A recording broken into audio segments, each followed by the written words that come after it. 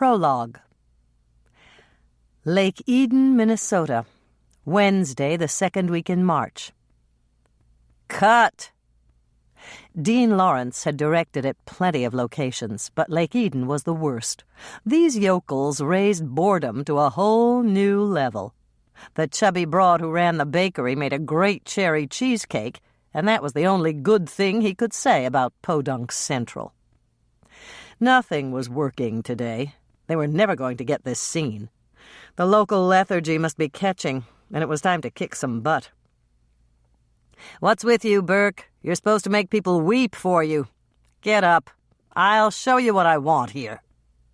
Dean pushed Burke out of camera range and got ready to play the scene himself. Midway through the scene, he noticed that the redhead who baked his cheesecakes was staring at him with new respect. Maybe she'd be a little more receptive now that he'd impressed her with his talent. He opened the center desk drawer, pulled out the prop gun, and stared at it while he waited for Lynn's line. "I love you, Jody. Don't do this to me." It was a perfect reading of the line, and Dean was glad he'd decided to use her in his next movie. He put on a tortured expression as the camera came in for his close-up and gazed at Lynn with tears welling in his eyes. "I'm not doing it to you, lil' sis. I'm doing it for me." He raised the gun to his temple. Lynn looked horrified, exactly as she should, and he gave her a last sad smile. Then he squeezed the trigger. The gun went off, and Lynn screamed for real. Their director was dead.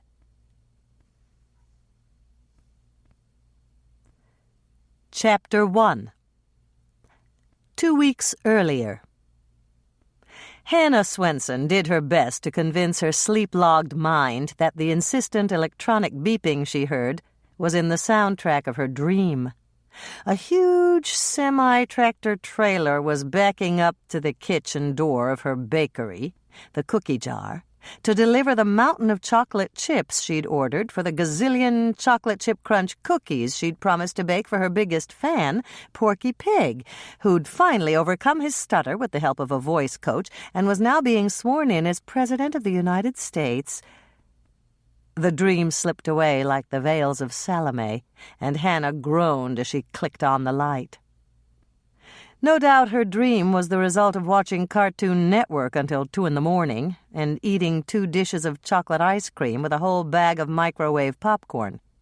She silenced the alarm and threw back the covers, sitting up in bed in an effort to fight her urge to burrow back into her warm blankets and pull them up over her head. "Come on, Moisha," she said, nudging the orange and white lump that nestled at the foot of her bed. "Daylight in the swamps, dawn in the desert, and sunrise in Lake Eden, Minnesota." Moisha's yellow eyes popped open. He looked out the window into the darkness beyond, then swiveled his head to stare at her accusingly. While most people didn't think cats could understand human speak, Hannah wasn't most people. This was primarily because Moisha wasn't most cats.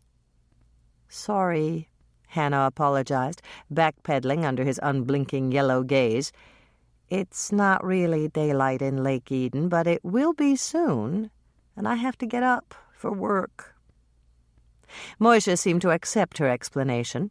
He opened his mouth in a wide yawn and gave the little squeak in the middle that Hannah found endearing. Then he began to stretch. Hannah never tired of watching her previously homeless tomcat go through his morning calisthenics.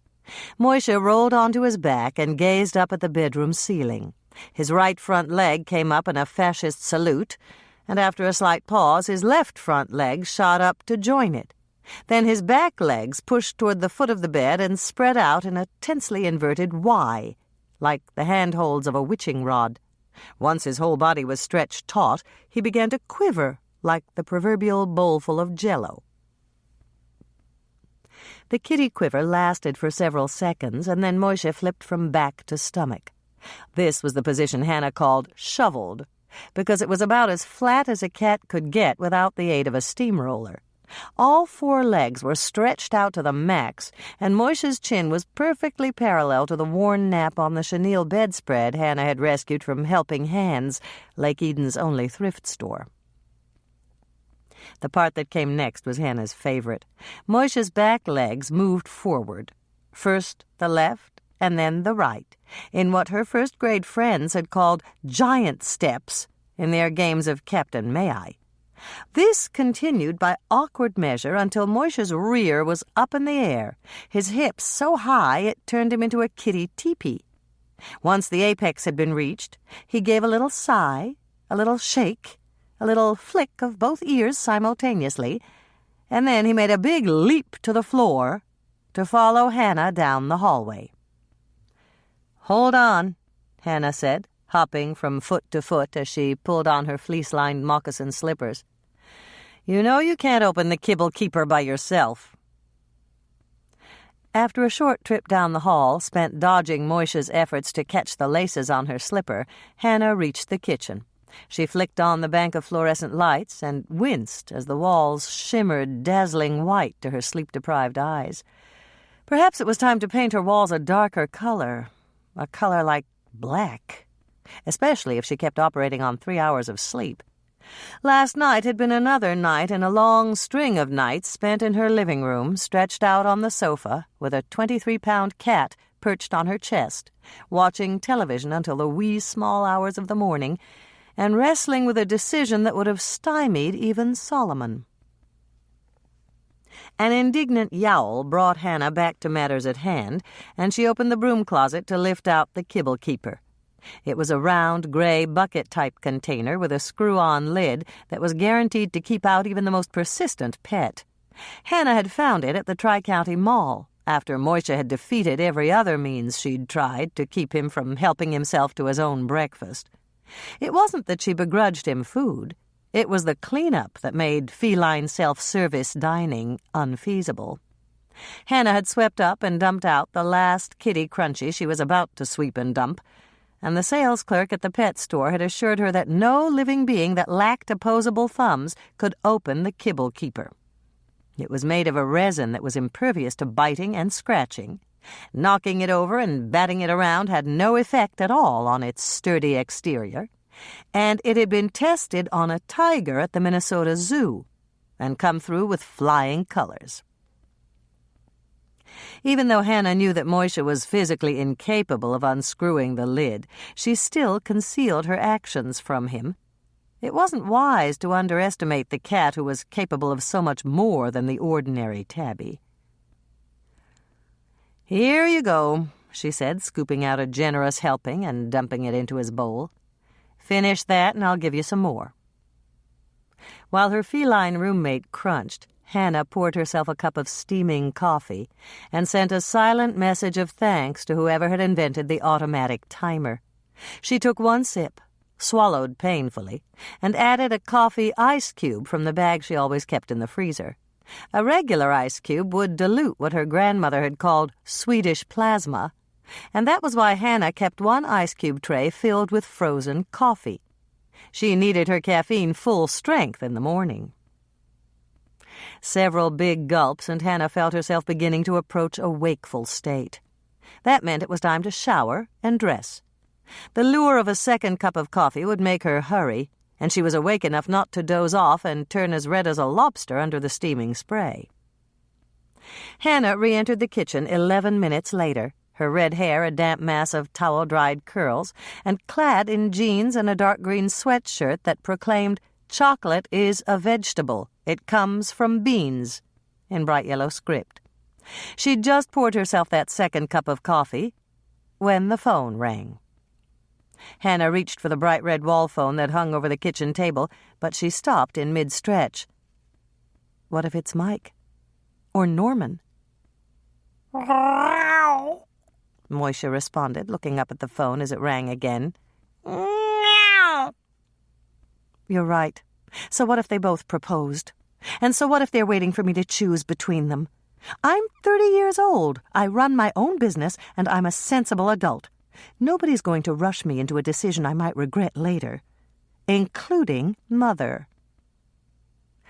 As Hannah uttered the final word, Moishe's ears flattened against his head, and he bristled like a Halloween cat. He despised Dolores Swensen, and Hannah's mother had a drawer full of shredded pantyhose to prove it. "Don't worry. If it's Mother, you don't have to speak to her." Hannah took a deep breath and grabbed the phone, sinking down in a chair to answer. If it was her mother, the conversation would take a while, and there were bound to be unveiled references to her unmarried state. If it was her younger sister, Andrea, the conversation would include the latest about Hannah's two nieces, Tracy and Bethany, and it would also take a while. If it was Michelle, Hannah's youngest sister, they were bound to have a discussion about college life at McAllister College, and that would also eat up the minutes Hannah had left before she had to go to work. "Hello?" Hannah greeted her caller, hoping mightily that it wasn't either of the two men in her life. "What took you so long? I was almost ready to give up, but I knew you wouldn't leave for work this early." It was a man. But it wasn't either of the two in question, and Hannah breathed a sigh of relief. It was Andrea's husband, Bill, the only other early riser in the Swensen family. "Hi, Bill. What's up?"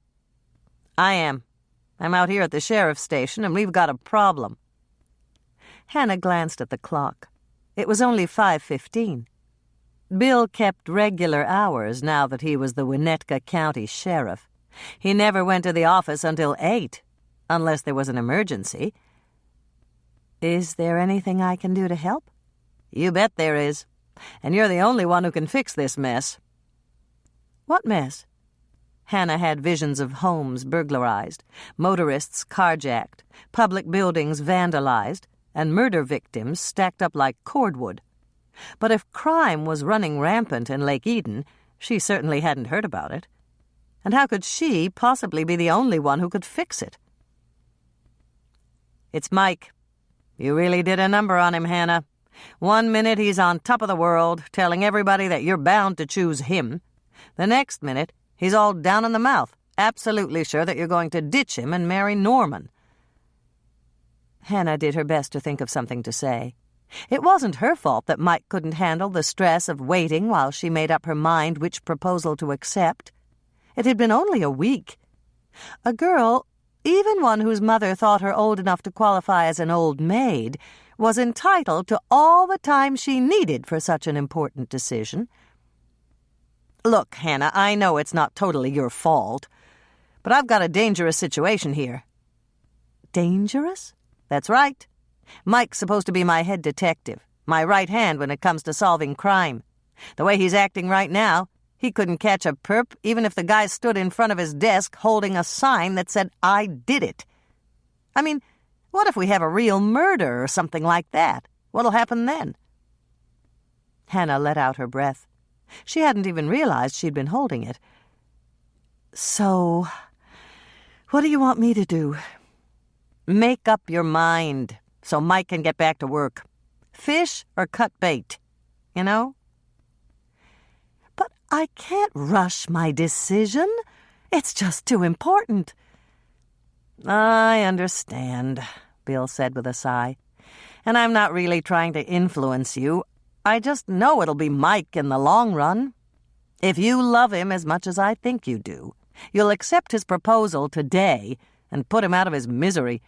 He's the right one for you. And that's not just my opinion. Everybody in the department thinks so, too." "I'll,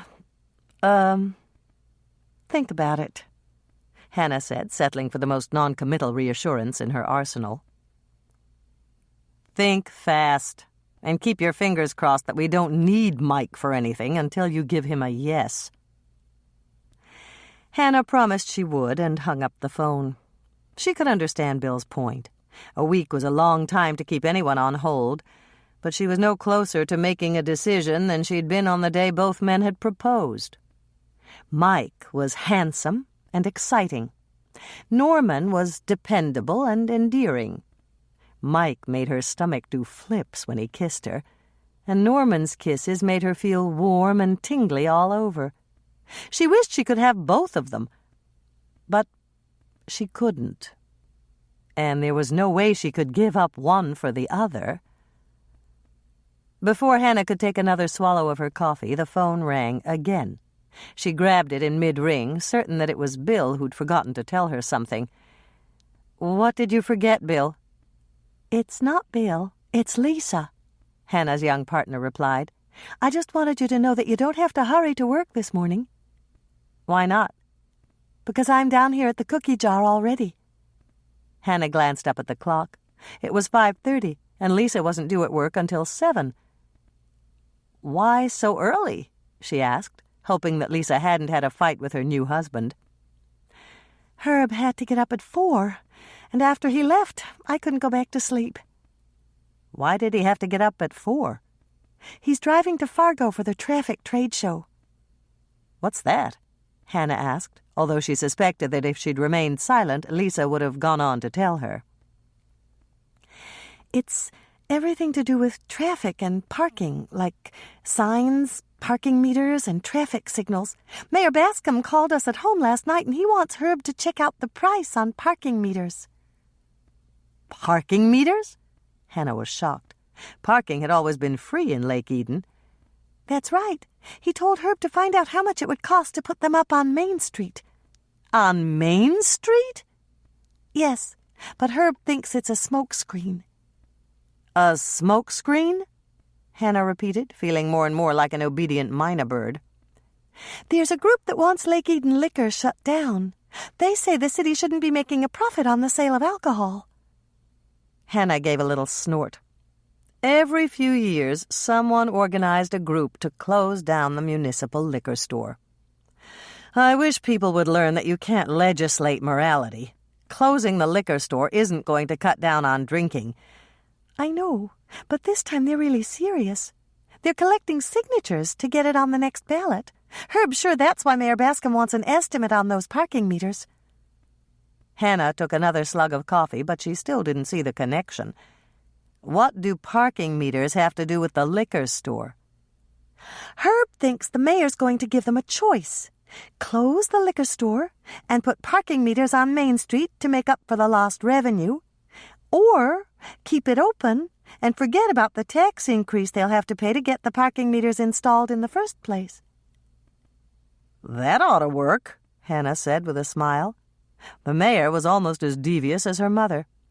"I think so, too. Everybody wants to park for free, and nobody wants to pay more taxes. Anyway, I'm here, and you don't have to come in until you want to. You need some time to think." "Think?" "About Mike and Norman.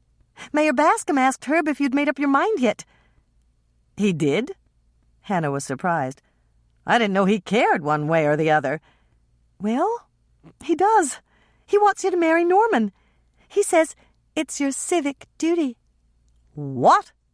"That's exactly what Herb said, but Mayor Bascom explained it.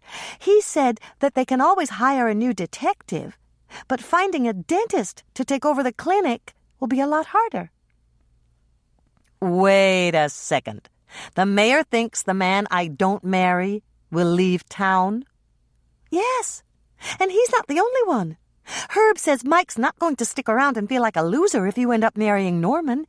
He's too proud to eat crow in front of the whole town. And Norman's not going to stay here and watch you live happily ever after with Mike. He really loves you, and it would be too painful for him. Not only that, if Norman leaves, Carrie will probably go with him because he'll be all depressed and she'll think he needs her. And then your mother will end up losing a partner." "Oh, boy," Hannah groaned under her breath. This was a whole new set of problems to consider.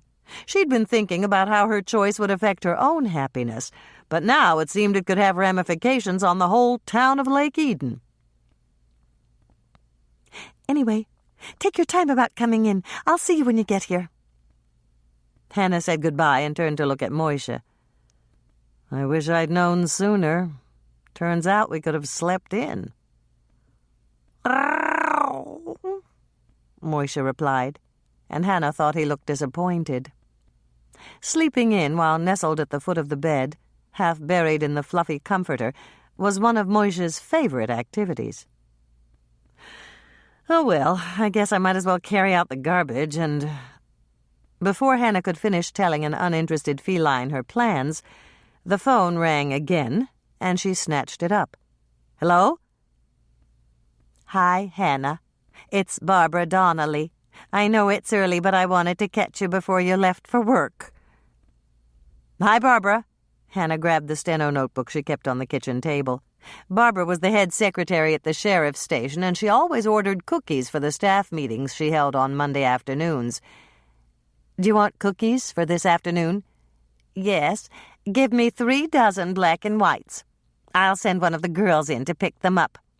"On second thought, better make it 4 dozen. They're our favorites. But that's not the reason I called. I need a favor." "What's that?" Hannah asked, wise enough not to agree before she heard what Barbara wanted. "I'm begging you to put an end to this whole thing today." Hannah was 95% certain she knew what Barbara meant, but she went for the remaining 5%. "What whole thing is that?" "The whole thing with Mike. He's driving us all nuts. I had to assign 3 different secretaries to him in the past week." "Why so many?" "Because after a day with him, they come to my office and ask for reassignment. It's just too stressful working for a boss that's walking around whistling one minute and chewing his fingernails the next. Of course, I hope you choose Mike, but that's up to you.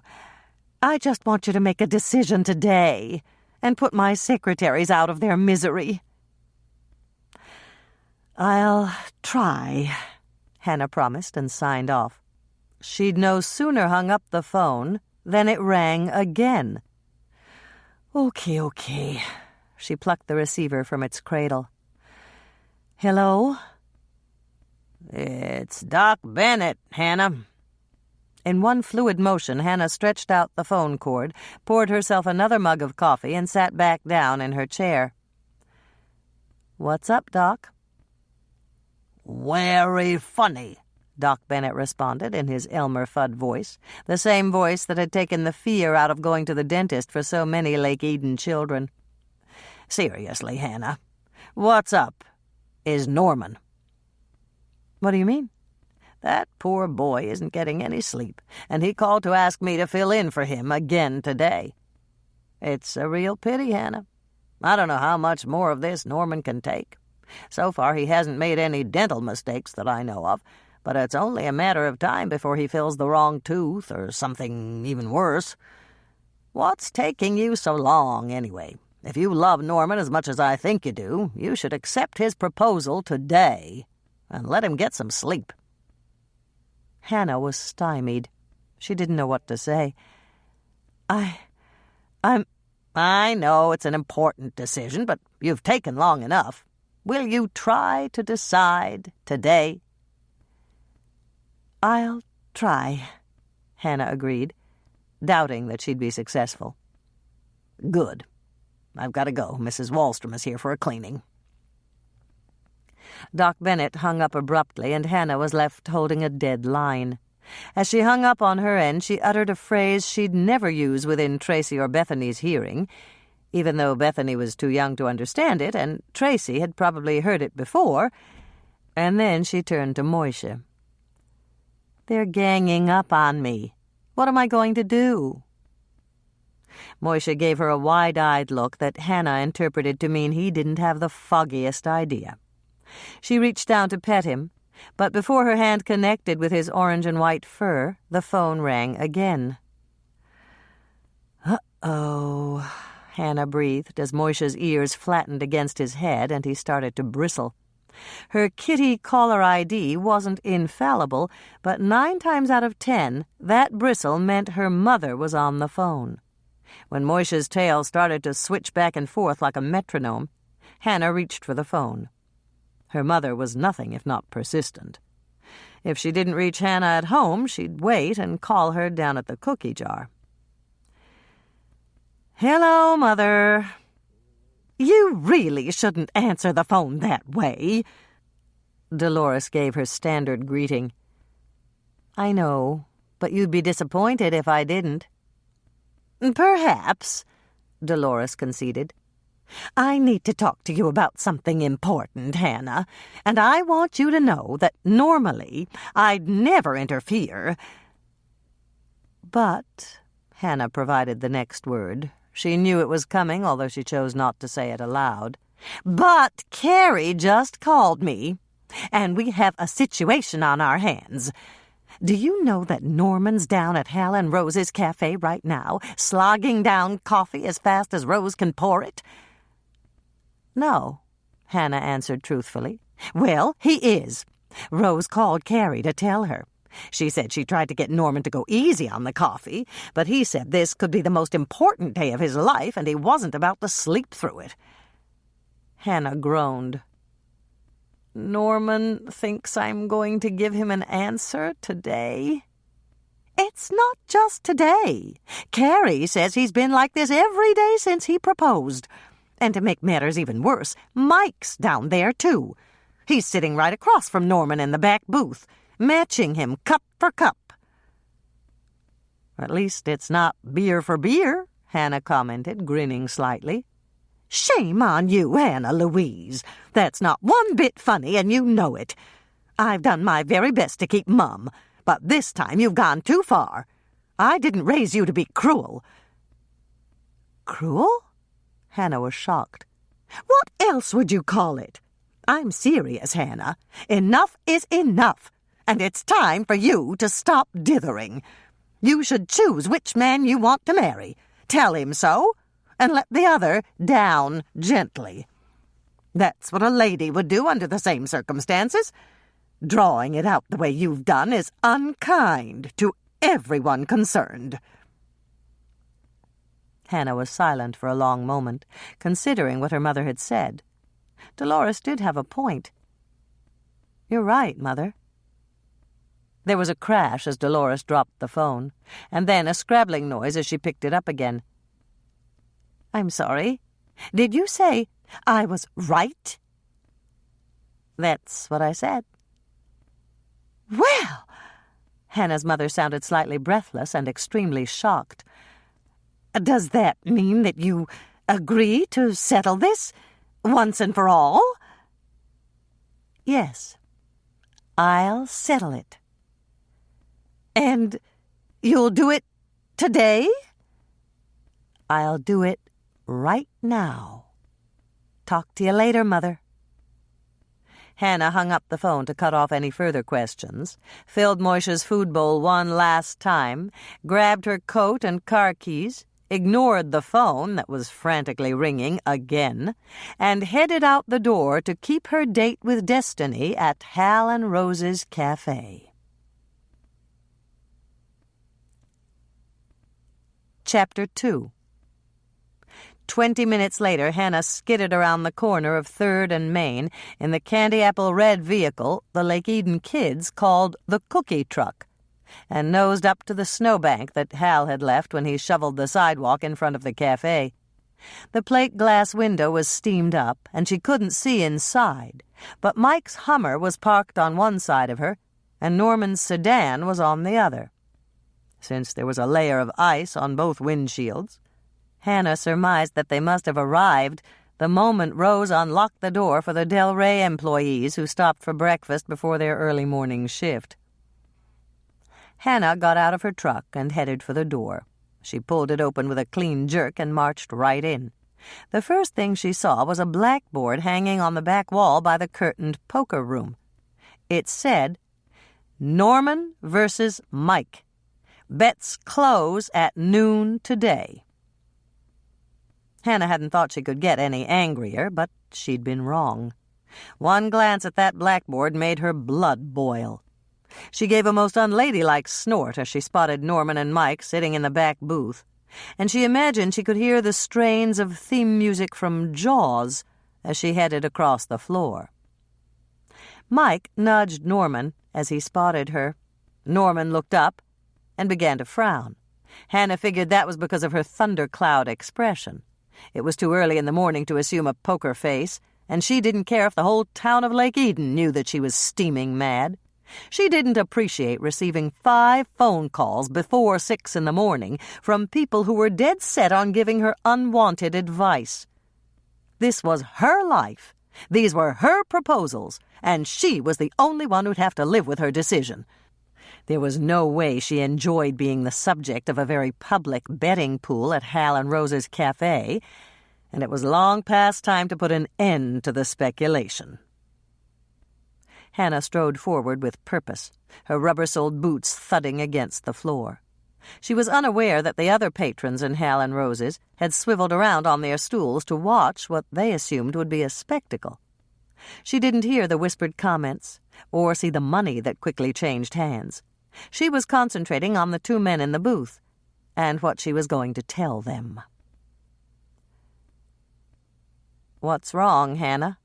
Norman asked as she arrived at their booth and stood there in front of it, her hands on her hips. "Everything," Hannah said, deciding not to mince words. "Why did you have to ask me to marry you anyway?" "Because I love you," Norman was the first to respond. "And I love you too," Mike said. "Well, that's just great, because I love you." "Who?" Norman asked. "Yes, who?" Mike added. "Both of you. But that's not the biggest problem. I'm sick and tired of people telling me that I have to choose between you. And I really resent the fact that everyone in this whole town is urging me to make a decision right now." Mike held up his hand. "But, Hannah—" "Quiet!" Hannah interrupted. "Just this morning, I got calls from Bill, Lisa, Barbara Donnelly, Doc Bennett, and Mother. I even got an ultimatum from Mayor Bascom. They all want me to make my decision right now. But they've got it all wrong. I should be the one to decide when to decide." "Huh?" Norman asked, looking confused. Mike wore the identical expression. "What was that, Hannah?" "Never mind. I know what I mean, and that's good enough for me. Do you still want to marry me?" If it had been raining, both men would have drowned as they looked up at her with their mouths open in surprise. Mike was the first to recover. "I do." "So do I," Norman added. "Good." Hannah gave them both a tight smile. "That means I'm going to turn both of you down. You're off the hook. You can stop moping around and waiting for the other shoe to drop. There's no way I'm going to bow to peer pressure and choose between you." "Hold on," Norman said, looking dismayed. "Does that mean you're not going to marry either one of us?" "That's what I just said." "But is there someone else?" Mike asked. "No, there's no one."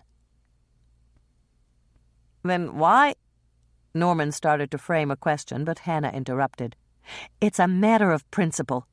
Who decided that the man had to be the one to propose anyway?" Both men shrugged, and Norman finally answered, "I don't know, but I think it's always been that way."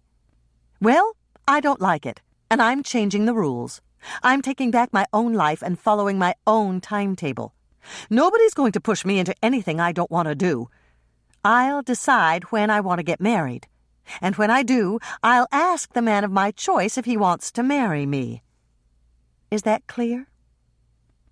Mike and Norman exchanged glances. Then they both turned to her and nodded. "Perfect. Now, can we all stop acting like characters that escaped from a soap opera and get back to a semi-normal life?" "Yeah," Mike agreed, smiling for the first time since Hannah had come in the door. "You bet," Norman said, but he didn't smile. "I don't want to open a can of worms here, but will you still go out with me, Hannah?" "Absolutely." "And me?" Mike asked. "You too. Let's just forget about marriage and go back to the way we were." "You're on," Mike said. "Deal," Norman concurred, smiling at last. "I'm really glad we got that settled." Hannah was smiling as she turned to Norman. "Would you please go get me a chair? If I'm not sitting next to either one of you, the customers that are staring at us from the counter can't speculate on what that might mean." "Sure thing," Norman said, and slid out of the booth. "And would you go tell Rose I'm as hungry as a bear, and I want 2 eggs over easy, bacon, extra crispy, and toast?" Hannah asked Mike. "Of course." Mike slid out of the booth, but Hannah grabbed his hand as he was about to walk away. "Just a second," she said. "Do you think you can pretend you're on duty for a minute?" "I guess. Why?" "I'd appreciate it if you'd remind those guys at the counter that gambling's illegal in Minnesota. And then you can tell Hal that I'm not going to marry either one of you, and that he should donate every cent of the money he's holding to charity." When Hannah came in the back door at the cookie jar, Lisa gave her a thumbs up. "You were absolutely right to turn both of them down." "Thanks. But how did you hear about it so soon?" Lisa pointed to the wall next to the sink, and Hannah turned to look. The cord from the wall phone was stretched out to its limit, and the phone attached to the end of the cord was out of sight, shut tightly in the drawer that held the dish towels. "Too many calls?" "You said it!" Hannah's petite partner gave a little laugh. "Everybody in town who doesn't know wants to pump me for information, and everybody who does know wants to be the first to tell me about it. I couldn't get the baking done and answer the phone at the same time, so I took it off the hook."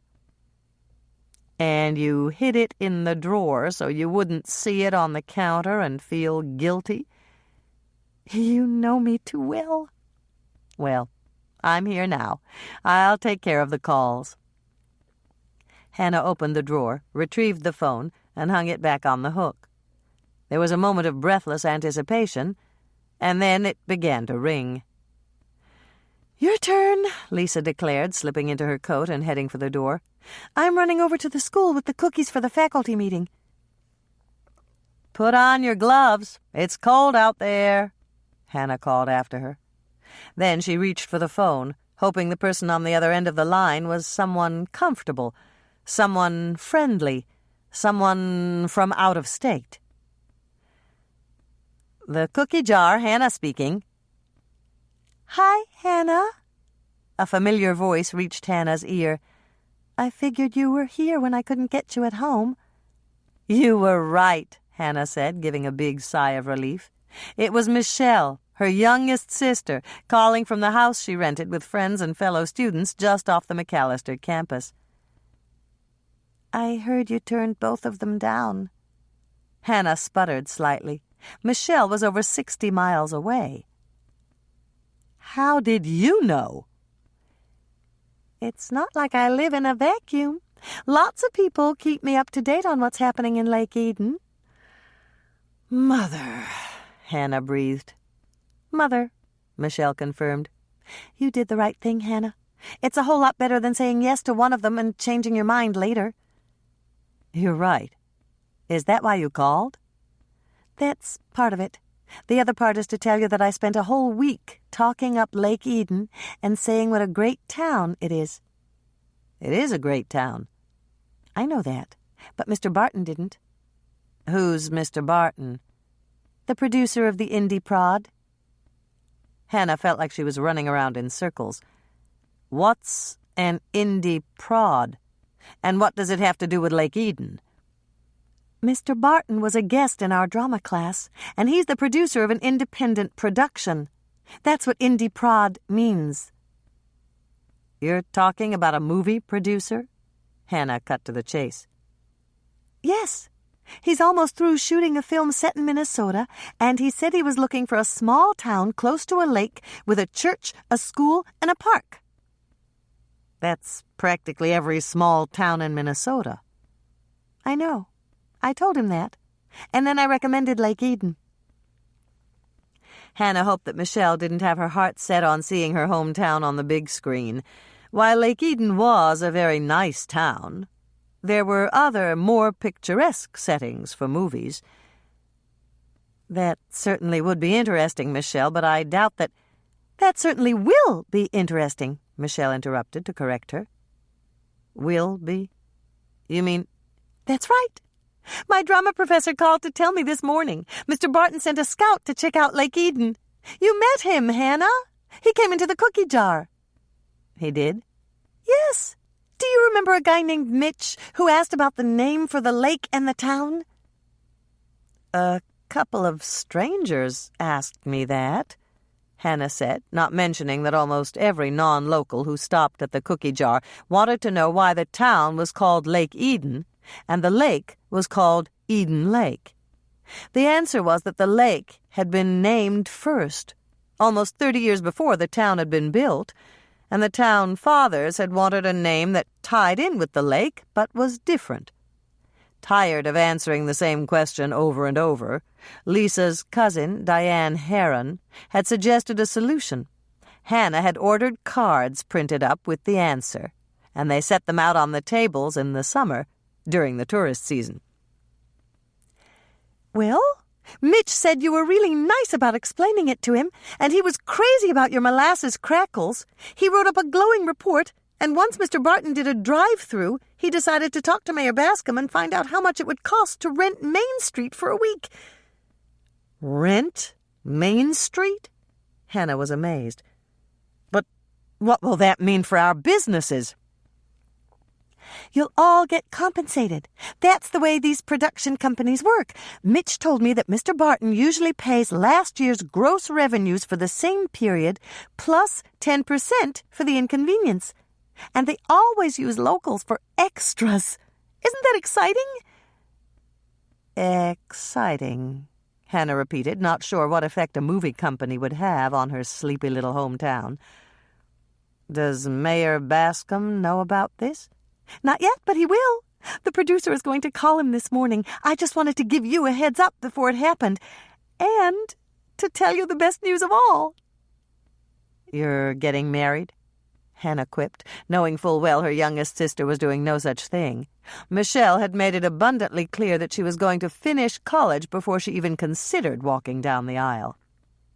Michelle laughed. "Of course I'm not, and you know it. But the producer hired me as a production assistant, and I'll be coming home for a week.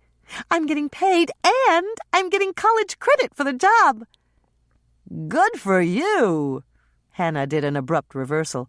She'd been half hoping that the movie company wouldn't disrupt life in Lake Eden, but now she was all for it.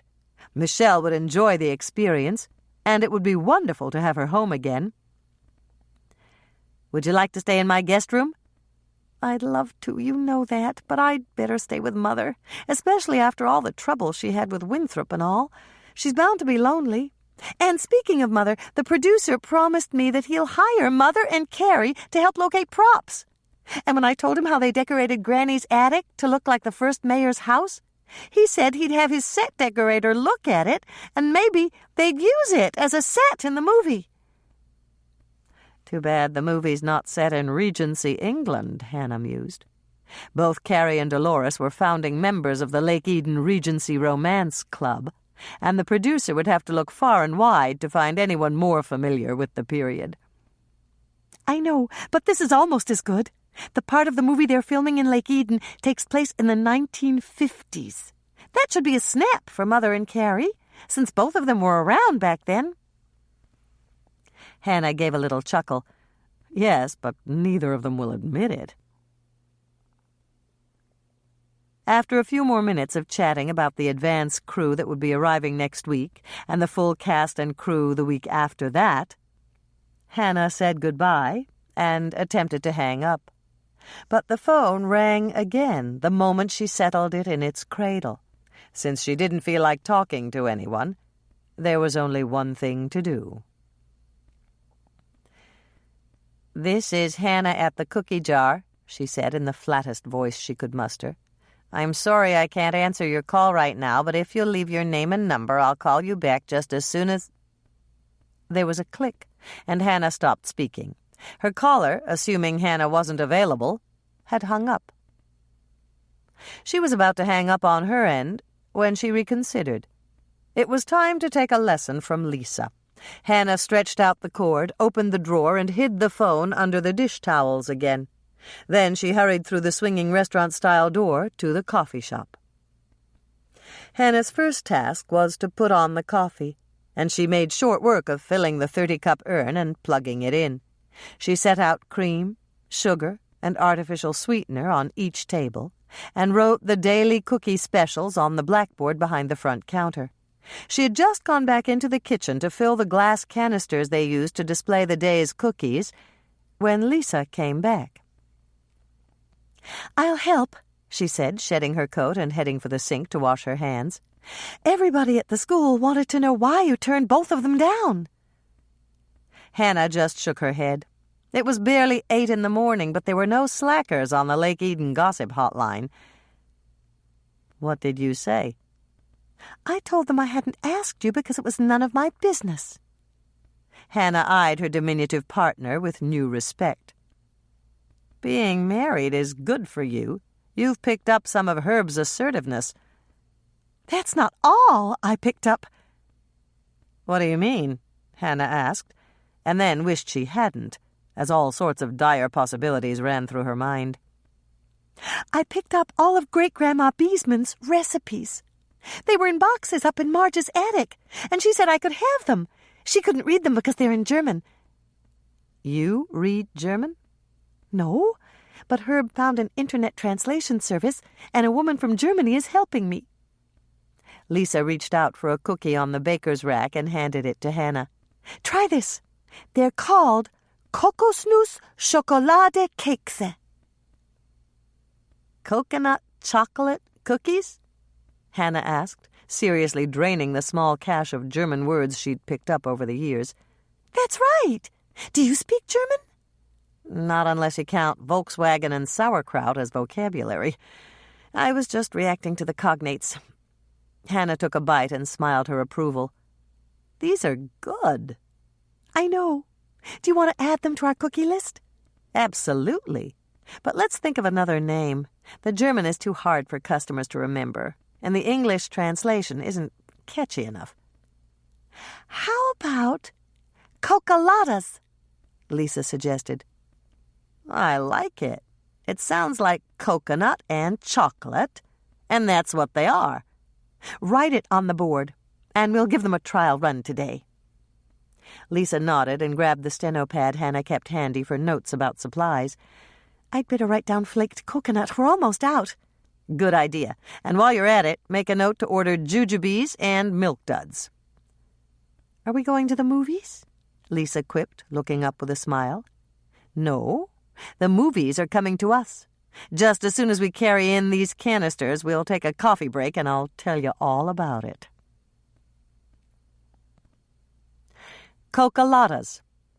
Preheat oven to 350 degrees Fahrenheit, rack in the middle position. 1 cup melted butter, 2 sticks, 1/2 pound. 3/4 cup white granulated sugar. 3/4 cup brown sugar, firmly packed. 1 teaspoon baking soda. 2 teaspoons coconut extract. Note, it's not absolutely positively necessary that you use coconut extract, but the cookies will be much more delicious if you do. If you can't find it, or you're making these in the middle of a blizzard and you can't get to the store, just use vanilla. 1/2 teaspoon salt. 2 beaten eggs. 1 cup finely chopped coconut, from approximately 2 cups coconut flakes. 2 1/4 cups flour. Don't sift. Pack it down in your measuring cup. 1 cup chocolate chips, 6-ounce package. I use Ghirardelli's. Melt the butter. Nuke it for 1.5 minutes on high in a microwave-safe container, or melt it in a pan on the stove over low heat. Mix in the white sugar and the brown sugar. Add the baking soda, coconut extract, and salt. Add the eggs and stir it all up. Chop the coconut flakes in a food processor. Most people like the coconut chopped because then it doesn't stick between their teeth. But you don't have to go out and buy a food processor to make these cookies. Just find the finest, smallest flakes you can in the store, spread them out on a cutting board, and chop them up a little finer with a knife. Measure the coconut after it's chopped. Pack it down when you measure it. Add it to your bowl and stir thoroughly. Add half of the flour and the chocolate chips. Stir well to incorporate. Finish by mixing in the rest of the flour. Let the dough rest for 10 minutes on the counter, uncovered. Drop by teaspoons onto ungreased cookie sheets. 12 cookies to a standard-sized sheet. If the dough is too sticky to handle, chill it slightly and try again. Bake at 350 degrees Fahrenheit for 9 to 11 minutes, or until golden brown around the edges. Let cool for 3 minutes, then remove cookies from the baking sheet and transfer to a wire rack to finish cooling. Yield approximately 6 dozen, depending on cookie size. Lisa's note. Herb's great-grandmother's recipe calls for chip chocolate, so I used chocolate chips. Hannah says that if chocolate chips had been available when Herb's great-grandmother was alive, she probably would have used them. Hannah's note. These are Herb's new favorite cookies. He says they taste like a crunchy Mounds bar. The pineapple right-side-up cookie bars that I made especially for him are still his favorite bar cookie. Chapter 3. Hannah was just finishing her last sip of coffee when the phone rang. They'd put the receiver back in the cradle, and Lisa had promised to answer it. In less than a minute, her partner was back, grinning from ear to ear. That was Mayor Bascom, Lisa announced. He's going to stop by in a couple of minutes. He said he's got breaking news that'll rock Lake Eden to its foundation. Do you think it's about the movie? It must be. We don't live in earthquake country. Lisa groaned. I wish I'd thought to say that. Of course, I couldn't have said it, since he's theoretically Herb's boss, and he might have taken it wrong. I'd better set out some PBJs for him. You know how crazy he is about peanut butter. In less than 5 minutes, there was a tap on the door, and Mayor Bascom came in. He wiped his boots on the rug inside the door and sniffed the air appreciatively. Do I smell peanut butter? Right here, Mayor Bascom. Lisa pointed him toward the plate of cookies that sat in the center of the work island, and the mayor pulled up a stool. No sugar for me today, he instructed Hannah as she headed for the table with his mug of coffee. Steffi says I put on a couple of inches around the middle, and I'm trying to cut down. Hannah didn't say anything as the mayor reached for a cookie. She watched it disappear in 2 gulps, followed by a second, and then a third. If that was cutting down, she wanted to go on Mayor Bascom's diet. So, what's this breaking news? Hannah asked, hoping that she could look appropriately surprised when the mayor told them what they already knew. I just got a call from a guy named Barton. He heads up some movie company in Minneapolis. They want to shoot part of a movie right here on Main Street. That's wonderful, Hannah said, hoping she sounded surprised enough not to raise suspicion. But won't it interfere with business? Yes. And the movie company is prepared to pay for that. I want every business owner to check revenues for the second week in March. That's when they're coming. I had to do some fancy talking, but they're going to pay us last year's gross profits for the week, plus 10% for the inconvenience. You drive a hard bargain, Mr. Mayor, Hannah complimented him, hiding a grin as he cited the exact figure Michelle had said the indie prod usually paid. Well, I'd better go. The mayor stood up and pushed back his stool. I've got to talk to all the other business owners and give them the good news. Lisa rushed to put the rest of the PBJ cookies in a takeout bag for the mayor, while Hannah walked him to the back door. Then Hannah collected the mugs they'd used and put them in the dishwasher, while Lisa wiped down the work counter. He must have forgotten something, Hannah said, reacting to a loud knock at the door. I'll get it.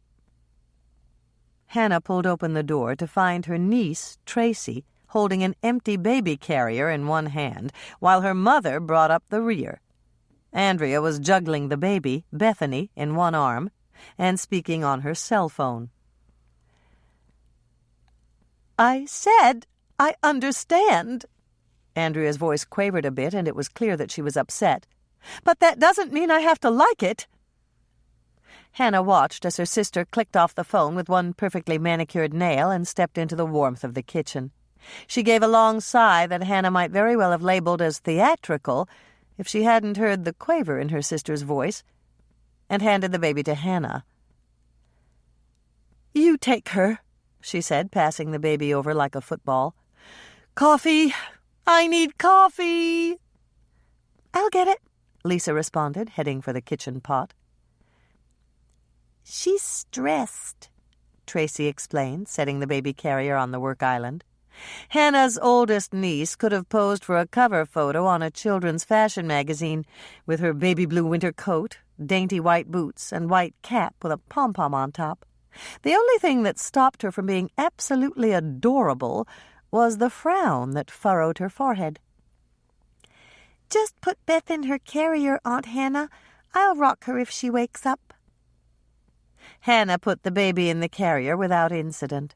Her pretty new niece was sleeping so soundly, not even her mother's frantic call for coffee had awakened her. Tracy sat down on a stool and pushed the mug of coffee that Lisa brought in front of her mother. "Have some coffee and eat one of those cookies. They're chocolate, and the endorphins will help. Right, Aunt Hannah?" "Absolutely," Hannah said. She would have been amused at the way her oldest niece had picked up on one of her favorite culinary remedies, but this situation sounded serious. "Do it, Mom," Tracy nudged her mother. "And then tell Aunt Hannah." "Tell me what?" Hannah prompted, once Andrea had taken a big sip of her coffee to chase down a bite of a Lisa's great-grandmother's by marriage creation. "Bill's leaving us." "What?" "What part of leaving us don't you understand?" Andrea retorted. And then she promptly burst into tears. It was obvious that it wasn't for the first time that morning, because her eyelids were swollen and the tissue she pulled from her pocket was damp and bedraggled. Hannah turned to Tracy, who at almost 6 years of age seemed to be the most rational person in the small family group. "What's going on, Tracy?" "It's not as bad as it sounds." Tracy snagged a cookie from the plate and took a quick bite. "Daddy's going to a conference in Miami, and Mommy's all upset because she can't go. It's not like they're getting a divorce or anything like that." "Well, that's a relief," Lisa said, giving Tracy a little hug as she passed out napkins and placed a box of tissues in front of Andrea. "What kind of conference is it?" "It's about fitness in law enforcement," Andrea answered the question. She still sounded stressed, but at least she'd stopped crying. "The only problem is, she's going too." "She who?" Hannah asked. She was almost certain there was a better and clearer way to ask the question, but she didn't want to bother with that now. "They'll pay for her, but they won't pay for me." "Her who?"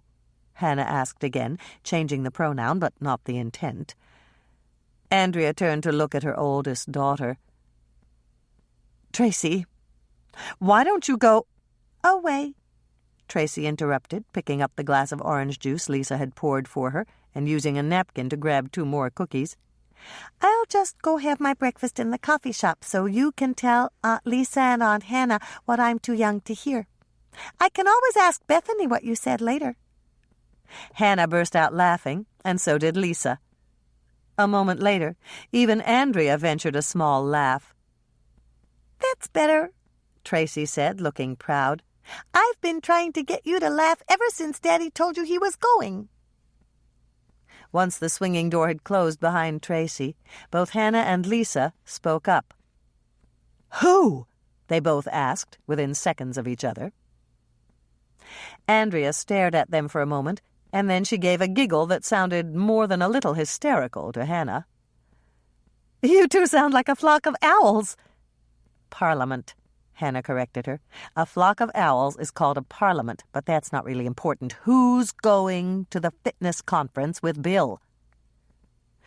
"Ronnie Ward," That's who? Remember when Bill hired her to hold exercise classes for the deputies? I remember. Well, her official title is fitness instructor, and that means she's qualified to go along, all expenses paid by the department. Hannah reached out to pat her sister's arm. She could understand why Andrea was upset. Escaping the frozen tundra for a tropical climate, all expenses paid, was a collective Lake Eden fantasy during the winter months. The conference is in a hotel that's right on the beach, Andrea continued, and you know what that means. Hannah didn't bother to respond, since all three of them already knew that the beach meant bikinis, and Ronnie Ward was the 3-time winner of the annual bikini contest. But surely you don't think that Bill... Hannah stopped speaking as she read the look on her sister's face. Have some more chocolate. It'll help. I know exactly how you feel, Lisa said, pushing the plate of cookies closer to Andrea. I'd feel the same way. But maybe Ronnie will find a really handsome fitness instructor and they'll do exercises together or something. Andrea gave Lisa a half-hearted smile, and Hannah could tell she wasn't convinced. She took another cookie, though, and ate it before she spoke again. It's just making me a little crazy that I can't go, that's all. It's so boring in Lake Eden this time of the winter. Hannah exchanged glances with Lisa. When is Bill leaving? The 2nd week in March. And you know as well as I do that nothing ever happens in Lake Eden in March. Well, this year is an exception to the rule, Hannah stated, sharing a smile with Lisa. And then she proceeded to tell Andrea why Ronnie Ward was going to wish she'd stayed home in Lake Eden instead of flying off to Miami with Bill. Peanut butter and jam cookies, PBJs. Preheat oven to 350 degrees Fahrenheit, rack in the middle position. 1 cup melted butter, 2 sticks, 1/2 pound. 2 cups brown sugar, firmly packed. 1/2 cup white granulated sugar. 1 teaspoon vanilla extract. 1 1/2 teaspoons baking soda. 1 teaspoon baking powder. 1/2 teaspoon salt, 1 cup peanut butter, 2 beaten eggs, just whip them up with a fork, 1/2 cup chopped salted peanuts, measure after chopping, 3 cups flour, no need to sift, approximately 1/4 cup fruit jam, your choice of fruit. Microwave the butter in a microwave-safe mixing bowl for approximately 90 seconds on high to melt it. Mix in the brown sugar, white sugar, vanilla, baking soda, baking powder, and salt. Stir until they're thoroughly blended. Measure out the peanut butter. I spray the inside of my measuring cup with Pam so it won't stick. Add it to the bowl and mix it in. Pour in the beaten eggs and stir it all up. Add the chopped salted peanuts and mix until they're incorporated. Add the flour in 1 cup increments, mixing it in until all the ingredients are thoroughly blended. Form the dough into walnut-sized balls with your hands and arrange them on a greased cookie sheet, 12 to a standard sheet. If the dough is too sticky to form into balls, chill it for an hour or so and then try again.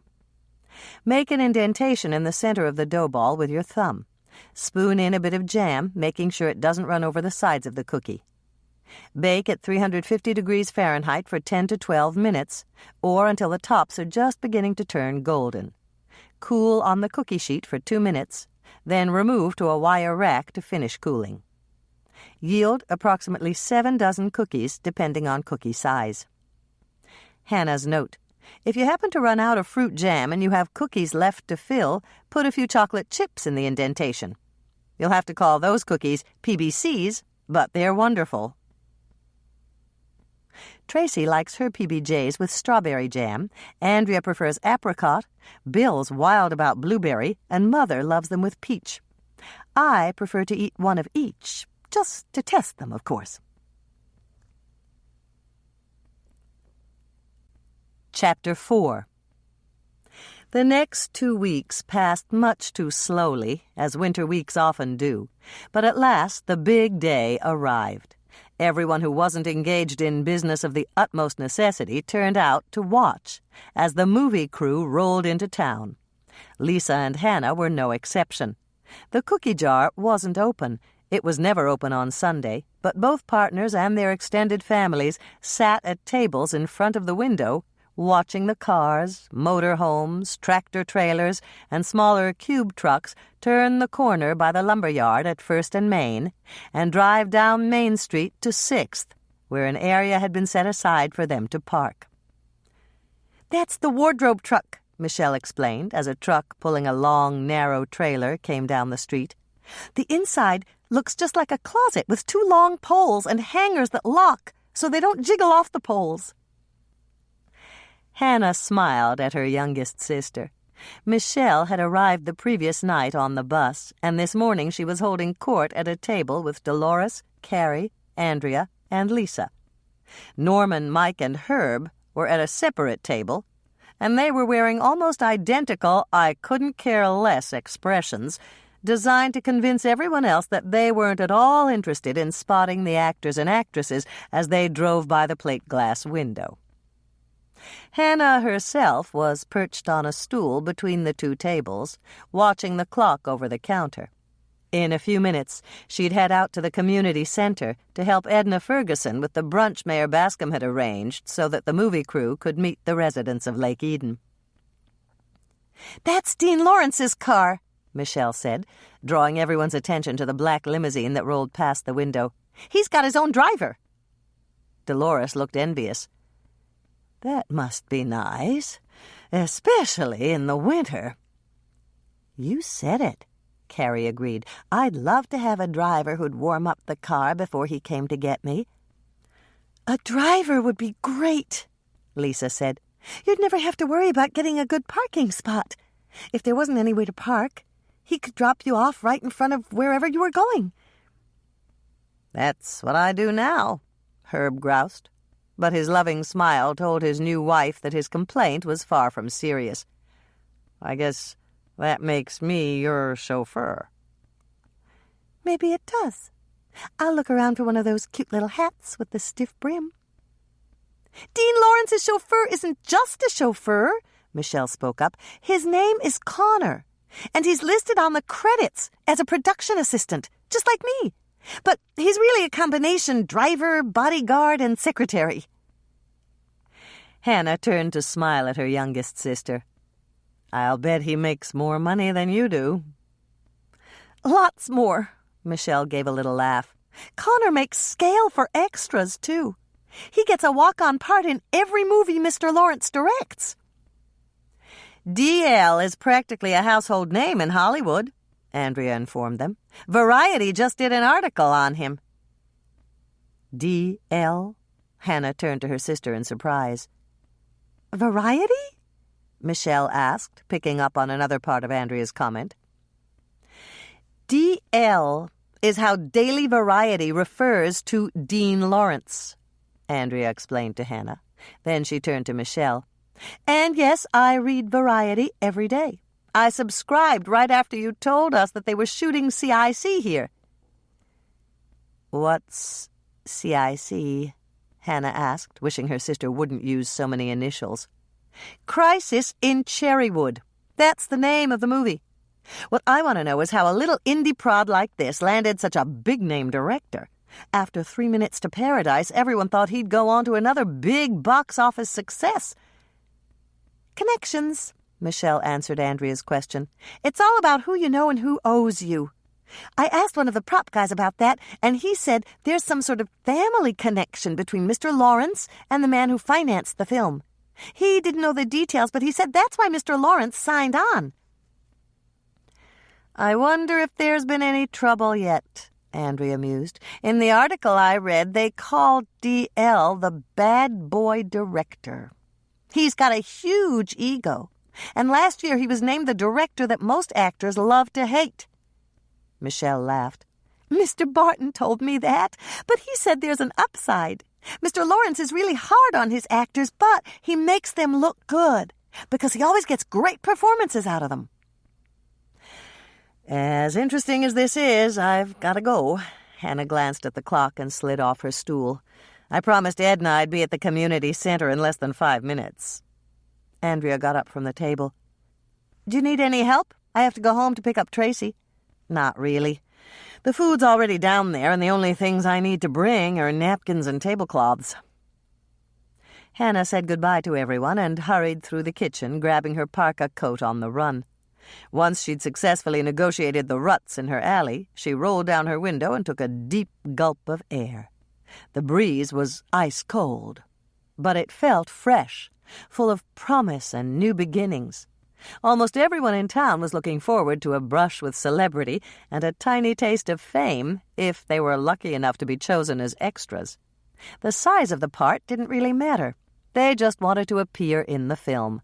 And when it was all over and Lake Eden had been captured forever on film, they would exercise bragging rights with friends and relatives who lived more humdrum lives in less fortunate places. There was a parking spot in front of the community center, and Hannah took it. She went around to the back of her truck and opened the rear doors, eyeing the stacks of tablecloths and napkins she'd picked up from her condo neighbors, the Hollenbeck sisters, who'd washed and ironed them in honor of this special occasion. It had taken her 3 trips to load them in her truck, and it would take that many to deliver them to Edna at the community center kitchen. Hannah stacked up her first load, the widest brown paper-wrapped bundle on the bottom and smaller paper-wrapped bundles on top. When she had a pyramid of 5 packages, she picked them up and started for the door. "Hold it!" a female voice called out, and Hannah stopped in her tracks. The top bundle was blocking her view, and she peered around it like a kid with a periscope to see who'd halted her forward progress. "Hi, Pam," Hannah greeted Jordan High's home economics teacher. "Girls," Pam addressed the half-dozen high school seniors who'd volunteered for waitress duty and were following in her wake. "Don't just stand there. You know what to do." Beth Halverson, one of Hannah's favorite high school seniors, led the charge to Hannah's cookie truck, and soon the packages were being loaded into younger arms. One of the girls veered off to relieve Hannah of her burden, and before she could do more than say thank you, Pam's students had disappeared inside the building, and Hannah was left as free as a bird, with nothing but her purse to carry. "It's times like this that I wonder if I should have been a teacher," Hannah said, falling into step with last year's Teacher of the Year. "Maybe. My girls adore you." "Don't let that fool you. It's because I bring cookies every time I visit your class." "You've got a point," Pam said as they stepped inside and headed for the stairway that led down to the community center banquet room. The 2 friends parted ways at the bottom of the stairs. Pam went to help her student teacher, Willa Sundquist, supervise the girls, who were draping tablecloths over the tables and setting up the centerpieces they'd made in class. "Hannah!" Edna called out as Hannah pushed open the kitchen door. "I'm so glad you're here early." "There's a problem?" Hannah asked, guessing that something besides blusher must have caused the high color in Edna's normally pale cheeks. "You can say that again. What can we make to take the place of Loretta Richardson's sausage and egg casserole?" "I'm not sure. Why do we have to think of something to replace it?"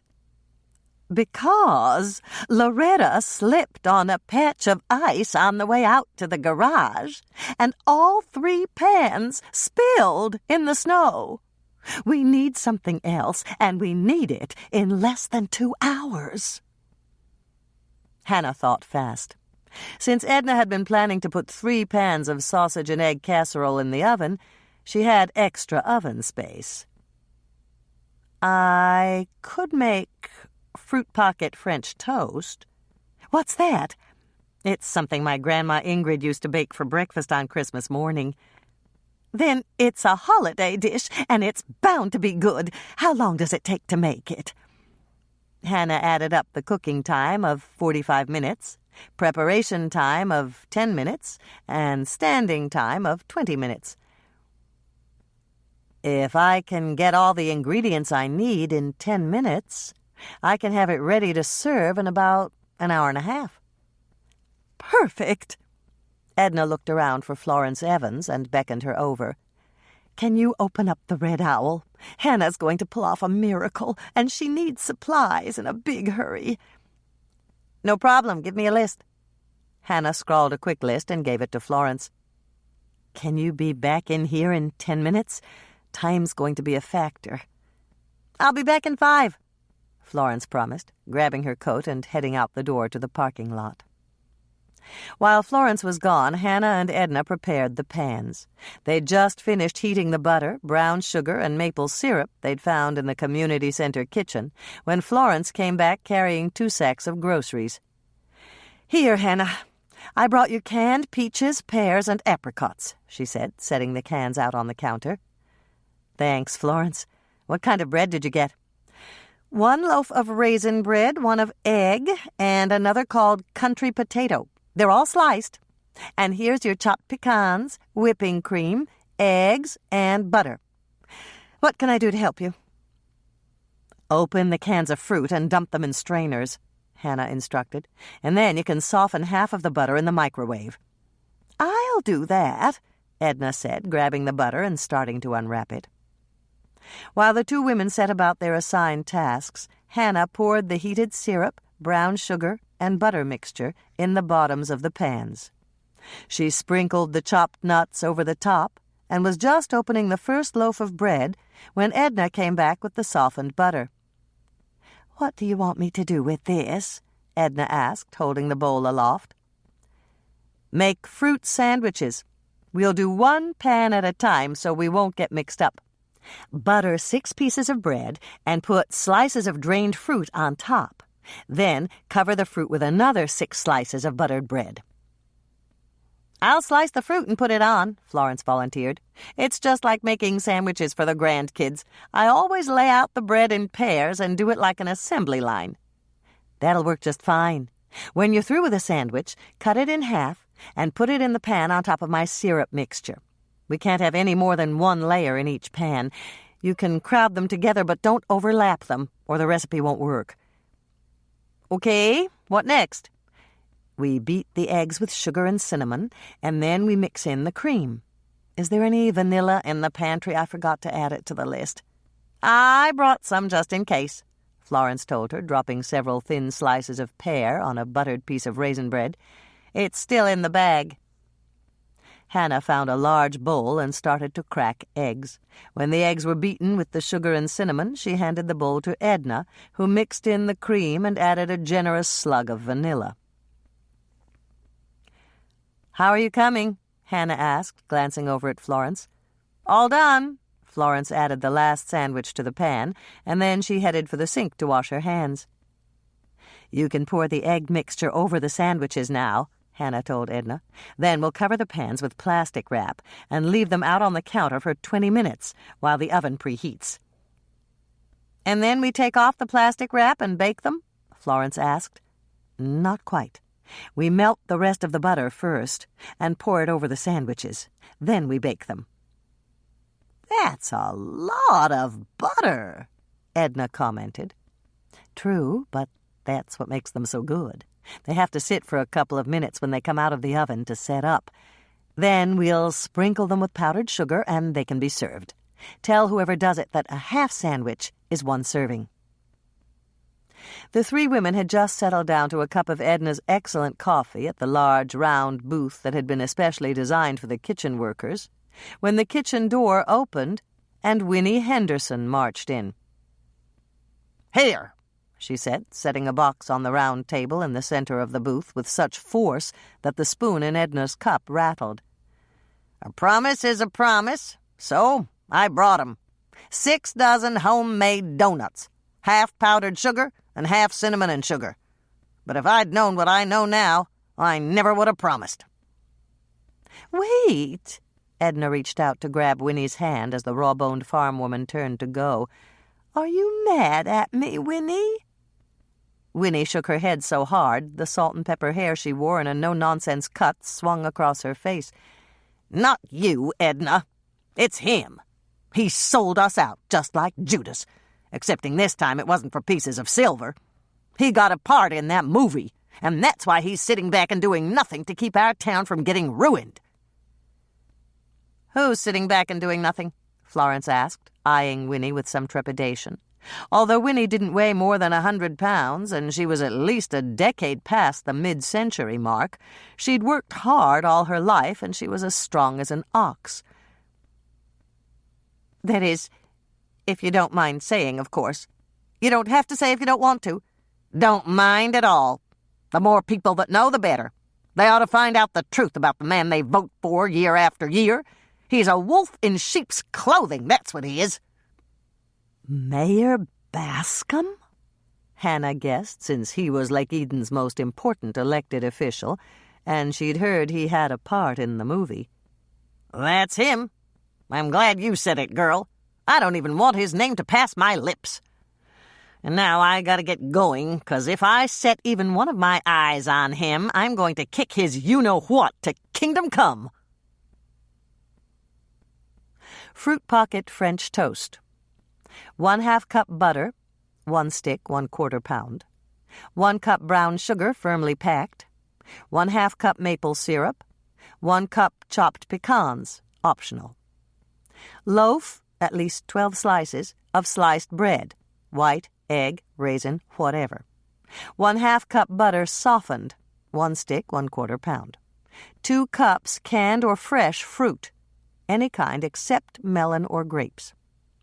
8 eggs beaten, 3/4 cup white granulated sugar, 2 teaspoons cinnamon, 2 cups heavy cream, whipping cream, 2 teaspoons vanilla extract, 1/2 cup butter, 1 stick, 1/4 pound, melted. Powdered confectioner's sugar to sprinkle. Leave 1 stick of butter out on the counter to soften it, or unwrap it and nuke it for a few seconds in the microwave. If you're using canned fruit, open it and dump it in a strainer now. Heat a 2nd stick of butter, the brown sugar, and the maple syrup in a microwave-safe bowl on high for 2.5 minutes. I used a quart measuring cup. Or in a pan on the stove, stirring constantly until the butter is melted. Spray a 9-inch by 13-inch cake pan with Pam or other nonstick spray and pour the syrup mixture in the bottom. Sprinkle with the chopped pecans if you decide to use them. Lay out 12 slices of bread. You're going to make fruit sandwiches. Spread softened butter on 1 slice of bread.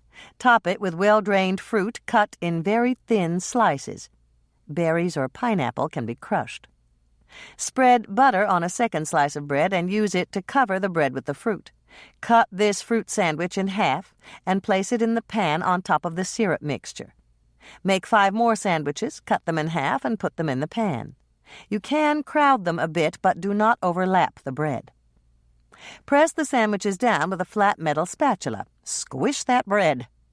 Beat the eggs with the sugar and the cinnamon. Add the cream and the vanilla, mixing thoroughly. Pour this mixture over the bread in the pan. Cover the pan with plastic wrap or foil and let it stand out on the counter for a minimum of 20 minutes.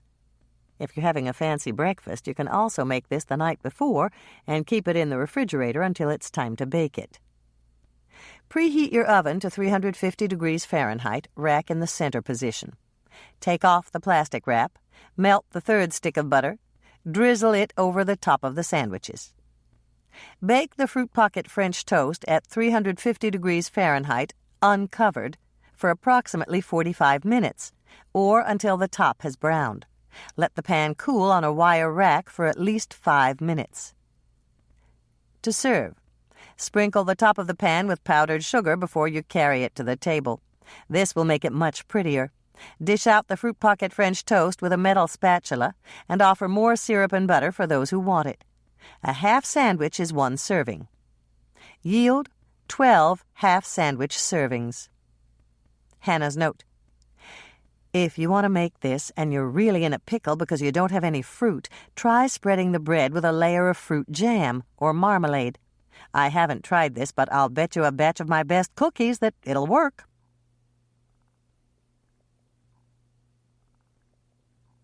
Chapter 5. Naturally, Hannah had been elected to serve the fruit pocket French toast, and she was glad she'd worn the pale lavender silk blouse Claire Rogers had assured her would dress up any outfit, even a pair of black jeans and a black turtleneck sweater. The blouse had been expensive, but Claire had given Hannah her usual good neighbor discount, since Claire's boutique, Beaumont Fashions, was right next to Hannah's shop. "This is a wonderful brunch dish, Hannah." Dolores came up to compliment her. "Have you made it before? It reminds me of something, but I'm not quite sure what it is." "Grandma Ingrid's fruit pocket French toast, except she made it with apple slices." "Of course."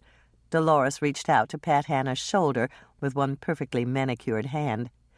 "It was always my favorite, but so rich and extremely fattening with all those carbs."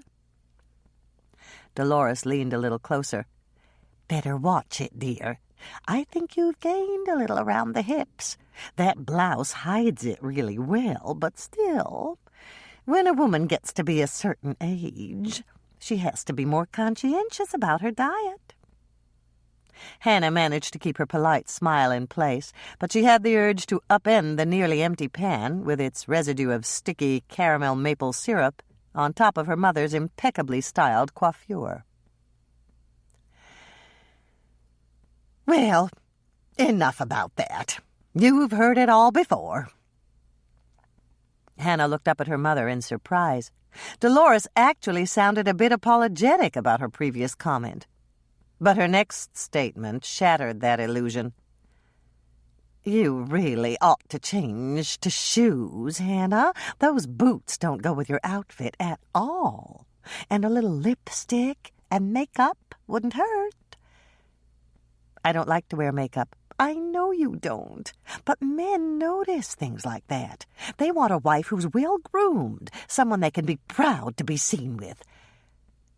"You're forgetting that 2 men proposed to me, and I wasn't wearing a lick of makeup at the time." "Oh," Dolores frowned slightly. "Well, there is that. I'm sorry, dear. Truce." "Truce," Hannah agreed with a smile, squelching the nasty little voice in her head that whispered, "I wouldn't take your advice about men on a bet, Mother. Just look where it got you with Winthrop." Hannah had just filled her own plate and slid into a chair directly across from Mike and Norman when Michelle came rushing up. She was followed by a 30-something guy with dark hair, and Hannah assumed he was one of the movie crew. He wasn't leading man handsome, but he was certainly good-looking in an intriguing way. His eyes were a bit too close together, but they were a brilliant blue that more than made up for the former defect. And they were framed with long, dark lashes that most women could achieve only with long minutes in front of the mirror and the very best lash-lengthening mascara. His mouth was generous, wide enough to match his nose, and his clean-shaven chin was strong. Definitely an attractive man, Hannah decided. Not really conventionally handsome, but eye-catching all the same. Michelle arrived at Hannah's side and turned back to face the man who was following her. "This is my sister, Hannah. She owns the cookie shop that Mitch couldn't stop talking about. And Hannah," Michelle swiveled to give her oldest sister a smile, "this is Mr. Barton, the writer-producer of Crisis in Cherrywood." Hannah gasped as the man smiled. He looked very different from the last time she'd seen him, almost 4 years ago, but there was no mistaking the distinctive dimple in his left cheek. "Ross Bartonovich?" "It's Barton now. Makes it easier for me to spell." He swept Hannah up in his arms and whirled her around in a circle. You look even better than you did back then." "I don't." Hannah quickly denied it, but she started to laugh as Ross lifted her in a giant bear hug and her feet came up off the floor. And she laughed harder still as she saw the expression of total disbelief on her sister's face. You two know each other?" Michelle asked. "We're a blast from the past.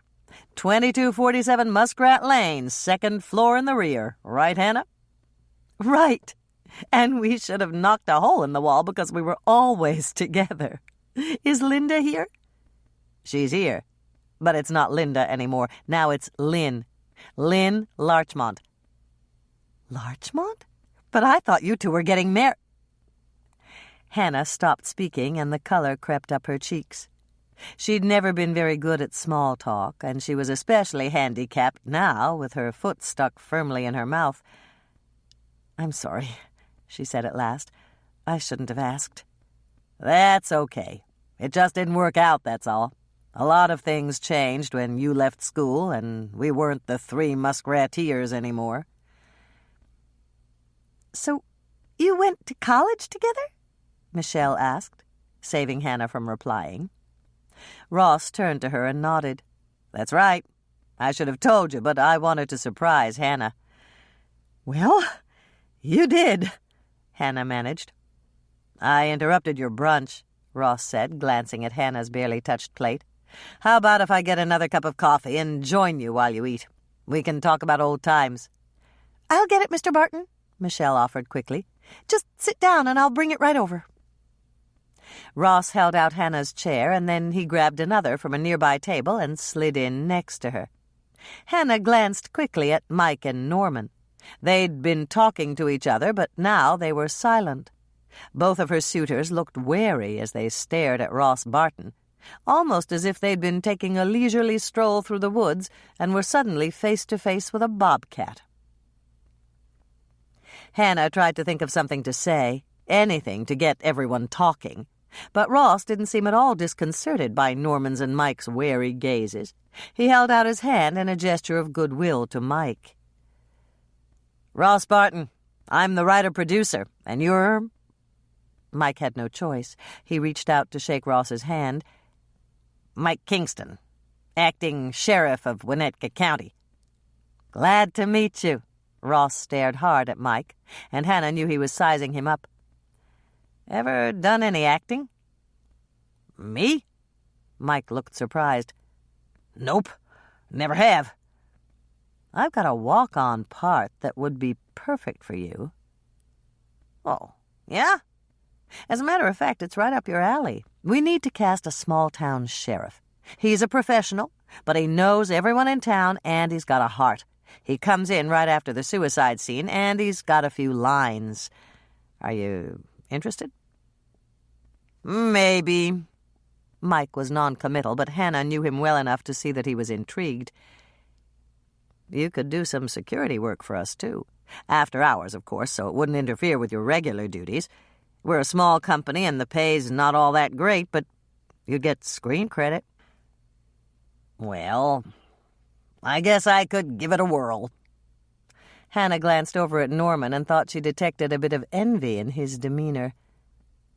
Was everyone in town, with the exception of Winnie Henderson and yours truly, being seduced by the bright Klieg lights of movie fame?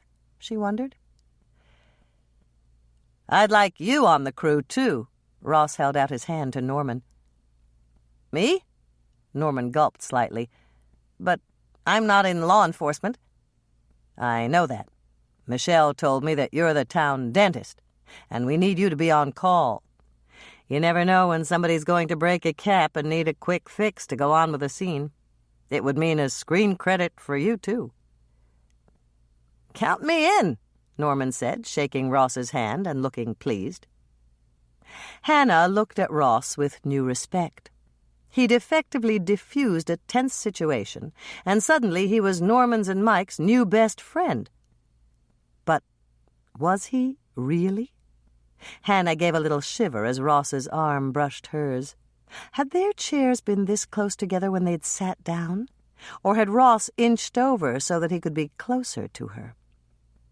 Michelle came up carrying a cup of coffee. "Here you go, Mr. Barton. Is there anything else I can do for you?" "Not right. Yes, there is." Ross obviously changed his mind in mid-sentence. "I've just cast Mike here as the sheriff of Cherrywood, and Norman's going to be our crew dentist. Why don't you introduce them to the rest of the cast and crew? That'll save time later at the auditions."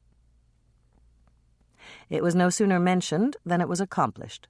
Mike and Norman stood up, and Michelle led them away to do the introductions. The moment they had left, Ross turned to Hannah. "So, what do you think of the new assertive me?" "It's a big change," Hannah said honestly. The Ross she'd known at school had been content to sit back and wait for someone else's suggestions. This older, more mature Ross had morphed into someone who led, not followed. "Do you like me the way I am now? Or was it better the way I was back then?" "What a question," Hannah said with a laugh. "I liked the old you just fine, but I don't know the new you well enough to say." "Well, we'll have to remedy that," Ross said, slipping his arm around Hannah's shoulder and giving her a squeeze. "It's wonderful to see you again, Hannah. I never said anything, but did you know I had a terrible crush on you in college?" Hannah, who'd just taken a bite of scrambled eggs, swallowed with difficulty. She would have died rather than admit it, but Ross's crush on her had been reciprocated in spades. But Hannah stopped and regrouped. "You were living with Linda." "I know, but a guy can dream. I always thought we were better suited. She never laughed at my jokes or picked up on my drama quotes." "Come on, Ross, that's not really fair. I had to know my plays. I was taking a seminar on American theater. Linda majored in art history." "But she had a minor in drama, and you've got to admit that my quotes weren't obscure. Pop, I'm a dime a dozen, and so are you." "Biff in Death of a Salesman by Arthur Miller," Hannah answered, and then she drew a deep breath. Ross was right. The lines he'd quoted had been so well known that any drama student should have recognized them, but there was no way she'd say anything negative about Linda, especially since she wasn't here to defend herself. Hannah looked around for the old friend in question, but she didn't spot her. "You said Hannah stopped to correct herself. "You said Lynn was here, but I don't see her. Where is she?" "She's sitting right over there with Burke Anson. You recognize him from those surf and turf commercials, don't you?" Hannah nodded.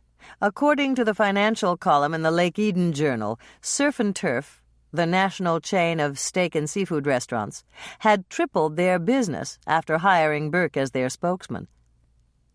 "But Lynn is the blonde?" "Right. You probably don't recognize her because she had some work done." "Work? Like in plastic surgery?" "That's right. A new nose, some nips and tucks, a couple of enhancements, liposuction, cosmetic dentistry, a good hairstylist, and the best personal trainer in L.A. Hannah didn't say anything. She couldn't. She was too surprised. Lynn didn't look at all like the slightly plump, brown-haired girl with the gap between her front teeth. Now she was thin and glamorous, with a nose that looked much straighter and teeth that were white and even. "I never would have recognized her," she said, shaking her head. "Is Larchmont her stage name?"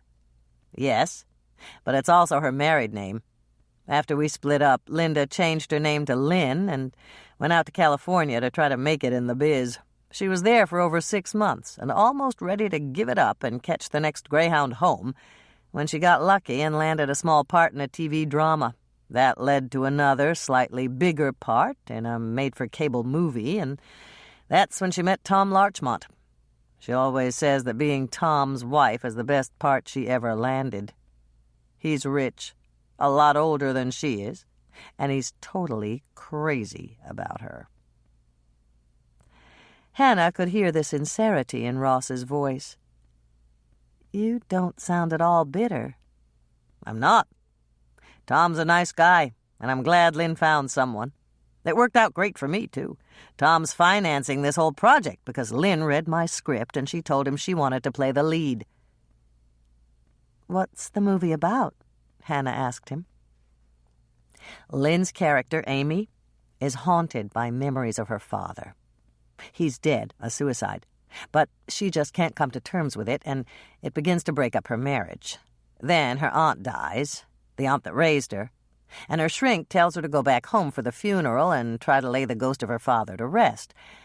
Amy goes back to Cherrywood, stays in her old family home with her older brother Jody, and starts to have flashes of memory that don't mesh with the explanation he gave her the night of their father's death.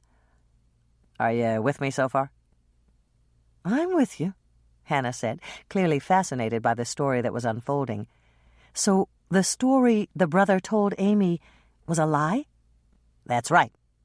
Amy realizes that she's been brainwashed by Jody and her fraternal aunt, the woman who came to live with them after their father died. The aunt knew Jody killed his father, but she perpetuated the lie because she didn't want her nephew to go to jail. "A circle of lies," Hannah commented. Right. During the cocktail party that Jody hosts for her on the last evening of her visit, Amy relives the night of her father's death, which took place right before a big cocktail party. It all comes back to her with startling clarity, and she finally realizes that Jody killed their father, why he did it, and how. Sounds fascinating. Does she confront Jody when the memories come back? Yes, and it's the pivotal scene in the movie, when Amy tells Jody she remembers. He kills himself with the same gun he used to kill their father. "You mean right there at the party? In front of the guests?" That's right. Hannah frowned slightly. "That's awfully dark." That's true. There are a couple of cheerful scenes of Amy as a child and as a teenager that lighten it up a little, but it's still the story of a fatally flawed family. The only thing that saves it from complete tragedy is that Lynn's character goes back to her husband and family at the end. Hannah glanced over at Lynn again, wondering if her college friend could handle such a demanding part. "Oh, she can do it," Ross said, answering Hannah's unspoken question. "She was always a pretty good actress, and she's gotten even better over the years. When she married Tom, he sent her to a top-notch acting coach, and she worked one-on-one with him for almost 2 years. Good for her. How about Burke Anson? Does he play her husband? Ross shook his head. He's her brother, Jody. This is his first movie role. Burke's a better actor than you'd think from watching his commercials. Really? Hannah gave a little laugh. You mean he can do more than hang 10? A lot more. You probably think of him as an empty-headed surfer, but he's capable of showing a surprising depth of emotion. Hannah nodded, but her face revealed her doubts. Burke was in his late 20s, a deeply tanned actor with sun-bleached hair who looked strangely naked without his surfboard.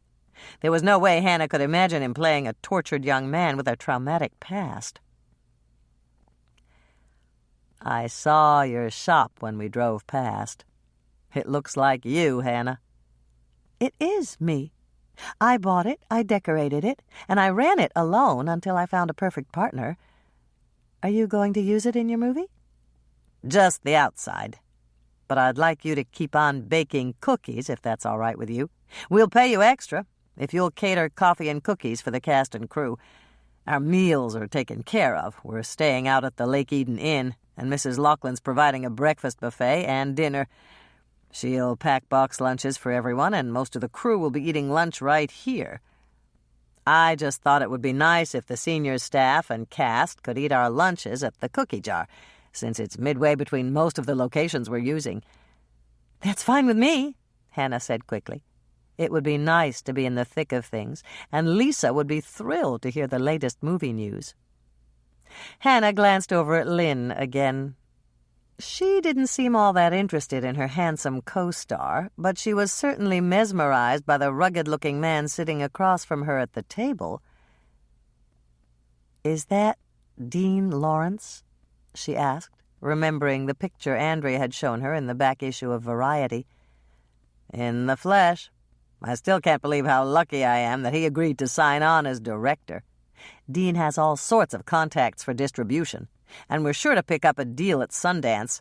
He's already talking about Cannes, and even a possible Oscar nomination." Hannah was dubious.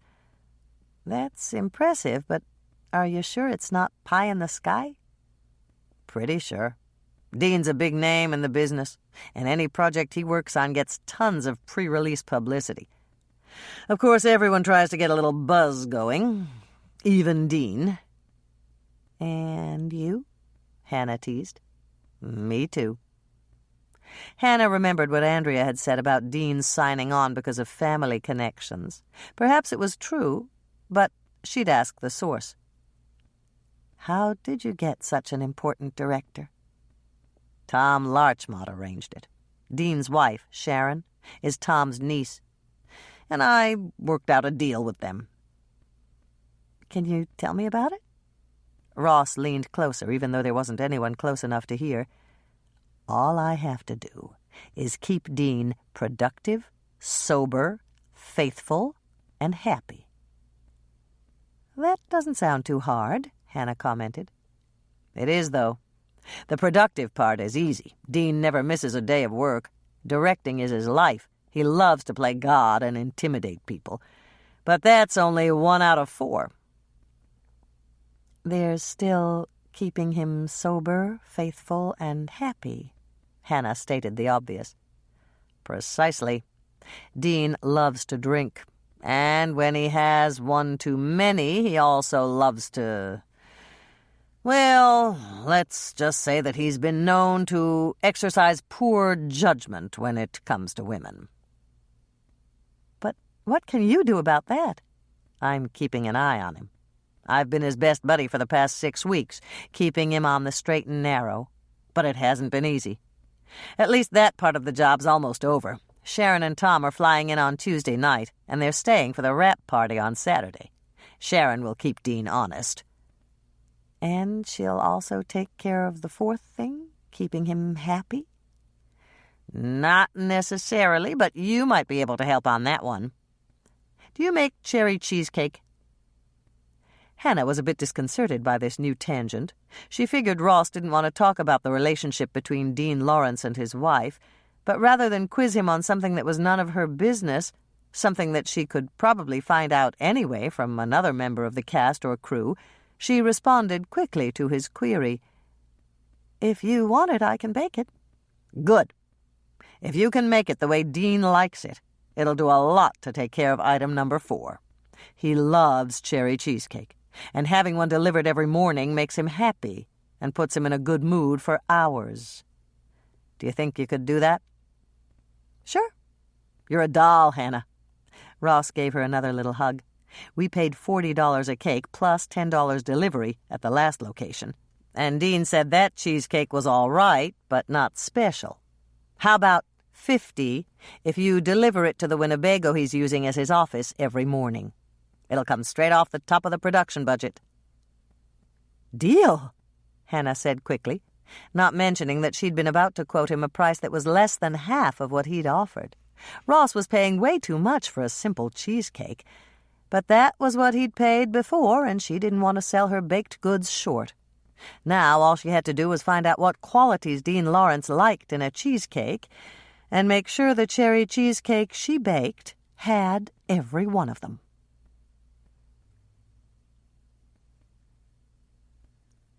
Chapter 6. Lake Edenites, or whatever the proper collective noun was for citizens of Lake Eden, Minnesota, believed that dessert was the best part of a brunch. Hannah and Edna had just finished bringing every dessert they'd made out to the serving table, turning it into a true groaning board, when Andrea rushed up to Hannah. "I've got great news. Do you have a minute?" "Sure, just let me get a cup of coffee. I need one, too." Okay, I'll get coffee for both of us. You go stake out a place at one of the tables. When Hannah, a cup of coffee in each hand, looked around for her sister, she found Andrea sitting at one of the overflow tables, a small two-person round pedestal affair that was barely large enough for 2 plates and 2 cups of coffee. As she headed over, Hannah assumed that her sister's news wasn't for public consumption, and she deliberately found a place to talk where they wouldn't be overheard. "Where's Tracy?" Hannah asked, setting her sister's coffee down in front of her. "With Mother and Carrie, and I left Bethany home with Grandma McCann." Andrea named her live-in babysitter. "She was sleeping like a little angel when I left." Andrea waited until Hannah had settled into her chair, and then she leaned forward for a private conversation.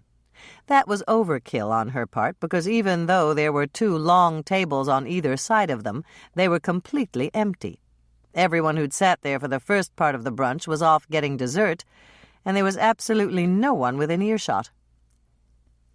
"Michelle just told me that you know him." "Ross?" Hannah guessed. It was an educated guess based on a process of elimination, since Ross Barton was the only movie man she knew. "I took Tracy over to meet him when he pulled into the lot. We just happened to be getting out of the car." "How long did you have to sit there freezing?" Hannah asked, not believing a word of it. "Only a little over a half hour, and we ran the heater every 10 minutes or so. Anyway, we walked in with Mr. Barton, and he invited us to the auditions this afternoon. Isn't that fantastic?" "Yes, it is," Hannah said, impressed with her sister's ambition. Only a truly dedicated stage mother would sit in a parked car in the winter so that she could waylay a producer in the parking lot. "Is Tracy going to try out as an extra?" "Only if she doesn't get the part of Amy as a child. I think she looks just like her, don't you?" "Who?" "The female lead. She's the gorgeous blonde in the aquamarine dress. Another actress is playing her as a teenager, but they need someone for the child's role." Hannah glanced across the room, where Lynn was holding court with several of Lake Eden's most personable would-be Romeos. "You're right. I didn't notice it before, but Tracy looks a lot like Lynn." "Lynn?" Andrea looked surprised at her sister's use of the star's first name. "Don't tell me you know her, too." "Of course I do. I went to college with Ross and Lynn. We lived in the same apartment building, right next to each other." "Oh, Hannah!" Andrea reached out to clasp her sister's hand. "I'm so glad you went to college." "I take it that the knowledge of English literature I brought back to Lake Eden with me is not the primary reason?" The color rose in Andrea's cheeks, and she looked slightly embarrassed. "That's not fair, Hannah. Of course I'm proud of you because you know a lot about books and things like that. But what I really meant was—" "That's enough," Hannah interrupted her and smiled a bit to take the sting out of her words. "I know exactly what you meant. You want me to use what influence I have with Ross and with Lynn to get the part for Tracy." "That's true. I know it might sound a little cold-blooded, but everyone uses the contacts they make, and their contacts use them right back. That's one of the first things I learned in real estate college." "Right. I'll do what I can, Andrea. I think Tracy would be perfect for the part. How about the teenager who's playing Amy? Does she look like Tracy, too?" Andrea glanced over at the table where most of the cast was sitting. "I think she does, but judge for yourself. Her name is Erica James, and she's sitting right next to Dean Lawrence." Hannah looked over and gave a little gasp. "What's wrong?" "She's giving Dean Lawrence a very steamy look, and he's giving it right back to her. And on top of that, she's practically sitting in his lap. How old is this Lolita in training, anyway?" "Lolita?" "It's a novel by Nabokov." "Oh, that Lolita! I think we had to read it in high school." Hannah's eyebrows shot up. She doubted that very much, but she didn't bother to correct her sister. "Anyway, you asked about how old she is." Andrea picked up the thread of their conversation. "I asked Michelle, and she said 15. See that woman sitting next to her?" "I see her," Hannah said, eyeing the attractive woman sitting next to the wayward nymphette. "Well, that's her mother." Andrea went on with her explanation. "Her name is Jeanette, and Michelle says she's here to supervise Erica and make sure she doesn't get into any trouble." "Big job," Hannah commented. And as she watched, Jeanette James grabbed her daughter's arm and pulled her closer to whisper something in her ear. The burgeoning sex kitten pursed her lips in a pout, but she pushed back her chair and dutifully changed places with her mother. "Jeanette James looks tired. Maybe it's a good thing her watchdog role is almost over." "What do you mean?" "Sharon is flying in on Tuesday night." "Who's Sharon?" "Dean Lawrence's wife." Andrea looked completely astonished. "Don't tell me you know her, too!" "No. I've never met her. All I know is Ross said they were flying in on Tuesday night for the last few days of shooting, and they'll stay for the wrap party on Saturday." Andrea looked envious. "That's so exciting. I guess you'll be going, especially since you know Ross and Lynn. I saw him with his arm around you, and he'll probably ask you to be his date. I don't suppose I'll get invited." "I'll make sure you get an invitation," Hannah promised, 99% certain that Ross would grant her that small favor. "Besides, if Tracy gets the part, you'll both be invited." "You're right. I didn't think of that. Uh-oh." "Uh-oh what?" "I'm being summoned." "Who's summoning you?" "Mother and Carrie. They probably want me to take Tracy. I'd better go." "I'll go with you. I haven't said hello to Tracy yet." The two sisters got up and walked toward the table where their mother and Carrie were sitting across from each other. Tracy was nowhere in sight. "Where's Tracy?" Andrea asked, pulling out a chair and sitting down next to her mother. "With Mr. Barton.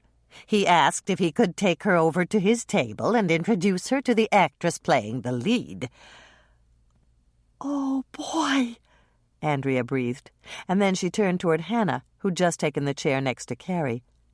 "That's got to be good, doesn't it?" "It couldn't be bad. I don't think he'd introduce her to a member of the cast unless he was interested." "Interested in what?" Dolores asked. "Using Tracy in the movie?" Andrea beamed from ear to ear. "We ran into Mr. Barton on the way in, and he invited us to the auditions this afternoon." "Do you have a copy of the script?" Carrie asked, leaning closer to Andrea, even though no one else at the table was paying the least bit of attention to them. "No. Do you have one?" "Of course we do." Dolores opened her tote bag so that they could see the script inside. "Mr. Barton sent it to us right after we agreed to collect all the props his man couldn't find and check everything for authenticity. Take the whole tote, dear. There's a copy machine in the library. You can get the key from Marge and run upstairs to make a copy." Andrea took the tote with a smile. "What a great idea! Then Tracy can rehearse before we go to the audition. Thanks, Mother. You and Carrie are the best." Once Andrea had rushed off to find Marge and get the key to the library, Hannah stood up to go. "I guess I'd better see if Edna—" "Aunt Hannah!" A small voice interrupted her, and Hannah turned to see Tracy and Ross heading their way. "Hi, honey." "Hi!" Both Tracy and Ross spoke at once, and then they turned to each other and laughed. Hannah laughed right along with them. "Not you, Ross. I was talking to my niece." "And here I thought you were really warming up to me." Ross gave her a slightly crooked grin. Tracy glanced from her aunt to Ross and then back again. "You're probably going to tell me it's none of my business, but are you two flirting?" "No," Hannah said, overlapping Ross's reply of yes. "I see," Tracy said, giggling. "Just let me know when I should stop calling you Mr. Barton and switch to Uncle Ross, okay? I'm going up to the buffet table to get some dessert." Ross waited until Tracy had left, and then he mopped his brow with his handkerchief. "Phew, she's a real pistol. I bet you were just like her at that age." "Not at all. I was a shy, retiring child." Hannah's smile belied her words, and Ross laughed. "Right.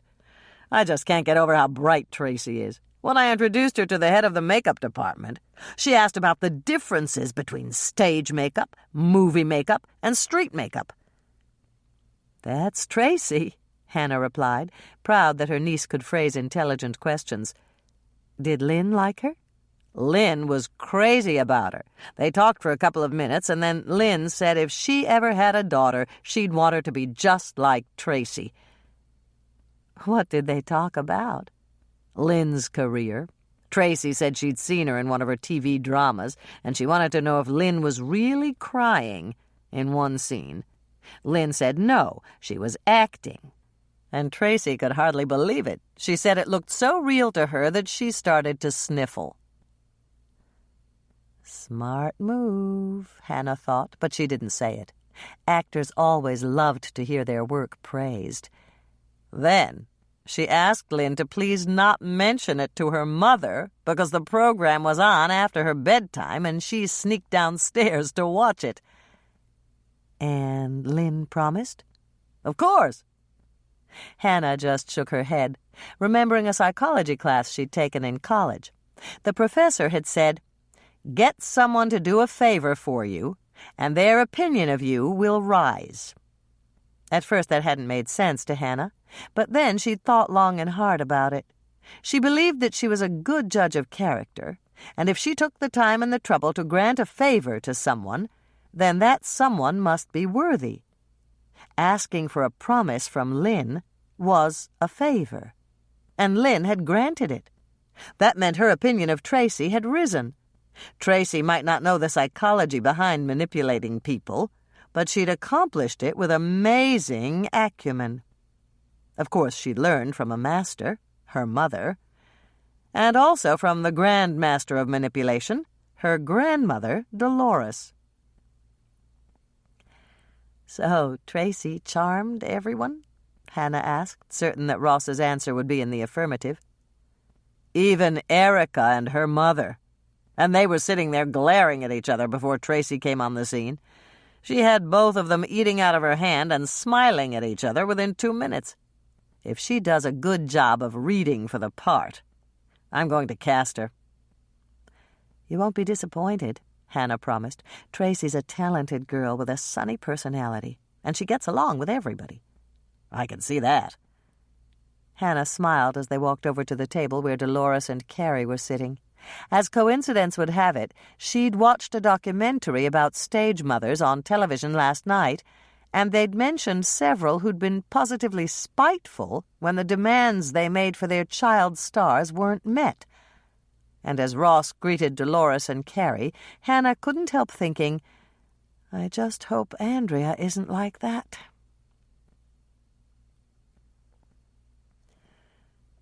"Just between the four of us, I think she's perfect for the part," Ross said, glancing over at Tracy, who sat 2 tables away with her friend Karen Dunright.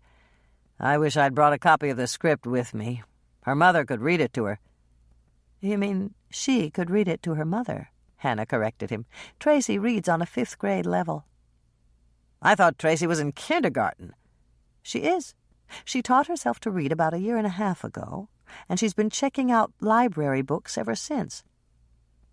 "Maybe I should run back to the trailer and get her a copy of the script." "You don't have to do that," Dolores said, and a bit of guilty color rose in her cheeks. "Carrie and I gave Andrea our script. She's upstairs in the library, copying it." Ross didn't look upset at this news, and Hannah figured he didn't mind at all that Tracy's family had banded together to give her an edge at the auditions. "How are you ladies coming along with the props?" "Just fine," Dolores answered for both of them. "We've spent the past several weeks going through farmhouse attics and storage sheds. I think we have everything on that list your prop man gave us. We have to talk, though. We found a couple of discrepancies for something that's set in the 50s. "Like what?" "Your prop man wanted us to find a period cable box for the television set. Small towns in Minnesota didn't have cable in the 50s. Good for you for catching that. That's not all, but we can go into it later.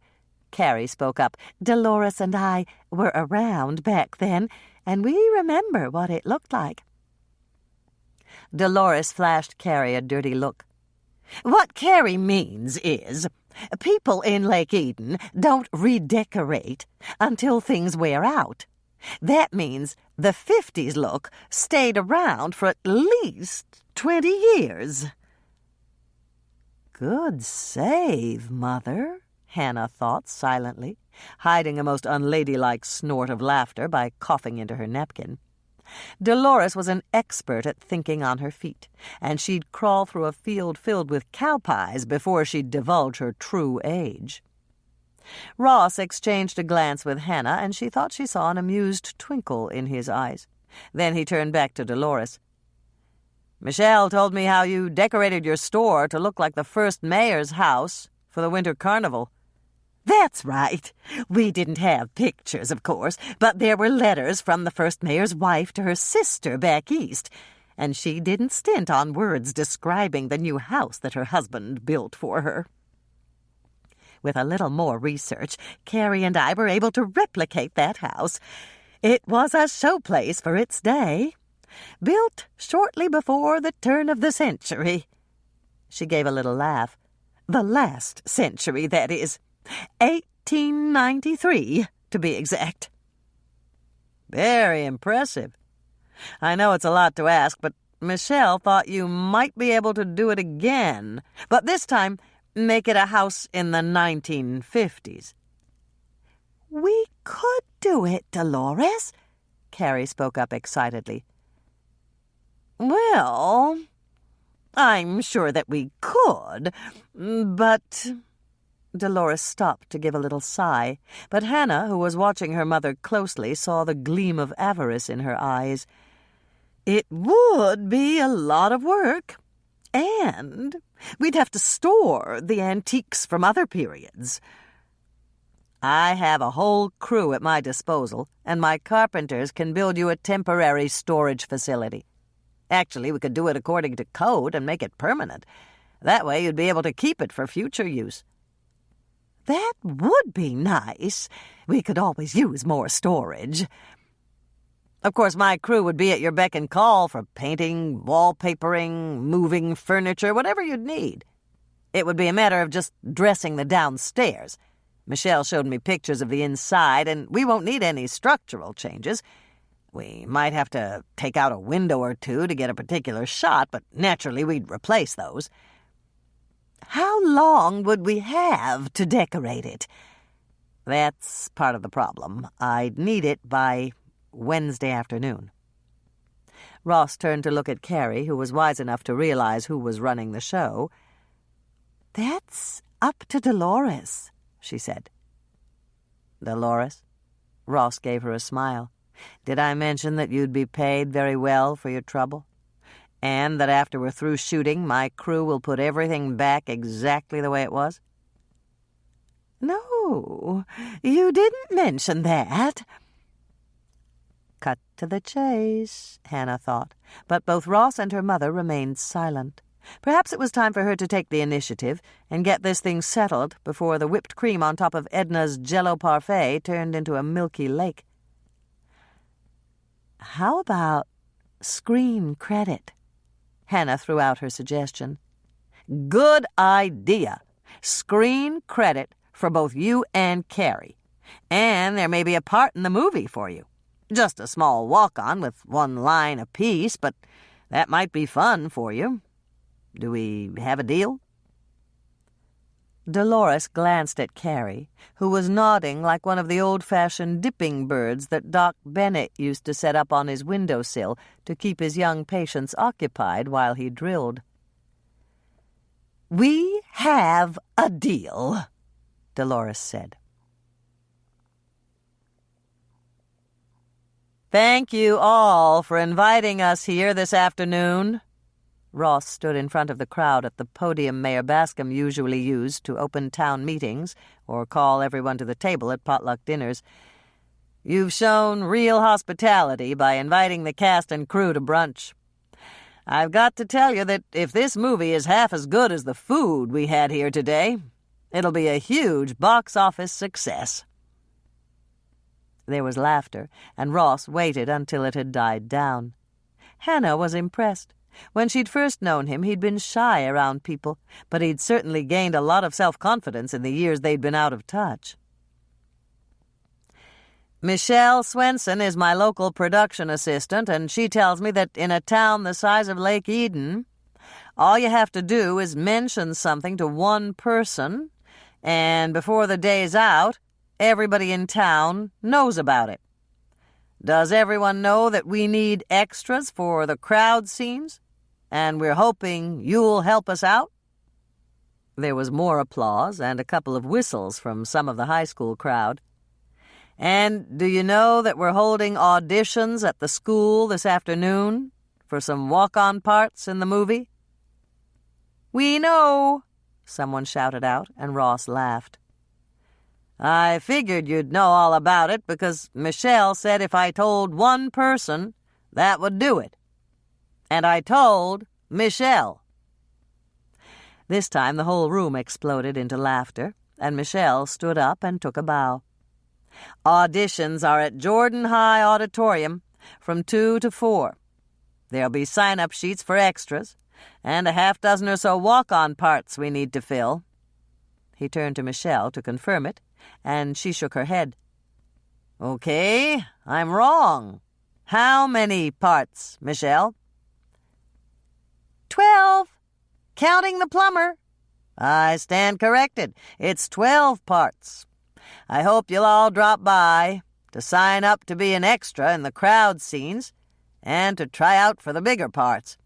We need—" Ross stopped speaking and held out his hand to Michelle. "Do you have that list?"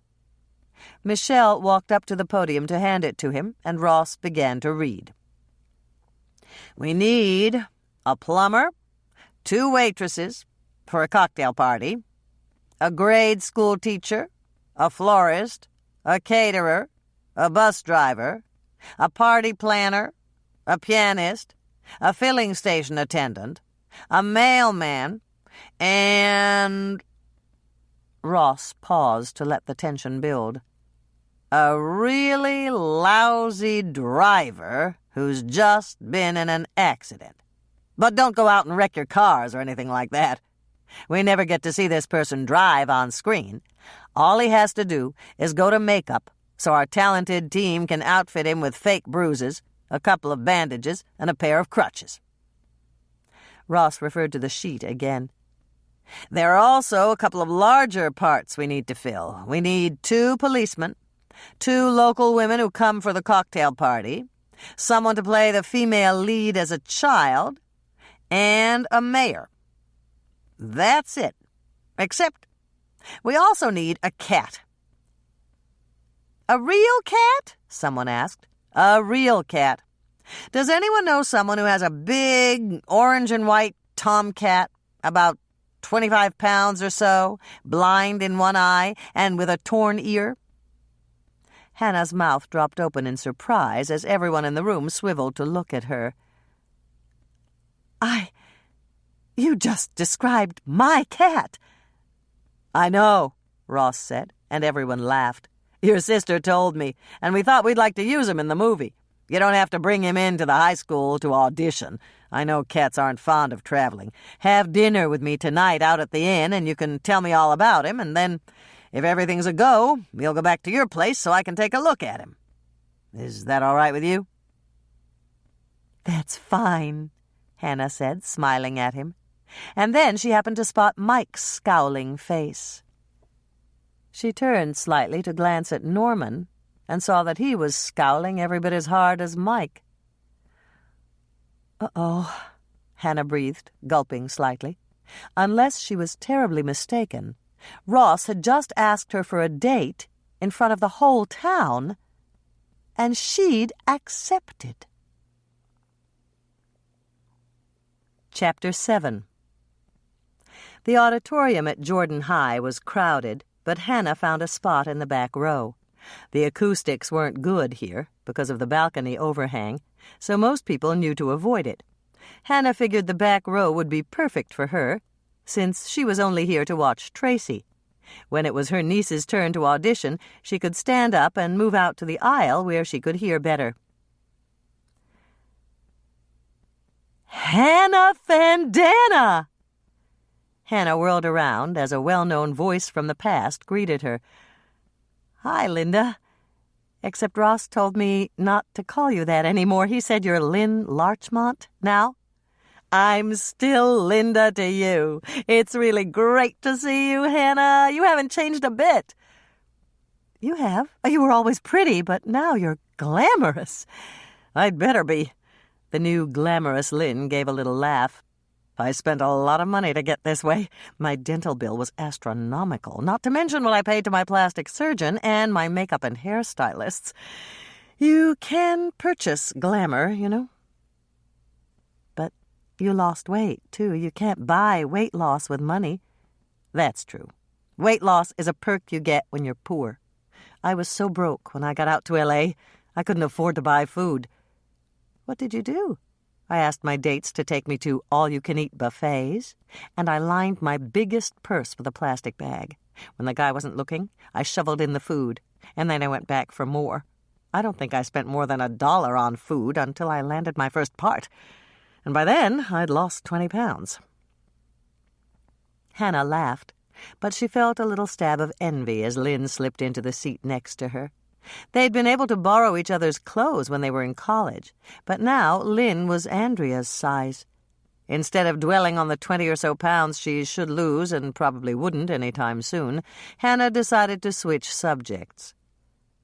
I'm sorry you broke up with Ross. I always thought you two were a perfect couple. So did I, for a while. But people grow up and they change. Ross and I wanted different things out of life, and we grew apart. Hannah was silent. It didn't seem like they'd wanted different things way back then. Lynn had wanted to be an actress, and Ross had wanted to write and produce. And since that was what they were doing now, where did the bit about wanting different things come in? I'm really sorry about Bradford. Lynn reached out to put a hand on Hannah's arm as she mentioned the name of Hannah's college boyfriend, the assistant professor who'd started to date her without mentioning that he was already engaged. I know your father died, and that's the official story you gave for leaving college, but Ross and I figured that Bradford had something to do with it. He's divorced now, in case you're interested. Not even on a very lonely night, Hannah said, leaving it at that. What did you think of my niece, Tracy? She's absolutely adorable. Talking to her is like talking to a little adult, and that's exactly the quality we need in the actress who plays Amy as a child. I told Ross I thought she was perfect for the part. Hannah felt a big smile spread across her face. She loved to hear people sing Tracy's praises.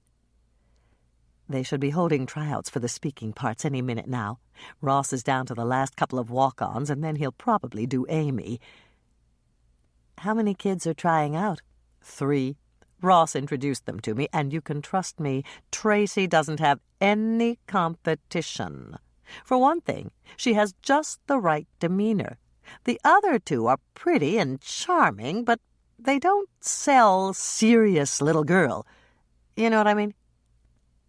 I'm not sure I do. Okay, let me explain it another way. You should get the feeling that there's a brain working away behind those pretty blue eyes. The face might be laughing, but the brain behind it is always thinking, always planning, always very careful. You just described Tracy to a T, except for the last part. That sounds a little paranoid. It is. Don't forget that Amy lives with a manic-depressive father, and when he's manic, he has anger issues. Amy and her brother are the only ones who see that anger. Amy's just a child, but she's very careful to assess her father's mood and act accordingly. He's never lashed out at her, but that's because she's careful not to antagonize him when he's in anger mode. Why doesn't she tell someone about it? She's afraid that no one will believe her. That sounds like a very bad situation. It is. Anyway, those are the family dynamics, and they're just fascinating. I spent some time talking to Tracy, and I'm sure she can handle the part. I'll stay and watch her audition with you, and then I'll put in another good word with Ross. Lynn stopped speaking and sighed dramatically. Oh, look! There's that gorgeous detective. Mike Kingston, Hannah told her, watching as Mike walked across the stage. He was in full uniform, and he turned from side to side in response to an instruction they couldn't hear from their position in the back row. "You know him?" Lynn asked, and then she gave a little laugh. "Of course you know him. You're bound to know him. Lake Eden is a pretty small town, and you probably know everybody. I tell you, Hannah, if I didn't love my husband, I'd be all over him." Hannah was about to make a wisecrack, something about how Lynn would have to get him on the rebound because he'd proposed to her and she'd just turned him down. But Hannah didn't say that. For one thing, it would sound like bragging. And for another thing, they weren't best college buddies anymore. And her love life, or lack of it, wasn't any of Lynn's business. When Mike left the stage, Lynn turned to Hannah. They'll take a break now, and then they'll audition for the speaking parts. That's the way they always do it. "Maybe now would be a good time to meet Mr. Lawrence," Hannah suggested. "Ross asked me to bake for him, and I need to know what kind of cheesecake he likes." "Cherry." "I know that, but there are different kinds of cherry cheesecakes. Does he like the light and fluffy type with cherries swirled all the way through? Or would he prefer it dense and heavy with the cherries only on the top?" Lynn shrugged. "I really don't know. Let's go ask him." A moment later, Hannah was being introduced to the most theatrical-looking man in the room. Dean Lawrence wasn't that tall, but what he lacked in stature he more than made up for in rugged good looks. He reminded Hannah of a bantam rooster, posturing next to the stage. The fact that his hair was tousled and stuck up slightly on the top of his head added to the rooster illusion, and the ascot he wore around his neck had a pattern that looked a bit like neck feathers. "Nice to meet you, Mr. Lawrence," Hannah said politely after Lynn had introduced them. "It's Dean, lovey. Only my enemies call me Mr. Lawrence." "Lovey?" Hannah did her best not to bristle. She really didn't care to be tagged with pet names by someone she'd just met. "I'm baking your cheesecakes, Mr. Dean, and I'd like to know your preferences." "Preferences?" "Yes. Do you prefer your cheesecake light or dense?" "Light or dense?" "A light cheesecake is fluffy. A dense cheesecake is heavy." "Oh, I see what you mean. I like dense cheesecake, very heavy, and it should be very smooth, too. When you take a bite, it should almost melt in the mouth." "Okay. Do you like it with a sweet crust or a crust that tastes like toast crumbs?" "Sweet. I have a sweet tooth, lovey." There it was again, the unwarranted and unwanted term of endearment. Hannah did her best to ignore it and asked the next question. "How about the cherries? Would you prefer your cheesecake to have cherries all the way through? A swirl of cherries mixed in for color and flavor? Or just cherries on the top?" "Cherries on the top, with cherry sauce running over the sides. And I like the kind of cheesecake with sour cream spread over the top under the cherries. I think it's called New York cheesecake. Do you think you can bake it?" "I'm sure I can." "That's the attitude, lovey. Never say you can't do it until you try. Isn't that right?" "Right," Hannah agreed. "I'll deliver it to your trailer by 9 tomorrow morning." "That's just fine, lovey. I'll be waiting for you with a fork in my hand." Dean switched his attention from Hannah rather abruptly and waved at Ross, who was just taking his seat in the front row. "Ready to roll, ducky?" "Ready," Ross said, with no apparent reaction. Since Michelle had mentioned that they'd been in production for almost 2 months now, Hannah figured that Ross must be used to Dean's nicknames. "So," Hannah said to Lynn, delaying the rest of her thought until they were out of earshot, "does Dean give everyone nicknames?" "Oh, yes. He calls all the women Lovey and all the guys Ducky. I don't know why he does it. He's not even English." "I think I know why." "You do?" "It's just a guess, but I'll bet it's so he doesn't have to bother remembering their names." Chapter 8. "Just wait until you see what's on the dessert cart," Hannah said, watching as Jordan High Senior Amber Coombs pushed the lusciously laden serving cart their way. Even from this distance, Hannah could see Sally's towering Neapolitan cake, a 6-layer concoction with alternating layers of chocolate, vanilla, and strawberry cake, each layer affixed to its neighboring layer with a matching frosting. Ross gave a theatrical whimper as he eyed the contents of the cart, and Hannah knew exactly how he felt. It was close to impossible to choose one dessert when they all promised to enchant the taste buds. "I want one of each," Ross said. "Me too. But if we do that, Amber's going to have to roll us out of the dining room." "We should have skipped the entree and come straight here," Ross remarked, pulling his gaze away from the decadent delights to smile at her. "I can still remember your motto in college. Always eat dessert first," Hannah joined in as he recited it. "How about if we get 2 desserts and split?" "That sounds perfect to me. It's almost as good as getting 2 desserts apiece." Hannah smiled up at Amber Coombs, who was trying not to laugh at their antics. "I'll have a piece of Sally's flourless chocolate cake, with 2 forks. Ross had drawn a bead on the bowl of apricot bread pudding, and he spoke without lifting his gaze. "And I'll have the bread pudding. I've been dreaming about Hannah's bread pudding ever since she packed up her recipes and left college. This looks a lot like one you used to make, Hannah." "That's because it is," Amber spoke up. "Mrs. Lachlan uses Miss Swensen's recipe." "Well, that changes everything," Ross said with a smile. "If it's Hannah's bread pudding, I'll have a double helping." "Would you like that warmed?" "Oh, yes." "With heavy cream, sweetened whipped cream, or vanilla ice cream?" "Oh, yes." Amber cracked up, but she quickly sobered. "Would that be with all 3 of them, sir?" "No, I'll have the heavy cream. That's the way Hannah used to serve it." Ross glanced at Amber, who looked very pretty and trim in her flattering waitress uniform. "I wish you'd been at the auditions this afternoon, Amber. I would have cast you as one of the waitresses in the cocktail party scene." Amber, who up to this point had been the quintessential waitress, dropped her newfound maturity right along with her jaw. "Really, Mr. Barton?" she squeaked. "Absolutely. Of course, waiting on us tonight was just like an audition, wasn't it?" "If you say so, Mr. Barton," Amber said, barely managing to hide her excitement. "Then you've got the part, if you want it. Do you think you can work it into your schedule?"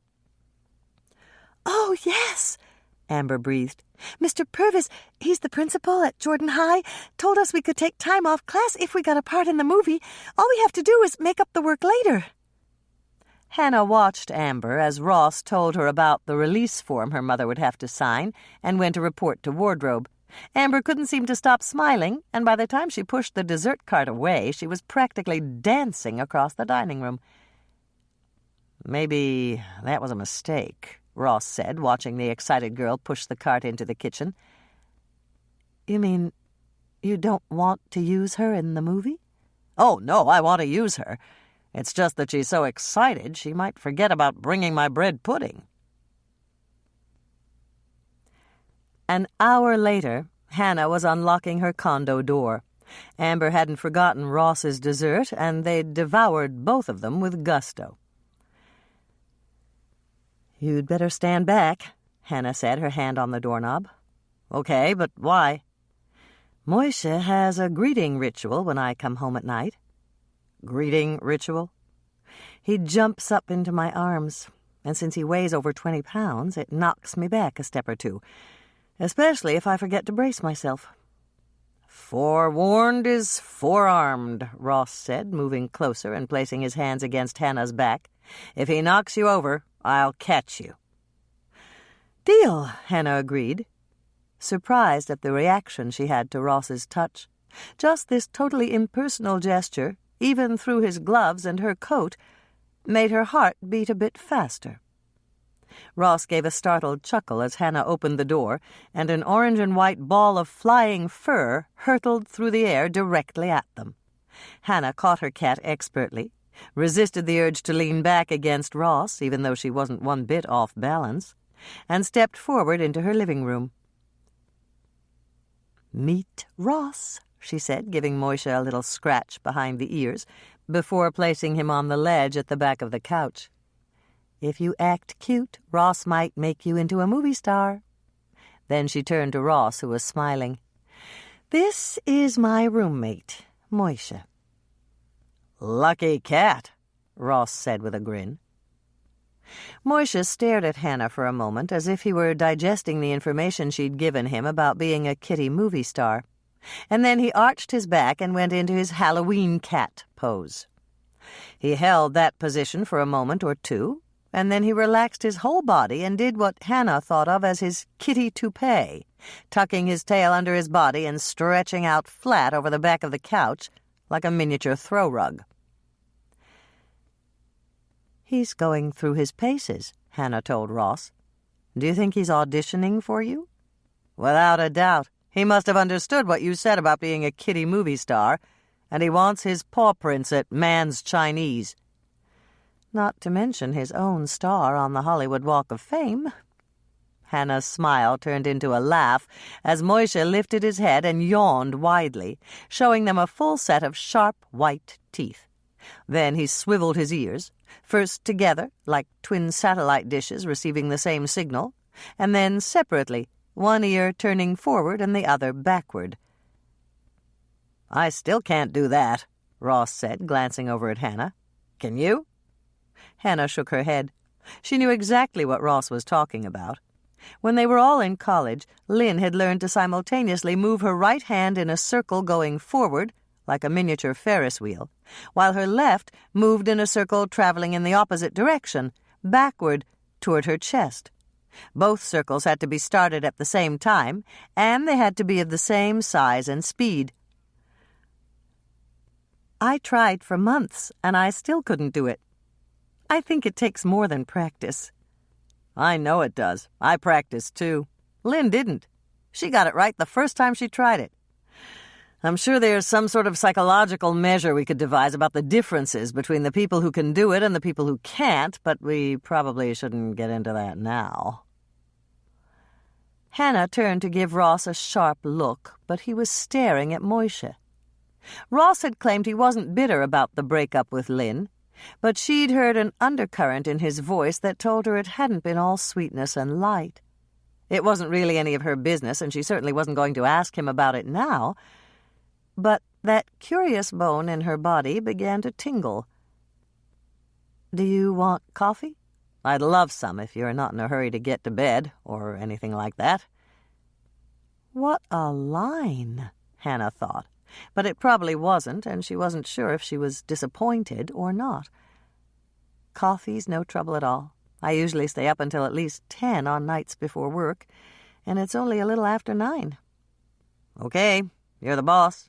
What time do you open your shop?" "We've been opening at 9. When the tourists are here in the summer, we open earlier." "Well, I don't need you to open before 10, so that'll give you an extra hour." "Not really. I promised to deliver Mr. Lawrence's cheesecake at 9, and I still have to bake it. That'll take me about 2 hours." "Do you want company while you bake it?" "Sure," Hannah said, hoping Ross would be content to spend most of that time sitting at her kitchen table drinking coffee. Now that he was a big-time movie producer, he might have different ideas about what behavior was appropriate between two friends who hadn't seen each other for years. But he was a guest in her home, and that meant she defined the terms. By the time Hannah came back with 2 mugs of coffee, Ross was sitting on the couch, and Moisha was on his lap. "He must know it's a casting couch," she quipped, and then wished she hadn't when Ross gave her a devilish smile. "Well, he's got the part, so he doesn't have to extend himself any further. His owner, however, could—" Right on cue, Moisha yowled, interrupting what Hannah was fairly certain had been an opening gambit from her old college chum. Then her overprotective feline undraped himself and settled down on the couch between them, discouraging any possible intimacy. "Does he do this with everyone?" Ross asked, just as the phone rang. "Only men," Hannah answered, reaching out to pick up the receiver. "Hello?" "Hi, Hannah."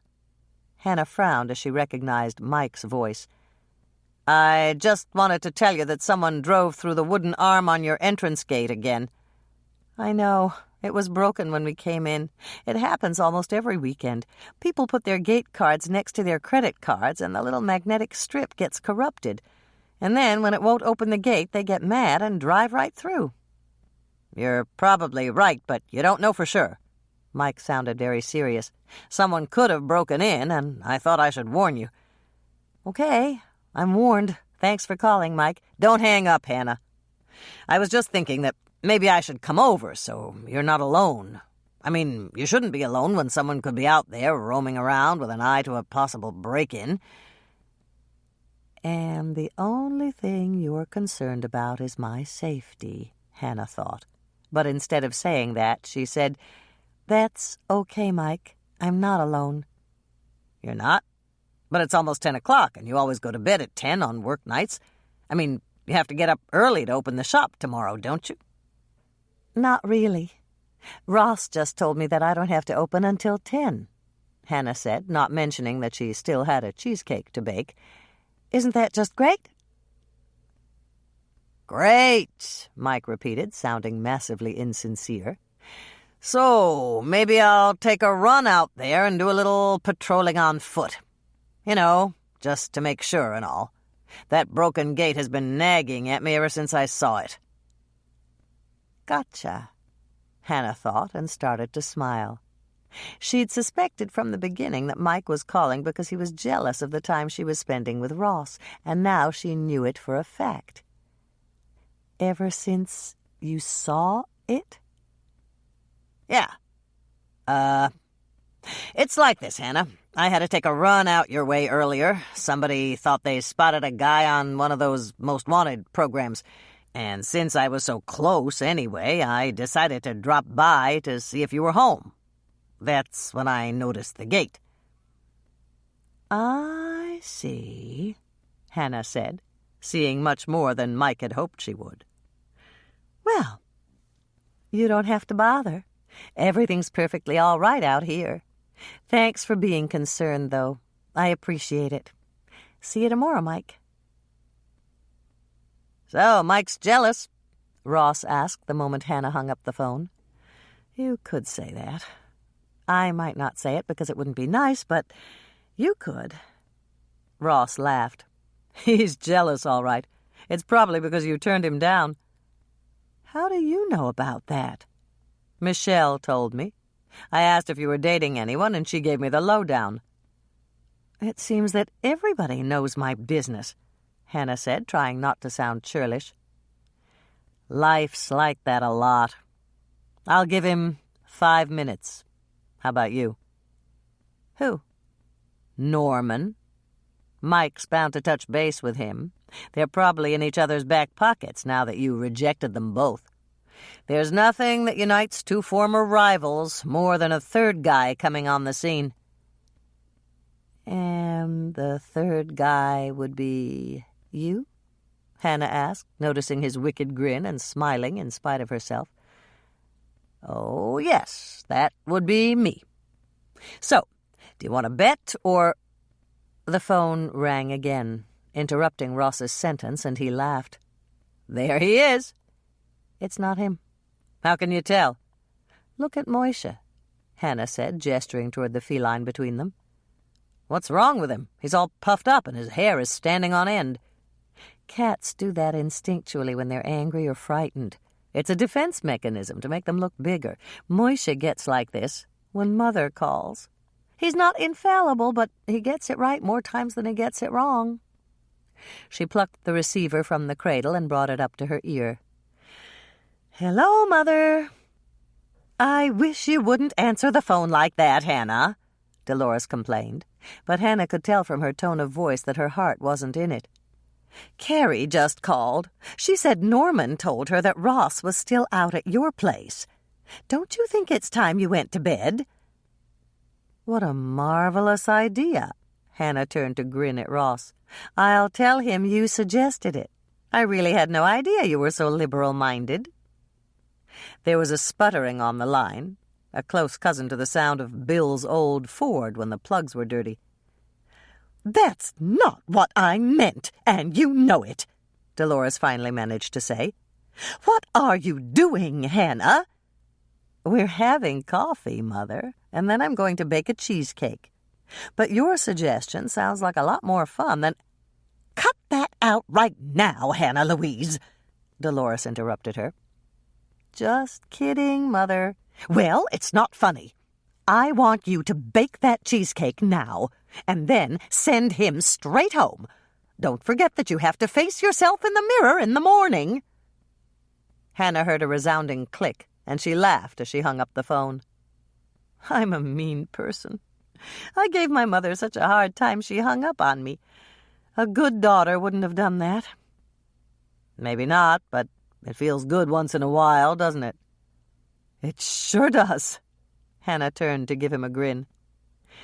"Your 5 minutes are almost up, and Norman hasn't—" The phone pealed loudly, drowning out the rest of her sentence. "That's Norman," Ross said. "You're probably right." Hannah reached for the phone. "Hello, Norman." "Hi, Hannah. I figured you'd rather hear from me than my mother." "You got that right. I just wanted to ask, I don't have anything to worry about with Ross, do I?"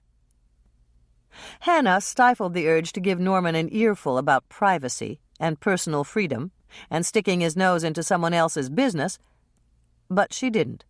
He'd asked her straight out, instead of being devious, and she owed him a straight answer.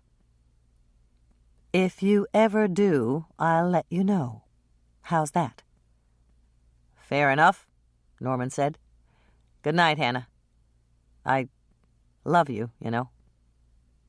"I know," Hannah said, wishing she could return the sentiment, but not wanting to give him false hope. She gently replaced the receiver in the cradle and turned to Ross. "Seems like the whole town's talking about us." "I figured as much. I hate to say it, but maybe I'd better go. There'll be other times, won't there?" "That's up to you," Hannah said, giving him a playful grin as she headed for the chair by the door to get his coat. Sally's flourless chocolate cake. Preheat oven to 375 degrees Fahrenheit, rack in the middle position. Hannah's note. This cake is going to fall in the center. There's just no way around it since there's no flour to hold it up. That really doesn't matter because it's so delicious. Just be prepared to cover up the crater in the middle with plenty of whipped cream. Sally whips 2 cups of cream sweetened with 1/3 cup of powdered sugar, spreads it on the top, and shaves some bittersweet chocolate on top of that. 1/2 cup butter, 1 stick, 1/4 pound. 8 ounces semi-sweet chocolate chips, 1 1/3 cups. I use Ghirardelli's. 4 egg yolks, save the whites in a separate bowl for later. 1/2 cup white granulated sugar. 1/2 teaspoon rum extract, or vanilla if you don't have rum. 4 egg whites, the ones you saved. 1/4 cup white granulated sugar. You'll use 3/4 of a cup in all. Sweetened whipped cream to decorate top. Shaved chocolate or chocolate curls to decorate top, optional. Sliced or whole berries to decorate top, optional. Spray an 8-inch spring-form pan with Pam or other nonstick cooking spray. An 8.5-inch spring-form will also work, but a 9-inch is too big. Line the bottom of the pan with a circle of parchment paper. Wax paper will also work. Spray the paper with Pam or other nonstick cooking spray. In a small microwave-safe bowl, combine butter and semi-sweet chocolate chips. Melt for 1 minute on high, stir, and heat for an additional 20 seconds if necessary. Some chocolate maintains its shape even when melted. Stir before you microwave for the additional time. Cover your bowl or put it back in the microwave to keep it warm. In a medium bowl, beat 1/2 cup of granulated sugar with the egg yolks until they're a light yellow in color. Mix in the rum extract. This is easy with an electric mixer, although you can do it by hand. Stir a bit of the egg yolk mixture into the melted chocolate to temper it.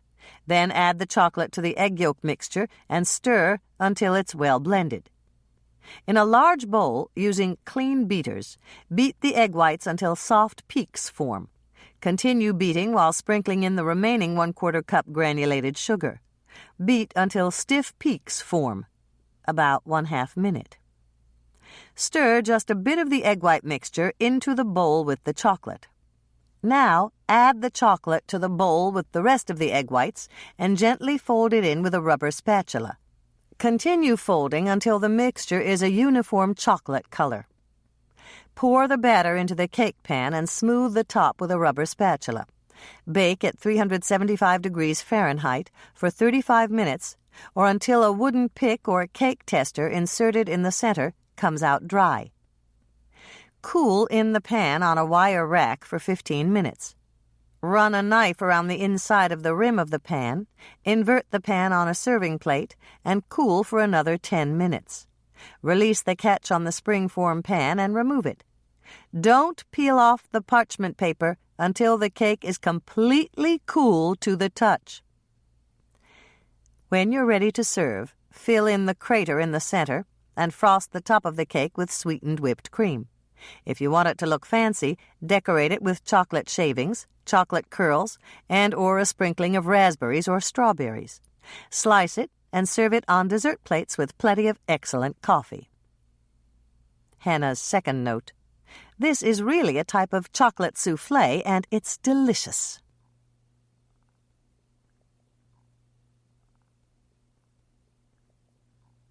Chapter 9. It was 8:30 on Monday morning, and Hannah was at her wit's end. Moishe, her wannabe movie star, was yowling like a banshee. He'd been expressing his extreme displeasure ever since she'd delivered him to the kitchen of the cookie jar and placed him in the crate Eleanor Cox had provided for the week. The crate was large and roomy. Eleanor rescued huskies and malamutes, and these homes away from home were designed to accommodate large breed dogs. It had a nice, soft pad on the bottom, and Moishe had plenty of space to stroll around. Hannah had equipped it with his food and water bowls, his litter box, and even the feather pillow he loved so much at home. Despite all these comforts, Moishe was not a happy cat, and he wasn't one to hide his emotions. Hannah had racked her brain and tried every trick she could think of to make her pet feel at home. She turned the crate so that Moishe could see them working, and put music on the radio so that he wouldn't feel deprived. She'd gone over to reach through the grating and pet him every few minutes, and she'd even resorted to bribing him with a fresh pot of catnip that Lisa had grown in her greenhouse. Nothing had worked. It was clear that Moishe would complain until he lost his voice, and then heaven knew what he'd do. 6, Hannah said, shaking her head as her usually accommodating feline roommate tipped over his bowl of water. But who's counting?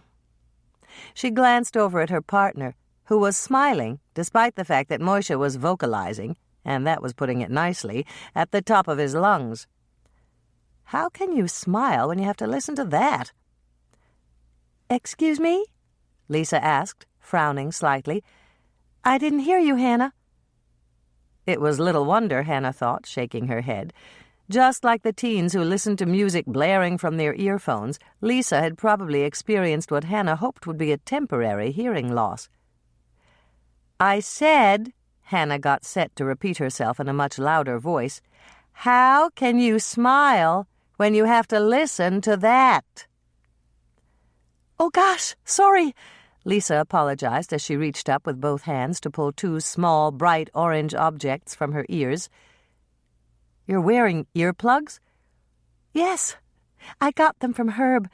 They're the kind we use when we go cowboy shooting." Hannah laughed. It amused her every time Lisa referred to cowboy shooting. It sounded as if her partner went out to shoot cowboys, but the only things Lisa and Herb had in their sights were steel targets. Cowboy shooting was a sport with stages that replicated Wild West settings. Everyone wore period clothing, and participants were judged on their speed and accuracy using replicas of guns that had been available during the period. "I know, we don't actually shoot cowboys," Lisa correctly interpreted Hannah's laugh, "but that's what everyone calls it. When I told Herb that you were bringing Moishe down here and keeping him in a crate so he'd be handy when they needed him for a scene, he figured I'd need earplugs."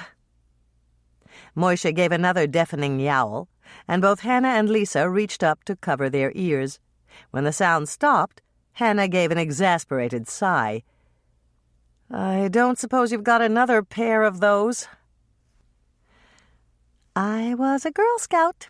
I come prepared." Lisa reached into her apron pocket and handed Hannah a new pair of earplugs. "Just roll them around in your hands for a few seconds to compress them, and then push them in your ears. They'll expand to fit." Hannah did what her partner advised, and soon both women were working in relative peace. Moishe's yowls, although every bit as loud as they'd been before, had faded by the grace of the bright orange barriers to fit into their auditory comfort zone.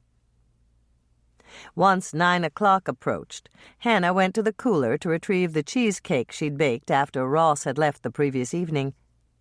"I'm going to run over to Mr. Lawrence's trailer to deliver this," she told Lisa. "Have some coffee and relax. We don't open for another hour." "Do you think he'll stop yowling soon?" Lisa asked, moving closer so that she could hear Hannah's answer. "Your guess is as good as mine. Try turning out the kitchen lights and going in the coffee shop. He's used to being alone all day, and maybe that'll do it." "You think?" "Not really, but it's worth a try. And dream up some story about how he's just rehearsing for a singing career, in case the SPCA drops by." As Hannah approached the huge Winnebago, she was impressed. It was a home on wheels in the true sense of the words, and it must have cost a pretty penny to rent it. The only other motorhome she'd seen that approximated the size of the one Dean Lawrence was using as an office was at the Road Deals on Wheels trade show she'd attended last year with Andrea and Bill. That particular motorhome, the featured item at the show, had cost triple the price of a nice 2-bedroom home in Lake Eden. Hannah supposed she could understand the outlay of money if the big motorhome had doubled as a hotel room, but the director of Crisis in Cherrywood was comfortably billeted in a luxury suite at the Lake Eden Inn. There was no way he needed an office this large. Since she couldn't stand here staring at this example of conspicuous consumption all day, Hannah looked for an entrance to the massive mobile home. There were 2 sets of steps. One was in the rear, but the other set, at the side near the front of the vehicle, had a sign that read, "Entrance, ring bell." Hannah did as she'd been directed and stood there shivering slightly in the frozen air. The March mornings were crisp and cold, and she hadn't bothered zipping up her parka coat. Until someone invented a zipper that could be operated with one hand, Hannah chose to shiver rather than turn around, go back down the steps, and set her prized cheesecake in the snow in order to zip up her coat. One of the curtains near the back of the motorhome pulled back slightly, and Hannah thought she heard faint voices from within. It sounded like a man's voice, and whatever the man said was followed by female laughter. A moment later, Hannah heard the male voice again, much louder this time. "Just wait a second. I'll be right there." Hannah's curiosity shifted to high gear, especially since Ross had described his director as a womanizer. She told herself it was none of her business, that he might have been listening to television and that's what she'd heard, but she didn't believe it for a second. There was a woman in Dean Lawrence's Winnebago. She was sure of it. The only thing she didn't know was which woman it was. A moment later, Dean pulled open the door, greeting her with a smile and a fork held high. "See, lovey, I've got my fork ready. Just bring it in and set it on my desk." Hannah was surprised he'd invited her in, especially since the woman had to be somewhere in the immediate vicinity. She set the cake down on the polished desk that sat against the large window and glanced down the hallway. If she remembered correctly, the motorhome she'd seen had the master bedroom in the rear, but there was no way of telling if the director's motorhome shared the same design, because the door at the end of the long corridor was closed. "I really hope you like it, Mr. Lawrence," Hannah said, setting the box down on the uncluttered surface. "It's Dean," he corrected her, lifting the top of the bakery box and gazing down at the cheesecake. "It looks perfect, but looks aren't everything. I'm quite a connoisseur, you know. Promise me you won't have any hard feelings if I give you some constructive criticism." "Okay, no hard feelings," Hannah said, although she knew it was a promise she couldn't keep. Of course she'd have hard feelings if Dean didn't like her cheesecake.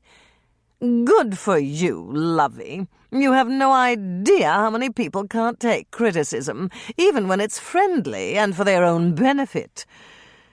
Would you cut me a slice?" "Of course." Hannah folded down the sides of the box so that she could lift her cheesecake out without damaging it. "I'll need a knife." "There should be one here somewhere. They took out the kitchen to make a larger space for my office, but they left some things in the cupboards and drawers." As Dean brushed past her, she jumped slightly. Unless she was imagining things, Mr. Lawrence had just patted her inappropriately. Hannah turned around to glance at him, but he was busily pawing through the contents of the drawers for a knife.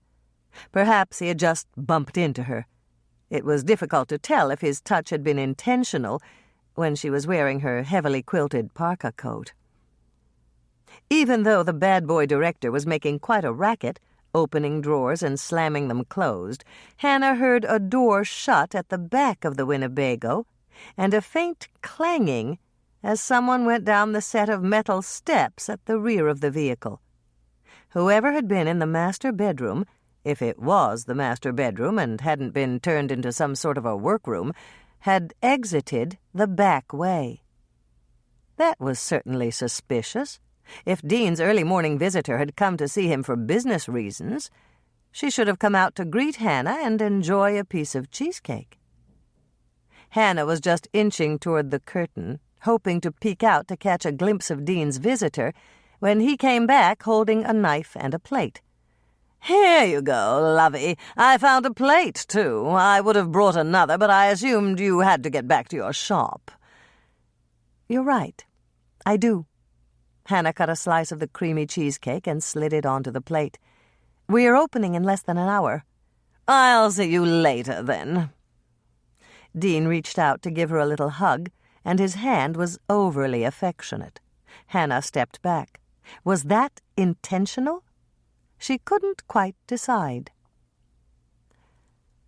"I'll see you at lunch, and I'll let you know what I think of your cheesecake then. Right now, I have to get back to work myself." It was a dismissal, and Hannah turned to go, even though she really wanted to know what he thought of her creation. Dean was being pretty high-handed, if you asked her, and she wondered if his cast felt the same way. Constructive criticism, indeed. And even more important, had Dean made a pass at her? She just wasn't sure if he had or hadn't. As Hannah opened the door to go, she decided to give Dean the benefit of the doubt.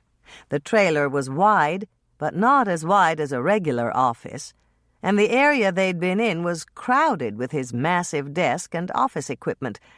Perhaps it had been difficult to get past a less-than-svelte woman in the confines of the trailer. Everything that had happened could be perfectly unintentional.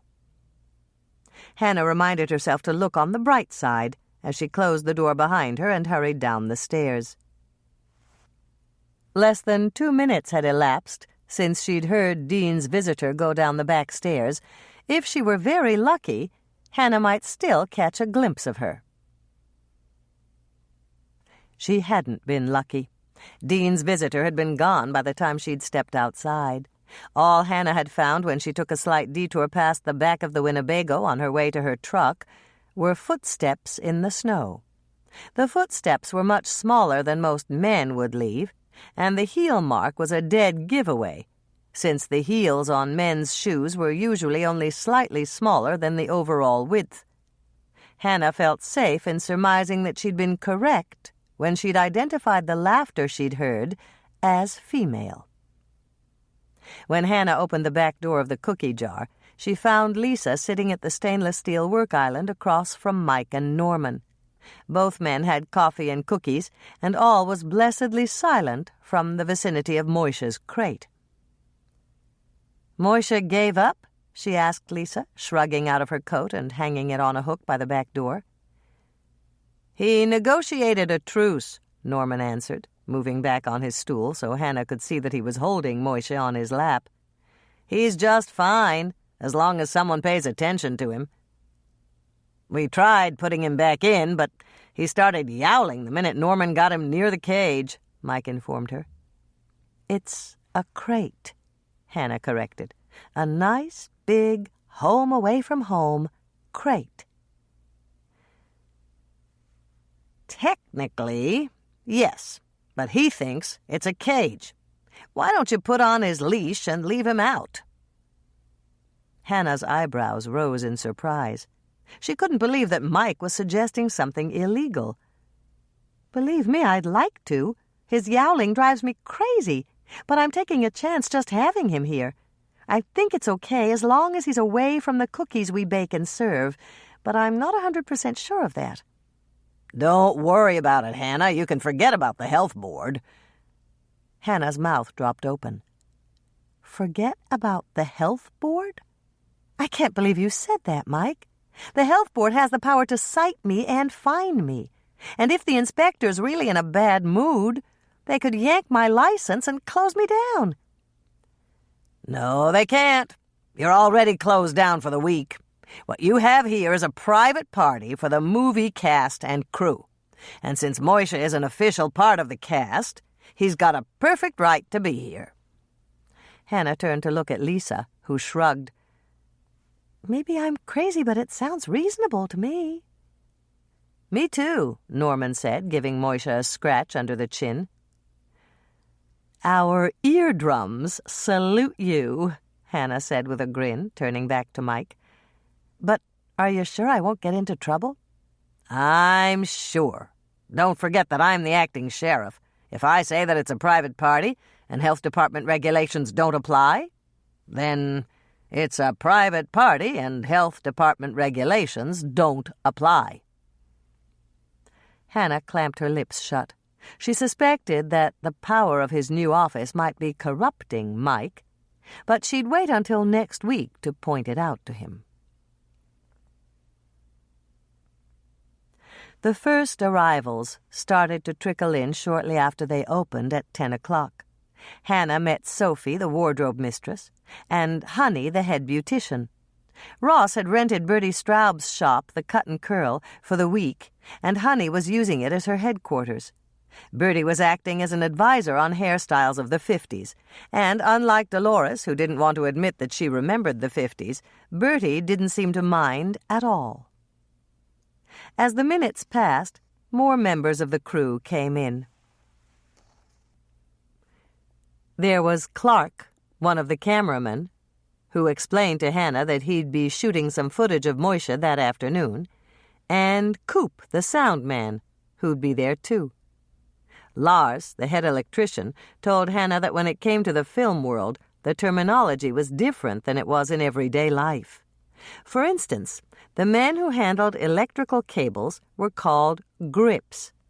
Dom, the assistant director, chimed in to tell her that the people who handled animal actors were called wranglers, even if the animal in question wasn't a horse, and she would be listed in the screen credits at the end of the film, which were called a crawl, as the cat wrangler.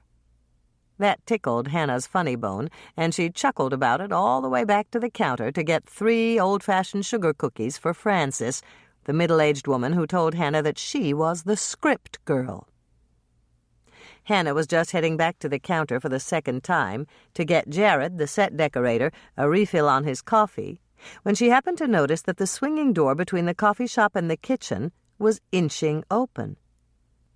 As she watched, an orange and white leg poked out, and a moment after that, Moisha's head appeared.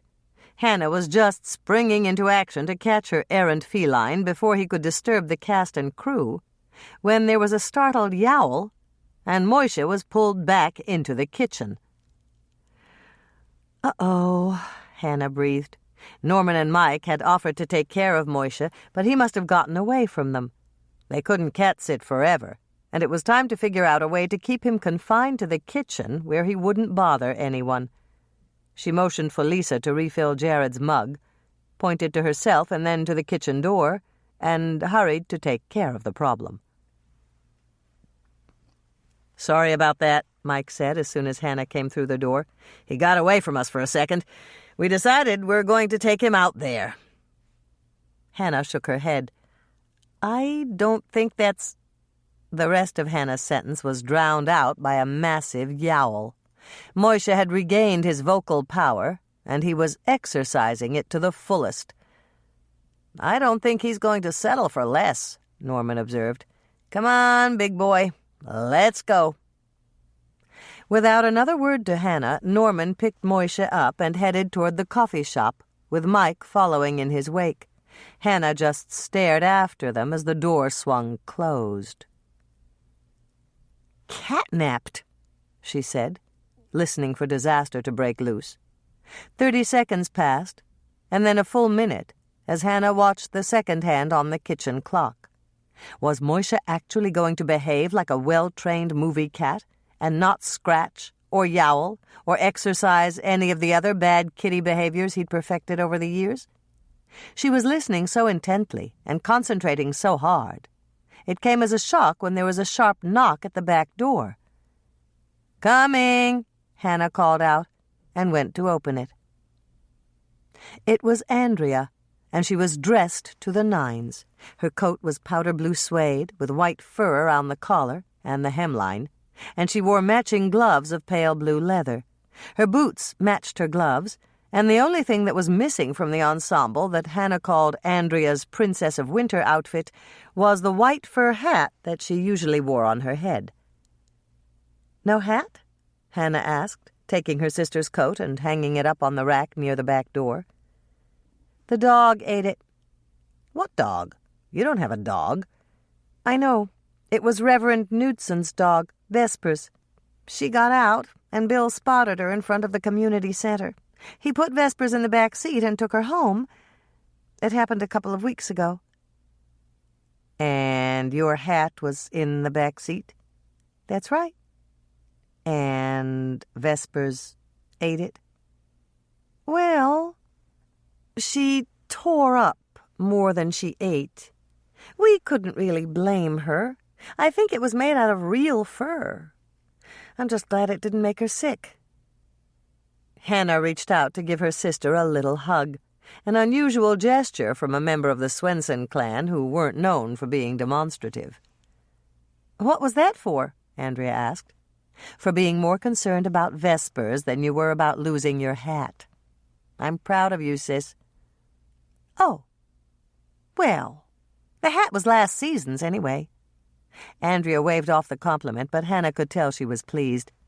How about a cookie for Lake Eden's newest stage mother? Tracy got the part? Yes, and I'm so excited. Mr. Barton called us this morning with the good news. It wasn't just up to him, you know. Mr. Lawrence had to approve her.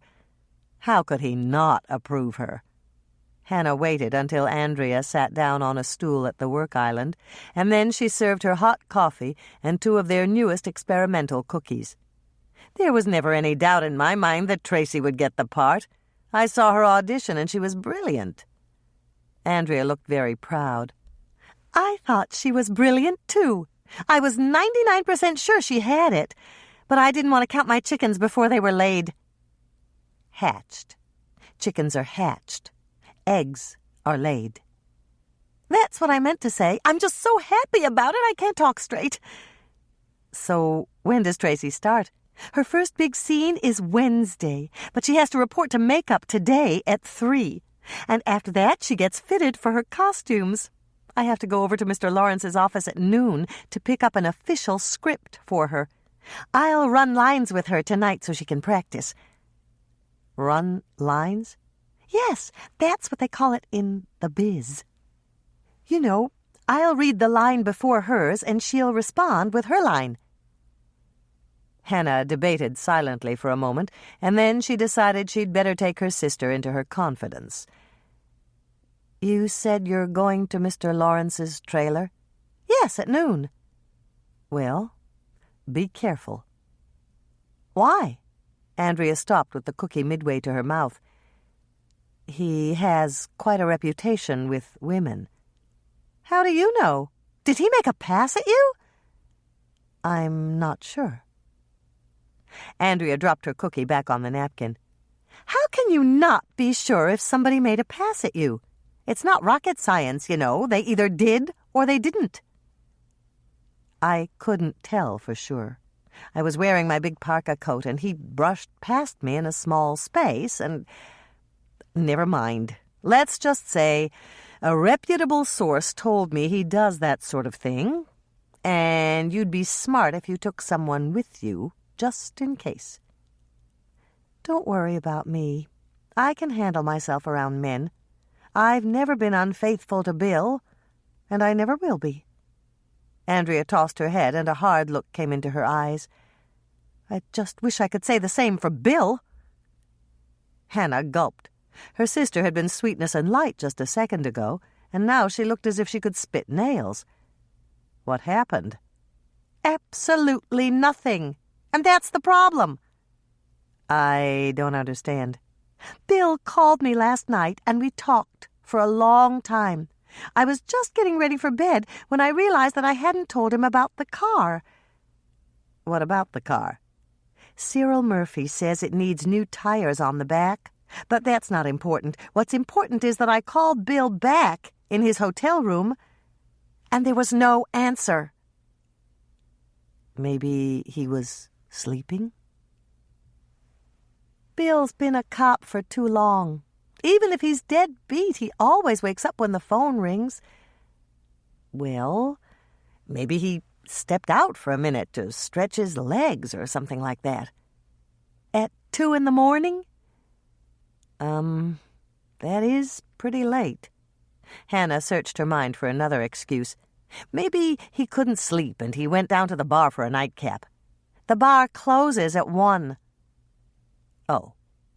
Well, maybe you dialed the wrong number. That's what I thought at first.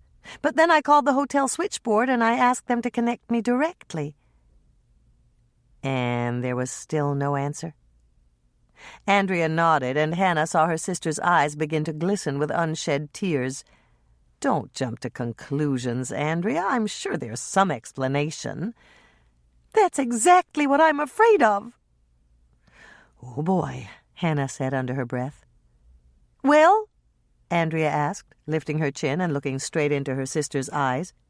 What do you think I should do? There's only one thing to do, Hannah replied quickly. Eat chocolate. Just sit here and try to relax, and I'll get you a whole plateful of cookies. Cherry cheesecake.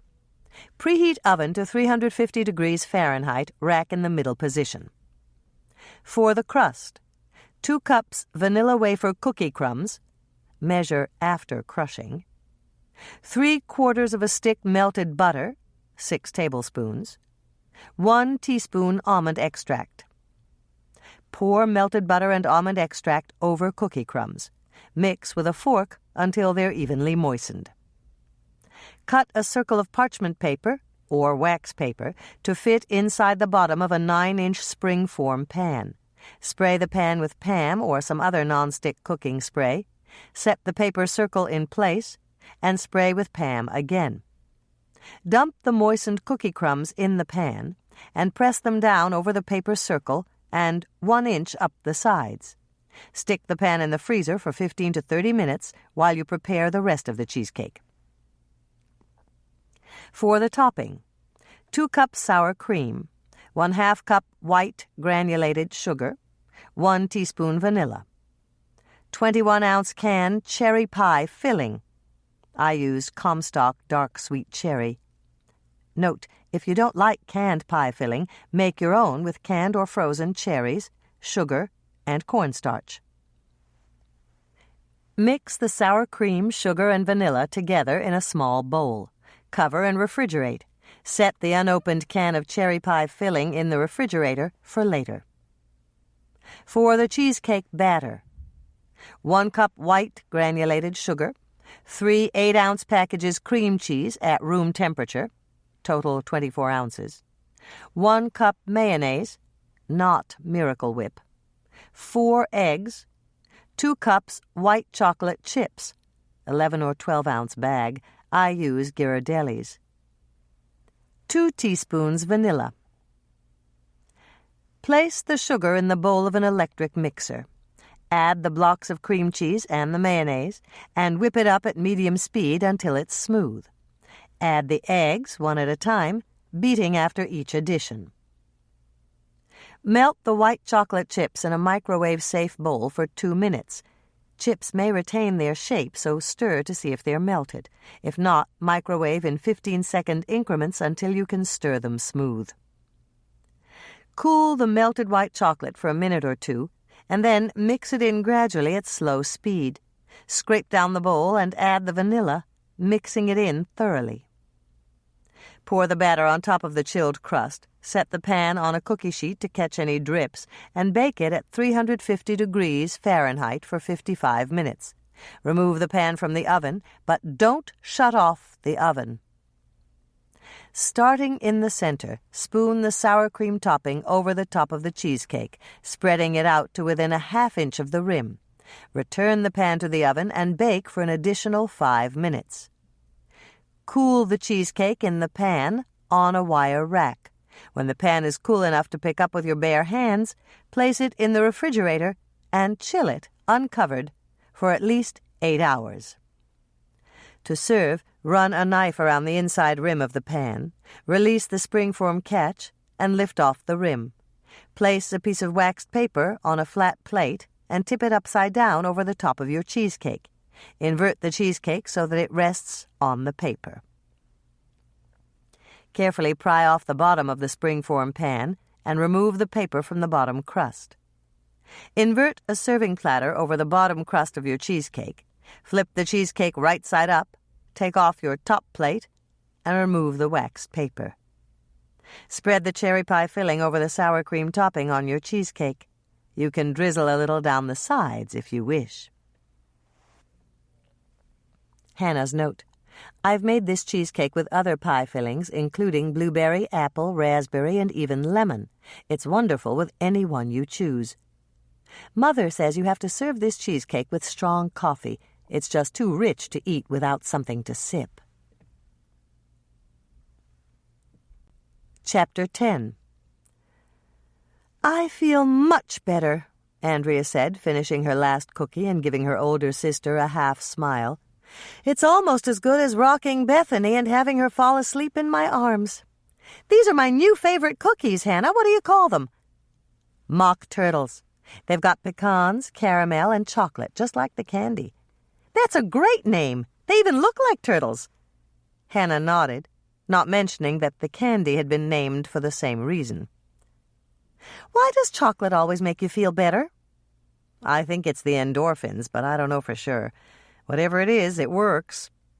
"They should set up a chocolate stand in every courthouse, right outside the divorce court." Uh-oh, Hannah thought, searching desperately for something to say to get her sister's mind off divorce. Maybe Herb should pass out chocolates every time he writes a parking ticket. "It might help," Andrea said, squaring her shoulders. "There's probably a perfectly good explanation, and I'll laugh when I hear it. I just don't know what it is yet." "I'm sure you're right," Hannah agreed, knowing that her sister was still thinking about the unanswered call to her husband in the wee small hours of the morning. "Maybe he left a message for me on my voicemail." Andrea reached for her cell phone, the small leather-bound notebook she used to jot down messages, and the expensive pen that fit in a leather loop on the front of the notebook. "I'd better check."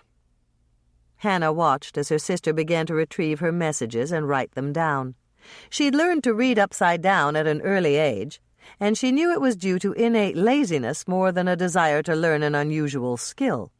One of her responsibilities as Andrea and Michelle's big sister had been to listen to them read aloud before bedtime. They'd always sat cross-legged on the foot of her bed, facing Hannah as she'd rested on the pillows propped up against the headboard. It had been easier for her to learn to read upside down, providing the occasional unknown word for them from her comfortable perch, than to get out of bed and walk around to peer at the page over their shoulders. "Mall, business cards," Andrea wrote in her perfectly formed script at the top of the small page. Then she paused for a moment, the tip of her pen double underlining the underline she'd placed at the bottom of the first message. The pen moved again, and Hannah squinted. It was a lot easier to read printing than cursive, but she persevered. "Formula," the next note read. Unless Andrea had suddenly developed an interest in higher mathematics, Grandma McCann, Bethany's live-in babysitter, must have called to remind her to pick up baby food on the way home. "Uh-oh," Andrea breathed, and Hannah watched as the next notation took form. 3 dozen snacks. Room mothers meeting today." Andrea underlined the word today 3 times for emphasis, and then she pressed a button on the phone and lifted it from her ear. "Hannah, I'm in deep trouble. Could you possibly—" "Sure, if cookies will do it. How about 3 dozen or so?" "That's perfect. But how did you know I needed something?" "I guess the sister-sister radar must be working," Hannah said with a shrug. Andrea frowned slightly, and Hannah held her breath. Had she remembered their bedtime reading and Hannah's ability to provide a word without getting up? But Andrea gave a little shrug, and then she smiled. "You're the best, Hannah. I was going to stop at the Red Owl to pick up some squeezable pimento cheese spread and crackers, but I forgot they'd be closed." "That's okay," Hannah said, trying not to shudder. Her taste buds lumped squeezable cheese spread in the same category as instant coffee. Andrea punched another number on her phone and picked up her pen again. She listened for a moment, and then she began to smile as the tip of her pen formed a heart on the page. A moment later, the phone, notebook, and pen were back in Andrea's neatly organized purse, and she was smiling from ear to ear. "Guess what happened?" "You won the lottery." "No, but it's every bit as good as that. Bill's phone was unplugged. He didn't realize it until he got up this morning, and he was an hour late for his first seminar. He stopped by the desk and chewed them out for not giving him his wake-up call, but they said they did, and he didn't answer. They sent a maid up to his room to check it out, and she discovered that one of Bill's pillows had slipped down behind the headboard and knocked his phone cord loose in the middle of the night." "So you worried for nothing," Hannah said, giving her sister a big smile. "I guess so. I mean, it's the oldest excuse in the book. You know, I was home all night. There must have been something wrong with the phone. But that's exactly what happened. At least, That's what Bill told me." As Hannah watched, Andrea's smile faded, and she began to chew on her lower lip, something she hadn't done, to Hannah's knowledge, since Miss Bruder caught her putting on eyeshadow in the girls' bathroom in 5th grade. "What do you think, Hannah?" she asked, looking up at her older sister anxiously. "Am I a fool for believing a tired old excuse like that?" Hannah didn't even have to think about her answer, since there was only one reply. "Absolutely not," she said. "But what if Bill's lying to me?" "What if he is? Do you want to divorce him?" "No, I love Bill." "Then you have to choose to believe him. Maybe he's lying, and your trust will be misplaced, but that's a whole lot better than not believing him when he's telling you the truth." Andrea thought about that for a long moment. "That makes perfect sense. You're a wise woman, Hannah." "Not really," Hannah said with a smile.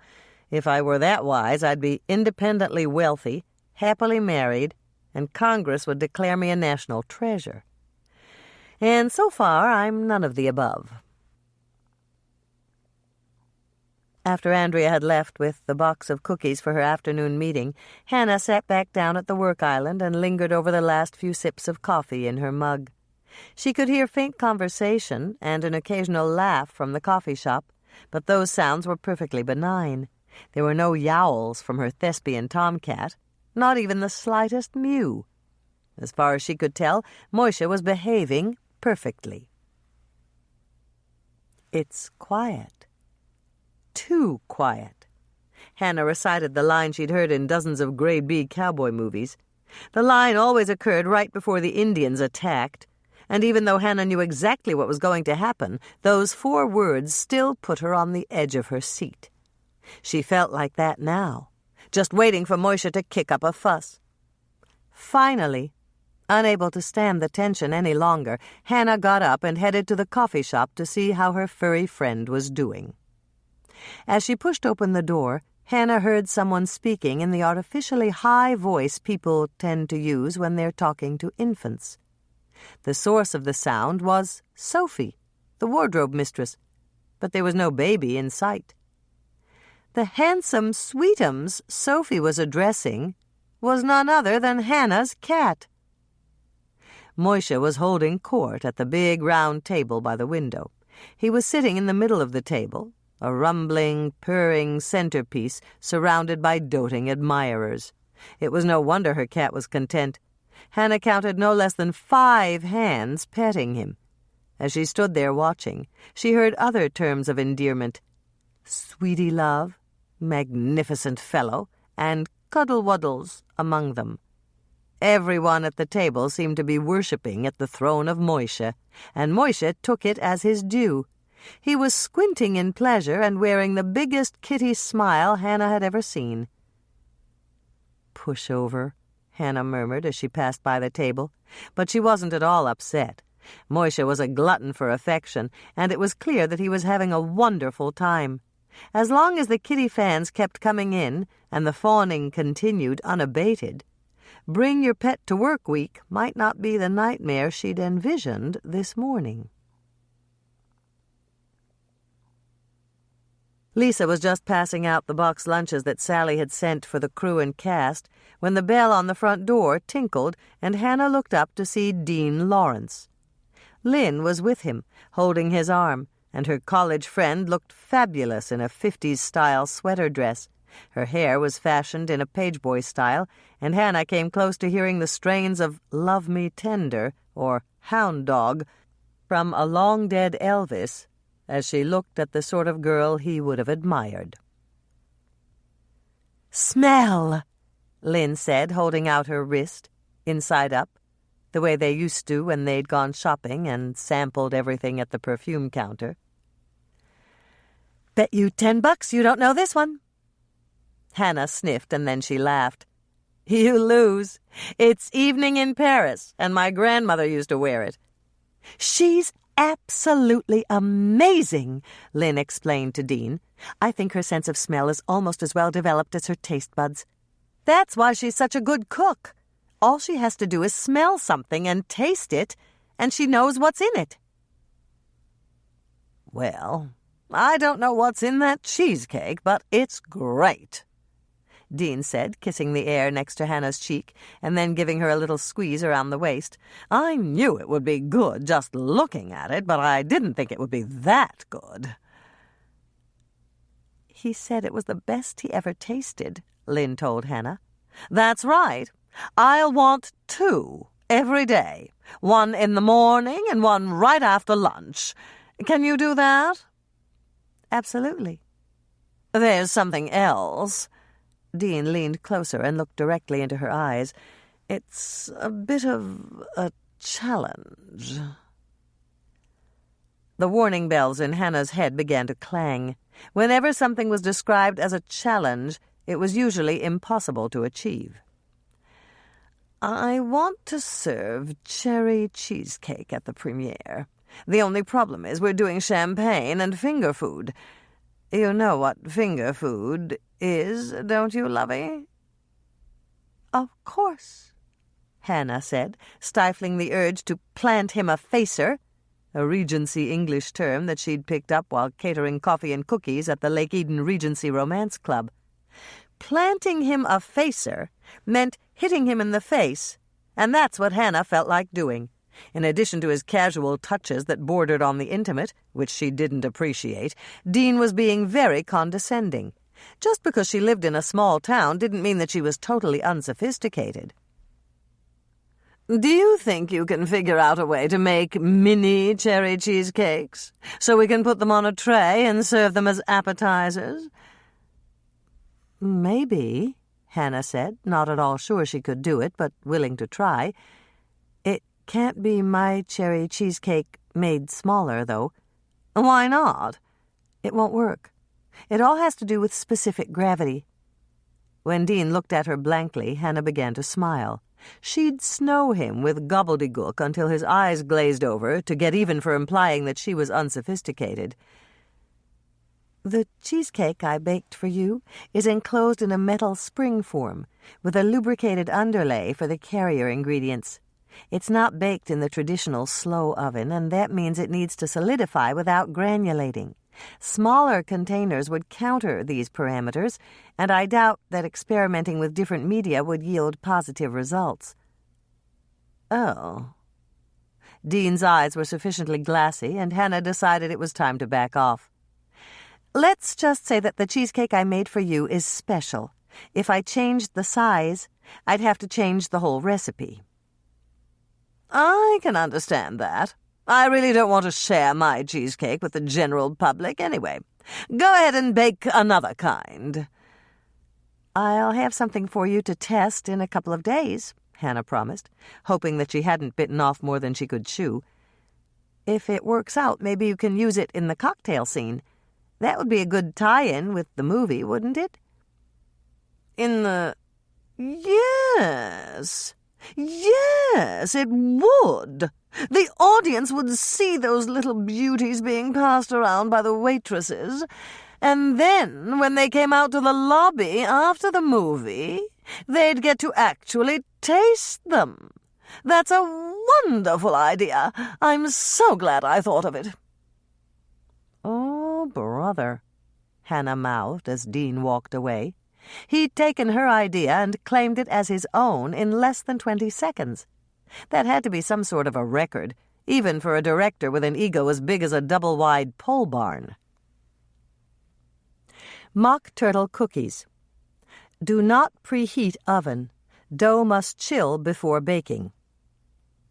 1½ sticks chilled butter, 3/4 cup.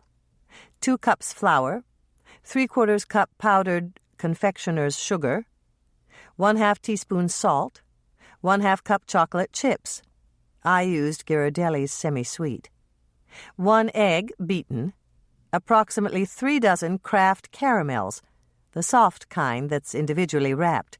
They're about a 1/2 inch square. Cut the butter into 12 pieces and place them in a work bowl. With 2 forks, mix in the flour, powdered sugar, and salt. Continue mixing until the dough is crumbly. Hannah's note: You can also do this in a food processor with the steel blade the same way you'd mix pie crust. It's a lot easier that way. Melt the chocolate chips in a small microwave-safe bowl. I use a glass measuring cup for 40 seconds on high. Stir them to see if they're melted. Chocolate chips may maintain their shape until they're stirred. If they're not melted, microwave them in 20-second intervals until they are. Add the melted chips to the dough mixture. Stir, or process if you've used a food processor, until the chocolate is mixed in and the crumbly dough is a uniform color. Beat the egg in a small cup or bowl and add it to the work bowl.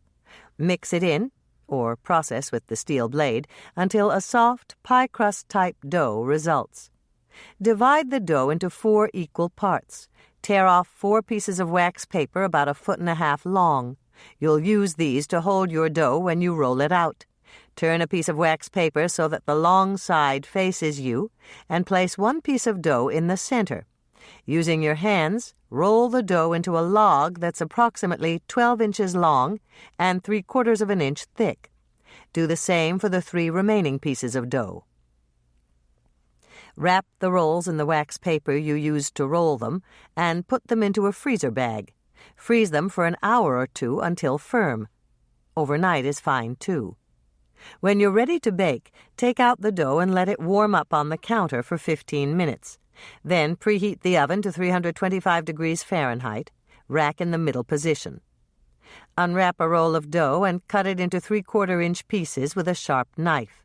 Place the pieces cut side down on a greased or parchment-covered cookie sheet, 12 pieces to a standard-sized sheet.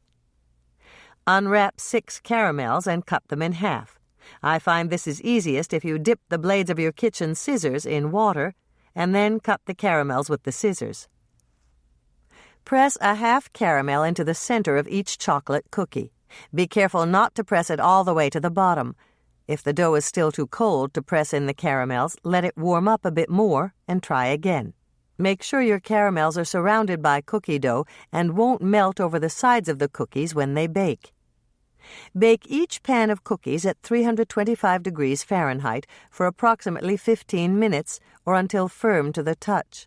Let the cookies cool for a minute or 2 on the pan, and then remove them to a wire rack to complete cooling.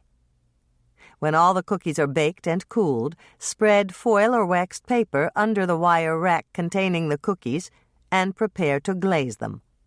I use extra wide foil because it's easy to crimp up the edges and make it into a disposable drip pan. Chocolate glaze.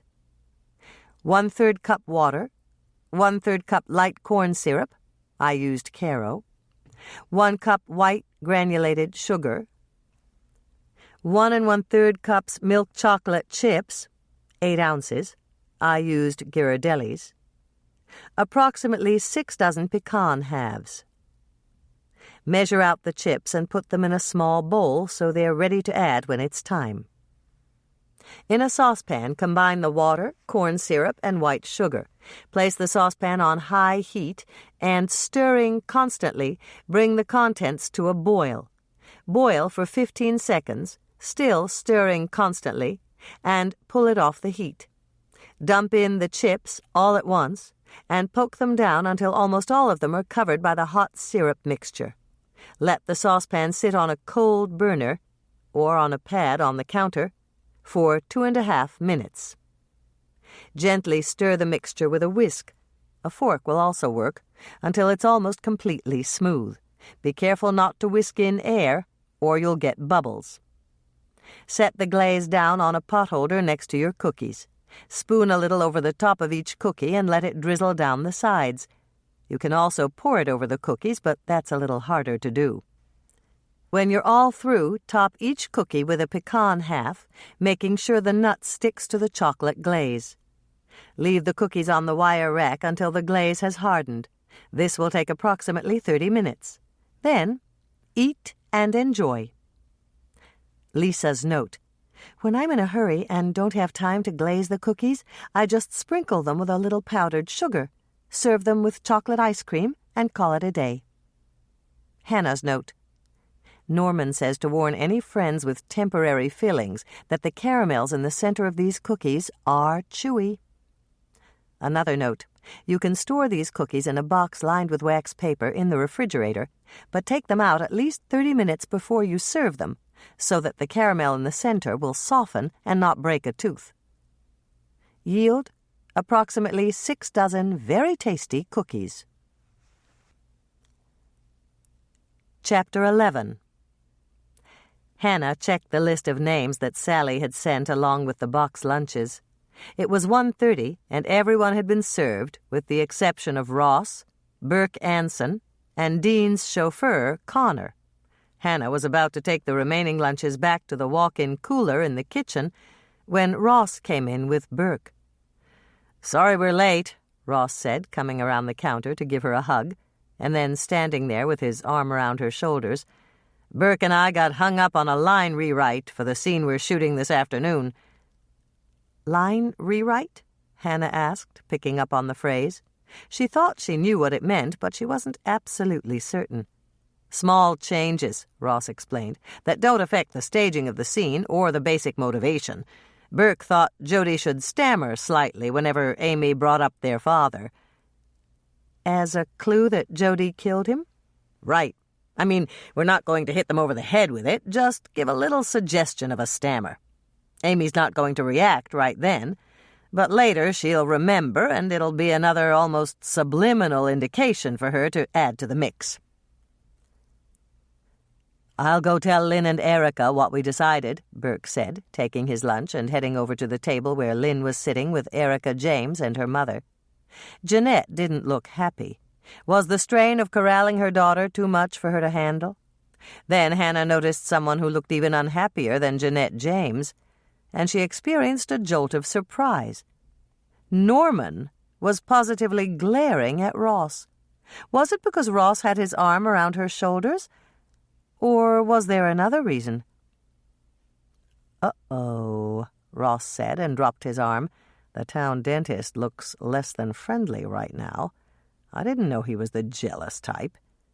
"He isn't. Not usually."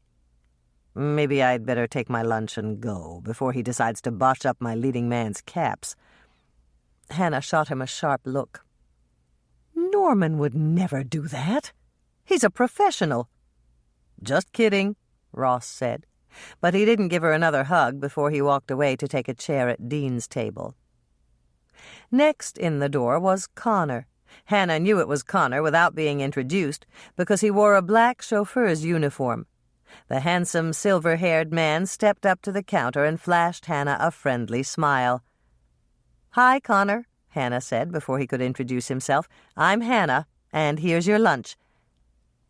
"Nice to meet you, Hannah. I've heard so much about you."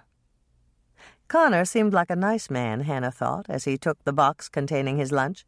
He was just turning to leave the counter when Dean rushed up to intercept him. "Connor!" The director stood directly in front of him, blocking his way. "Did you get a signed release from that Henderson woman so we can use the park?" "No, Mr. Lawrence, I did my best to convince her, but she refused to sign." Dean's eyes hardened into slits, and Hannah could tell he didn't like being denied. "Even after you offered her my incentive?" "Yes, Mr. Lawrence." "Cranky old biddy," Dean muttered. "All right, then. I'll just have to raise the stakes. Do it in increments of 100, until she signs on the dotted line." Connor nodded, and Hannah suspected he'd done this sort of work before. "Yes, Mr. Lawrence. I'll need to know the ceiling." $5 grand. 6 is a deal-breaker. If we have to, we can always move to another location. Remind her that we don't really need her cooperation. The mayor's already given us the go-ahead." "Is that true, sir?" Connor looked uncertain. "I was under the impression that she controlled the land and its use until her death." "She does, but I wouldn't expect a woman who's lived on a farm all her life to know the fine points of law. And if it comes down to the wire, who knows? Some of these local yokels who've got a part in that scene might just take things into their own hands. All we have to do is tell them they can't be in the movie because the Henderson woman won't give us permission to use the park." Hannah did all she could not to gasp as Dean's words sank in, and she realized what he meant. She didn't think he was seriously considering doing away with Winnie Henderson, but he was a callous person to even joke about it. "Try to buy her cooperation for 3, Dean went on. "It's probably more money than she's seen in her whole life. If you can manage that, there'll be a little extra something in your paycheck this week." "Thank you, Mr. Lawrence." Connor stood there waiting for further instructions. "Go do it now. You can eat your lunch later, and don't be late for your scene." "No, Mr. Lawrence." Connor turned to go, but Dean grabbed his arm. "Did you get the Tattingers?" Hannah tried not to react as she recognized the name of the famous champagne. She'd tasted it once at an upscale party and actually priced it out at the mall. Since it sold for more than her car payment, she hadn't purchased a bottle. "Yes, Mr. Lawrence, 2 bottles. They're in your office." "Refrigerated?" "Naturally, sir." "Good man, Connor. Where did you have to go to find it?" "A little place called the Wine Cave at the Tri-County Mall." "Where's that?" "About 40 minutes from here, sir." "Very good. You've been a busy little beaver, Connor. Remind me to give you some time off when we finish up here. And if there's any champagne left, I'll recork it and save it for you." "Yes, sir. Thank you, Mr. Lawrence." Connor waited until his employer had gone back to his place at the table, and then he turned to leave. "Wait a second, Connor," Hannah called him back. "Yes, ma'am." "It's Hannah. You don't have to ma'am me. Since you're working through lunch, would you like a cup of coffee to go?" "Yes, I would. Thank you very much." Hannah filled the largest styrofoam cup she had and clamped on a lid. "Here you go, the best cup of Swedish plasma in the country." "Thanks," Connor said with a chuckle, but he quickly sobered. "I know you heard what Mr. Lawrence said to me, and I just want you to know that I like Mrs. Henderson, and there's no way I'm going to cheat her, even if it means disappointing Mr. Lawrence." "You're a nice man, Connor, and it can't be easy to be nice when you work for Mr. Lawrence." Connor smiled, but he didn't say a word, and Hannah gave him points for that. And then, just because Connor was a nice man who worked for a condescending, unfeeling director who was the total opposite of nice, she stuck her foot in firmly where it didn't belong. "If you have any trouble convincing Winnie to sign that release form, come and get me. I know her, and maybe I can help." "Mini cherry cheesecakes?" Lisa asked, repeating what Hannah had just told her. "That's right. He said he needs something that can be passed around on a tray at the premiere. They're doing all finger food." "So we've got a while to come up with a recipe?" Hannah shook her head. "All we have is 2 days."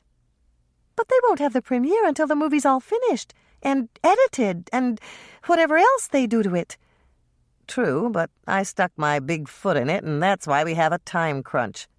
I suggested that they use the mini cherry cheesecakes in the cocktail scene, and then there'd be a tie-in with the premiere." "That's a great idea. So Mr. Lawrence must have liked it a lot if he's going to do it." "Oh, he loved it," Hannah said, giving a wry grin. "He loved it so much, he stole it." "Stole it? What do you mean?" By the time we were finished talking, he was saying that it was his idea. "That figures," Lisa said, shaking her head. "He isn't the type to give anyone else credit. I knew he wasn't a nice person 5 minutes after he sat down at the table." "How did you know that?"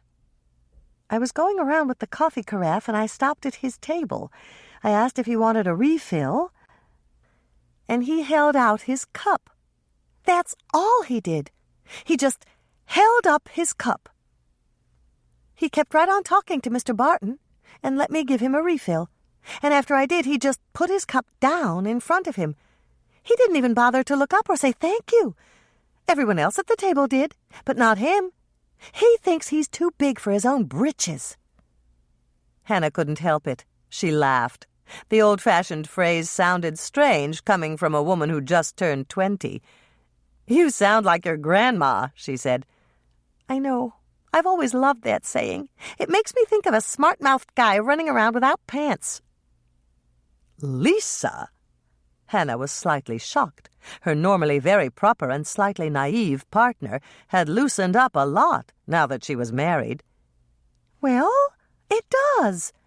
Not that I'd like to see Mr. Lawrence that way."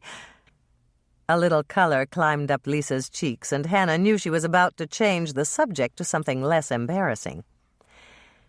"So we need those mini cheesecakes by Wednesday?" "That's right. Do you have any ideas?" Lisa looked thoughtful for a moment. "Let me work on it, Hannah. I've seen something like that, and I think my mother used to make them. I'll look through her recipe file, and if I don't find it there, I'll ask Dad if he remembers." "Do you think he might?" Hannah asked, hoping that Jack Herman's memory would come through for them. He'd taken part in an Alzheimer's study, and the cocktail of 3 new drugs he'd tested had helped tremendously. "Maybe," Lisa said, shrugging slightly, "and maybe not. We'll just have to wait and see. I hope he does, because it makes him so happy when he remembers something." As Lisa refilled the carafe with hot water and stocked up on tea bags for the tea drinkers who wanted a second cup, Hannah thought about what she'd said. The comment was typical of her kind-hearted partner, who saw life's cookie jar half full instead of half empty. Of course, Lisa wanted to track down the recipe, but that was less important than making her father happy. "Hannah?" Hannah turned from the kitchen counter where she was restocking one of the serving jars to see Norman standing just inside the swinging door. "Do you have a minute?" he asked. "That's exactly what I've got, 1 minute. We're out of cookies and Lisa's waiting for these. Just let me carry them out to her and I'll have a lot more than 1 minute." "I'll help," Norman said, picking up 2 of the jars, one containing molasses crackles and the other filled with boggles. Hannah grabbed the jar with Lisa's white chocolate supremes and the one filled with cinnamon crisps, and off they went to the coffee shop. With both of them carrying, it took only 3 trips to deliver the cookies. When they came back to the kitchen for the final time, Hannah poured them both a cup of coffee from the kitchen pot, and they sat down on stools at the work island. "I don't like Dean Lawrence," Norman said out of the blue. "Neither do I. He's the type of person that makes me appreciate exposure at the city gates." Norman, who'd looked very serious up to that point, started to laugh. "He must have really gotten to you." "He did." "How?" Hannah ticked the reasons off on her fingers. "He's arrogant, condescending, and callous. He thinks Winnie Henderson is dumb just because she lives on a farm, and he called the people who live in Lake Eden local yokels. He steals other people's ideas, he has no respect for anyone, and to top it off, he thinks he's irresistible to women." "But other than that, you like him okay?" Hannah's jaw dropped open, and then she giggled, something she hadn't done since 7th grade. Norman was being sarcastic, and she'd fallen for it. "You got me, Norman." "If only I did." Norman sounded very serious, and Hannah's giggles stopped abruptly. "That's one of the reasons I followed you into the kitchen. I need to talk to you in private." Hannah's early warning system activated. If Ross was right and Norman was jealous, that jealousy might prod him into another declaration. "You're not going to ask me to marry you again, are you?" "Not today. My ego's had all it can take for the month. This is something different." Hannah discovered she'd been holding her breath without realizing it, and she exhaled quickly. "What is it, Norman?" "Remember that letter you found in Lucy Richards's desk? The one I said I'd let you read if I ever asked you to marry me?" Hannah started holding her breath again, and this time it was deliberate. Of course she remembered the letter. It had come from the Seattle Police Department, and it had just about killed her not to open it. After she'd handed it over, still tightly sealed, Norman had told her it held information about him that might just kill his mother if it were to be made public. And while this information might not put him out of business in Lake Eden, it would certainly change his patient's opinion of him. "You remember the letter, don't you, Hannah?" Norman prompted. Yes, I do," Hannah managed to say, and a tingle of apprehension ran through her. Was Norman going to tell her his secret at long last? "Well, I didn't let you read the letter before I proposed, and I need to know if that's why you turned me down." "No," Hannah said, quite honestly. "The letter had nothing to do with my decision. I just chose not to choose right then. I explained all that down at the cafe." "Okay. I just had to check. It was really bothering me. I figured if that letter was the only thing standing between fried egg sandwiches at my bachelor kitchen table and happily ever after with you, I'd bite the bullet and publish the darned thing in the Lake Eden Journal." Hannah's eyes widened. "But you said it would just about kill your mother." "I didn't mean it literally. It would embarrass her a lot, but I'm pretty sure she'd get over it eventually." "You'd take a chance like that?" "Yes, if you'd marry me." Hannah was silent for a long moment. She knew Norman adored his mother, but he must love her even more. She was tempted, sorely tempted, to say yes, but she couldn't. "Hannah, should I take that letter to Rod at the paper? I really will do it, you know." "I know, and that's very sweet. But I can't marry you." Hannah saw Norman's face fall, and she softened her response. "At least, not yet." Chapter 12. "Ouch!" Hannah yelped, staring down at her pet in surprise. Moishe's ears were back, and his fur was beginning to bristle. She might have followed her earlier ouch with something a bit more colorful, but it was Tuesday. Moishe was filming his second scene in Crisis in Cherrywood, and she was sitting in a pew at Holy Redeemer Lutheran Church. Even though Moishe's claws were needle-sharp and her thighs stung from the punctures, swearing would not have been appropriate. "He's nervous," Norman said, collecting Moishe from his perch on Hannah's lap. "I'll take him outside and walk him around a little. Just come and get me when they're ready for him."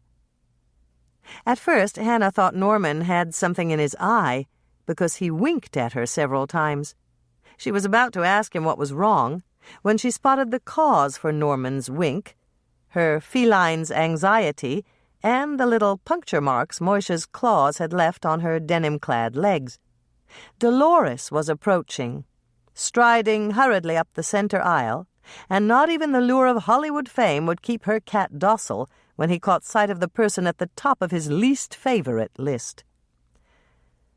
"Hello, Mother," she said, giving Norman the high sign to skedaddle, and then patting the pew beside her. "Have a seat." "Thank you, dear. I know I'm early, but I wanted to see Moishe's scene. I missed out yesterday." Now, this is a fine pickle, Hannah thought, using her father's term to describe a dilemma. She had to think of some way to get her mother as far away from Moishe as possible. "I'd love to have you watch," Hannah said, clutching onto the first excuse that occurred to her, "but Tracy's going to be disappointed." "What do you mean? Andrea told me that Tracy's first scene isn't being filmed until later tomorrow." "That's true, but they're working on her hair and makeup right now, down at the Cut and Curl. And after that, she's being fitted for her costumes. I just naturally assumed that you'd want to be there, especially since Bill's in Miami and Andrea's dealing with all these stage mother things alone." "You're absolutely right. Thank you for telling me, dear." Dolores rose to her feet with a grateful smile. Of course, she'd never say anything, but with Bill gone and all, she's bound to want someone with her. Not to mention how much better Tracy would feel with Grandma there. Hannah watched her mother rush out, and she gave a huge sigh of relief. She was free at last, but she'd have to pay the price. Once Andrea figured out what had brought Dolores descending on them like a cloud of locusts, she'd owe her sister a whole batch of cookies and then some. "Incredible," Clark said, turning to Hannah with a smile. "Just look at that. He's giving me his best profile." Hannah smiled and nodded. She wasn't sure what else to do. It was true that Moishe was being amazingly cooperative, holding the poses that Dean called for, and not moving until he said that it was a wrap. "Only one more to go," Dean said, motioning to Erica, who was waiting in the front pew. "Hannah's going to put him in your lap. When she's out of the scene, pick him up in your arms and take him with you when you walk up to the coffin to view your father. Stand there for a minute looking sad, and then go back and sit down." Hannah placed Moishe on Erica's lap and waited for the fireworks to start. Moishe didn't like being held by people he didn't know, and she hoped the movie company had plenty of insurance. But when Erica picked Moishe up and cuddled him to her chest, something Hannah was sure would earn her a royal slashing with both front and back claws, her cat surprised her so much she gasped out loud. Instead of lashing out, Moishe gave Erica his best kitty smile, the one where his eyes turned to slits and his cheeks rounded out. And then he let her lug him up to the casket, held in a position that Hannah knew couldn't possibly be comfortable. When she lifted him up so that he could see inside, Moishe licked her cheek, just as if he knew he was supposed to comfort her. Was her cat an actor? Most assuredly. If Moishe hadn't been dreaming dreams of stardom, he would have torn the expensive black silk suit Erica was wearing to shreds. "I've got a lead, Hannah!" Lisa rushed up to her the moment Hannah came back into the cookie jar. "That's nice," Hannah said, plunking Moishe down on one of the tables and tethering his leash to the leg. "A lead on what?" "The mini cherry cheesecake appetizers. Dad didn't recall them when I asked him last night, but this morning he remembered that Mom got the recipe from a neighbor, Mary Hutchinson. She lived across the street from us at the end of the block. But Mary and Marv moved to Iowa, and I don't have a forwarding address. Who do you think might—" Lisa stopped speaking in mid-thought and began to smile. "Andrea." "Yes, Andrea might know. She's sold a lot of houses in Lake Eden, and I'm sure the seller has to leave a forwarding address." "And we can ask her, because she's here right now." Lisa motioned toward the door, and Hannah turned to see her sister opening it. Andrea looked about as far from happy as anyone could get, and for a brief moment Hannah was puzzled. Then she remembered sending their mother to the cut-and-curl to advise Andrea on Tracy's makeup and costumes. It had taken less than an hour, but the chickens had come home to roost. Her stylish sister had a frown on her face that looked every bit as rugged as the topography of the Pyrenees. Andrea was loaded for bear, and Hannah harbored the unfortunate suspicion that she was Ursa Major. "Well, all right," Andrea conceded, choosing another of the chocolate truffles Hannah had stashed in the walk-in cooler for precisely this type of emergency. "I guess I forgive you, but it was a dirty trick, fobbing Mother off on me that way." "I know. It's just that I don't like pain, and Moishe was grating the skin on my legs like lemon peel." "That sounds painful," Lisa said, giving Hannah her next line. "It was. And I figured maybe Mother would relieve you and you could come over and see Moishe act." "I just came from the church and Reverend Knudsen told me you'd already left. How did Moishe do?" "He's a natural-born actor. At least that's what Dean called him." "I figured he would be.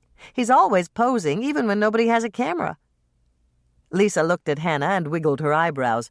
Hannah wiggled back in a silent signal that Andrea was calm enough to answer their question. "We need some information, Andrea," Hannah told her, "and you're the only one who can help us." "I am?" "That's right. Do you remember who sold the Hutchinson house, kitty corner from Lisa's old house?" "I sold it. It was my first sale as a real estate professional." "Wonderful!" Lisa gave a relieved smile. "Do you happen to know where the Hutchinsons moved?" "Someplace in Iowa. Do you need the street address?" "Yes," Hannah said. "Mary has a recipe for mini cherry cheesecakes, and we need it for the cocktail scene in the movie." "Okay, just hold on a second and I'll get it for you." To Hannah's surprise, Andrea took out her cell phone and punched in some numbers. While she was waiting, she took out her pen and her leather-bound notebook and turned to a blank page. "I'm connected. Hold on," she said to Lisa and Hannah, and then she punched in more information on the phone keypad. There was another wait, and then Andrea started to write on the paper. When she was finished, she punched another couple of numbers and switched off the phone, dropped it back in her purse, and handed the page to Lisa. "Here you go. I got the phone number, too." "How?" Hannah asked, staring at her sister in amazement. "You didn't say a word." "That's because I wasn't talking to a person. I didn't feel like running back out to the car to get my laptop, so I used my cell phone to connect to the state real estate board's central computer. That's where all the information is stored." "You can do that?" "Of course. You really ought to keep up with things, Hannah. Technology's great, and you're still stuck in the dark ages." "Right," Hannah said, looking around her and realizing that her sister had a point. All but one table was filled with afternoon coffee drinkers, and at least 3 out of 5 people were talking on a cell phone. She counted 4 laptop computers, and only one person was making notes with a pen. "At least get a computer. Everybody's got a computer. They make life a lot easier." "Maybe," Hannah said. "I can see where you need one, but I'm still not sure about me. I'll make you a promise, though." "Okay, what?" "The day that Mother gets a computer, I'll get one, too." "Oh, sure, like that's going to happen." Andrea gave a short little laugh, and then she turned to Lisa. "Go and call Mary now." "But it's time for me to go around with the coffee carafe." "I'll do it for you," Andrea volunteered. "Go ahead and make the call, and tell Mary hi from me." Hannah tried not to show how surprised she was as Andrea got up to don an apron. Her sister had never been this eager to wait on tables before. "You don't have to, you know. I can—" "No, I want to," Andrea insisted, picking up the coffee carafe and bending close so that only Hannah would hear. "I want to find out if that trick you're always talking about really works." For a moment Hannah was puzzled, but then she figured it out. "You're talking about the invisible caterer trick? The one where people keep right on talking, even if it's really private, just as if you're not right there filling up their coffee cups?" "Yes. Then I'll have some really juicy movie gossip to tell Bill when he calls tonight." Hannah was amused as Andrea went off to refill coffee cups and gather gossip. She got herself another cup of coffee and sat behind the counter trying to relax. She'd been nervous all day, even though Moishe had been on his best behavior and his scenes had gone off perfectly. It wasn't her cat she was worried about. It was Mike and Norman. And Ross. She thought about Ross, wondering what effect a romance with him would have on the existing triangle she shared with Mike and Norman. Would one more person turn it into a square? Or perhaps a box? It was certainly true that she'd boxed herself in by dating 3 men. That brought up another image, and Hannah frowned slightly. She'd seen the legendary French mime Marcel Marceau perform his routine of a person inside a glass box. Now that her triangle had changed into a box, was she the person inside? Trapped there until she chose the right man for her husband?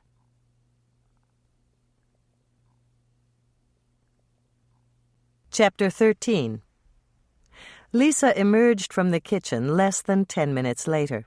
She was waving a piece of paper and wearing the broadest smile Hannah had ever seen. "You got it?" Hannah guessed, already knowing the answer. "You bet I got it," Lisa announced, sliding into her chair. "These are just perfect, and they're hardly any work at all. They're made in cupcake papers, and they use store-bought vanilla wafers and cherry pie filling."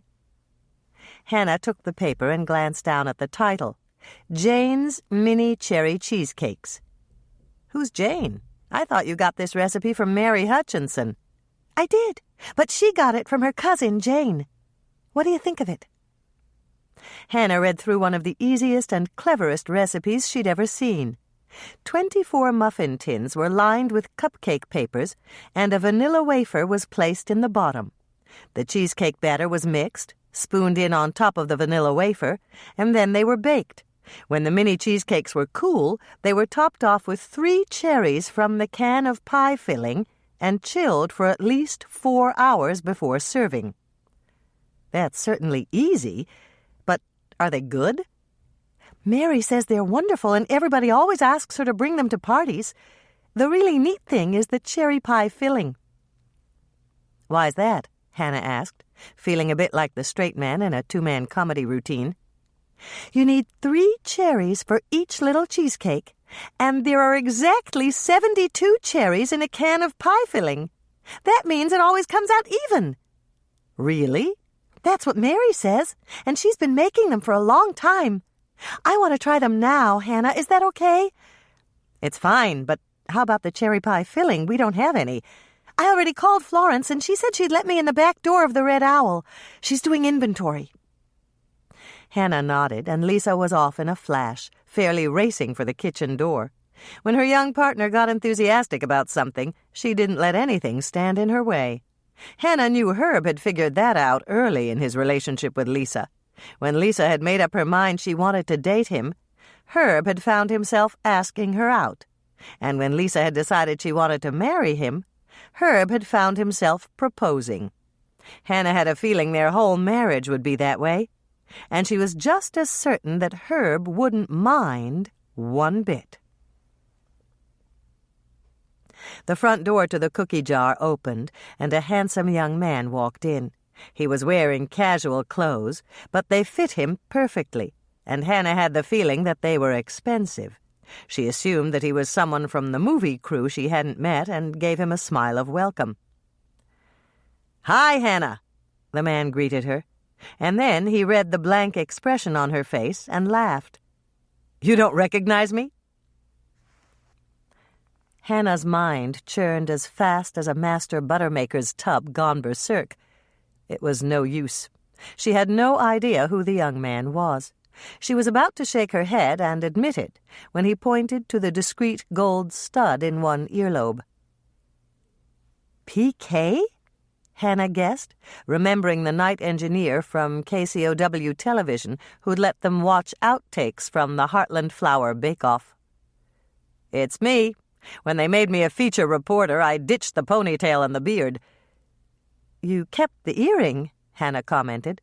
"Yes, but I had to tone it down a little. The diamond was too flashy for the camera. This one's brushed gold."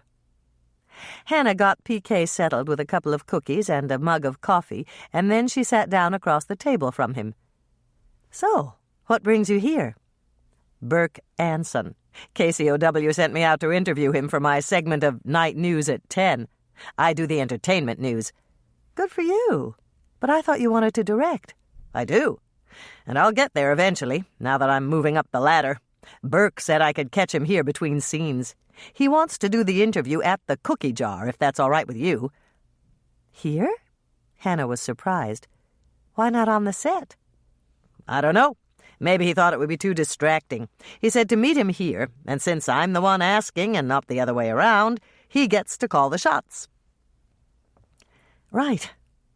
Hannah wondered why she didn't get to call the shots, especially since Burke wanted to use the cookie jar for a backdrop without even asking her.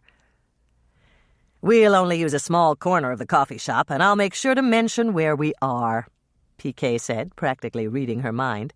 "It'll be good advertising for your business. And Dee Dee will do it, too. You know how she gives teasers before the commercials? You mean when she announces what's coming up next? Exactly. PK cleared his throat and went into a credible imitation of Dee Dee Hughes, co-anchor of Night News. Stay tuned for an exclusive interview with Burke Anson at the Cookie Jar in Lake Eden right after these words from our sponsors. Hannah laughed. PK had mastered Dee Dee's voice perfectly. Do you need me to move tables or anything? No, my cameraman and I can take care of that when Burke gets here. What's your take on him, anyway? Burke? Hannah asked, stalling for time.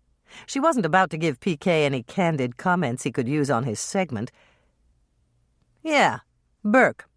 What do you think of him?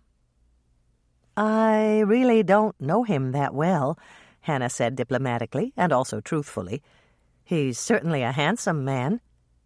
That's what my girlfriend says. And I heard that he was a good actor. I heard that too, but I also heard that he's not exactly buddy-buddy with Dean Lawrence. I haven't heard anything about that, Hannah said, also truthfully. Nothing? Nothing, Hannah insisted, shaking her head. And you'd tell me if you'd heard? Hannah shook her head again, and PK laughed. I didn't think so. You're a reporter's nightmare, Hannah. You don't gossip. I try not to, Hannah said. I wouldn't be in business long if I repeated everything I heard. As if on cue, Andrea came rushing over with her coffee carafe. Guess what I just heard? Sophie, she's the wardrobe mistress, told me that Tracy's costumes were just beautiful. Hannah interrupted what she feared was about to be a juicy tidbit. I know. She told me this morning. Here's an old friend you probably won't recognize, Andrea. Now it was Andrea's turn to interrupt. PK, it's really good to see you again. How did you recognize him when I didn't? Hannah wanted to know. The KCOW logo on his company pin. I noticed it that night we watched the outtakes of the Heartland Flower Bake-Off. PK's pin has a purple O, and everybody else's O is blue. You're right. PK sounded pleased. They gave us pins for Christmas 2 years ago, and somebody goofed on this one. They wanted to send it back and get another one for me, but I said I wanted it because it was different. Hannah stared at the tiny logo pin and shook her head in disbelief. It was so small she hadn't even seen it. Andrea had not only seen the pin, she'd also noticed that the color on one of the letters was incorrect. Her sister had amazing powers of observation when it came to clothing and fashion. So, what are you doing now, PK? Andrea sat down in the chair next to Hannah's. I'm the entertainment reporter on Night News at 10. I see, Andrea said, flashing Hannah a grateful look. I haven't watched the news for a while. I'll have to tune in. So, how do you like having a movie filmed practically in your backyard? Andrea laughed. It's not even close to my backyard, but it's in our mother's store. They're using Granny's attic for a set. Really? PK pulled out a notebook and made a note. I heard that they were casting some locals. Did anyone you know get a part? We know everyone who got a part, Hannah couldn't resist saying. This is Lake Eden. It's not that big. PK looked a little sheepish. True. How about the big parts? Do you know the little girl who was cast? Andrea looked at Hannah, and Hannah looked right back. There was a breathless moment where Hannah waited for Andrea to say something, and Andrea waited for Hannah to say something. The silence stretched out for several heartbeats, and then they both burst out laughing. What's so funny? My daughter, Andrea said. My niece, Hannah replied. And then both of them started to talk at once, telling PK about how he should interview Tracy and how she was bound to be famous when Crisis in Cherrywood hit the theaters.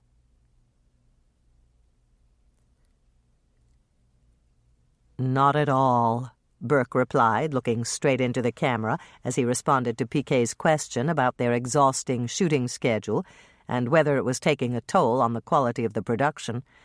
Our director, Mr. Dean Lawrence, won't let us get by with anything less than our best performance." Hannah hid a grin. Burke was flattering the bad boy director outrageously. So much for the rumor that Burke and Dean didn't get along. She listened to PK's next question, something about their full-dress rehearsals, but before she could hear Burke's answer, Andrea summoned her from the kitchen doorway. "What's wrong?" Hannah asked when she saw her sister's expression. Andrea looked panic-stricken. "PK wants to interview me next. I said yes, but now I wish I hadn't. What am I going to say?" "He'll ask you a question. All you have to do is answer it." "But what if I don't know the answer?" "You're panicking for no reason, and it's time to buck up. Come on, Andrea. Don't forget, you're a real estate agent." "You're right," Andrea said, and she squared her shoulders. "I'm a real estate professional, and what I don't know, I can make up. They taught us how to do that in real estate college." "You mean to call something a gourmet kitchen if it's got a spice rack on the wall? And to say a house is cozy if it's small and cramped?" Andrea's mouth dropped open, and then she started to laugh. She laughed so hard, tears rolled down her cheeks. "You really shouldn't say that, Hannah. You're making fun of my chosen profession." "Well, maybe I am. Just a little. But I'll bet you're not nervous anymore." "Of course I'm nervous. I'm so nervous I could—" Andrea stopped speaking and gave her older sister a wide-eyed look. "You're right. I'm not nervous anymore. How did you do that?" "You can't be nervous and amused at the same time. They're both powerful emotions, and one overrides the other. If your sense of humor kicks in, you lose your case of nerves. At least, according to the professor who taught the psychology class I took in college." "Fascinating," Andrea said, giving Hannah a probing look. "What else did he say? Are there any other emotions that cancel each other out?" "There's another pair that I remember. He said you can't be angry and amorous at the same time." "Amorous?" "You know," Hannah said, and then she made little kissing noises.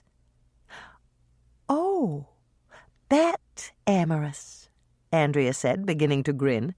"Thanks for telling me, but I think I already knew that. It must have been instinctive." "You're probably right," Hannah said with a laugh. Her psychology professor had insisted that particular phenomenon was the secret of any happy marriage. "All the same, maybe I'd better put it to the test," Andrea said with an impish smile.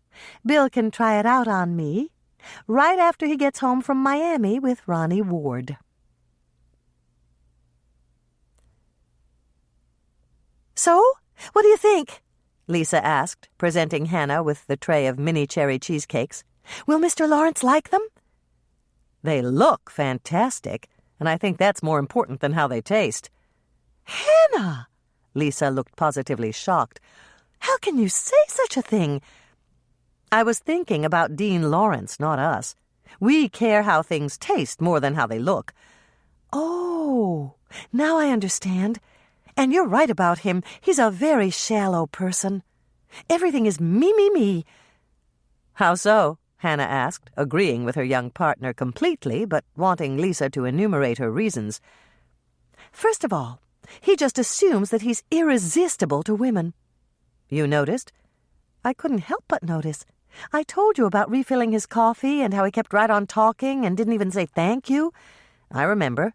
"Well, that was better than what happened just a couple of minutes ago when I went around with the coffee carafe again." "What happened?" "He made a pass, and I won't go into detail. Let's just say he doesn't know how to keep his hands to himself. I wasn't expecting it, and it startled me so much. I almost poured hot coffee down his collar." "Maybe you should have." Lisa giggled. "Maybe you're right. If he ever does it again, I'll figure out a way to let him know it's not appreciated. But there's another thing about him I noticed." "What's that?" "He believes that appearance is more important than substance. That's the earmark of a charlatan. Or a magician. It's all an illusion, and it's all accomplished by misdirected attention. Smoke and mirrors. You know what I mean, right?" Hannah stared at her partner with new respect. "That sounds right to me, but how do you know that?" "Herb's an amateur magician. He says he's not good enough to take his act public yet, but he's done a few tricks for me, and I think he's simply fantastic.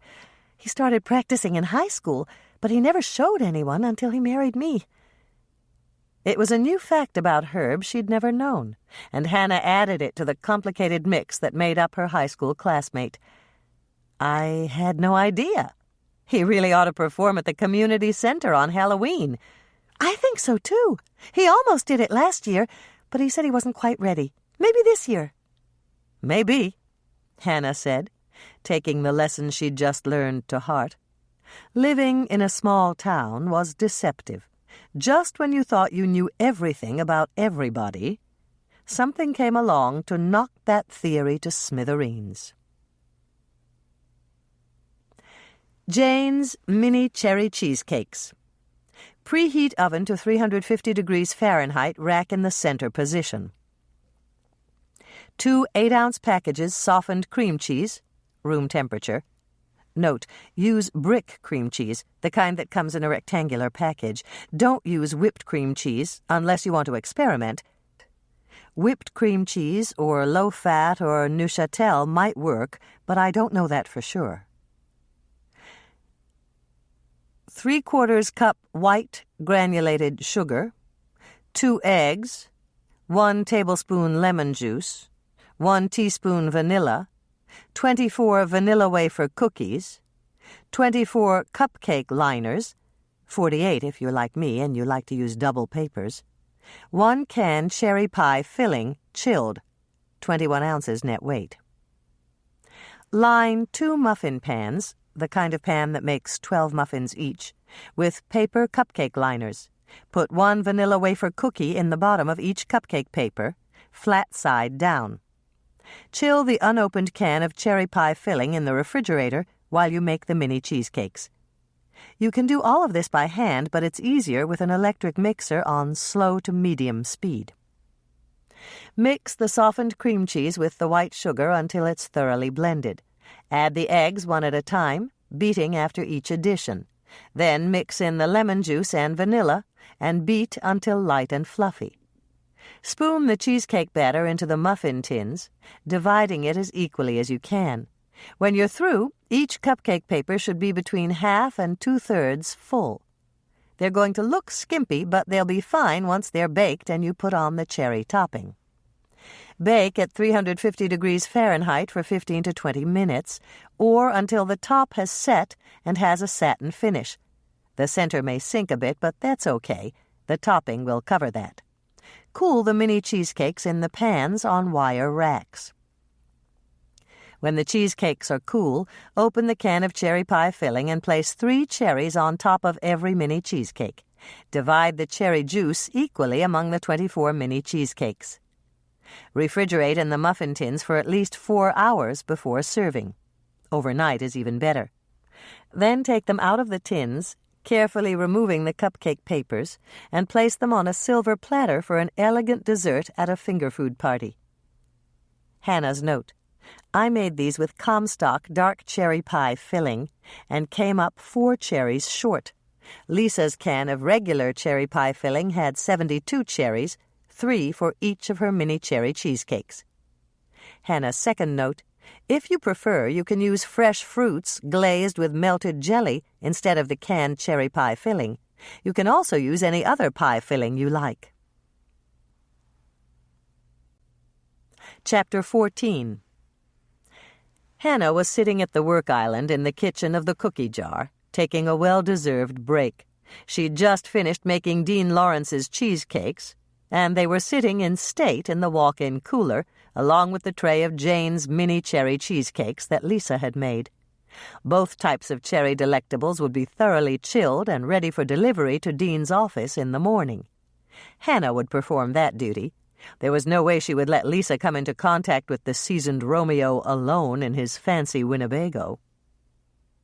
A chuckle escaped Hannah's throat as she thought of what would happen if Lisa delivered the goodies, and the bad boy director made another pass at her.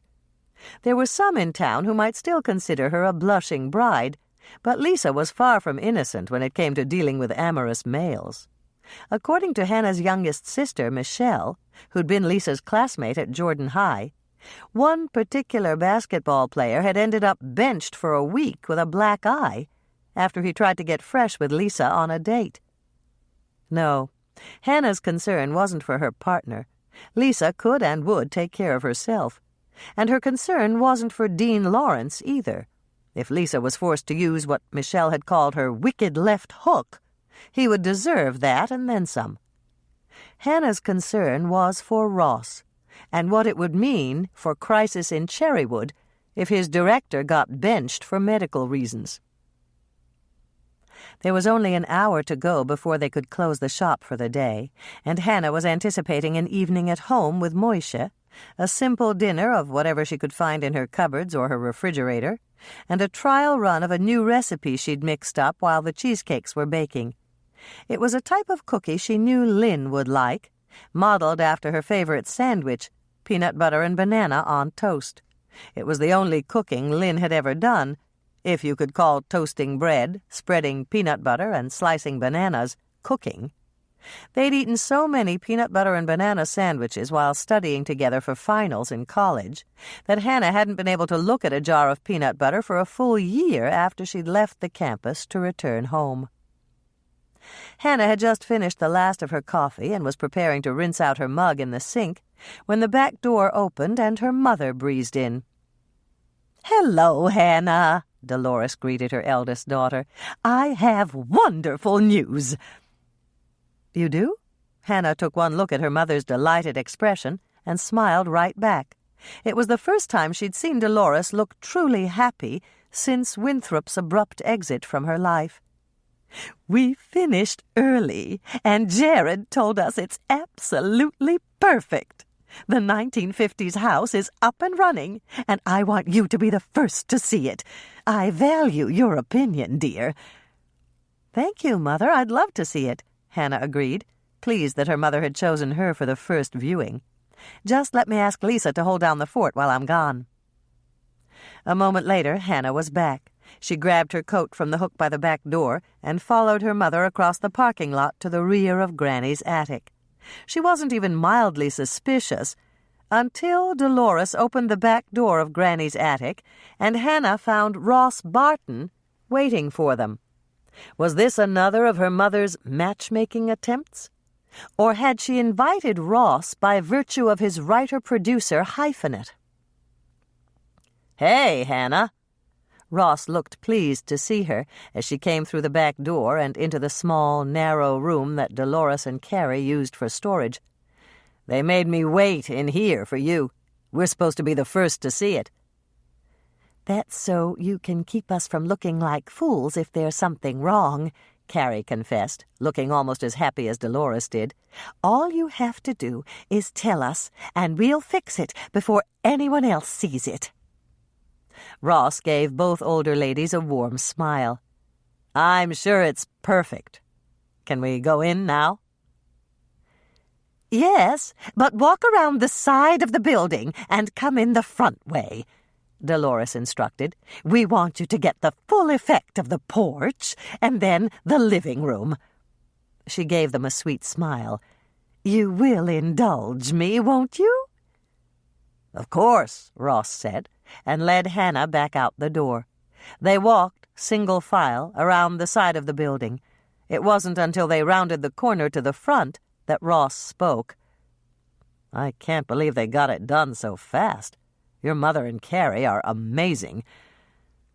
"Amazing," Hannah said, although amazing wasn't the word she would have chosen. Deceptive, perhaps, maybe even conniving or scheming. And if she wanted to tone it down just a bit, manipulative was always a safe bet. Dolores was definitely up to something, but Hannah wasn't about to get into it now. The less Ross knew about her mother's machinations, the better. She'd have a private chat with Dolores later and find out exactly what was going on. "We had a front porch just like this in Duluth," Ross said when they opened the door. "Everyone had a front porch like this," Hannah looked around at the addition to Granny's attic that had been created by the wizardry of Ross's studio carpenters. "There's even a rug by the front door for boots." "With boots on it. And they're from the right time period. My mother had a pair of boots just like that. She told me she wore them in high school." Hannah gazed down at the brown suede boots with fur around the tops. If she remembered correctly, those boots had come from her mother's closet. "So there should be a coat rack or a hall closet or something like that when we go through the inside door." "Coat rack," Ross announced as he opened the door to the inside. It was the room that in larger, more expensive houses would be called a foyer. "It's perfect, Hannah. The coat rack's sitting on a homemade rag rug to catch the drips." "Of course it is. You're talking about egg money here. Almost every farm wife used her egg money to buy a loom to make rag rugs. They made the rugs from everything you can think of, including burlap sacks and plastic grocery bags. They sold them to the people in town and the tourists that came through in the summer." "A cottage industry?" "Rag rugs, hooked rugs with designs on them, and hand-sewn chair pads for wooden kitchen chairs. Everybody had a craft in the 50s. Hannah stopped at the mahogany door that led to the inside of the house. "Beveled glass. And it's decorated with ferns and— Is that a letter or a design?" "It's a letter T, and it's perfect. Amy and Jody's last name is Thompson." The hallway sported a wooden staircase that Hannah knew led up to nowhere, and 2 doors that were placed opposite each other. Hannah chose the one on the left, opened it, and stepped inside. It was a fairly small room, and the first detail that caught her eye made her smile. "What's got you so amused?" Ross asked. "The Black Panther light on top of the television set? My Grandma Ingrid had one just like it." "Maybe it is your Grandma Ingrid's." "That's not impossible. Mother's got a lot of her things in storage." "She's got a green lava lamp, too."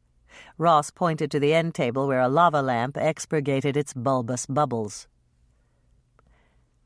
"The only thing that's missing is a Granny Afghan."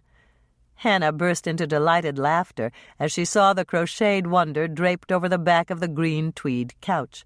It was a Granny Afghan extraordinaire, done in shades of green and blue, surrounded by black borders.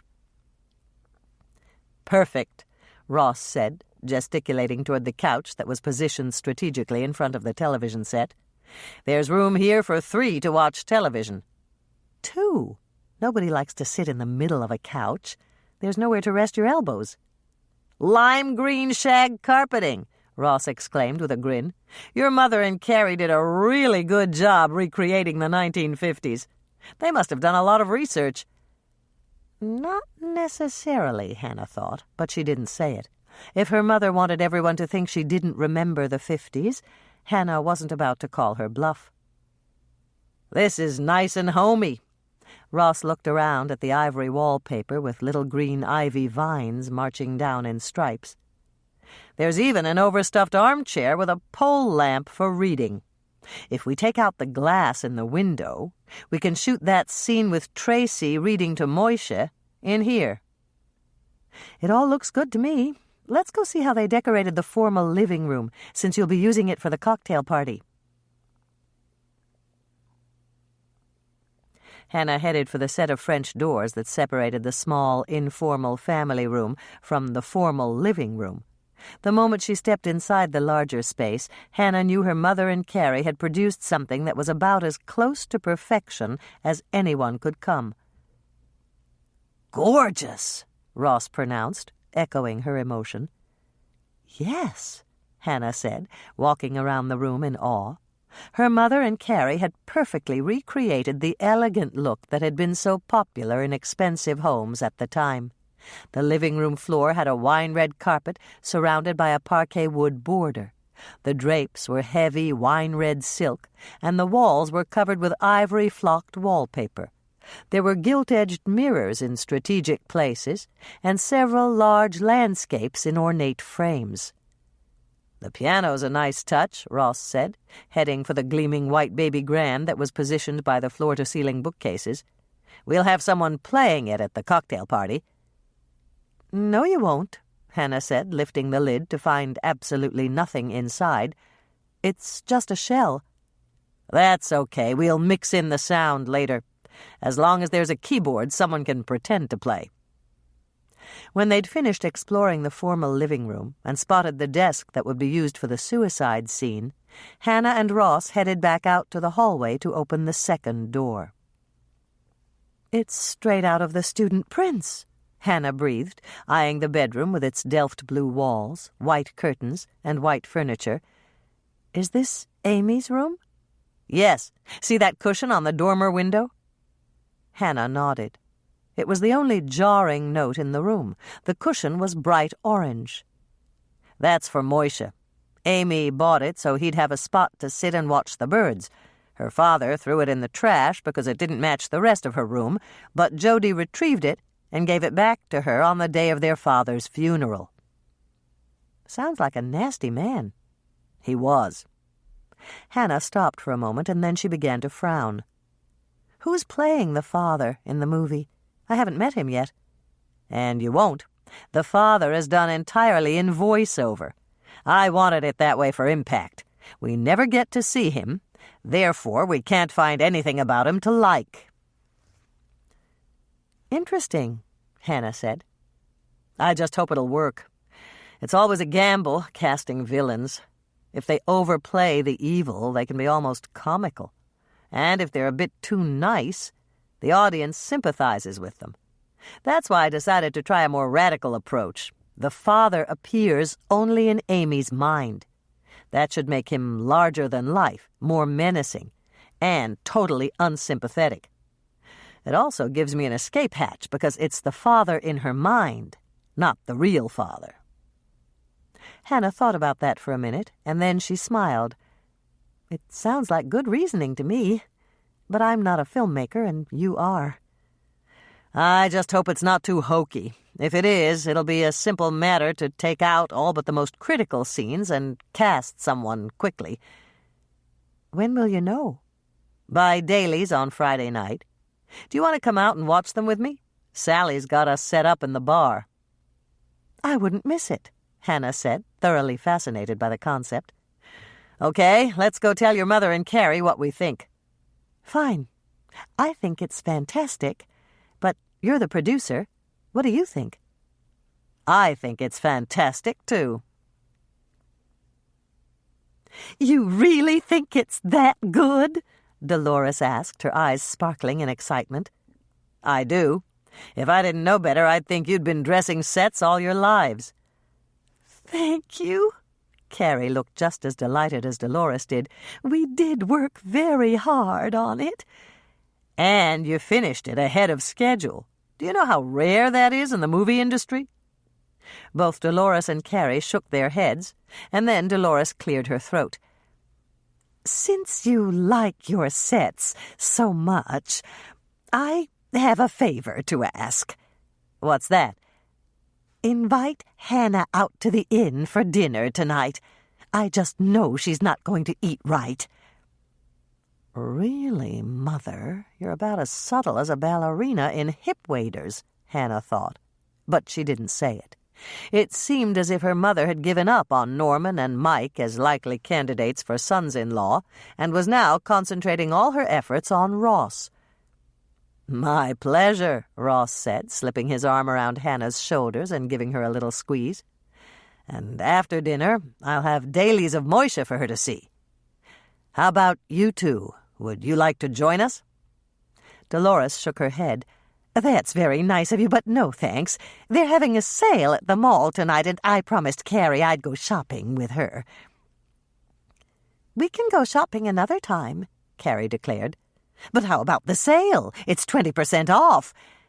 "I'd probably buy something I didn't need anyway, and I'm certainly not going to turn down such a nice invitation. Come on, Dolores, let's go see that footage of your grand cat." "My grand cat?" Dolores exclaimed, turning to give Carrie a dirty look. "How about Norman? Don't you have to fix dinner for him?" "Norman can fend for himself tonight. I'm going, Dolores. How about you?" "Oh, well, all right," Dolores conceded, looking none too happy about it as she turned to Ross.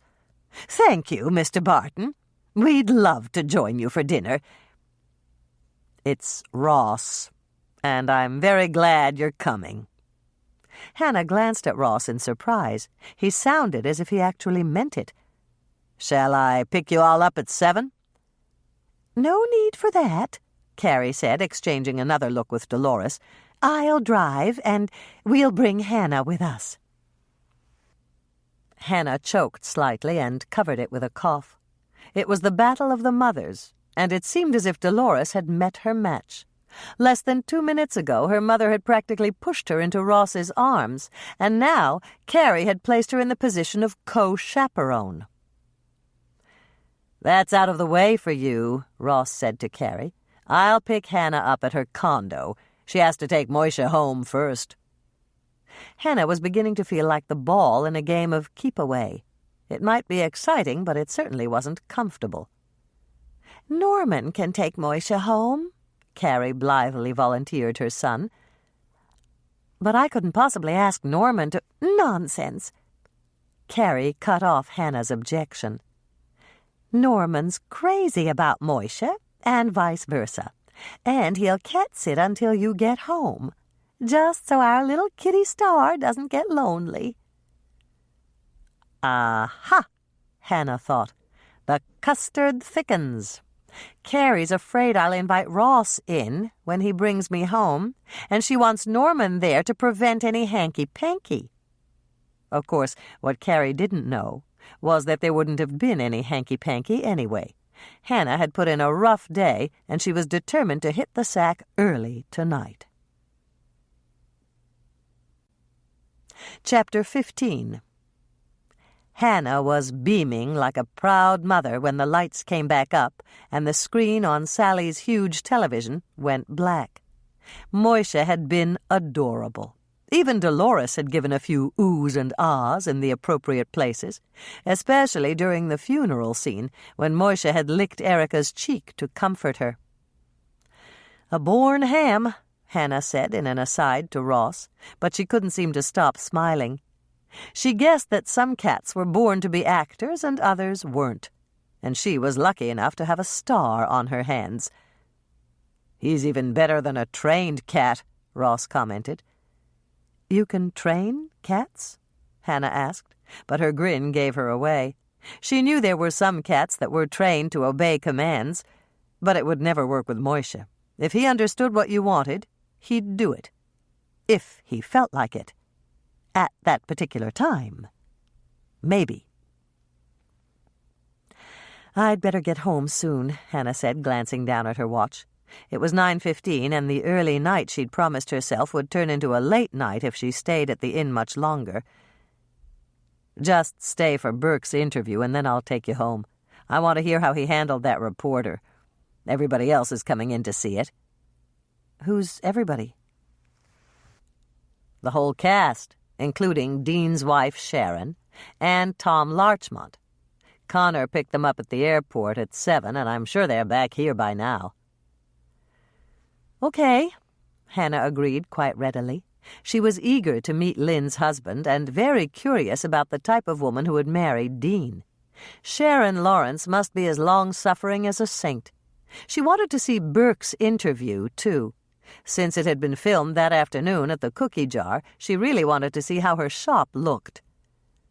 "Are they running the interview with Andrea, too?" "Not until next week. I called the station, and the news director said he wanted to intercut Andrea's interview with the ones that they'll be doing later this week of Tracy, Lynn, and Erica. He's going to call it The 3 Faces of Amy, and it'll run next Friday night." 10 minutes later, the bar at the Lake Eden Inn was filled with movie people. Ross had introduced Hannah to Tom Larchmont, and it was easy to see why Lynn had married him. Tom treated his wife like a porcelain doll, jumping up to get her whatever she wanted and draping an affectionate arm around her shoulders at every opportunity. And even though he was considerably older than Lynn was, he had the body of an athlete and the good looks of a man who had enough money to indulge himself. Then there was Sharon Lawrence. Hannah glanced across at the woman who'd married the bad boy director. There was no denying that Dean made the hearts of his actresses beat faster, but his wife had the same effect on the men in the cast and crew. She was petite, barely 5 feet tall, and she had the wide-eyed look of a child. Her glossy black hair was cut in a gamine style that enhanced the innocent look, but that visual naivete was completely at odds with her body. Sharon had a figure that would certainly give Ronnie Ward some competition in the Lake Eden Bikini Queen contest. She was lush and curvaceous from the neck down, and ingenuous and childlike from the neck up. Hannah had spent only moments with Sharon, but she was left with the impression that Sharon was too smart and too savvy to put up with any nonsense from her husband. If Dean strayed too far afield while Sharon was here, Hannah was willing to bet that the fur would fly. Sally dimmed the lights, and Dick put the giant screen in television mode. Chuck Wilson's handsome face filled the screen for a moment, and when the camera pulled back, Hannah saw Dee Hughes, his anorexic co-anchor, sitting next to him. Both talking heads were seated at the large, curved desk, an integral part of KCOW's News at 10 set, holding sheaves of paper they didn't need since they both used teleprompters. Hannah and Ross watched as the news rolled smoothly along. There had been a robbery on a quiet residential street in Grey Eagle, a fire in a tire store in Browerville, a band concert in Little Falls to benefit a local charity, a near drowning on the banks of the Mississippi when someone's bicycle slid off a path and crashed through the thin ice on the river, and a yard sale in Royalton, where several items, stolen the previous summer, had surfaced. The skatin' place in St. Cloud had changed its hours, the Long Prairie Volunteer Fire Department was holding a raffle, and the little town of Sobieski was planning a high school reunion. The camera pushed in to feature Dee Dee's perfect face. "Stay tuned for our own PK with the movie moment," she said. "Tonight, PK will be interviewing a television personality we all know and love at the Cookie Jar in Lake Eden." "Nice plug," Ross said, patting Hannah on the back. "It was all his idea. I never would have thought to ask." Hannah found herself holding her breath as she waited through a slew of commercials for new cars hardly anyone could afford, carpet stores that could install practically overnight, and companies that could give you credit, check your credit, or clean up your credit report. It seemed like forever, but at last Chuck and Dee Dee were back. "So, tell us who you ran into at the Cookie Jar," Chuck prompted, and the camera moved to the side where PK was sitting a bit removed from the important co-anchors. "Burke Anson," PK said, leaning close as if he were confiding a big secret. "He's the male lead on a new feature that's filming in Lake Eden. It's called Crisis in Cherrywood." The camera moved to Dee Hughes. "For the few viewers who don't know who Burke Anson is, why don't you refresh our memory?" "He's the suntanned Adonis in the surf and turf commercials," PK said. "But for those of you who remember Burke with his surfboard, I've got to warn you that in my interview with him, he's fully dressed."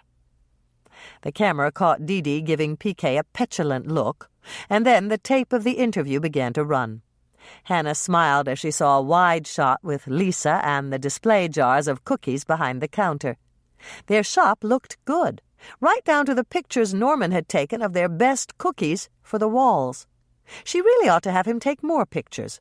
The cherry bomb cookies would look fantastic, and so would the mock turtles.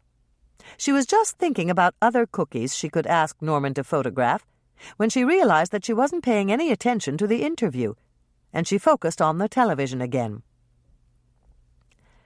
"Not at all," Burke replied, looking straight into the camera as he responded to PK's question about their exhausting shooting schedule and whether it was taking a toll on the quality of the production. Our director, Mr. Dean Lawrence, won't let us get by with anything less than our best performance. I heard about the full-dress rehearsals you do the night before shooting every scene. Someone told me it's not unusual for Mr. Lawrence to run the scene several dozen times. Isn't that hard on the actors, especially when you're not going to shoot the scene until the next day? I don't know. I haven't heard anybody complaining. Tell me about the next day. Do you rehearse again before you actually shoot the scene? Oh, definitely. We rehearse for as many times as it takes to get it right. Then we shoot. But most directors don't make you go through the scene that many times, do they? I wouldn't know about that. This is the first feature film I've ever been in. But I firmly believe that Mr. Lawrence is a genius. You should see him when he puts on my costume and does my part for me. It's a great learning experience. He puts on your costume and demonstrates your part? Yes, if I can't seem to find my motivation. He does a darn good imitation of my voice, too. Do you think he does this because you're a novice? I mean, because you're not a veteran movie actor? Burke shook his head. Oh, I don't think so. He does it for other actors, too. How about the actresses? Well, Lynn doesn't really need any help like that. She gets everything right the first time. Just let me clarify that, Burke. PK turned to face his camera. Burke is referring to Lynn Larchmont, who plays the female lead in Crisis in Cherrywood. PK got back in interviewer posture. You say your director, Dean Lawrence, occasionally puts on the costumes and demonstrates the parts for his actors. Is that right? That's right. It's very helpful. PK gave a little laugh and winked at the camera. But of course Mr. Lawrence doesn't do this for the women's parts. Sure he does. And he looks pretty darn convincing in drag. There was a stunned silence. It was obvious that PK wasn't about to risk a comment after the bombshell Burke had just dropped. But Burke plunged right ahead into even deeper water. I was just kidding, you know. But Mr. Lawrence can do great voices. He's got Erica's down pat. If he put on her costume and sat down in a dark bar, I bet 7 or 8 guys would come over and try to hit on him. Hannah heard several people gasp, and she turned to look at Ross. Burke had certainly stepped in every cow pie in Winnetka County, and perhaps even in the whole state of Minnesota. Idiot, Ross muttered under his breath, staring at the screen. I hope that reporter's a pro. Very funny, Burke, PK jumped in, turning to face the camera. Movie people are always kidding each other like this, folks. But there's no denying that Mr. Lawrence is not only a great director, he's also a great actor. Burke didn't mention it, but there's a cat in the picture. His real name is Moishe, and he's got a couple of lines. Or maybe I should say he's got a couple of yowls. I wouldn't be surprised if Mr. Lawrence could play that cat better than Moishe himself. Smooth, Ross said under his breath. Now people will remember the cat. Hannah risked a quick glance at Dean. He was smiling, but it wasn't a friendly smile, and Hannah was glad she wasn't Burke right about now. Thank you, Burke, PK said from his chair on the set. He turned to face the camera. We've got a treat in store for you next Friday night, right after the news. It's an in-depth story about the 3 actresses playing Amy Thompson in Crisis in Cherrywood. We mentioned that Lynn Larchmont plays her as an adult, and Erica James plays Amy as a teenager. What we didn't mention is that the 3rd actress is our very own Tracy Todd from Lake Eden, Minnesota, and she plays Amy as a child. The news had only 5 more minutes to run, and everyone was silent as Rain Phillips informed them that the weather tomorrow would be almost the same as it had been today. Then Wingo Jones gave the sports scores and showed a clip of the center from the Little Falls Flyers sinking a basket from the opposite side of the court in the last 2 seconds to win the game. The credits scrolled much too rapidly for anyone except someone's mother to read, and then the screen went dark, and all was silent as the lights came up. Hannah sneaked a quick glance at Burke. He looked understandably nervous. What he'd said was inflammatory and might even be considered actionable. Mr. Lawrence?" Burke said, not daring to call the director by his first name. "Yes, Burke." I'm real sorry about that. I'm not used to giving interviews, and, I thought it would be funny. You know." "It was funny, Burke. I'm sure people will be talking about it for weeks to come." "But you're not, mad because of what I said and all?" "Why on earth should I be angry? I just told you I thought it was funny." "But I think maybe it didn't make you look so good. I mean, with my crack about the dress and the bar and all.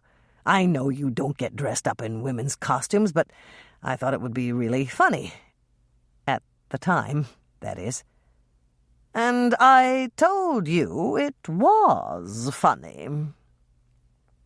Hannah stared at Burke, willing him to quit, but Burke didn't seem to know how to stop.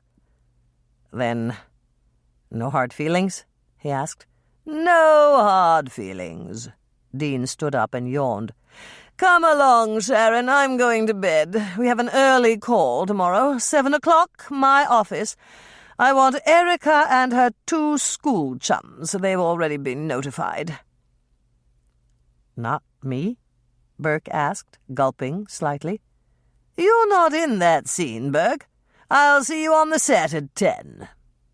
Hannah held her breath until Dean walked out the door, and then she released it in a long sigh. "Are you okay?" Ross asked. "I'm fine. I'm just relieved, that's all. The fallout wasn't as bad as I thought it would be. I expected Dean to keel-haul Burke in Sally's new koi pond." "Dean wouldn't do that. He's a pro, and he knows we need Burke to finish the picture." "But he was just putting a good face on it, right? I mean, he's mad at Burke, isn't he?" "I don't know. Dean's lived in Hollywood long enough to know that almost any publicity is good publicity, and Burke mentioned Dean's name and the name of the film several times. Of course, Dean didn't like the reference to women's costumes, but Burke did say that he was a genius, and Dean's bound to like that part of it. It's a mixed bag, but my guess is that Dean'll take it in stride." "Just 1 cup of coffee," Hannah said, climbing up the stairs to her condo 2 hours later. They'd stayed for the late-night snacks Sally had put out after the news and chatted with some of the cast and crew. Before they'd realized it, almost 2 hours had passed, and Hannah had told Ross that she had to go home. "And right after your coffee, I have to get to bed. I need to get my sleep tonight." Ross gave her a teasing grin. "You'd never make it in showbiz. There are nights that I have to deal with only 6 hours sleep." 6 hours sleep is good. On most nights, I don't get more than 5. "It's been as little as 4 for me." "And 3 for me. And last night, I got only 2. "Really? But why was that?" Ross asked, breaking the chain of one-downmanship. "Moishe. He must have been nervous because he got up to eat every hour on the hour. And then he used his litter box." "Why would that keep you awake?" "His claws screech against the plastic when he covers. And don't ask me what covers means." "I know what it means. My mother had a cat. Do you want me to brace you for the onslaught?" "Please," Hannah said, getting out her key and slipping it in the lock. But when she opened the door, the usual orange and white bundle didn't hurtle out to greet her. "Where's Moishe?" she said, spotting Norman on the couch. "He went to bed early, right after I fed him. I think he was tired after his scenes today. I hope you don't mind, but I think he's sleeping on your pillow, and I didn't have the heart to wake him. And I finished your chocolate fudge ice cream." Hannah told him she didn't mind about the pillow or the ice cream, and went into the kitchen to put on the coffee. When that was accomplished, she headed to her bedroom to check on her four-footed movie star. Moishe was sleeping the sleep of a well-fed jungle tiger, and from the way he was smacking his lips, he was probably dreaming of mouse body parts. Norman had been right. Instead of falling asleep on the expensive goose-down pillow she'd bought for him, he was on her expensive goose-down pillow. "The pillows are always softer on the other side of the bed," Hannah whispered, and let her mini panther sleep. She was just passing the guest room on her way back to the living room when she noticed that the door was open. That was odd. She always closed it when there were no guests. It wasn't to conserve energy or any of the admirable ecological reasons. It was because Moishe loved to hunt the satin butterflies on the new bedspread she'd bought for the guest room. Hannah was about to shut the door when she realized that there was a good-sized lump on her bed, and her eyebrows headed straight toward the ceiling fan the former owner had installed. There was someone sleeping in her bed. She took a step closer, and her eyebrows remained on high alert when she recognized her uninvited guest. It was Mike. Hannah gulped, feeling a bit like Baby Bear who'd come home to find his porridge eaten, his chair recently used, and Goldilocks sleeping in his bed. In her case, it was her ice cream that had been eaten, Norman who'd been sitting on her couch, and Mike who was sleeping in her bed. But all that didn't really matter. It was close enough to prove that fairy tales weren't all that wildly exaggerated. "What are you doing in my bed?" Hannah asked, prompting a bear-like snort and a leap to the feet from the unsolicited sleeper who'd been snuggled up on her new bedspread.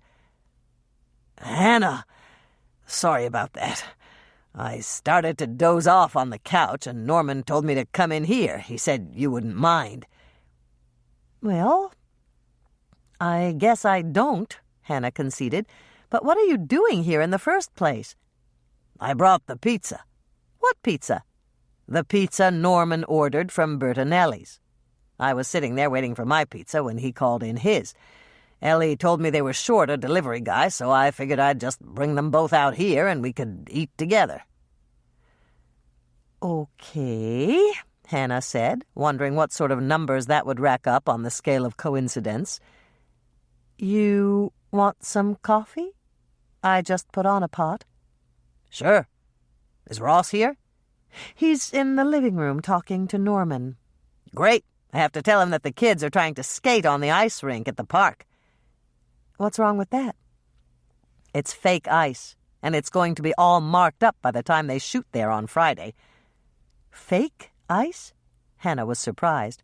This was the first she'd heard of it, but it made sense to her. It was possible to have a warm spell before Friday that might render the ice rink unusable. What are they going to do about the snow if the weather warms up? "They'll use fake snow. They're going to use it anyway, just to make it look better." "Okay," Hannah said, too tired to ask the other questions that occurred to her. "If you don't mind, I'm beat, and I'm going to bed. Will you tell Norman and Ross?" Mike looked shocked. "Sure, but you're kicking us out without coffee?" "I'm not kicking you out at all. Help yourselves to coffee and any cookies you find in the cookie jar. Stay as long as you like, but just don't wake me when you leave. And since you're the official law enforcement officer, would you please make sure that you're the last one out and the door locks behind you?" "You can be sure of that," Mike said, putting both hands around her waist to turn her around and give her a gentle nudge toward the bedroom. Chapter 16. It was 10 o'clock on Wednesday morning, and Lisa had just opened the cookie jar for business. Dean Lawrence had approved the mini cherry cheesecakes enthusiastically, and Hannah had returned to the cookie jar to bake and chill another 4 batches for the cocktail party scene that would be shot that afternoon. Moishe was holding court at the round table by the window, Lisa was waiting on a customer, and Hannah was in the kitchen with Andrea, baking the cookies she'd intended to bake the previous evening. "All 3 of them?" Andrea stared at Hannah in absolute shock, and then she started to laugh. "And you just left them there and went to bed?" Hannah shrugged as she finished shaping another pan of cookies and slid them onto the baker's rack. The timer dinged, and she removed the pans that had been in the oven, replacing them with the pans she'd just prepared. "These are new cookies we're going to try out today. They're called all-nighters." "Why?" "Because they're banana and peanut butter. That was Lynn's favorite sandwich when she was in college, and she used to make them every time we got together to cram for finals." "Not that why. The other why." "What other why?" "The important why. Why did you just leave them there in your living room?" "It was easier than trying to get them to leave, and I needed my sleep." "You mean you actually slept?" "Like a baby. And that reminds me, how's Bethany?" "She's great. She smiled at me this morning. Grandma McCann said it was gas, but I know a real smile when I see one. Do you want me to taste one of the all-nighters and tell you what I think?" "Absolutely." Andrea reached for a cookie and took a bite. She chewed and swallowed, and then she smiled. "They're good, Hannah. I've always liked banana and peanut butter. It's a great combination. And that reminds me, do you have a red scarf I can borrow? The kind you wear around your neck when you're skating?" Hannah hid an amused smile. It was another zinger from the mistress of non sequitur. Andrea probably had a reason for the abrupt change of subject, but Hannah didn't want to ask. Sometimes the explanation took more time than it was worth. "I don't have one. Why do you need it?" "Mr. Lawrence thought it would add a lot to Tracy's skating scene if she wore a red scarf draped around her neck. He said it would be a great combination with a royal blue coat, and he said the red would make it look as if she's skating even faster when she's on the end for Crack the Whip." "A great combination," Hannah repeated, recalling that Andrea had called peanut butter and bananas a great combination before she'd asked about the red scarf. "Doesn't Bill have a red scarf? I think I gave him one a couple of years ago for Christmas." Andrea clapped her hands in delight. "Yes, he does. He wears it with his dress coat, and I think it's in his top dresser drawer. Thanks for remembering it, Hannah. It'll be just perfect for Tracy's scene." "That's today?" "No, not until Friday. Today they're shooting the classroom scene, where she wins the spelling bee. It's at noon, right before they break for lunch. You'll come, won't you?" "I wouldn't miss it," Hannah said. "I think I'll go look for that scarf right now. I have to go home anyway." "Why?" "I need to see if Bethany will smile at me again." Hannah was refilling coffee cups when she noticed Connor motioning to her from the counter. She finished the table she was serving, and then she ducked behind the counter to talk to him. "Hi, Connor, do you need me?" "I certainly do. You said to let you know if I couldn't talk Mrs. Henderson into signing that release form. Well, I talked until I was blue in the face, but there's no way she'll do it. She was really nice about it, though. She gave me gooseberry pie and coffee and showed me pictures of her grandchildren." "But she didn't sign?" "No. Nothing I said convinced her, not even the money Mr. Lawrence was willing to pay." "Then I'll give it a try," Hannah promised. "I'll catch her when they shoot the cocktail scene." "Mrs. Henderson is in the cocktail scene?" "No, but her youngest daughter is, and Winnie's bound to drive in to watch Alice. I think I can convince her." "Oh, I hope so. Thank you, Hannah. I'll tell Mr. Lawrence that you're going to try. I just hope he doesn't fire me for failing him." "He won't. Will he?" "He's fired me before, but he always hired me back after he got over being mad at me. I'm just afraid that it'll be permanent one of these times. I'm almost 60, and it would be hard to get another job without references from my former employer." "You're worrying over nothing," Hannah reassured him, reaching into one of the serving jars with napkin-sheathed fingers and handing him 2 twin chocolate delights. "Eat these cookies. The chocolate will make you feel better." "But I really should go and find Mr. Lawrence." "Find him later, after I've talked to Winnie." "But Mr. Lawrence told me to get right back to him." "Bad news can wait, especially since that bad news might turn into good news." Connor considered it for a moment, and then he nodded. "You could be right. If Mr. Lawrence doesn't ask me outright, I'll wait to tell him." 10 minutes later, Connor was smiling and chatting with one of the grips. Hannah's chocolate prescription had done the trick, and she was congratulating herself on a job well done when Andrea rushed back in the door. "Hi, Andrea," Hannah greeted her. "Did you find that scarf?" "I found it. And I found something else, too." "What's that?" "Proof that Bill is cheating on me." Klaxons sounded in Hannah's head. Her sister's eyes were blazing with angry fire, and it was clear she was fit to be tied. "Come into the kitchen with me and you can tell me all about it. I have to take Moisha back there for a break." Hannah collected her cat, shifted him to one arm, and grabbed Andrea's arm with her free hand. She rushed her through the crowded coffee shop before anyone could ask what was wrong, and into the confines of the deserted kitchen. She dropped Moisha off in his large dog crate and shut the door, but she didn't release Andrea's arm until her sister was seated on a stool at the work island.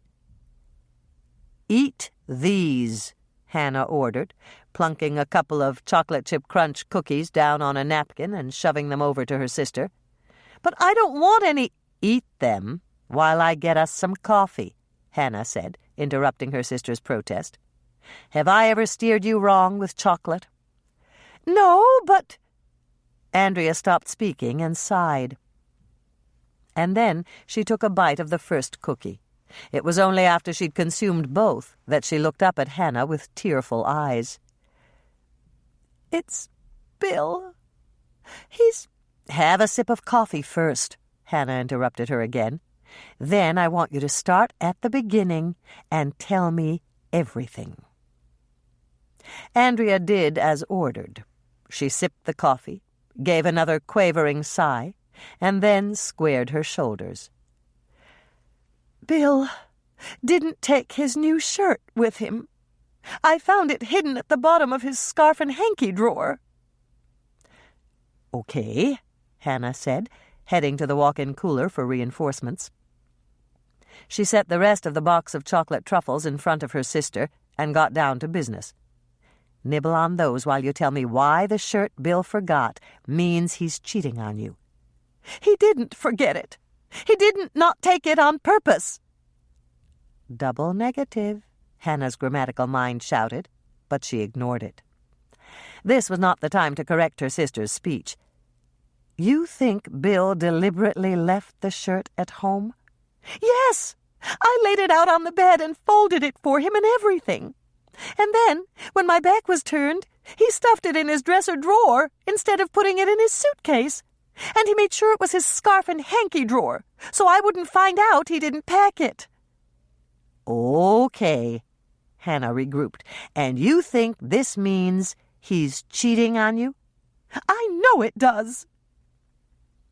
Hannah waited until Andrea had taken another dose of chocolate before she continued. "Exactly how do you know that?" "The shirt Bill didn't take is the new one I gave him for Valentine's Day. I asked him to think of me every time he wore it, and he promised he would." "But Bill didn't take the shirt."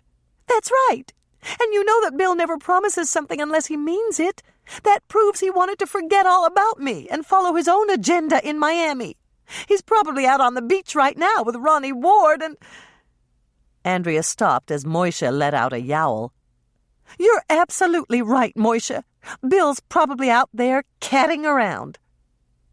But no sooner had the words left Andrea's mouth than Moisha gave another yowl even louder than the first, and then another that was practically ear-splitting. "What's the matter with him, Hannah?"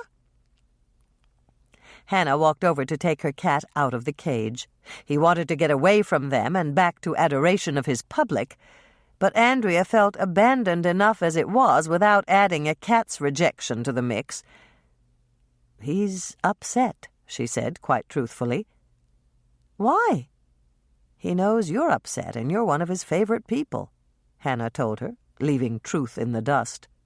"He probably wants to sit in your lap and make you feel better." "How sweet," Andrea breathed, holding out her arms. "Give him to me, Hannah." "Be nice, and I'll give you a whole can of tuna when we get home," Hannah whispered in her mini tiger's ear. Moisha turned to give her a baleful look, as if a fishy bribe was an insult, and he wouldn't dream of misbehaving with someone as upset as Andrea was. "It's very, very nice of you to care, but I'm much better now," Andrea cooed, stroking Moisha's head. And then she looked up at Hannah. "This is just amazing. I had no idea he liked me this much. Look, Hannah, he's licking my hand." Hannah smiled and mentally vowed to give her feline a whole canister of salmon-flavored treats in addition to the tuna. And then she got back to the business at hand. "So, you found the shirt in Bill's scarf drawer." "His scarf and hanky drawer. He doesn't have a drawer just for scarves." "Right." Hannah did her best to think of some reason why Bill wouldn't want to take the shirt. "Tell me about the shirt. What kind was it?" "It was an Armani that I found on sale out at the mall. The salesman told me it was really in right now, and Bill said he absolutely loved it." "Really in?" Tipped Hannah off. She was willing to bet there was more to this story than a simple shirt. "What did the shirt look like?" "You know, it had 2 sleeves and buttons and a collar and... You know what a shirt looks like." "Long sleeves or short?" "Long." "Regular collar?" "That's right. It had 1 pocket, and it was an absolutely gorgeous color." "Uh-oh," Hannah said under her breath. They'd come to the crux of it now. "What color?" she asked, narrowing in on what she hoped would explain her brother-in-law's atypical behavior. "Raspberry." That set Hannah back a couple of paces. "And raspberry is red?" "It's a little lighter than red." "Aha!" Hannah experienced the sweet thrill of success. "Is it pink?" "It's not pure pink. It has some blue in it, you know." "Not really. Describe the color in more detail." "Well, it's a little bluer than mauve, but much more subdued than cherry. It's really just a shade or 2 lighter than burgundy." "I see," Hannah said, doing her best not to chuckle. The shirt Bill had failed to pack was pink, and that explained everything. There was no way Bill would wear a pink shirt to a law enforcement convention. With all that testosterone floating around, the chairs and tables were probably growing beards, and any sheriff in a pink shirt would be laughed right out of the hotel, especially if he said his wife bought it for him and he'd promised to think of her every time he wore it. "What?" Andrea asked. "Are you choking?" "Something must have gone down the wrong pipe. Just let me get a glass of water."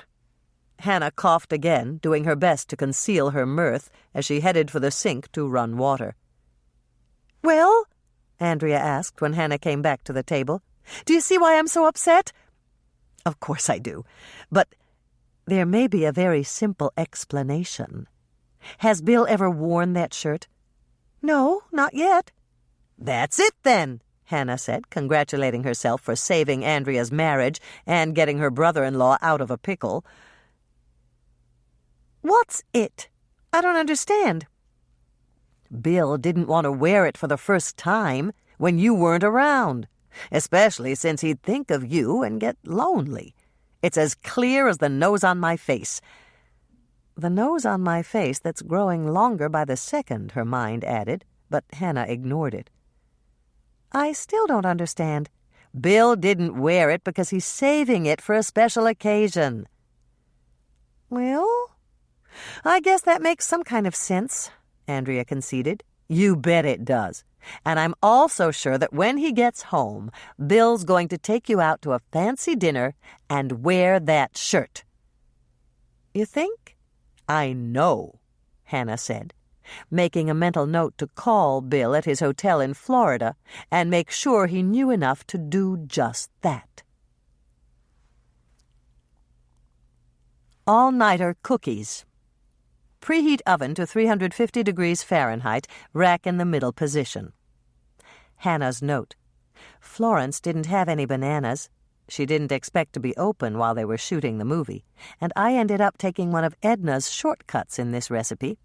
If you don't like shortcuts and want to do this the original way, use 2/3 cup very ripe, almost all black on the outside, pureed bananas, instead of the baby food bananas and banana pudding mix. The other change you have to make is to use 4 cups flour instead of 3½ The dough will be stickier, and you'll have to chill it for at least 4 hours in order to make the dough balls. I made these cookies both ways, and Mother was the only one who could tell the difference. I still think it was a lucky guess. 1½ cups melted butter, 3 sticks. 1 cup white granulated sugar. 1 cup firmly packed brown sugar. 2 beaten eggs. Just whip them up with a fork. 1 teaspoon baking soda. 1/2 teaspoon salt. 1/2 cup baby food mashed bananas. I used Gerber's. 5.1 ounce package banana cream pudding mix. Not sugar-free. I used Jell-O 6 serving package. 3½ cups flour. No sifting. Pack it down in the cup when you measure. 1 cup chopped nuts. I used salted peanuts. 2 cups peanut butter chips. 1 10-ounce package will do just fine. 1/2 cup white granulated sugar for later. Melt the butter in a large microwave-safe bowl. Stir in the sugars, beaten eggs, baking soda, and salt. Measure out 1/2 cup of baby food bananas and add it along with the package of dry pudding mix. Make sure your baby food bananas don't have anything else, like cereal, added to them. Mix in the flour by 1/2 cup increments. Add the nuts and then the peanut butter chips. Stir until everything is incorporated. Roll the dough into walnut-sized balls with your hands. If it's too sticky, chill it for 30 minutes or so and try again. Put 1/2 cup white sugar in a small bowl and roll the balls in it. Place the dough balls on a greased cookie sheet, 12 to a standard-sized sheet. Press them down with the heel of your hand or with a metal spatula sprayed with Pam or other nonstick cooking spray. Bake the cookies for 10 to 12 minutes at 350 degrees Fahrenheit or until they're lightly golden in color. Let them cool for 2 minutes on the cookie sheet and then move them to a wire rack to finish cooling. These cookies freeze well. Roll them up in foil and place the rolls in a freezer bag. Michelle asked for this recipe after Lonnie Murphy tasted them at the cookie jar. She says she's going to freeze some so he'll have them when he visits her, but she's going to mark the package lutefisk patties so her roommates won't get into them. Yield approximately 8 to 10 dozen, depending on cookie size. Chocolate truffles. 6 tablespoons chilled butter, 3/4 stick, 3 ounces. 12-ounce package semi-sweet chocolate chips, 2 cups. I used Ghirardelli's. 1/2 cup firmly packed powdered sugar, confectioner's sugar. 6 egg yolks. 1 tablespoon rum, brandy, flavored brandy, or vanilla extract. Put an inch or so of water in the bottom half of a double boiler and heat it to a gentle boil. Cut the butter in chunks and place them in the top half of the double boiler. Add the chips and then the powdered sugar and set the top half over the bottom half. Put on the cover and let everything melt while you Beat the egg yolks in a small bowl with a whisk.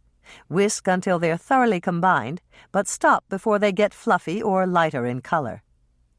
Stir the chocolate until it's completely melted. It will be thick, almost like fudge. Remove the top half of the double boiler and set it on a cold burner. Stir several spoonfuls of beaten egg yolk into the chocolate mixture. When that's incorporated, stir in several more spoonfuls. Keep adding egg yolk in small amounts, stirring constantly until all the egg yolks have been incorporated and the chocolate mixture is smooth and glossy. Stir in the rum, brandy, or vanilla. Put the lid back on the top of the double boiler and refrigerate the chocolate mixture for 3 hours. To decorate truffles: finely chopped nuts, powdered confectioner's sugar, chocolate sprinkles, shaved chocolate, cocoa powder, finely shredded coconut. Warning: this next step is fairly messy. If you like, wear disposable plastic food server gloves. You can also lightly grease your hands or spray them with Pam or other nonstick cooking spray so the chocolate won't stick to your fingers. Form small balls of chilled chocolate with your hands and roll them in bowls of the above ingredients. You can mix and match, or give all of your truffles the same coating. Place the truffles in ruffled bonbon papers and store them in an airtight container in the refrigerator. These are incredibly delicious candies. They're super easy to make, but let's keep that a secret. It can't hurt to let people assume that you went to a lot of trouble just for them. Yield 4 to 5 dozen, depending on truffle size.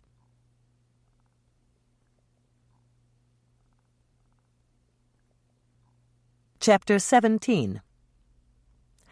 Hannah and Andrea broke into applause when Tracy spelled onomatopoeia, a very difficult word for the third-grade girl she was playing. They were standing at the back of the classroom, pretending to be parents who'd come to watch the spelling bee and doubling as extras since Dean Lawrence had decided at the last minute he wanted a few parents involved. He cued Andrea, who was playing Amy's mother shortly before the fatal accident that would claim her life, and she rushed to the front of the room to hug Tracy. They held their pose for a moment, and then Dean cued in several of the real third-graders who'd been instructed to look both angry and jealous and to start whispering to each other. "Cut!" Dean called out once he'd gotten the shot. "That's a wrap, everybody. We got it in just one shot." The real third-graders took their cue from their teacher, and the whole class applauded. Hannah could tell that they were very excited about being in a movie.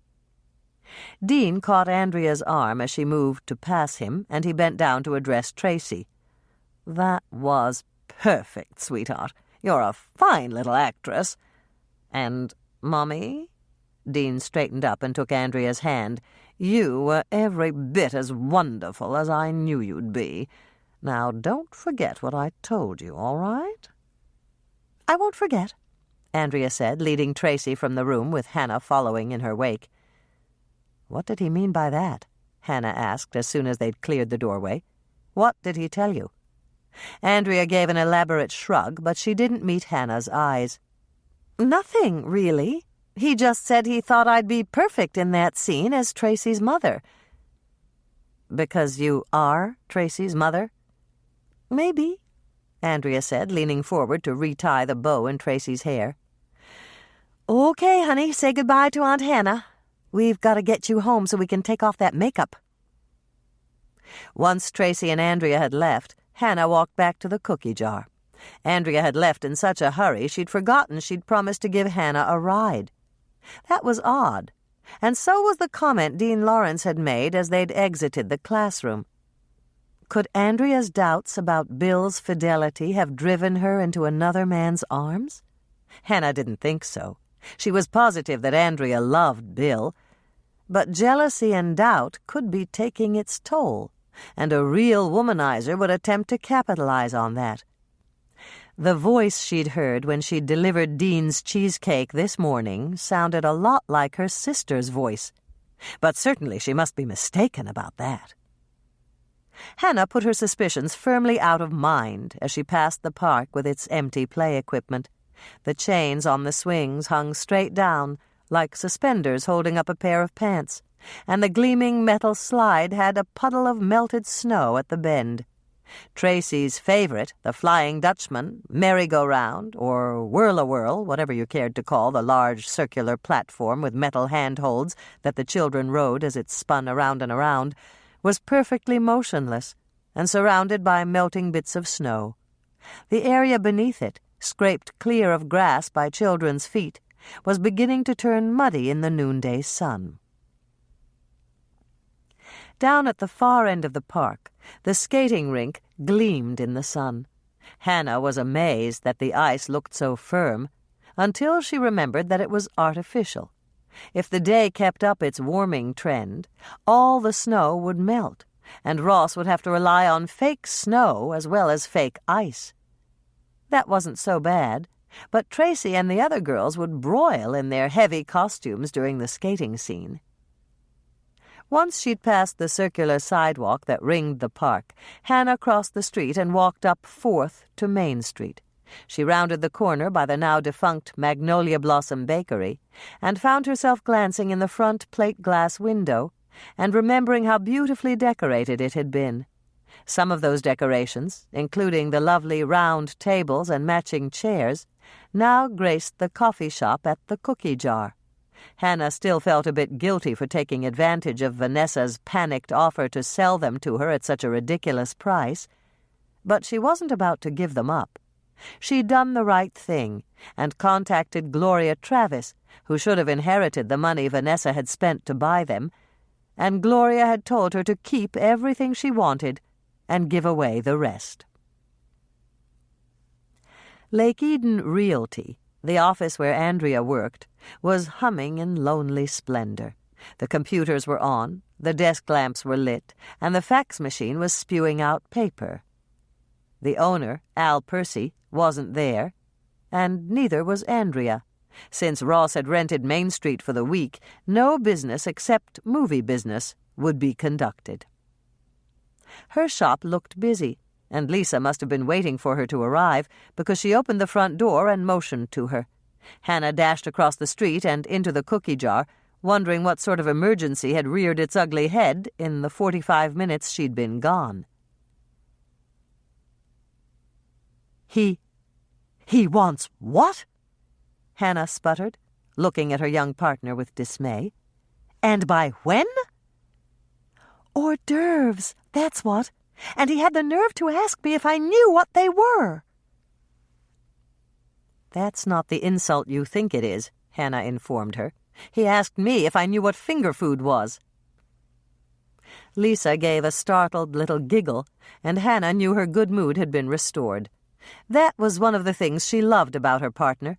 Lisa had a sunny disposition, and even though Dean had introduced a few storm clouds on her horizon, her cheerful nature couldn't remain hidden for long. "What sort of small bits of appetizing food does he want?" Hannah asked, giving the dictionary definition and earning a smile from her partner. He said he'd leave that up to us. The only thing is, everything has to be edible because he wants the extras at the cocktail party to mingle and munch. Mingle and munch? Hannah repeated, making a face. That sounds positively inane. I wonder what sort of appetizers they served in the 50s. I'll call Marge. The library's got a section of old cookbooks. She can look it up for us. Good idea, Hannah said, heading for the pantry to see what supplies they'd need to buy for mingle and munch time at the 1950s house. Searching the pantry didn't take long, and neither did going through the walk-in cooler. When she came back out to the coffee shop again, Hannah found Lisa just hanging up the phone. I've got 3, Lisa said, holding up one of Hannah's steno pads. What do you think of celery sticks stuffed with peanut butter? Everybody served it at parties back then. Okay, we've got plenty of peanut butter, but we don't have celery. Put that down on our shopping list. One of us will have to make a quick trip to the Red Owl. I'll go, Lisa said. I'll just call Florence and give her a heads up, so she'll let me in the back. While Lisa called Florence, Hannah took the notebook and looked at the other appetizers Lisa had listed. There was something that sounded interesting using olives, crackers, and cream cheese tinted with food dye. They could certainly make those, and there was no reason why they couldn't take the stuffed celery idea and run with it. They could make a second type stuffed with flavored cream cheese, and a third stuffed with Mike's busy day pâté. All three would look nice on a platter. The last appetizer was the most difficult, and it all had to do with the timing. The ingredients were simple enough, just cream cheese mixed with minced onions and a little mayonnaise. The mixture was spread on crackers, and the crackers were broiled just before serving so that the cream cheese would puff up. Hannah was sure they could handle that. Dolores and Carrie had a toaster oven in their upstairs break room. All it would take was someone to man the toaster oven, and they could have hot appetizers at the scene. "So what's on my grocery list?" Lisa asked. Hannah explained about the 3 kinds of stuffed celery they could make, and then she read the list she'd made. Celery, mayonnaise, horseradish, crackers, dried onions, Braunschweiger, flavored cream cheese, and a can of tuna. "Okay."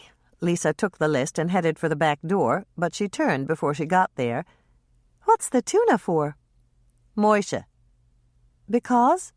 He didn't scratch Andrea. "I see," Lisa said. "I guess I'd better pick up a can of salmon, too." "Why's that?" "Because he didn't scratch me, either." Cream cheese puffs. Hannah's note. If you're not going to serve these right away, you can mix up the cream cheese part and refrigerate it until it's time to spread it on the crackers. 8-ounce package cream cheese, the firm kind, not the whipped. 2 tablespoons, 1/8 cup, mayonnaise. We used Hellmann's. Note, Hellmann's mayonnaise is also known as Best Foods mayonnaise in some parts of the country. 3 tablespoons minced green onion, or 3 tablespoons minced dried onion, or 3 tablespoons minced shallots. 1 beaten egg. A box of salted crackers. We used Ritz crackers, and they were great. Unwrap the cream cheese and put it in a microwave-safe bowl. Nuke it on high for 30 seconds or until it begins to soften. Mix in the mayonnaise and stir until the mixture is smooth. Mix in the onion. If you use green onion instead of shallots or dried onion, you can use up to 1 inch of the stem. Mix in the beaten egg. Lay out the crackers on a broiler pan, salt side up. We used a disposable broiler pan so we could trash it at Granny's attic and we wouldn't have to carry it back to the cookie jar. Spread the cream cheese mixture on top of the cracker in a circle that reaches the edges. Mound it slightly in the center.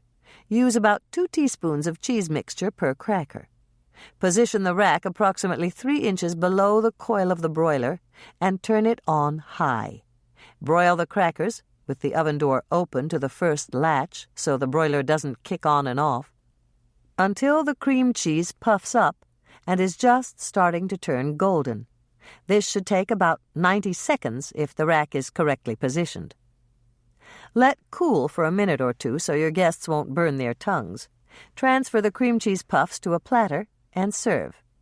Yield approximately 2 dozen hot and yummy hors d'oeuvres. Another note from Hannah. I haven't actually tried this, but I'm willing to bet a dozen of my best cookies that you could also add a 1/4 cup chopped smoked salmon to the cream cheese mixture. Chapter 18. Hannah had just finished giving instructions to Luann Hanks, who'd offered to broil the cream cheese puffs. "Michelle will cue Mother, and she'll beep you on the intercom when we need a batch. But are you really sure you want to be stuck up here while they shoot the fancy cocktail scene?" "I'm positive. I don't want to have anything to do with some of those movie people." Luann wore a very determined look on her pretty face, and Hannah sensed a story. One of those movie people had caused some sort of problem for Luann. "Are you talking about any one movie person in particular?" Hannah asked, doing a little fishing. "Mr. Lawrence. He's a dirty old man, Hannah." The old classification took Hannah back a little, but then she remembered that Luann was Michelle's age, only 20. Dean Lawrence, who was in his 40s, would seem old to her. "He made a pass at you?" she asked. "How did you know?" Luann looked profoundly shocked. "I didn't tell anybody." "It was a guess, but I figured it was a good one. From what I hear, Dean's made a pass at almost every woman in town." "Even you?" Hannah winced slightly. Luann didn't have to sound so incredulous. "Yes, even me. He's a frustrated adolescent, Luann."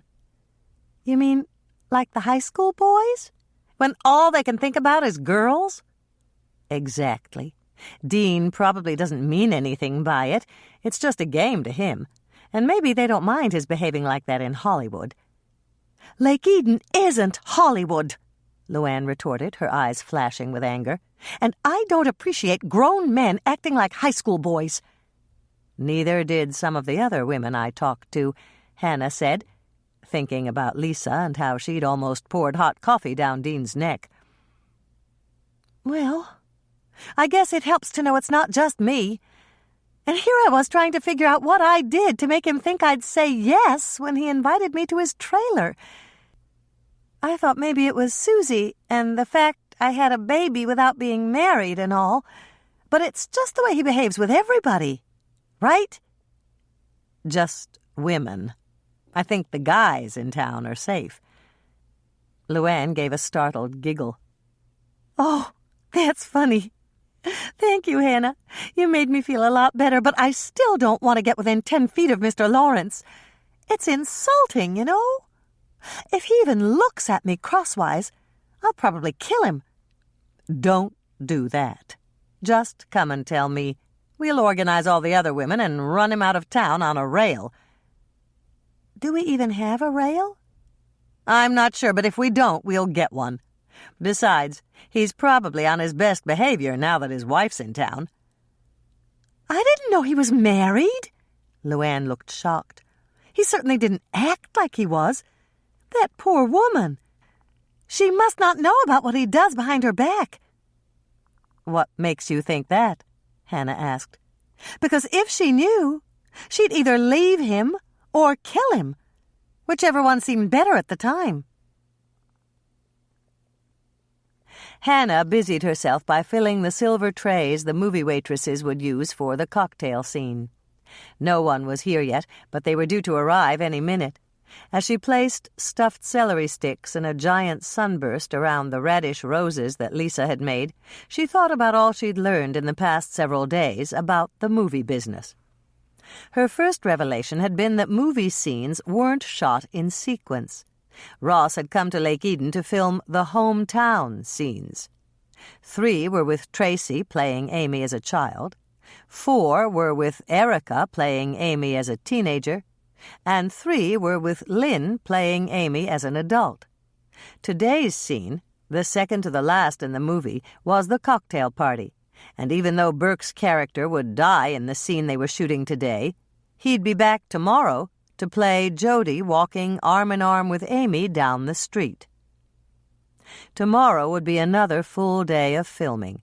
There would be a scene with Erica in her blue and white bedroom, a scene with Burke and Lynn visiting their father's grave, and a third scene as they attended their aunt's funeral. On Friday, they would shoot a scene at the high school with the actor playing Jody as a teenager, the skating scene with Tracy in the park, and the final scene of the movie where an adult Amy, played by Lynn, said goodbye forever to Cherrywood and drove off to return to her husband and family. Hannah finished the tray of stuffed celery and started to arrange the chilled mini-cherry cheesecakes. She'd also learned that there was no good time to deliver cheesecakes to Dean's trailer. After that first morning, when she'd heard someone who'd sounded suspiciously like Erica leave by the rear door, she'd taken the precaution of calling Dean's office before she left the cookie jar. But that hadn't helped a speck. Every time she called, she got the answer machine, and it was clear that Dean hadn't heard even one of her messages. And each time she'd knocked on the trailer door, she'd heard a female voice and then a muffled curse from the bad boy director. Several minutes later, Dean would open the door looking rumpled and very crabby. Hannah would step in, and then she'd hear the rear door open and close. So far, in the course of her cheesecake delivery experience, she'd heard 5 women leaving Dean's Winnebago. She couldn't swear to it in a court of law, but she'd thought about the women's voices she'd heard and come to some tentative conclusions. The first voice had sounded like Erica. There were just too many giggles for anyone else. And the voice on the second morning had sounded a whole lot like Lynn. After lunch, when she delivered the second cheesecake, Hannah was almost positive she'd heard Jeanette, Erica's mother. Then there was the voice this morning, the voice that she really hadn't wanted to recognize. She'd denied it at first, but now Hannah had to admit that the woman with Dean had sounded exactly like Andrea. It all tied in with what Dean had said as they'd left the school after Tracy's spelling bee scene. Hannah sent up a silent prayer that she was dead wrong and her sister wasn't involved with the bad boy director. This afternoon, when she delivered Dean's second cheesecake, Hannah had recognized the woman's voice. She was almost positive that it had been Honey, the head beautician. Even though Sharon was now in town, his wife's presence didn't appear to be modifying Dean's behavior one bit. In spite of all this, Dean was a gifted director. Everyone in the cast agreed about that. What Burke had said in his interview was partly true. If Dean wasn't getting the performance he wanted from an actor or actress, he was quick to step in and demonstrate what he wanted them to do. While he didn't actually get dressed up in their costumes, he did occasionally use a hat or a scarf or some prop to enhance the illusion. Only a few people were allowed in to watch the scene that was being filmed, and Hannah breathed a sigh of relief as she spotted Winnie Henderson. "Hi, Winnie," Hannah said, rushing up to her. "I need to talk to you after all this is over. Will you stop by the cookie jar?" "Sure, but only if you promise not to mention the park. I'm sick and tired of people trying to talk me into signing off so those movie people can use it." "I can't promise you that," Hannah said truthfully. "But if you listen to what I have to say and you still say no, I'll shut up and I won't say another word about it." Winnie laughed good-naturedly.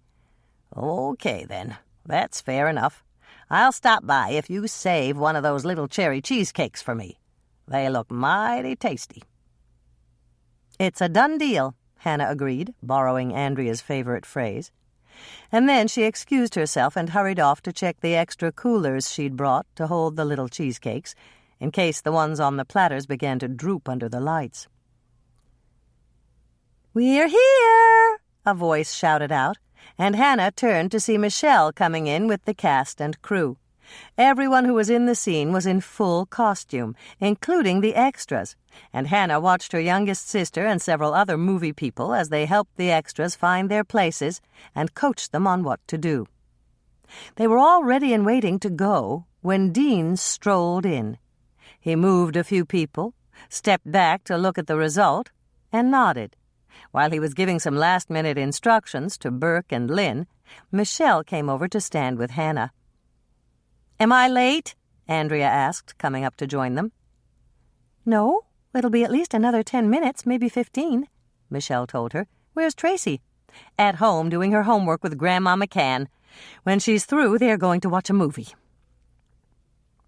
The 3 sisters stood there gazing at the scene for a moment. It was strange to see so many Lake Eden people dressed in fancy evening clothes in the middle of the afternoon. Hannah was the first to turn away, and as she did, she noticed that both of her siblings were watching Dean Lawrence with identical hungry looks in their eyes. Hannah shrugged slightly. She guessed she could understand their fascination with the director. He was handsome, and as long as her sisters were just window shopping, that was fine with her. Dean looked slightly disheveled and wickedly charming. He would have been right at home in a pirate's costume, ravishing women left and right. Her attention shifted to a familiar figure who'd just walked in. It was Ross, and as far as Hannah was concerned, he was much more appealing than Dean. It was true that he wasn't quite as handsome, but her Grandma Ingrid used to say, "Handsome is as handsome does," and Hannah thought she was right. Ross was a much nicer person than Dean, and he cared about people other than himself. "Hey, Shelley, Mike and I are here." Hannah turned to see Lonnie Murphy, Michelle's significant Lake Eden other, standing behind them in full-dress uniform. It was dark blue instead of tan and maroon, the colors of the Winnetka County Sheriff's Department, and there was a patch sewn on the shoulder that read Cherrywood PD. Lonnie was smiling, and Hannah smiled back. He was the only person who could get away with calling her sister Shelley, a name Michelle absolutely despised. And the fact that Michelle didn't seem to mind at all when Lonnie said it told a lot about their relationship. Michelle turned, and a big smile spread across her face. Hannah was relieved to notice that the look in Michelle's eyes when she shifted her attention to Lonnie was at least 100 watts brighter than the look she'd given Dean. Michelle had her priorities straight. But did Andrea? Hannah's middle sister was still focused entirely on the bad boy director. Then something happened that caused Hannah to relax slightly. Sharon Lawrence stepped onto the set and wove her way through the extras to greet her husband. Andrea stared at her for a moment, and then she turned to Hannah. "That's Sharon," she said. "She's Dean's wife." "I didn't know you'd met her." "I haven't, but who else could it be? Dean said his wife had raven hair." "You've been talking to Dean about his wife?" "Not really. He just happened to mention her, that's all. We were talking about Tracy's part in the movie." Hannah decided to take the bull by the horns. "Was that this morning when I knocked on the door at the Winnebago?" Yes. Look, Hannah, nothing happened." "Then why did you go out the back way?" "He asked me to. He wanted to avoid any gossip, you know? I mean, since I'm married and all." That hasn't stopped him in the past, Hannah thought, but she didn't say it. She remained perfectly silent and waited for her sister to get uncomfortable enough to go on with her explanation. "It's just like I told you, Hannah. Nothing happened. Dean talked to me about Tracy's part in the movie. He's been just wonderful about advising us." Again, Hannah remained perfectly silent. It wasn't easy, but the ball was in Andrea's court. "He said he called me in so early because he needed to talk to me privately, and that's when he told me that he's already chosen his next movie script, and I'm perfect for one of the parts." "You?" Hannah asked, too startled to remain silent any longer. "Yes, me. And he even offered to fly me to Hollywood for a screen test." Hannah stared at her sister in absolute shock. "Don't tell me you fell for that old line. My married sister, who's totally in love with her husband, even though she's momentarily ticked off with him for going off to Miami without her, wouldn't be that naive. Right?" "Of course not. I'm almost certain I'm not star material, and I recognize a line when I hear one, but it really was flattering, and I was tempted to say yes for a split second or two." "But you said no." "Of course I did.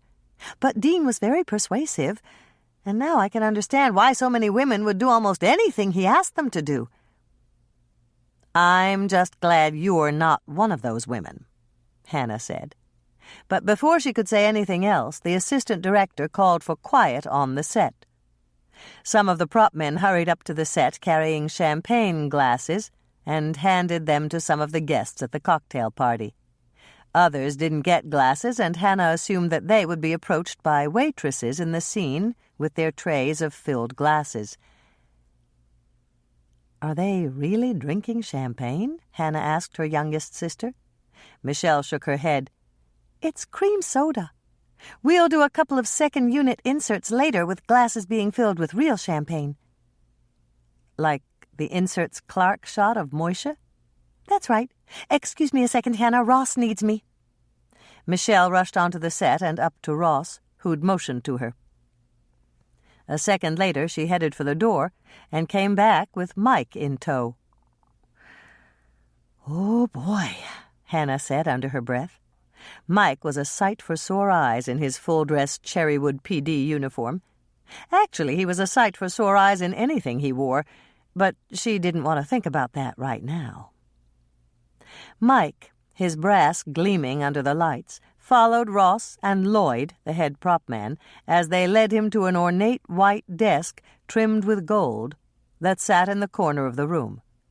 It was a double desk, the kind Hannah had always wanted but wasn't sure why, with room for 2 people to sit on either side and use it together. Hannah watched as Mike pulled out one of the center drawers and examined what was inside. Then he closed it again, exchanged a couple of words with Lloyd and Ross, and went back out through the living room doorway. "What was he doing?" Hannah asked Michelle, who'd come back to stand by Andrea. "He was checking the gun to make sure it was unloaded, and Lloyd had removed the firing pin." "Is that the gun they use in the suicide scene?" Andrea wanted to know. "That's right." Hannah started to frown. "But it won't make any noise at all without a firing pin." "That's right. We'll add the sound of a gun firing in post-production." "Why not use blanks?" Andrea asked. "Blanks are only safe if your target is a few yards away," Hannah answered, remembering the way Ross had described the suicide scene. Burke has to put the gun right up to his temple. "So?" "Blanks have a primer and gunpowder inside a casing. It's sealed with a wad of something that looks like shellac. When the gun's fired, the wad can exit the barrel with enough velocity to kill Burke." "I didn't know that," Andrea breathed, shivering a bit. "A lot of people don't know that. The only reason I know is that Lisa told me." "How did she find out?" Michelle wanted to know. "Herb teaches a class in gun safety." Hannah was about to tell them about the television actor who was killed with blanks while pretending to commit suicide on a set, when she saw Dolores giving her the high sign. "The cream cheese puffs must be ready. Either that or Mother is trying out for the part of a windmill."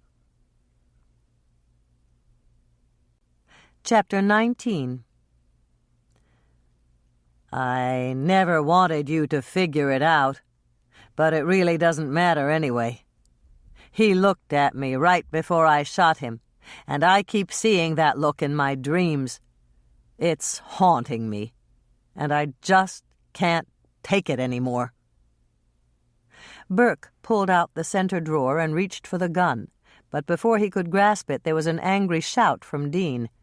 "Cut!" Dean shouted again. "What's with you, Burke? You're supposed to make people weep for you. Get up! I'll show you what I want here." Burke looked very embarrassed as he rose to his feet. "I'm sorry, Dean. I don't know what's wrong either. I just can't seem to get the motivation right. I know Jody's supposed to be at the end of his rope, but it's just not working for me." "Why not? He's been dealing with guilt for years, and it's taken its toll. He's also sloshed to the gills. All you have to do is sell drunk and guilty." "I know. We talked about that, and I thought I could do it, but—" Burke stopped speaking and sighed. "My back hurts, and I just can't seem to get it right." Dean rolled his eyes at the rest of the cast. "Fine. I'll show you how it should be done." "Thanks, Dean." Burke moved to the edge of the set and watched as Dean walked toward the desk. But before he got there, the director stopped and turned to his cameramen. "Make this a 3-shot. I've got the feeling we're going to need it.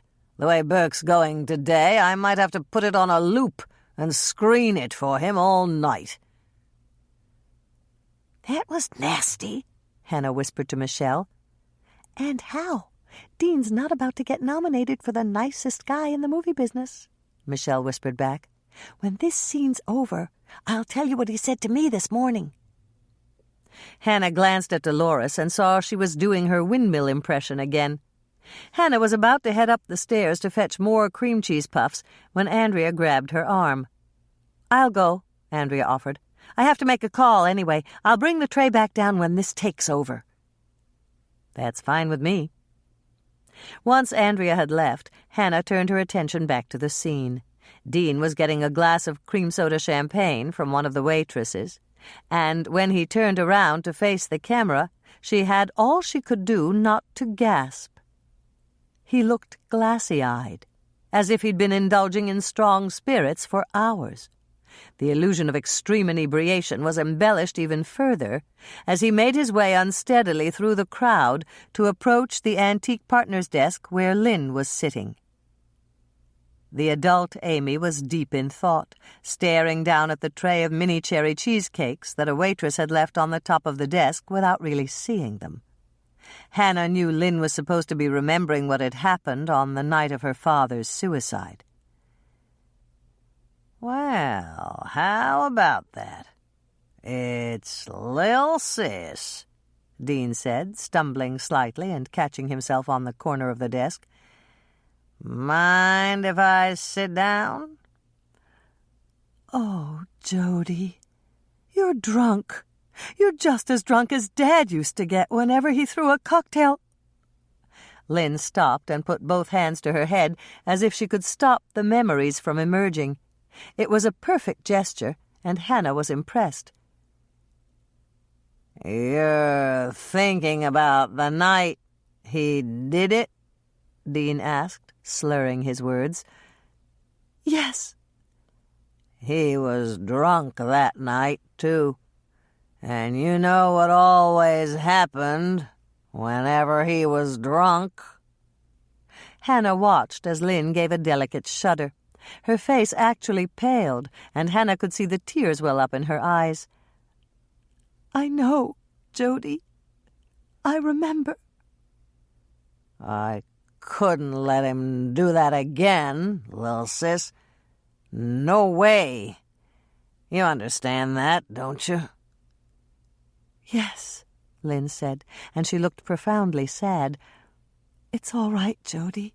Nobody else has to know what happened. That—" "But I know," Dean interrupted, and Hannah almost jumped as he leaned forward over the desktop, coming very close to touching Lynn. "I'll never tell," Lynn promised, a tear rolling down her cheek. "I promise, Jody. I'll never tell a soul." "Course not. Wouldn't expect you to. But that doesn't help a whole lot, Lil Sis. I never wanted you to figure it out, but it really doesn't matter anyway. He looked at me right before I shot him, and I keep seeing that look in my dreams. It's haunting me, and I just can't take it anymore." Dean pulled out the center drawer of the desk and grabbed the gun. He rose to his feet and was raising the revolver to his head when Lynn started to scream. Her scream wasn't audible over the sound of the music and laughter from the merrymakers at the cocktail party. No one reacted in the slightest. "No!" Lynn sounded positively panic-stricken. "I love you, Jody. Don't do this to me." "I'm not doing it to you, Lil Sis. I'm doing it for me." Once he'd delivered that line, Dean raised the gun to his temple and squeezed the trigger. The instant the hammer flew forward, there was a loud explosion.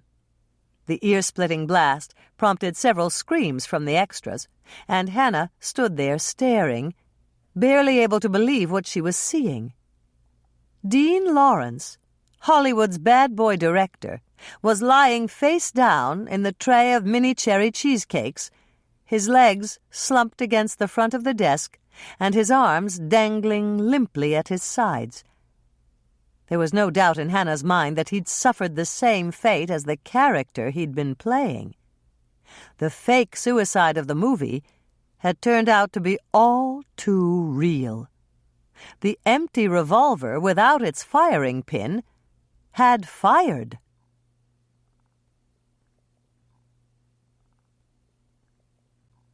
Chapter 20. Even if she were so inclined, there was no way Hannah could get close to the mayhem on the set. People were yelling, screaming, pushing, and shoving to get away from the violent scene. Hannah stood where she was, not wanting to move until some sort of order was restored, and stared at the panicking actors and extras. Was that a blue uniform in the middle of the melee? Hannah tried to see past an opaque lavender silk object that turned out to be Helen Barthel's derriere. Yes, it was Mike, towering head and shoulders above the diminutive Amber Coombs in her smart little cocktail waitress uniform. As Hannah watched, Mike made his way through the crowd and arrived at Lynn's side.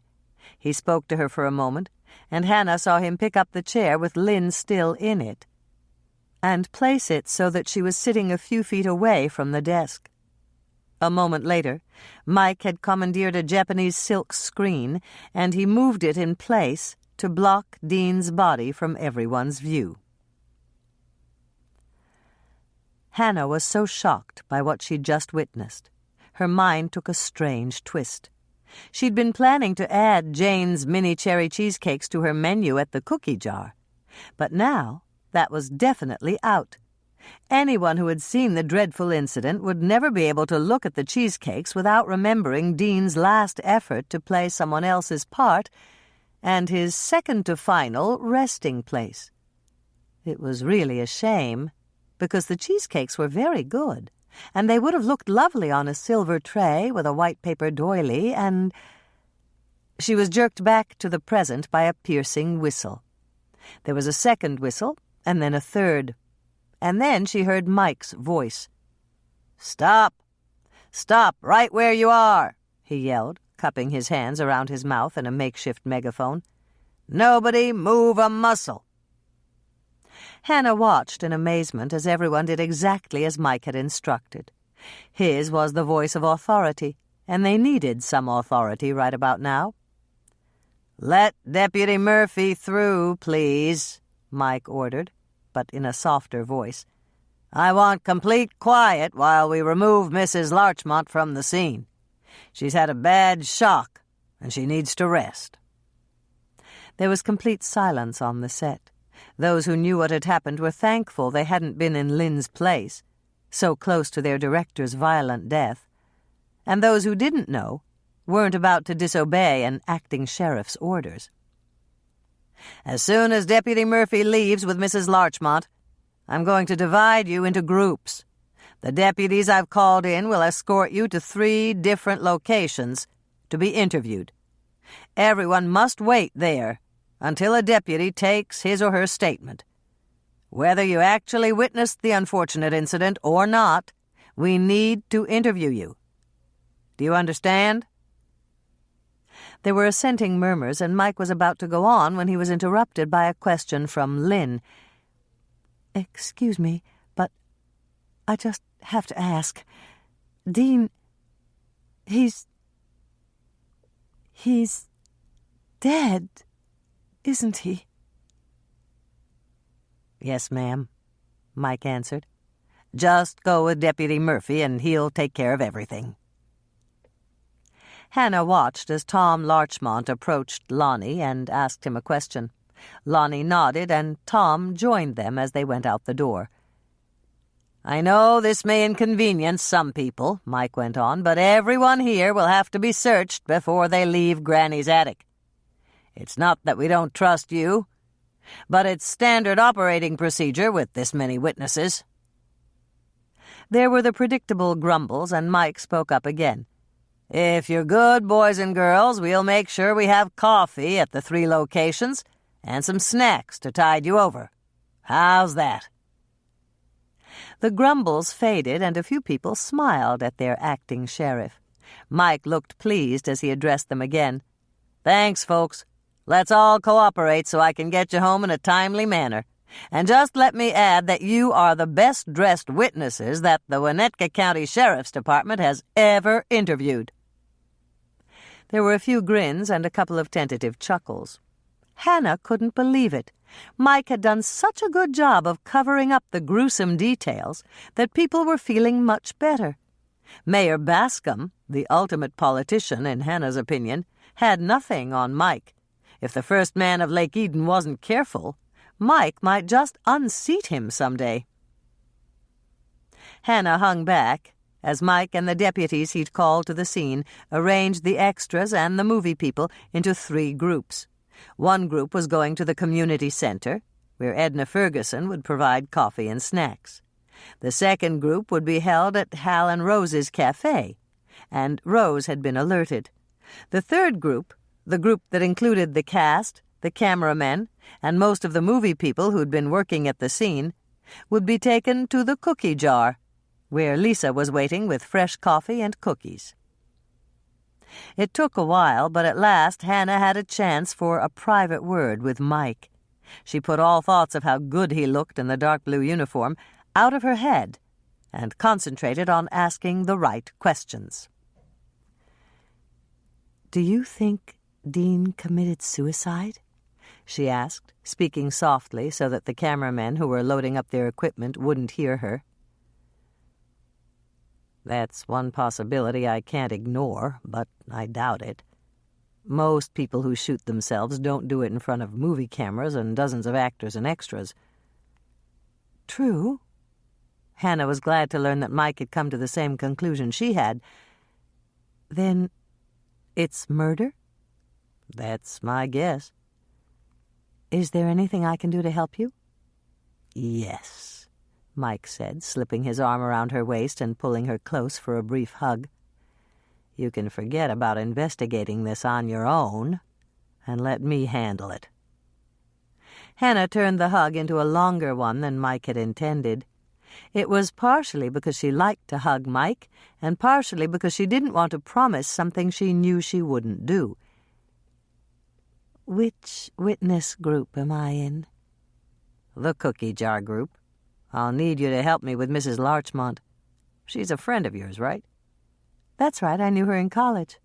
"Well, she's very broken up over this whole thing, and I don't think we're going to get much out of interviewing her." "I'm sure you're right. She's bound to be traumatized since it happened right in front of her." "I had Lonnie take her down to the cookie jar. Her husband's with her, and that should help. Anything you can say to help calm her down would be good." "Of course. How about Sharon Lawrence? What group is she in?" "She's with Mrs. Larchmont and her husband. I understand he's her uncle?" "Right." Hannah took a deep breath.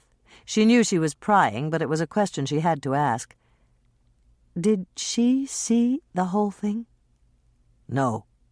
She told Lonnie she just left to get coffee for Dean. He always called for coffee after he finished demonstrating a scene, and she wanted to have it ready for him. She was upstairs in the break room with Luann and Andrea when it happened." "Thank goodness," Hannah said, but her mind was racing. Had Sharon left just to fetch coffee for her husband? Or had she known the gun would fire and wanted to get as far away as possible? Mike pulled out his notebook, and Hannah took a deep breath. She was about to get interviewed. "Did you see me check the revolver?" "Yes." "Did you see anyone near the desk after that?" Hannah shook her head. "No, but I was busy filling up trays with appetizers. After I finished, I went to stand with the other people who were watching. There were a lot of people walking around on the set, and I didn't really start looking at the desk until Lynn walked over there and took her place." "Do you know of anyone who had a reason to want Dean dead?" Hannah thought for a moment. "No one in particular. He wasn't the easiest man to get along with, but I don't know of anybody who'd actually murder him.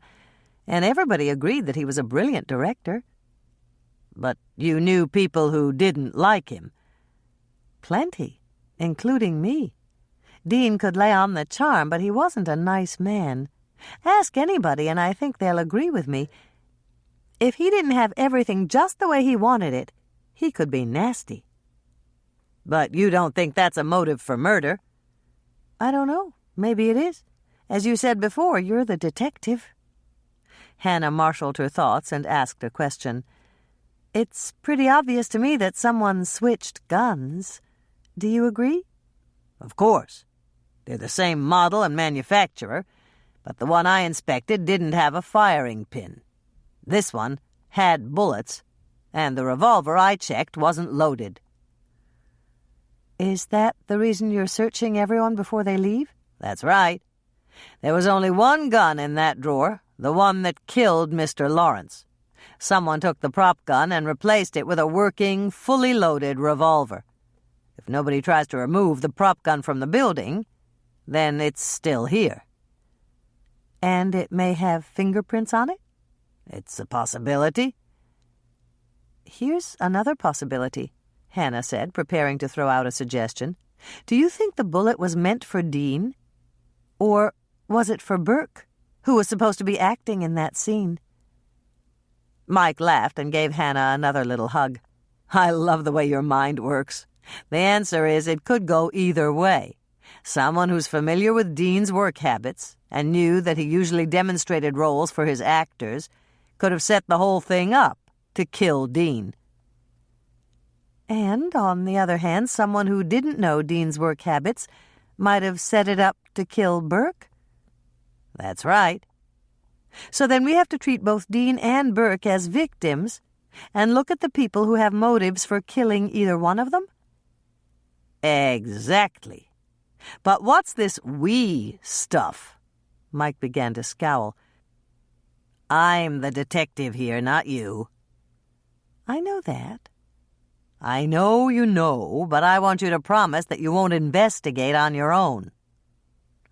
Hannah nodded, but that didn't seem to be good enough for Mike. He was still scowling. "I want you to promise out loud," Mike insisted. Hannah hesitated, but then she realized that Mike's wording had given her an out.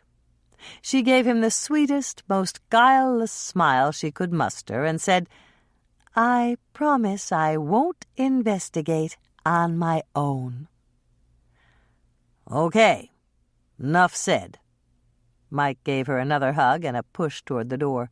"Go back to the cookie jar. I'll wait for Doc Knight, and then I'll come right over." Hannah stopped at the door where Rick Murphy was frisking the last of the witnesses. He took one look at Hannah, made sure the last witness was out of earshot, and shook his head. "I don't need to search you, Hannah." "Yes, you do. Mike said you have to search everyone." Hannah held her arms out to the side and let Rick examine her pockets and frisk her for any weapon concealed on her person. "I want Mike to be sure I didn't leave with that prop gun." Once she was outside on the sidewalk, Hannah started to grin. She'd promised Mike that she wouldn't investigate on her own, and she wouldn't. She'd just nose around and see what turned up, and she wouldn't do that alone either. Not when she had her two sisters, Norman, Dolores, Carrie, and the rest of her extended family to help her.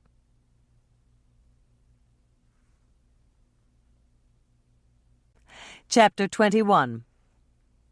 When Hannah came in the front door of the cookie jar, she found her extended family already organized. Andrea and Lisa were making the rounds with coffee and cookies, while Carrie and Dolores were handling hot water for tea and tea bags. They were listening so intently as they waited on the tables that Hannah imagined she could see their ears revolving like Moishe's did when he heard the patter of tiny mouse feet in the space behind the walls. Sharon was sitting with Lynn and Tom Larchmont, and she was holding Moishe on her lap. Hannah took in Sharon's pale face and the tracks of recent tears on her cheeks, and wondered if Dean's wife was truly grief-stricken, or whether she was every bit as good an actress as Lynn was. If Sharon had found out about Dean's infidelities, she certainly had a motive to do away with her husband. And the fact that she hadn't been there when her husband's death had occurred could be either a stroke of luck or an aversion to witnessing the gory scene. Hannah's attention turned to Lynn, who looked quite calm, despite the trauma she must have endured. It couldn't have been pleasant for her to see her director's death. On the other hand, Lynn had never been squeamish in college, and she probably wasn't squeamish now. Hannah recalled that Lynn had been the one to set traps to get rid of the rodents in their apartment building, and she'd emptied them every morning. She'd even kept a record of what she'd called her kills, posting a tally sheet in the kitchen and marking off every successful snap of the bail. When Ross and Hannah had told her they thought it was a bit cold-blooded to keep count, Lynn had just laughed at them. A pest was a pest, she'd said, and she didn't mind exterminating them at all. Perhaps in light of her college behavior, watching the end result of the gun switch she'd made hadn't bothered Lynn that much at all, and her show of horror and grief had been a brilliantly acted ruse. Then there was Tom Larchmont to consider. Hannah eyed the distinguished silver-haired man with some suspicion.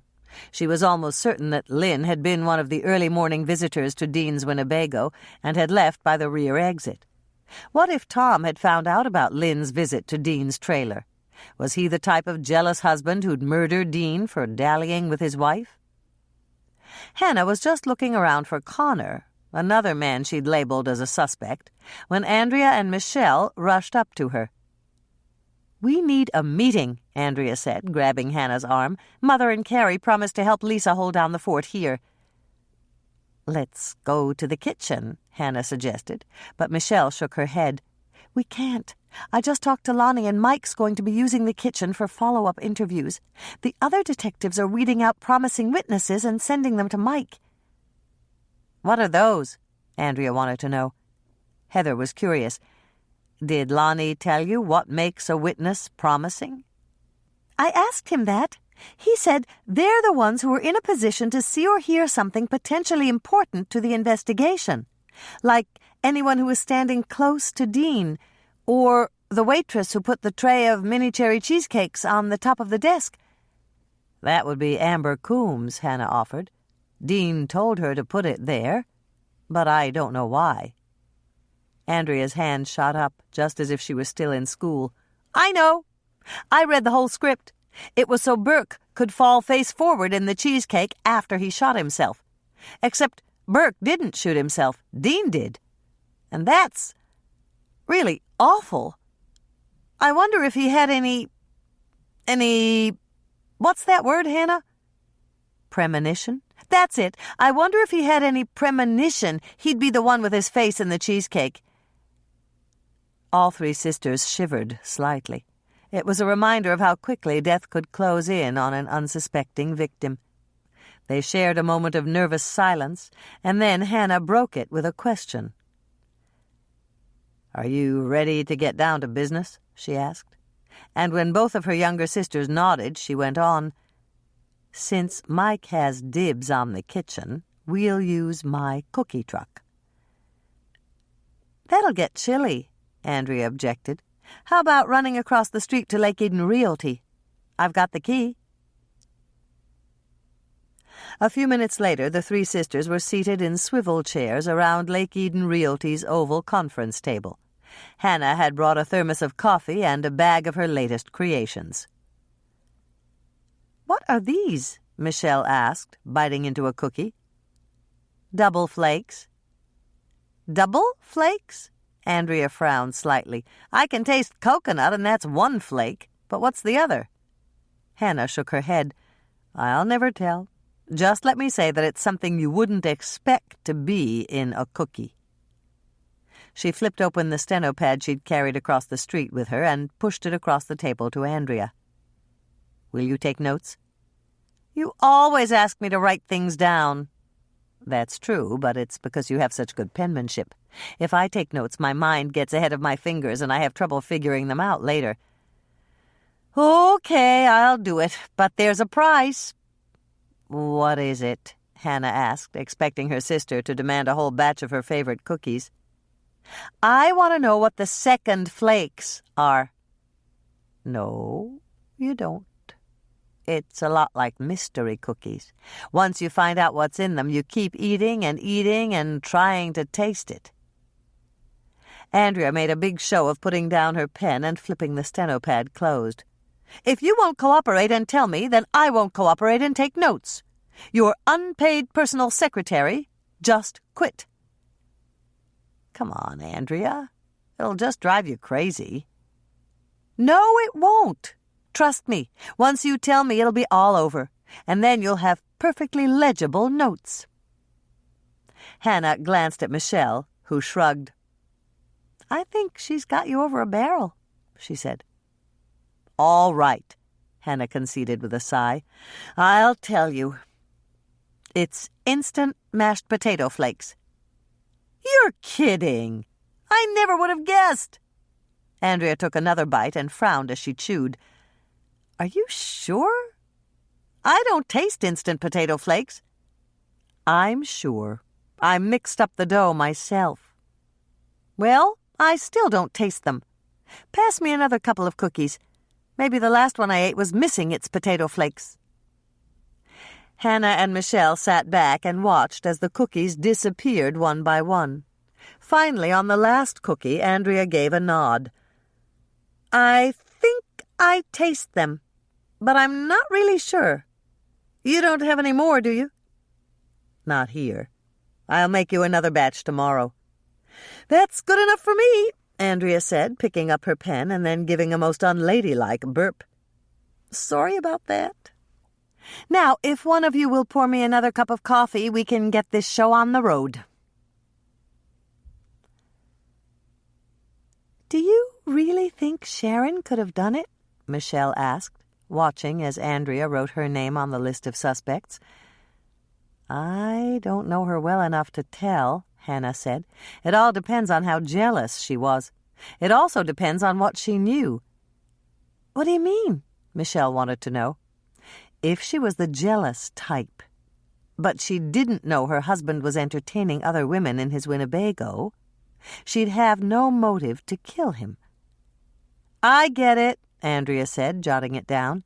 "And if she wasn't jealous, and she didn't care if her husband was entertaining other women in his Winnebago, she wouldn't have a motive either." "Correct. For the purposes of this list, let's say she was jealous and she knew. That's a good motive for murder. And now we have to think about the women Dean entertained. They could have spouses or boyfriends who might be jealous enough to kill Dean." "Well, I'm off the hook," Andrea said, taking another sip of coffee. "Bill's in Miami, and everybody knows it." Michelle's mouth dropped open. "You mean he—" "No," Andrea interrupted. "But I did go to his trailer to discuss Tracy's part with him. It's a good thing Bill's not in town. He might have gotten the wrong impression, and then both of us would be suspects. But Bill's not here, and I'm in the clear." "If Bill's not here, she's in the clear," Hannah repeated, and she started to grin. "If it doesn't fit, you must acquit." "What?" both sisters asked at once, staring at her hard. "Sorry. I just couldn't help thinking of O.J.'s trial. That's what the defense said." "But what does that have to do with—" "Absolutely nothing," Hannah interrupted her youngest sister. "It rhymed, so I thought of it, that's all. Let's get back to business here. Can we think of any other women we can link with Dean?" "Me," Michelle confessed, guilty color rising to stain her cheeks. "He asked me to come to his trailer right after lunch yesterday. I thought he had work for me, but when I got there, he made a pass." "What kind of a pass?" Andrea asked. "It was silly, really. The sort of thing only a fool would have believed. He put his arm around me and told me I was perfect for a part in his next movie, and he offered to fly me out to Hollywood so I could take a screen test. I guess he thought I'd be so grateful I wouldn't mind when he tried to kiss me." Andrea made a strangled sound and covered it with a cough. "Sorry, something was stuck in my throat." "Stuck in your craw is more like it," Hannah thought, and immediately felt mean. She poured more coffee for Andrea by way of apology for what she hadn't said, and turned back to Michelle. "So, what did you do?" "I stepped away and told him I was really flattered that he thought I had talent, but the smart move for me was to stay at McAllister and finish college." "That was a good way to deal with it," Andrea said, recovering nicely. But even though you turned him down, Lonnie could still have heard about it. He's got a temper, and he was on the set, and— Forget it, Hannah advised her. Lonnie would have punched Dean's lights out, but he never would have killed him. I think it's safe to assume that he didn't know about the time Michelle spent in Dean's Winnebago. Michelle looked thoughtful. You're right. If Lonnie wanted to kill Dean, he'd do it with his bare hands. He'd never switch guns and take the chance that someone else might get hurt. But I just thought of someone else to add to the list. Who? Andrea asked, her pen at the ready. Lynn! I know she was in Dean's trailer a couple of times. He mentioned it on the set the other day, and she wasn't happy that he mentioned it either. Okay, I've got her down. And if Lynn was there, we have to add her husband. His name is Tom, isn't it? That's right, Hannah said. You'd better add Erica, too. I'm almost positive I heard her giggling that first morning when I delivered Dean's cheesecake. And you'd better put down Jeanette, too. Because she'd kill anybody that touched her daughter? Andrea's pen flew across the paper, and then hovered over the motive column she'd drawn next to the column of names. That, too, Hannah told her. But Jeanette might have another motive for killing Dean? Oh, yes. I think I heard her in Dean's trailer the next afternoon. I'm not positive, but it sounded just like her. I'm surprised Dean didn't ask the rental company to install a revolving door at the back of his trailer. Andrea laughed. That's funny. I wonder if there's anyone in Lake Eden that he hasn't tried to pick up on. Mother and Carrie? Hannah suggested, expecting a big laugh. Maybe Carrie, Michelle answered. Not Mother? Not Mother, Michelle said with a grin. Dean got a little close to her when she was printing out the list of props they collected for him. Uh-oh. What did she do? She elbowed him in the stomach. Hold on. Andrea held out her hand, palm first, in the universal signal for stop and wait. Did you say Mother printed out a list? That's right. Then she has a computer? She showed it to me last night, Michelle said. It's a really nice laptop, a Pentium 4, 3-gig processor with an 80-gig hard drive and a 17-inch screen. It's got FireWire and USB ports and lots of peripherals, scanner, color printer, digital camera, external hard drive backup, you name it. Andrea gave a low whistle. Did you hear that, Hannah? Mother got a computer. I heard, Hannah said, giving a groan worthy of a hippo mired down in a mud hole. Michelle glanced from one older sister to the other. Why is Hannah groaning like that? Because she promised me she'd get a computer when Mother did. Andrea gave a little laugh. And Mother did. Okay, Hannah gave in, although not gracefully. I'll talk to Norman right after the movie crew leaves and find out what kind to buy. Andrea's cell phone rang, and she put down her pen to answer it. She listened for a minute, and then she sighed. Okay, Lisa, we'll be right there. Thanks for telling us. Telling us what? Hannah asked, already starting to gather up the coffee mugs. Mike just came in to interview the promising witnesses. When he noticed that we weren't there, he asked where we'd gone. What did Lisa tell him? That we were here, across the street. Uh-oh, Hannah groaned. Mike was bound to be suspicious, especially since all three of them had left. Did he ask Lisa anything else?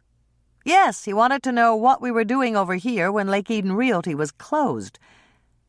And what did Lisa say? She said she didn't know, that all you'd done was ask her to mind the shop while you went across the street with us. Good girl, Hannah said, breathing a bit easier. She hadn't asked Lisa to lie for them before they'd left, and that omission had been deliberate. There was no way she'd put her young partner in that position. Lisa might agree to bend the truth a bit if it was crucial, but she hated to lie. And even more important, to Hannah's way of thinking, was the fact that Lisa was an extremely unaccomplished liar. No one would ever accuse Herb Beesman's new bride of having a poker face.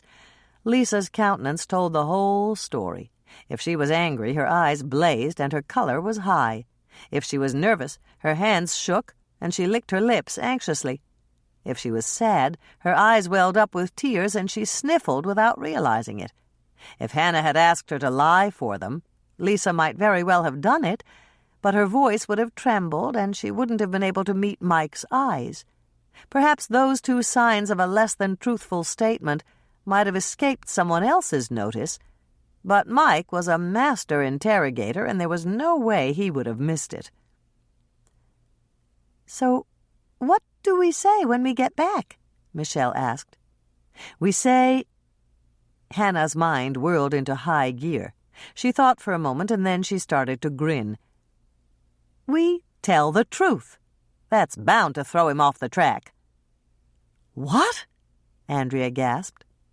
Michelle didn't say anything. She was too shocked to do more than stare at her older sister. "That's right," Hannah said, visibly warming to her idea. "We tell Mike the truth. We say we were over here talking about Dean's murder and speculating on who might have done it. And then, when Mike wants to know if we questioned any of his witnesses, we tell him the truth and say no. We also add that it's one of the reasons we came over here to talk about the murder." "Why?" Andrea looked confused. "Because we knew he wouldn't want any of the witnesses to overhear us talking about Dean. And there were so many people in the cookie jar, there wasn't any place for a private conversation." "Brilliant," Michelle complimented her. "It certainly is," Andrea gave a little smile. "And we're not even lying.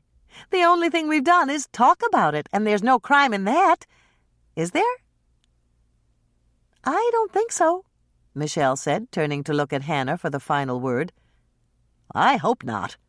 Hannah handed the thermos to Michelle, took the notebook Andrea handed her, and stuffed it into her saddlebag-style shoulder purse.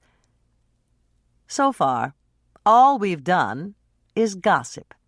And if that's a crime, Mike will have to lock up half the people in Lake Eden."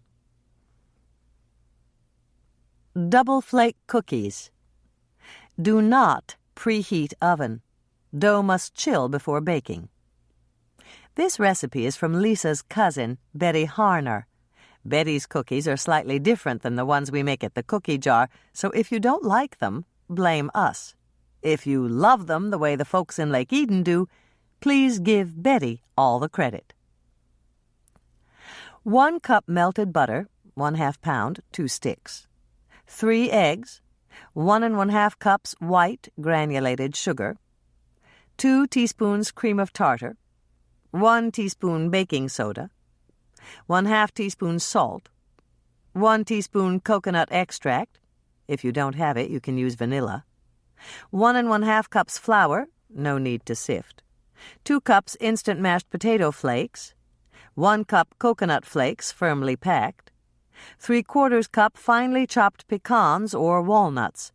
Measure after chopping.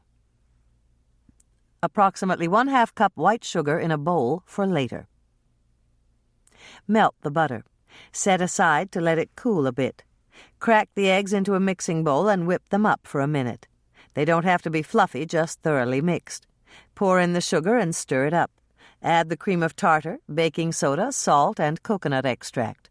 Mix well. Stir in the melted butter and then add the flour. Mix until the flour is thoroughly incorporated. Measure out 2 cups of mashed potato flakes and mix them in. Add the coconut flakes. If you're like me and you don't like stringy coconut, chop it up in a food processor with the steel blade before you add it to your bowl.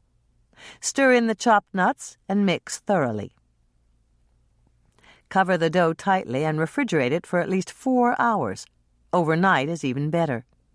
When you're ready to bake, preheat the oven to 350 degrees Fahrenheit, rack in the center position. Form balls of cookie dough 1 inch in diameter with your hands. Roll the balls in granulated sugar and place them on a greased, I used nonstick cooking spray, cookie sheet. 12 to a standard-sized sheet. Flatten them a bit with a metal spatula or the heel of your impeccably clean hand. Bake at 350 degrees Fahrenheit for 10 to 12 minutes, or until cookies are golden around the edges. Cool on the cookie sheet for 2 minutes, and then transfer the cookies to a wire rack to cool completely. Yield approximately 8 dozen, depending on cookie size. Mother likes these best as sandwich cookies. I spread one cookie bottom with chocolate frosting and sandwich another cookie on top. The bottoms should be together, making the cookie sandwiches slightly convex. Birdie's customers down at the Cut and Curl like them best if the sandwich filling is raspberry jam. I think that's because the chocolate melts if they eat them under the hairdryers. Hannah's note. You're really supposed to chill this dough, but if you absolutely positively can't wait to bake them, you can. Just be prepared to wet your hands frequently as you roll the cookie balls so the dough won't stick to them.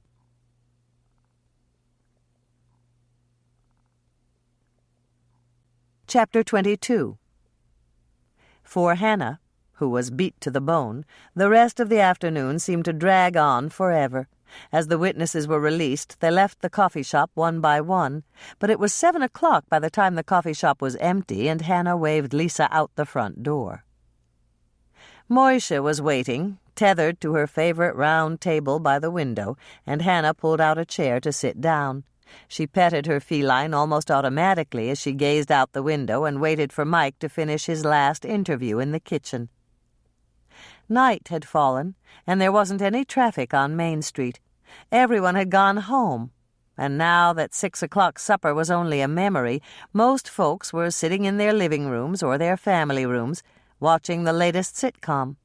Another group of people, the ones who lived alone, were banded together at the Lake Eden Municipal Liquor Store, where the television set above the bar would be tuned to the Timberwolves as they took on the Miami Heat. Hannah put her head down on the table and cradled it with her folded arms. She was just thinking about how nice it would be if she could be magically transported to the couch in her own living room, when Mike came out of the kitchen, followed by the subject of his last interview, Ross. "Hannah?" "Huh?" "Hannah, wake up." "I'm awake." Hannah looked up at Mike and blinked. "Can I go home now?" Ross reached down to pat her shoulder. "Come out to the inn for dinner first. I just checked with Sally, and she's serving coq au vin till 9. Hannah glanced at Moisha, who looked every bit as tired as she felt, and made a unilateral decision. "No thanks, Ross. Moisha and I are heading straight home. I don't know when I've been so tired." "That's my fault," Mike said, reaching out to pat her other shoulder. "I should have taken those last couple of witnesses out to the station so you could go home." "It's okay," Hannah said, slurring her words just a bit. The hard work she'd done and the sleepless nights she'd experienced had taken their toll. She was seriously considering turning out the lights and sleeping right there in the coffee shop rather than driving all the way home. Hannah was barely awake enough to notice as Ross and Mike stepped back from the table. She heard their voices, but they must have moved away toward the back of the shop because she couldn't make out what they were saying. They were probably talking about her, but she was simply too tired to care. She shut her eyes, nestled close to her purring cat, and drifted back off to sleep. When Hannah opened her eyes again, she thought she was seeing triple. 3 pairs of eyes were staring down at her. Then she realized that Norman had joined Mike and Ross, and she sat up, blinking. "Sorry about that. Guess I fell asleep." "I guess you did," Mike chuckled as he handed Moisha to Norman. "Come on, Hannah. Ross is going to bring you your coat and things, and Norman's going to drive you home." "But I don't need anybody to—" "Yes, you do." Mike cut off her protest. "You're tired, and you could fall asleep on the road. I'd drive you myself, but I've got to get down to the station to file my reports. And I've got a briefing scheduled with Lonnie and Rick." Mike had said the magic words, and Hannah woke up fast. He must have found out something if he had to brief Lonnie and Rick. This was a perfect time to pump him for information. Norman had taken Moisha back to the kitchen for one last trip to the litter box, and Ross had gone with him to get Hannah's coat and purse. Hannah's short nap had revived her, and she knew she'd never have a better chance to find out what Mike knew.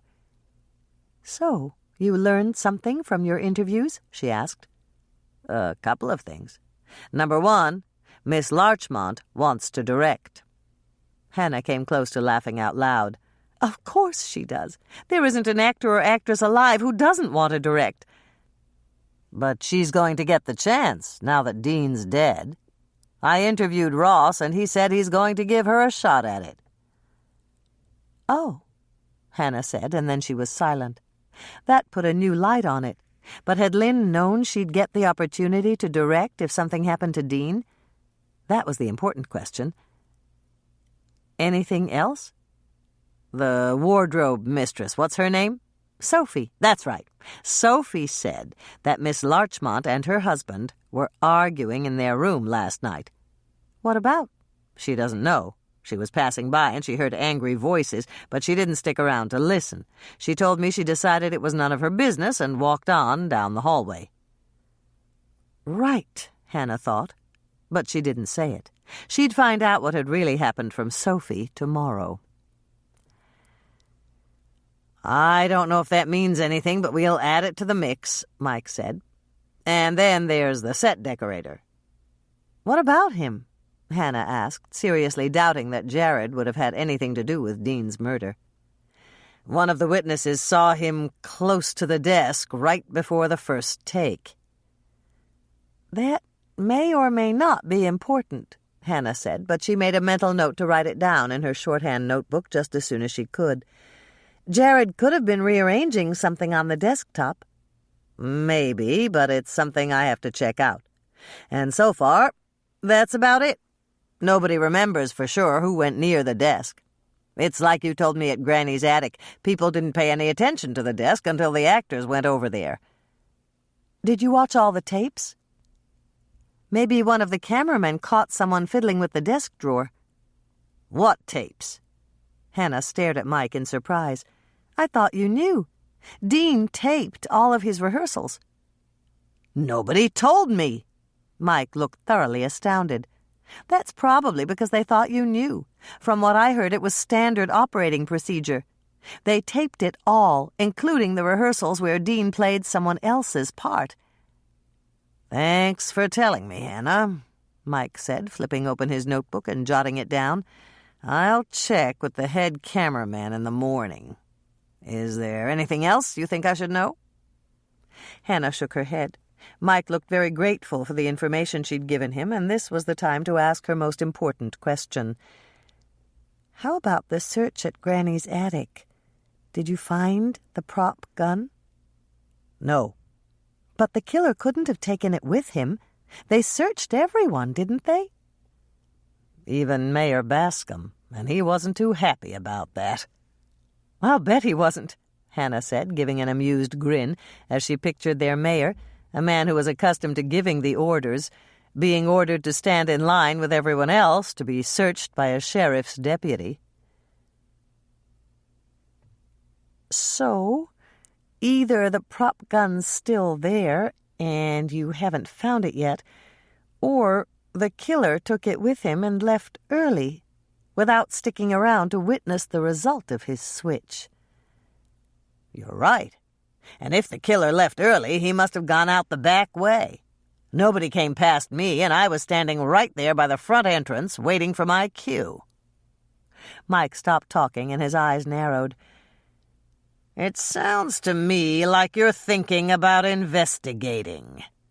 "Absolutely not." "You promise?" "You bet. I promise you that I won't investigate." Mike was still staring at her, and Hannah wondered if he smelled a rat. She'd told the truth the way she saw it, narrowly construed.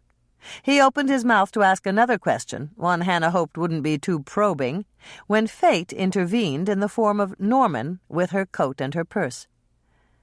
"Here you go, Hannah," Norman said, handing over her parka coat and her shoulder purse. "Ross had to run back out to the inn. Somebody beeped him, and he said it was important. He told me to tell you he'll touch base with you later tonight or first thing tomorrow morning." "Okay," Hannah said, pushing aside a little twinge of disappointment that Ross hadn't come to tell her so himself. "If you're ready, I'll load Moisha." "I'm ready," Hannah said, standing up and letting Mike help her into her coat. The little nap she'd taken had done her a world of good. She wasn't at all sleepy, but she certainly was ravenous, and she could hardly wait to get home and make something to eat.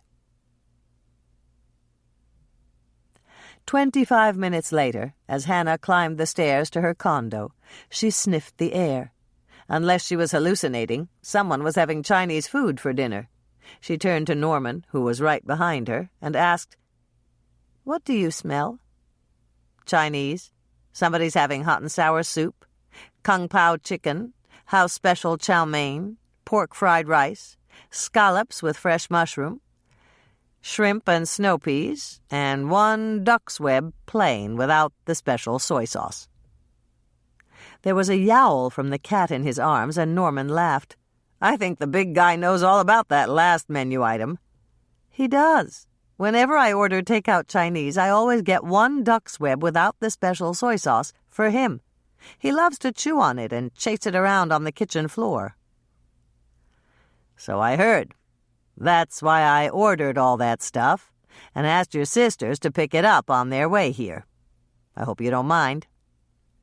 "Mind?" Hannah's stomach gave a mighty growl. "I don't mind at all. You may have saved my life." "If you're tired, we'll leave," Michelle offered, gathering up the white boxes that sat on Hannah's big round coffee table, closing the lids and preparing to stash them in Hannah's refrigerator. "Actually," Hannah paused to take stock of her mental state, "I'm not tired anymore. I think I got about 20 minutes sleep waiting for Mike to finish interviewing Ross, and it took the edge off." "Sometimes a 20-minute nap is all you need," Andrea said. "I read it in one of my parenting magazines." She stopped and began to frown. "You've got to promise not to tell Tracy I said that. I have enough trouble getting her to bed at a reasonable hour as it is." "You mean Mrs. McCann has trouble getting Tracy to bed?" Hannah thought. But she remained silent. There was no way she'd take such a nasty shot at her sister. "Of course, now that Mrs. McCann is living in to take care of Bethany, I don't have that problem," Andrea went on, almost seeming to read Hannah's mind. "Do you think I'm a bad mother for not staying home to take care of my daughters?" "No." "Of course not." "Never." They all spoke at once, hotly denying that suggestion. All three of them knew that Andrea wasn't cut out to be a stay-at-home mom. She was a consummate social being who needed the stimulation of other people to be happy and fulfilled. "Good." Andrea was smiling again as she opened the small white bag that sat in the center of the table and passed out fortune cookies. "Let's all read our fortunes out loud. You go first, Michelle." Michelle broke her fortune cookie in half and drew out the folded strip of paper inside. "Aim for the stars to reach the moon." "That's almost profound," Norman said, cracking his cookie open. "Mine says, helping others is its own reward. How about you, Andrea?" "True beauty is like the night." Andrea wore a puzzled expression when she looked up from the strip of paper. "What does that mean?" Everyone shrugged, and she gave a little laugh. "That's what I thought. They must have left out a couple of words. What's yours, Hannah?" "I don't really like fortune cookies." Hannah pushed hers over to Norman. "I'll trade you for your almond cookie." "Deal," Norman said, handing over his almond cookie. "If you're up to it, Hannah, we want to talk some more about Dean's murder. I've got some ideas." "Fine with me," Hannah said, reaching for her purse. She got out the steno book they'd used earlier at Lake Eden Realty and shoved it across the table to Andrea. "You're sure you're not too tired?" Michelle looked concerned. "I'm positive. I couldn't sleep through that racket anyway." All four of them turned toward the kitchen, where Moisha was trying to spear the duck's web with his claws and drag it out from behind the garbage can. He yowled every time he failed, but he didn't stop trying. "So, what did you get out of Mike?" Norman asked after crunching a bite of his fortune cookie. "Ross said you talked to him while we were in the kitchen." "Lynn wants to direct, and Ross is going to give her the chance now that Dean's dead. That's another motive for her, Andrea." "Got it," Andrea said, flipping the notebook open to the list of suspects and adding a second motive for Lynn. "Anything else?" "Mike didn't know that Dean taped all his rehearsals. I told him, and he said he'd check the tapes in the morning." "Then I'd better call Clark." Michelle got out her cell phone and punched in a number. "He's in charge of collecting all the tapes. I can always run out to the inn and screen them if you think they're that important." Hannah nodded. "Good idea. You'd better call Mother and tell her where you're going. She'll worry if you stay out at the inn too late." "No, she won't. She told me to come and go as I please." Andrea exchanged glances with Hannah. "That doesn't sound like the Mother we know and love," she said. "I know. She also told me she'll have dinner with me, but she has her own plans after dinner every night this week." Hannah started to frown. I wonder what plans she could have. There aren't any club meetings. They all canceled their activities until the movie company leaves town. She turned to Norman.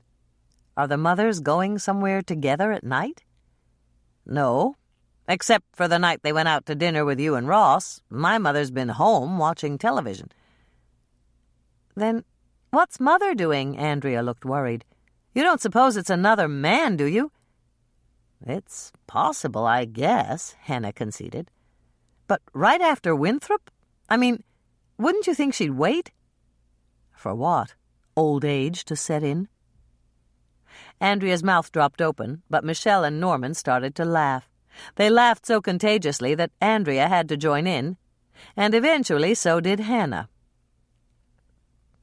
"Do you want to know what else I found out from Mike?" Hannah asked when the laughter had died down. There were nods around the round table, and she picked up the thread of their former conversation. "Mike said his deputies searched everyone who left Granny's attic, but they didn't find the prop gun. They also made an initial search of Granny's attic, and it wasn't there either." "But it has to be!" Andrea exclaimed. "Guns don't just vanish." "You're right, they don't. And they'll search again tomorrow. But there's also the possibility that whoever switched the gun left early and took the prop gun with him." "Winnie Henderson," Norman said. "What?" "I saw her driving down Main Street after they'd already started shooting. I know her daughter was in that scene, and I thought it was odd she'd leave before it was over." "Got it," Andrea said, writing it down. "What else?" "That's the question we didn't get around to discussing this afternoon." Hannah took a bite of her cookie. As far as she was concerned, her almond cookies were a lot better than the commercial kind. "What question is that?" Norman asked. "Whether the killer actually meant to murder Dean, or if his intended target was Burke." "That's good, Hannah." Michelle sounded very impressed. "You're absolutely right, and I bet no one else will even think of it. We're probably light years ahead of the official investigation." "No, we're not. I mentioned it to Mike." There was silence for a moment while the other three stared at her incredulously. It made Hannah so uncomfortable she started to try to explain. "I know I probably shouldn't have said anything, but he is the investigating officer. And I was really rattled. It happened at Granny's attic right after the murder, and—" "That's okay," Norman soothed her. "It isn't supposed to be a contest." "True," Andrea said, "although it seems like it most of the time." She turned to Michelle. "Don't you think it seems like a contest?" "I think it does," Michelle agreed. "But what we've all got to keep in mind is that it doesn't really matter who catches Dean's killer, as long as someone does." Norman reached out to squeeze Hannah's hand again. "Michelle's right. And besides, We have your fortune to consider." "My fortune?" "I saved it for you when I ate your cookie. It says, 'Redhead with big mouth is still better detective than tall man in uniform.'"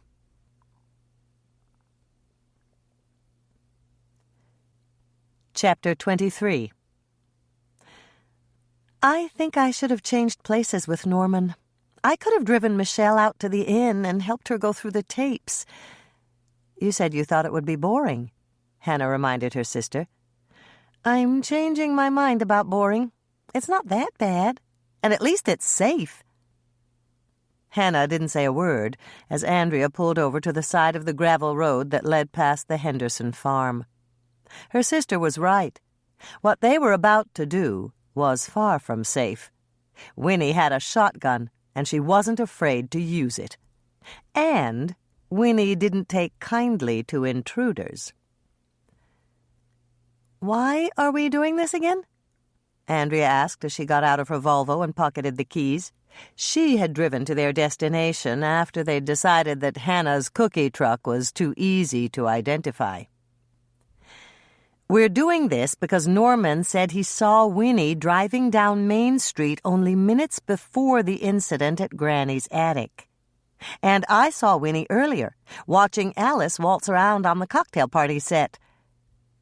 "So she was there, and she left before Dean—" Andrea's voice trailed off, and she shuddered. "That's right." "And because she left early, she wasn't searched. And that means she could have switched the revolvers and taken off with the prop gun. And nobody would be the wiser." "You got it." Andrea gave a deep sigh as she trudged up the one-lane road to the farm. They could see the house in the distance, gleaming alabaster white in the bright, cold rays from the halogen yard light. "I wish I'd worn boots," Andrea groused, glancing down at her sneaker-clad feet. "The ground's still frozen and the bottoms of my feet are cold." "It'll be warm in the barn." "You're right. I forgot that barns were heated." Hannah didn't bother to correct her sister. Strictly speaking, Andrea was right. Barns were heated. They were kept warm by herding in all the cattle, keeping them together in a closed space and utilizing their body heat. When it came to barns in the winter, BTUs stood for bunched together until summer. "Are you sure this is a good idea?" Andrea asked, stepping over a frozen rut in the road. "It's probably a bad idea, but somebody's got to do it." Hannah eyed the farmhouse again. "I don't see any lights on in the house, do you?" "No, it's dark. Winnie's probably been in bed for hours. She told me once that she gets up at 5. Can you imagine getting up that early?" "Oh, yes." "Of course you can. I forgot that you get up early, too." Hannah didn't say anything. Now wasn't the time to give Andrea any grief about sleeping in. As they walked closer, Hannah noticed that Winnie's sedan and her pickup truck were parked in the driveway. The house was perfectly silent, and the only things moving were the shadows from wispy clouds scuttling across the moon. "Why don't we tell Mike what we know and let him look for the gun?" Andrea suggested, not for the first time. "I told you before, Mike can't get a search warrant on speculation alone. And he can't search anywhere without a warrant. If we don't do it, nobody will." In the pale blue light of the moon overhead, Hannah could read her sister's expression. Andrea was seriously considering that option. "Don't even think about backing out now," Hannah told her sternly. "You're the one who told us that Winnie hid her valuables in the barn." "Yes, but I didn't know I'd have to come out here and look for them. What if Alice made up the whole thing? Lots of kids fib when they're in grade school." Hannah knew her sister was trying to bail out, but they'd come too far to give up now. Andrea had gone to school with Alice Henderson, and she'd told them about what Winnie's youngest daughter had brought to class for show and tell. Hannah was pretty sure Alice's story was accurate. It sounded like something Winnie would do. "But Alice showed you the gold medallions Winnie won for her prize cows, didn't she?" "Yes. But maybe Winnie didn't keep them hidden in the barn. Alice could have fibbed about that. Why would she fib? I don't know. And I guess maybe she didn't. The plastic bag with the medallions smelled a lot like, the kind of smell you'd smell in a barn. Let's just hope Winnie still uses the barn for a safe. And we can also hope she stashed the prop gun there and hasn't gotten rid of it already. It's a long shot, but we have to look. I wish it wasn't we, Andrea muttered, taking a deep breath as they stepped up to the front of the barn. How are we going to get inside again? Hannah explained for the third time that evening. The door slides to the side, and it's got a counterweight. I'll pull it open just far enough for you to slip inside. If I open it up all the way, it'll probably make a loud screeching noise. Most farmers don't grease the barn doors on purpose. It's like a burglar alarm. Smart, Andrea said, and a lot cheaper than hiring an alarm company. Once you're inside, I'll let the big door close, and you'll use your flashlight to walk to the small door and unlatch it. Right. There's just one thing. What? Aren't the cows going to see me when I come in? I don't know. Why? Well, what if they don't like me, and they start doing what they do away in a manger? Huh? When the cattle are lowing. What's lowing, anyway? That would be mooing, Hannah thought fast. If her sister suspected that the cows would be awake, she might refuse to go inside the barn. I don't think you have to worry about any mooing or lowing or whatever. The cows are probably sleeping. They get up early, You're right. I saw that commercial where the rooster wakes them. Andrea stopped and took a deep breath. Okay, Hannah. I'm as ready as I'm ever going to be. Watch out for the trench by the door. That's for the runoff when they clean the barn. Runoff? Never mind. Just step carefully, that's all. The minute you're inside, I'll go stand by the small door. Hannah used every muscle she had to push open the heavy door so her sister could slip inside. Once Andrea was safely past the trench and she'd snapped on her flashlight, Hannah let the door close and tromped around the side of the barn to the smaller door. There she waited. And waited. And waited. She was about to go back and try to force open the big door again when she heard Andrea draw back the latch and the smaller door opened. What happened to you? Hannah asked, frowning at the sight of her sister in the moonlight. Andrea had several globs of hay stuck in her hair and even more on her pants and jacket. One of the cows woke up and lowed at me, and I got scared and fell down. I didn't fall in anything really, messy, did I? Hannah turned on her mag light and surveyed the damage. Messy didn't begin to cover it. There was something on the back of Andrea's pants that Hannah didn't even want to try to identify, and more of the same was stuck to the back of her hair. Hannah? Andrea prompted, looking slightly sick. It's not that bad, is it? It's not that bad, Hannah said, lying through her teeth and breathing through her mouth while she was at it. Whatever Andrea had fallen in was pungent. Let's search the bullpen and get out of here so you can get cleaned up. Bullpen? How do you know Winnie's hiding place is in the bullpen? I figured it out from what you told us. You said Alice told the class she had to climb over a rail to get it, and it was in a box on the wall of a big pen. All the farmers around here keep their bulls penned up when they're in the barn. How do you know so much about farms, anyway? I spent a lot of time on Grandma and Grandpa Swensen's farm. I used to love going out to the barn with Grandpa and hand-feeding silage to the cows. I don't remember that. Of course not. You were just a baby, and you stayed in the house with Grandma. Hannah stepped inside the barn and shut the door. Walk down the center aisle, Andrea. That way we'll avoid the muck. Never mind, Andrea said, obviously thinking better of the question she'd been about to ask. I see 2 pens way down there at the end. One's empty and the other has a cow in it. That's a bull, Hannah pointed out as they got closer. "How can you—" "Never mind," Andrea said again, deciding she preferred to be zip for two with her questions. "I'll check the empty pen, and you can check the other one." Hannah smiled. She'd expected no less. "Go ahead. I'll wait to see if you find anything before I tackle the bullpen." As they walked down the center aisle of the barn, Andrea let her flashlight play over the cows. "They've all got signs hanging above their places," she said.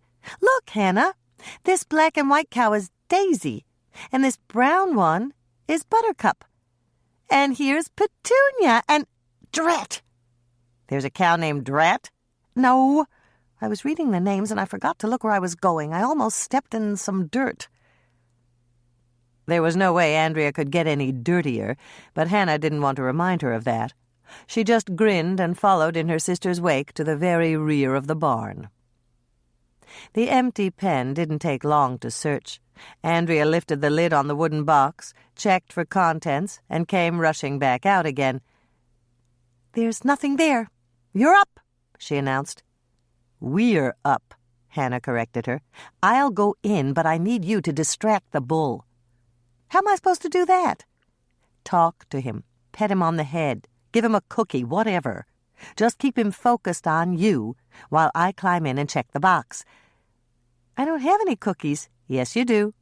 Hannah reached into her pocket and pulled out a bag of day-old cookies. She'd grabbed them from her cookie truck along with her mag light before they'd left the condo. "What kind are these?" "Assorted." Lisa emptied what was left in the serving jars. "Just keep trying until you get to one the bull likes, and then feed it to him slowly to give me time to get in, check the box, and get back out." "Okay, I guess." Andrea started to move to the front of the pen, but she stopped and turned back to Hannah. "I can't talk to him if I don't know his name, and there's no nameplate on his pen." Hannah thought fast. "Call him Larry." "His name is Larry?" "Absolutely," Hannah said, crossing the fingers on her left hand to negate the lie. "Winnie told you that?" "You bet," Hannah said, crossing the fingers on her right hand. "And you remembered?" "Of course." Hannah was running out of fingers, and she gave Andrea a little shove toward the front of the pen. "Hurry up. We haven't got all night." "Hi, Larry," Andrea said in the same tone of voice Hannah had heard her use with Bethany. "Are you hungry? I bet you are. Just look at what I've got for you. Try an old-fashioned sugar cookie. It's got colored sugar on it, and you're really going to like it." Hannah was beginning to have second thoughts. Andrea didn't sound very confident. To tell the truth, Hannah wasn't very confident either. She knew nothing about Winnie's bull. Some bulls were gentle and complacent, but others were aggressive and mean. Hannah wouldn't know what type of bull Winnie had until she got into the pen with him, and by then it would be too late to do anything about it. "Don't you like sugar cookies, Larry?" "Okay, they're not my favorites either. Let's try a chocolate chip crunch cookie. That's got cornflakes in it, and I'll bet you like cornflakes for breakfast. Or maybe Winnie doesn't give you cornflakes. How about oatmeal? I think I see one of Hannah's oatmeal raisin crisps." Hannah tested the gate. It wasn't locked. She could step in at any time. She did her best not to think about the dire consequences that could follow her action, but her mind continued to drown her in a cascade of scenarios. The bull would attack her, pin her to the rails, and gore her. That was the first scenario. The second scenario had the bull turning on Andrea and attacking her instead of Hannah. But if that happened, Hannah would still be in danger because Bill would attack her the minute he got back from Florida. The third scenario was a little less ugly but equally scary. The bull wouldn't attack anyone, but he'd start bellowing, and Winnie would come out with her shotgun and shoot both Hannah and Andrea. There was also a fourth scenario, and Hannah liked that one the best. The bull would fall in love with Hannah's cookies, become her mascot at the cookie jar, and sit beside Moisha on one of the tables by the front window, sniffing cookies, the way Disney's Ferdinand had sniffed flowers. "Hannah!" Andrea's voice roused her from the last and most ridiculous scenario. "What are you waiting for? Larry likes peanut butter melts, and I've only got 2 left." "Okay," Hannah said, and opened the gate to the pen. She slipped inside, went straight to the box on the wall, and opened it. "Jackpot," she breathed, pulling out a plastic bag. But it was far too light to include a gun, even a prop gun. They'd struck out and put themselves in danger for nothing. "Hurry, Hannah! I'm on the last cookie and Larry doesn't like anything but peanut butter." "Okay, I'm almost through." Hannah exited the bullpen without incident and made sure the gate was securely latched behind her.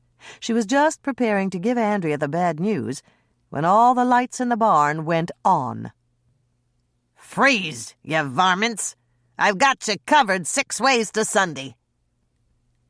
Hannah glanced toward the door to see Winnie heading toward them, a shotgun cradled in her arms. She was about to raise her arms in surrender and advise Andrea to do the same when she realized that Winnie wasn't wearing her glasses. "Down," she hissed, pushing her sister down in the hay. "Follow me. We'll hug the side wall of the barn and crawl out. But won't Winnie see us? She can't see a thing without her glasses, and she's not wearing them. Just follow me. It won't be pretty, but we'll make it." Truer words were never spoken. By the time they'd crawled through the feed trough that ran along the outside of the stanchions, Hannah and Andrea were covered with liquids and solids that would give a microbiologist a nice workout. The smaller door was standing open, and Hannah raised her head to check on Winnie's whereabouts. "Run!" Hannah hissed, grabbing her sister's hand and pulling her through the open door. Both sisters were breathing hard by the time they arrived at the Volvo. Andrea used her remote to open the door, and she was about to slide into the driver's seat when she looked down at herself. "Yuck!" "And another yuck for me," Hannah said, realizing that she was just as filthy as Andrea. "Do you have any blankets in the trunk?" "Of course I do. I have 2 thermal blankets. They're part of my Minnesota winter driver survival kit. Bill puts it together, and he doesn't let me take it out of the trunk until June." "Smart man," Hannah said, recalling that they'd once had a blizzard in May. "You take 1 blanket, and I'll take the other. We'll sit on them so we won't get your upholstery dirty." "What is this stuff, anyway?" Andrea asked, popping the trunk and taking out the blankets. "It's muck. Drive straight to my place, and we'll take showers." "A shower would be good, but I don't have any clean clothes with me." "Michelle left a pair of jeans and a sweatshirt the last time she stayed over. You can use those. But maybe I should just go home." "And let this muck dry on you? Don't be silly, Andrea. Cow pies are like plaster. Once they set, nothing less than a flamethrower can dislodge them." "Cow pies?" Andrea turned to her sister in shock. "Are they the same as muck?" "Pretty much, at least in our case." "Well, why didn't you say so in the first place? Hang on, and we'll be at your place in less than 10 minutes.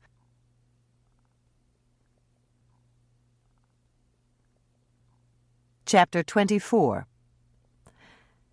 "You look like you've been through the wars," Lisa said when Hannah came into the kitchen of the cookie jar the next morning. "That about covers it." Hannah headed to the sink to wash her hands. "Where's Moisha?" "Home, sleeping. He doesn't have any scenes today." "I bet he'll miss all the attention he gets when he's here." "I don't think so," Hannah replied, reaching for the soap. "When I told him he didn't have to come to work with me today, he licked my hand, and then he burrowed under the blankets and hid at the bottom of the bed." "He must have needed a day off. And speaking of days off, I think you should have taken one. Were you out late last night, investigating?" Hannah shook her head as she lathered up. "I don't investigate." "You don't?" "Absolutely not. Only an investigator can investigate. I'm just a small-town snoop." Lisa laughed. "Still arguing over semantics with Mike?" "No." Hannah rinsed her hands, thought about it for a minute, and then she nodded. "Yes." Let me see if I've got this right. You promised Mike you wouldn't investigate, but you didn't promise him that you wouldn't snoop? Something like that. That's my partner, Lisa crowed, well pleased with her ability to figure it all out. So, where did you snoop last night? Hannah dried her hands and headed for the work island. Lisa was mixing up a batch of boggles, and the recipe for cinnamon crisps was next in line on the recipe holder. Andrea and I did a little B&E. Breaking and entering? Lisa looked shocked when Hannah nodded. Where? Winnie Henderson's barn. Hannah headed off to the walk-in cooler to get the butter and the eggs. Once she'd carried them back to her workstation, she gathered the dry ingredients from the pantry and arranged everything in order. She was ready to start mixing the dough when she realized that Lisa was still staring at her. "What?" Why? Lisa countered. "Why what?" Why did you and Andrea break into Winnie Henderson's barn? Winnie left the dress rehearsal early, so she wasn't searched. She's familiar with firearms, and a couple of her husbands had nice gun collections that might have included revolvers that resembled the prop gun. She didn't want Dean to use the park for the skating scene, and Dean was the kind of guy who wouldn't take no for an answer. And that's a motive? It's a pretty good one. Winnie could have figured that a real suicide on the set would shut the movie down. Then Ross and his company would leave town. Makes sense, Lisa said, getting out another of the large stainless steel mixing bowls they used and grabbing the next recipe on the rack. You can ask her some probing questions when she comes in at noon. Winnie's coming here? That's what she said when she called this morning. She apologized for not coming in yesterday, but she had to rush home to meet the vet.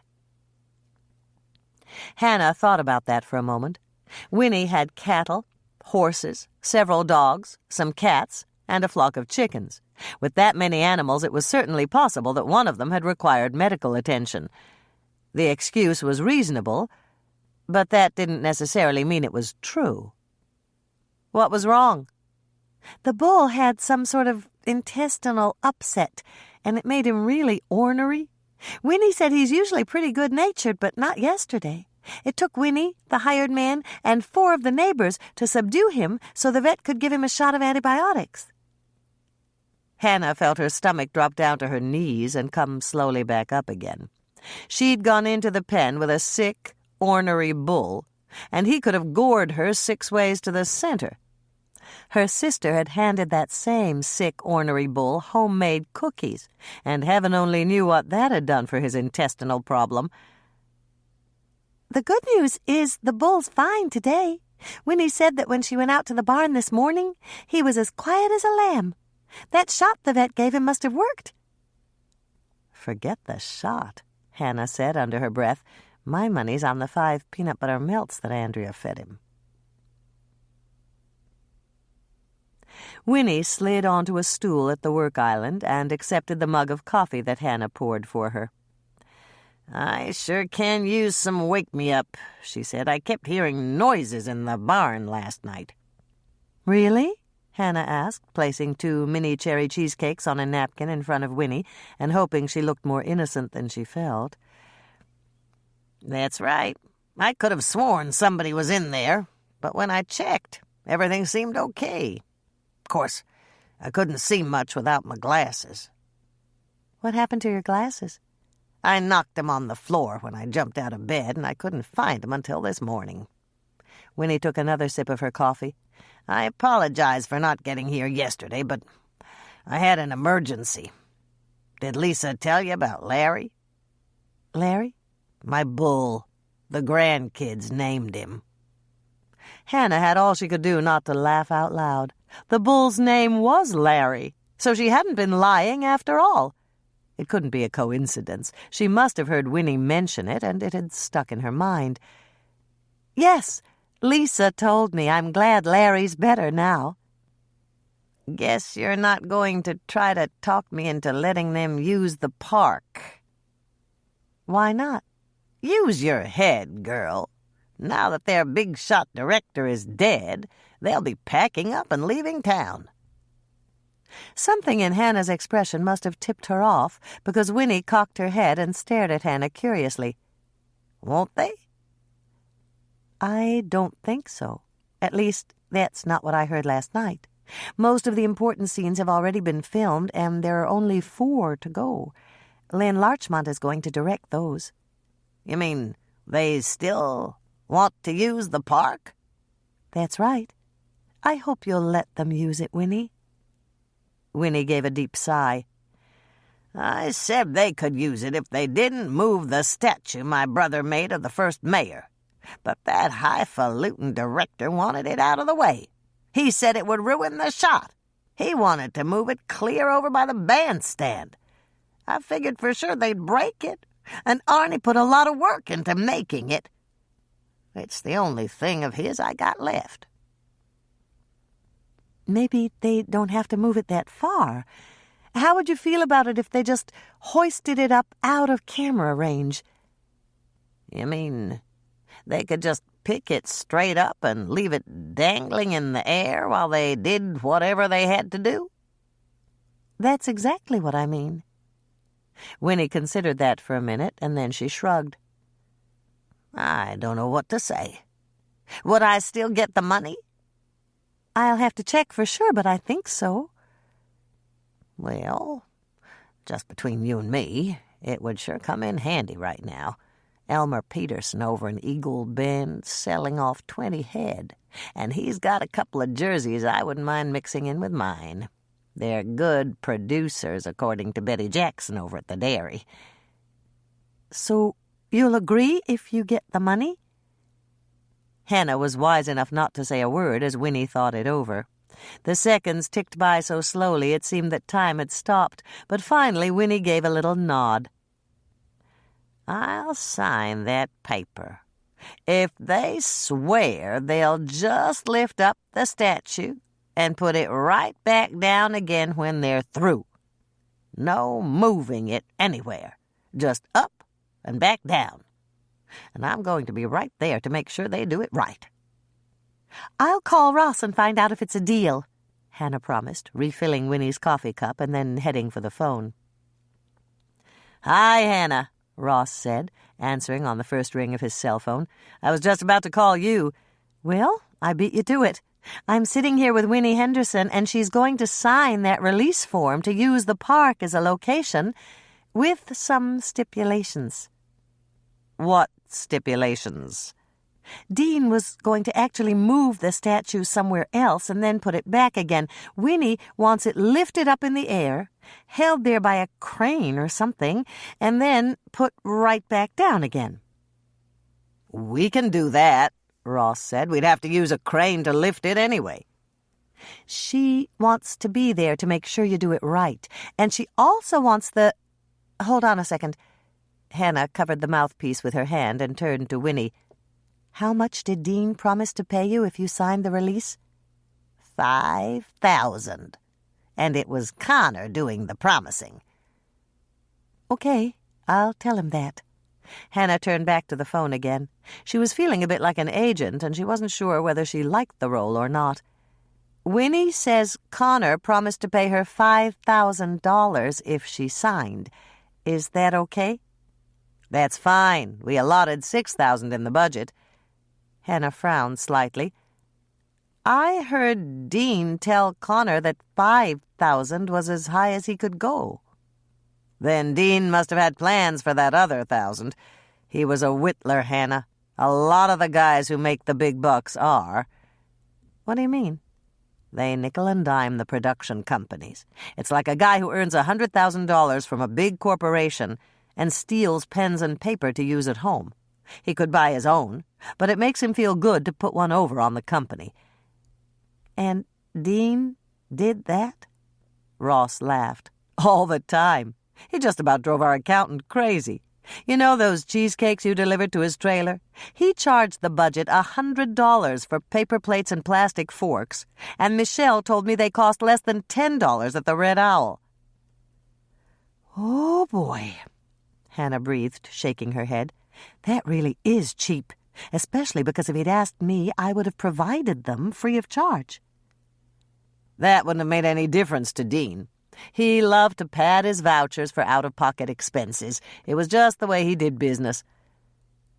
Another reason somebody might have killed him, Hannah thought, but she didn't say it. Since Tom Larchmont was the money man, she'd add it to his motive later. Shall I tell Winnie it's a go, then? Only if you have dinner with me out at the inn tonight. Hannah laughed. That's extortion. No, it's desperation. I need to spend some time with someone who doesn't have a personal agenda and who isn't directly involved with the movie. In other words, you need a friend? Hannah guessed, reading between the lines. That's exactly right.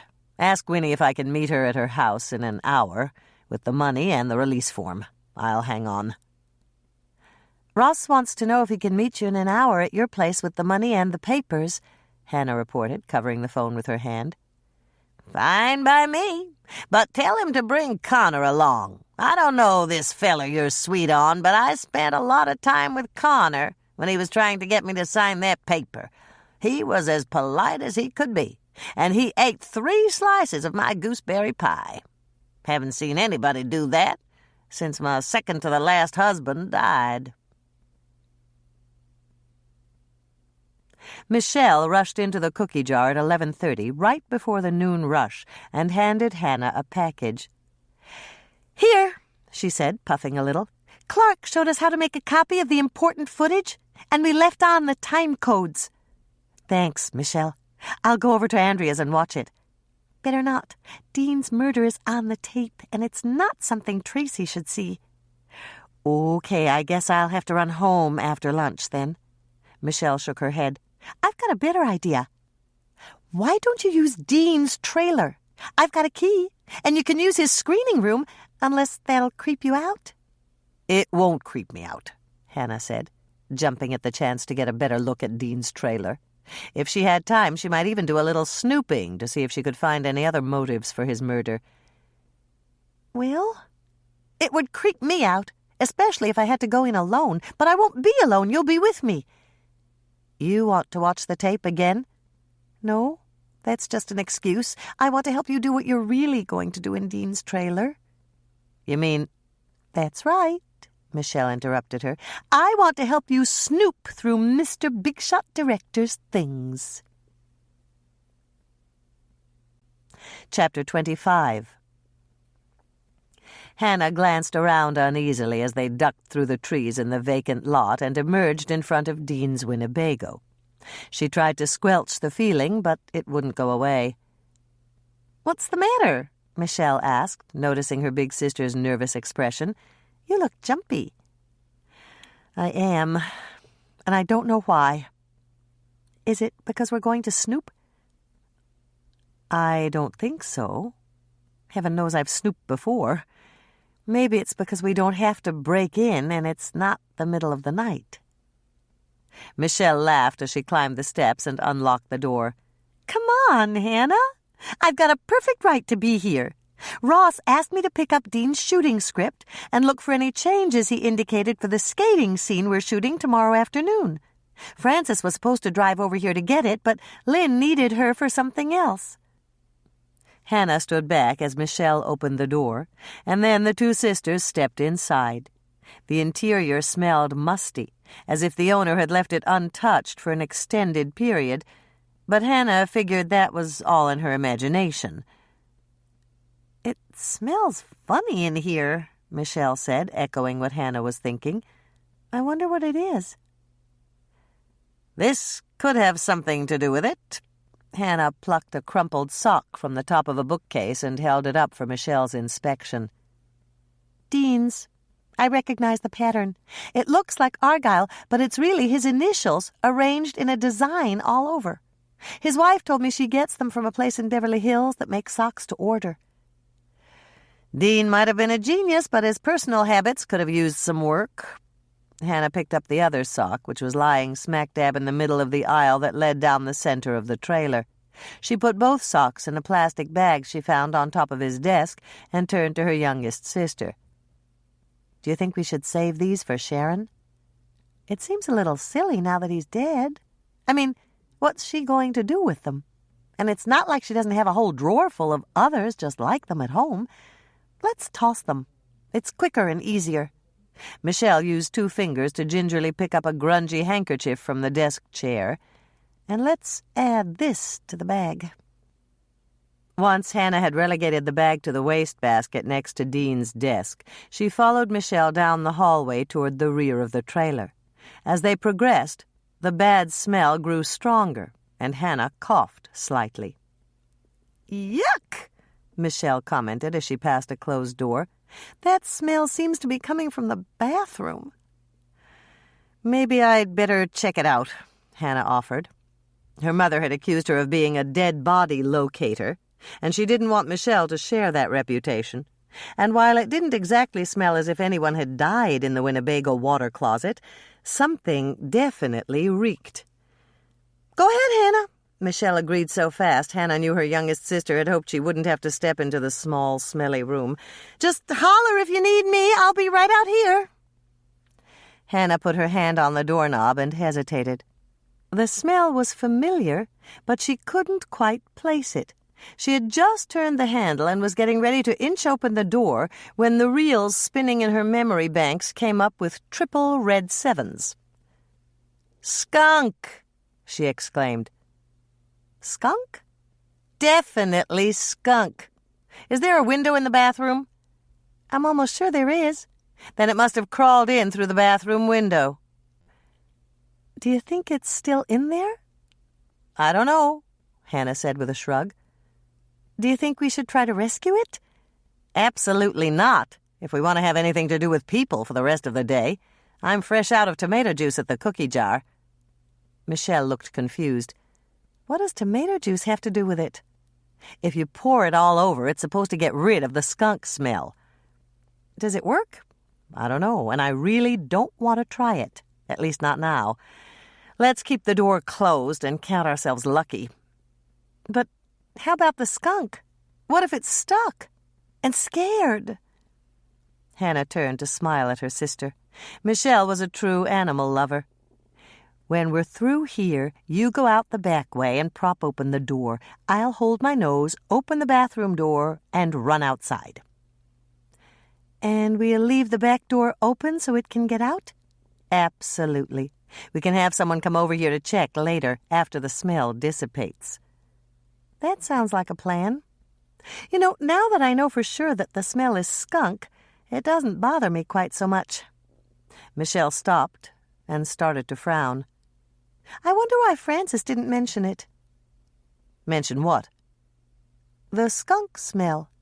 I guess she didn't come in to clean this morning, now that Dean is dead." "Are you talking about the Frances I know?" "That's right. Frances Newman. She cleaned up in here every morning before Dean came in." "But Frances told me that she was the script girl. And when I asked her what she did, she said she was in charge of continuity on the set and noting little differences between the takes so the editor would know which one the director liked best. And—" "That's all true," Michelle interrupted, "but they don't call them script girls anymore. The real title, the one on the credits, is Continuity Coordinator." "Then why did Frances tell me she was a script girl?" "Because that's what it was called when she started in the biz, and she still thinks of herself that way." "How about cleaning Dean's Winnebago? That isn't part of her job description, is it?" "No. It was an extra job Frances took on when Dean asked if anyone wanted to make a little money on the side. He paid her $25 a day to make sure his trailer looked good when he came in every morning. She said it never took her more than an hour, and Dean paid her in cash." Hannah thought about that for a moment. "I should probably talk to Frances. She might know more about Dean's life than anyone else in the company." "I'm sure she does.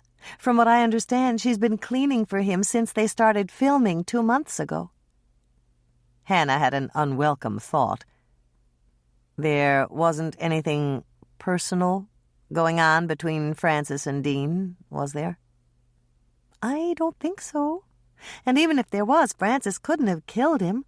I saw her take up her position by the door, and the only time she left it was when Dean called her over to give her a note. She didn't go anywhere near the desk, Hannah. I know that for a fact."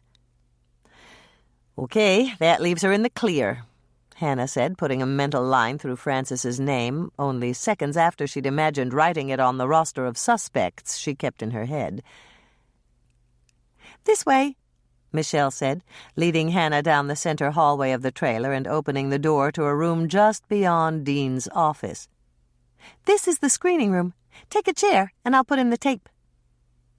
While Hannah was waiting for her sister to ready the electronic equipment, she took note of her surroundings. The room was messy, and that substantiated her belief that Dean had been a slob. There were paper plates on the coffee table from the cheesecake he'd served to whoever had screened footage with him, and no one had bothered to put them in the wastebasket.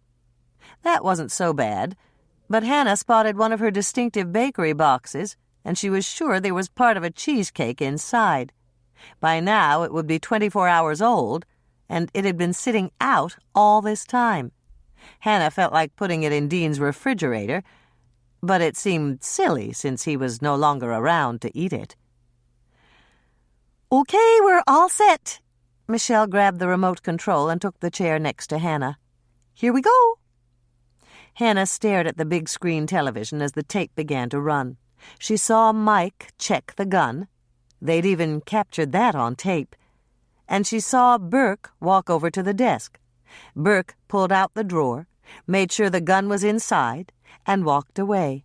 Several other people milled around in that area, but as far as Hannah could see, no one else touched the drawer except Lloyd, the prop man, who came over to check it after Burke. Hannah made a mental note to quiz Lloyd to see if he'd noticed anything unusual about the gun in the drawer. He hadn't taken it out to check the firing pin, but there might have been something not quite right, something that hadn't made him suspicious until now, in retrospect. One other person was a possibility, and that was Jared, the set decorator. He'd gone over to straighten the flowers that sat on the desk and stood in front of it, effectively blocking the camera's view of the drawer. Perhaps he hadn't touched the drawer. Hannah had no way of knowing, but he'd had the opportunity, and that was enough to make him a suspect. Hannah watched as Lynn took her place in the desk chair and Burke entered the scene. The first take was awful, as were the second and the third.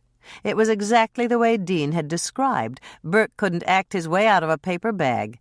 Hannah knew Burke's character was supposed to be drunk, but Burke slipped several times and forgot to slur his words. He also looked more pained than guilty, and Hannah remembered that he'd said his back was hurting him. "Brace yourself," Michelle said as Dean started to demonstrate the scene. "Camera 2 does a close-up, and it's not fun to watch." It was a clear warning from the baby sister who hadn't minded watching an autopsy on educational television. Hannah took it to heart and did what she always did when a particularly frightening or gory scene appeared on television or in the movies. She peeked through her fingers.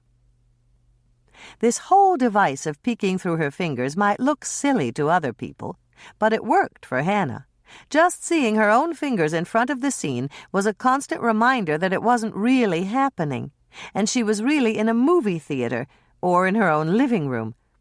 Of course, in this case, it had really happened, and her fingers didn't work quite so well. When the scene was over, Hannah drew a deep breath and looked over at her sister. Michelle was just lowering her hand, and she gave a sheepish smile. "Sorry. You told me to do that when I was a kid, and I still do it." "So do I," Hannah admitted, and then she got back to business. "Okay, who did you notice?" Michelle ticked them off on her fingers. "Lynn, but she didn't touch the drawer, at least not when the camera was running. Burke, who did touch the drawer and even pulled it out to make sure the prop gun was there." "If it was the prop gun when he checked," Hannah pointed out. "Yes. I should probably ask around and find out if Burke has any background with revolvers." "Good idea. Who else?" "Lloyd. He checked the drawer before filming started." Was that part of his job? Yes, he always checks a scene right before they shoot it to make sure the important props are in the correct position. Anyone else? Only one, and that's not for sure. Jared went over to rearrange the bouquet on the desk. He stood in front of the drawer, and he could have pulled it out without us noticing. Very good, Hannah said, smiling at her baby sister. And that's it? That's all I saw. Me too, except for me. You? Dean had me replace the tray of mini cherry cheesecakes right before the final take. I blocked the drawer with my body, and I could have switched the revolvers without anyone noticing.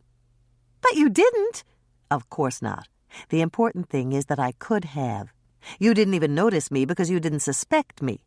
What you have to remember is that when you're working on a crime like this, you can't overlook anybody. Michelle sighed deeply. You're right. I should have mentioned you, even though I knew you didn't do it. I guess that's why I'm the helper and you're the detective. I'm not a detective. I'm a snoop. Hannah reached out to give her sister a pat on the shoulder. And speaking of snooping, let's go through Dean's things and see what we can dig up.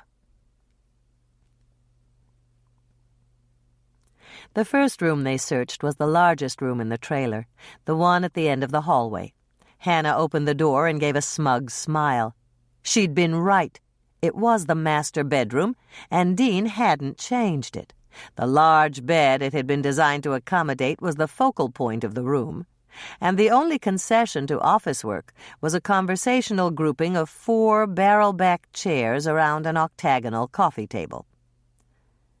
"So what did he use this room for?" Hannah asked, almost certain that she knew the answer to her own question. Private rehearsals. If one of the actors was having trouble with a scene, Dean would bring them here to go over it. But I'm pretty sure he used it for other things, too. Right.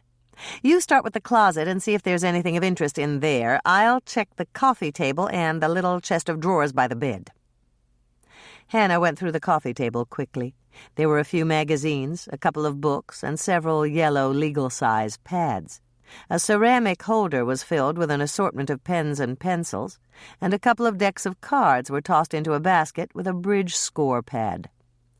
Unless someone had gotten completely bent out of shape over a rubber of bridge and killed Dean in retaliation, she hadn't found a thing. "How are you coming?" Hannah asked, aiming her question at the closet. "Fine. I'm almost through." "Me too." Hannah headed over to the small dresser, but all it contained were CDs for the sound system. Hannah paged through them. There were show tunes, blues, movie soundtracks, and some pop classical. It was quite apparent that they were carefully generic, and Hannah suspected that they'd come with the Winnebago and were meant to appeal to anyone who rented the giant vehicle. "I didn't find anything interesting," Michelle said, emerging from the closet just as Hannah shut the dresser drawer. "Neither did I. Let's go search the rest of the trailer." 15 minutes later, they were still searching, and they were down to the last room. Both sisters thought that Dean's office might contain clues, but what they dug up was a big, fat 0. Then Michelle began going through Dean's file cabinet, and she let out a whoop as she hit pay dirt. "Look at this," she said, shoving a file across the desk to Hannah, who'd seated herself behind Dean's massive work surface to go through the contents of the drawers. "It's Connor's employment file." "And that's important?" Hannah asked, opening the file. The first page was a standard personnel questionnaire, the kind every large corporation asks applicants to fill out before their initial interview. This looks pretty standard to me. "Take a closer look. Do you see what Connor listed as his last job? The one right before Dean hired him?"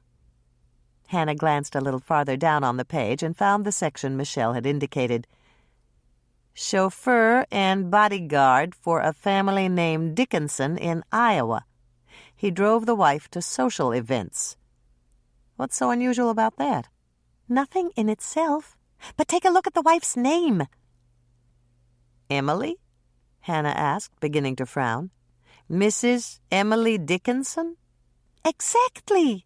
And that must have made Dean curious because he hired a private detective firm to check with Connor's former employers. The answer he got is on the next page.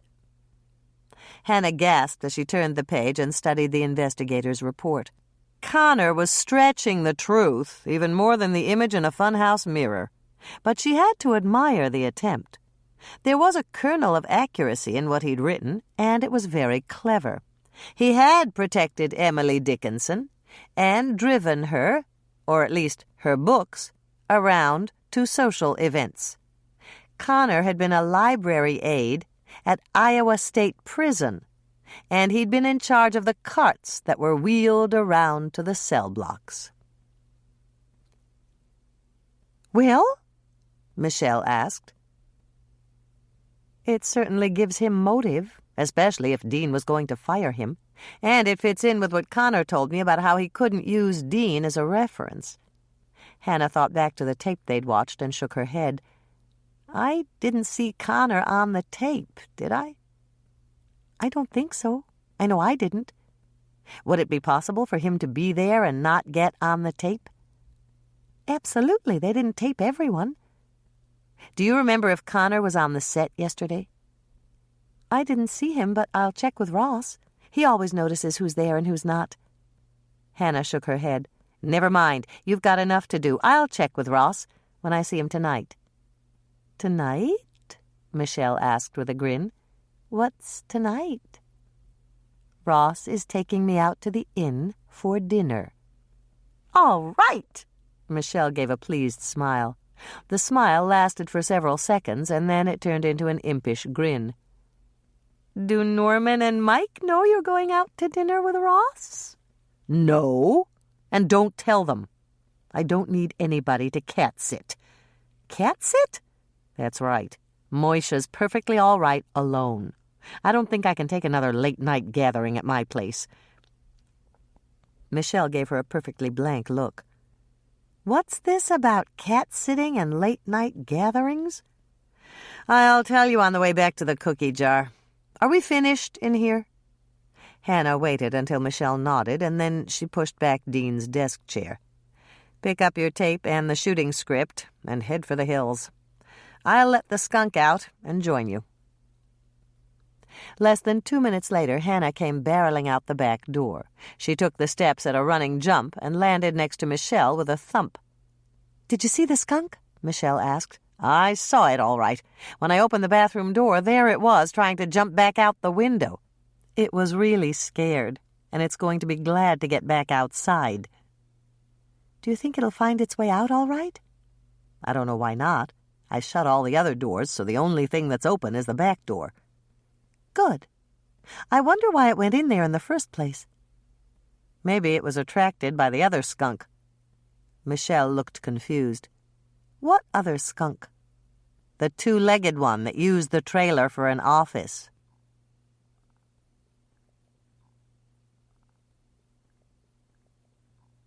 Chapter 26.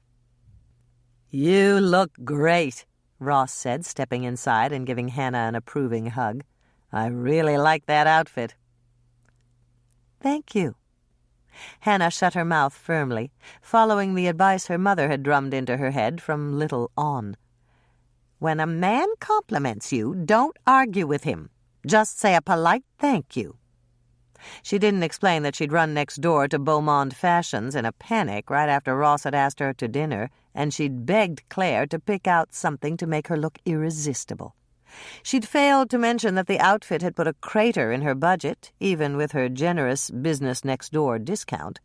And she bit back her inclination to repeat Claire's remark about how the new dress would hide the extra 10 pounds around her waist and make the parts of her anatomy that most men noticed look lush and curvy. "Hi there, big guy." Ross walked over to greet Moisha, who immediately started to purr. Hannah watched as her feline made a fool of himself by rolling over for a belly rub, and she started to grin. The feline vote was in on Ross, and he was a definite winner. To date, her 4-footed roommate had given his unqualified approval to all 3 of her suitors.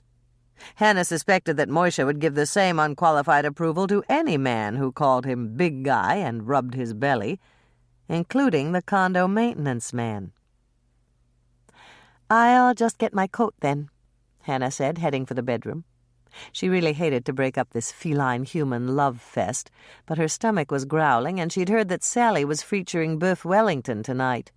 Since it was one of her favorite entrees, Hannah was eager to get out to the inn and order, just in case Sally ran out. Hannah took her best dress coat from the closet, the one she wore only when the moon turned azure. The coat was black and not cat-friendly. She'd brushed it before she'd put it away, but as she watched, several orange and white hairs floated through the air and settled on one sleeve. Hannah brushed them off with her hand, but she knew full well that it was an exercise in futility. There would be several hundred more by the time she walked through the living room and went out the door. "I turned on the Animal Channel for him," Ross said as Hannah re-entered the living room. "Is that all right?" Hannah glanced at the set and saw that they were rerunning a documentary she'd watched about penguins. "It's perfect.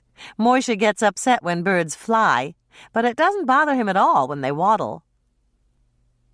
Once she'd tossed Moishe a half-dozen salmon-flavored treats to keep him occupied, Hannah locked the door behind her and walked down the steps with Ross to the garage. She expected to see his rented sedan parked in her other parking spot, and she stopped short as she caught sight of the vehicle that was taking them out to the inn. "That looks just like Dean's limo," she said. "That's because it is Dean's limo. We rented it for him as part of his contract. Since we've got it for another week, I figured we might as well use it tonight." "Do you want me to drive?" Hannah gave a little laugh. "I've got some experience as a chauffeur. When the regular driver broke his leg, I had to drive the limo for Lisa and Herb's wedding." Ross gave her a quick hug. "You're an amazing woman, Hannah Swensen, and I don't have a doubt in my mind that you could double as a chauffeur. But we already have one, so we get to ride in back." "You hired a chauffeur just for tonight?" "No, we already had one. Connor is driving. We paid his salary as a provision of Dean's contract. I told Connor he could keep the money and go back home, but he wanted to stay on and work." "I see," Hannah said, and she thought she did. Connor was probably hoping to use Ross as a reference for future employment. Connor jumped out as they approached and opened the rear door for Hannah. Once she was seated, he went around the car and opened the other door for Ross. "Straight out to the inn?" he asked Ross. "Could we drive past Dean's trailer first?" Hannah asked before Ross could answer. "Of course. But why?" "When Michelle went to pick up the shooting script, I went with her. We think there was a skunk in there." Hannah heard a muffled cough from the front seat, and she suspected that Connor was coughing to cover up a laugh. "We left the back door open so it could get out, and I need to make sure someone closed it and locked it." "They did," Connor said from the front seat. "You're sure?" "Yes. I drove Mrs. Lawrence and Mr. Larchmont there this afternoon, right before I took them to the airport. They asked me to come in with them while Mrs. Lawrence picked up some things that she wanted. When we left, I made sure both doors were locked." "Did you smell the skunk?" Hannah asked. "All three of us smelled it. We just didn't know what it was. Mrs. Lawrence thought maybe the sewer was backed up." "Obviously a city girl," Ross said to Hannah in an undertone. "And Mr. Larchmont thought that the gas on the stove might be on." "Obviously a city boy," Ross added. "I checked the stove, and the gas was shut off." "Thanks, Connor." Ross leaned back and put his arm around Hannah's shoulders. "Since you're sure everything is locked up tight, let's go out to the inn, and I'll buy dinner for both of you." Hannah pushed aside a little twinge of disappointment as Connor joined them at the table. She'd wanted to talk to Connor anyway, and she should be glad that he was sitting right across from her in one of Sally's private booths. It was silly to resent the fact that she wasn't alone with Ross. when she wasn't entirely sure she wanted to be alone with Ross. "So, who did it?" Ross asked, turning to her. "What do you mean? The police are investigating, and I wouldn't dream of interfering with an official—" "Of course you wouldn't, but you don't have to give me the standard party line." Ross interrupted the speech Hannah had used countless times at the cookie jar. "I know you always investigate."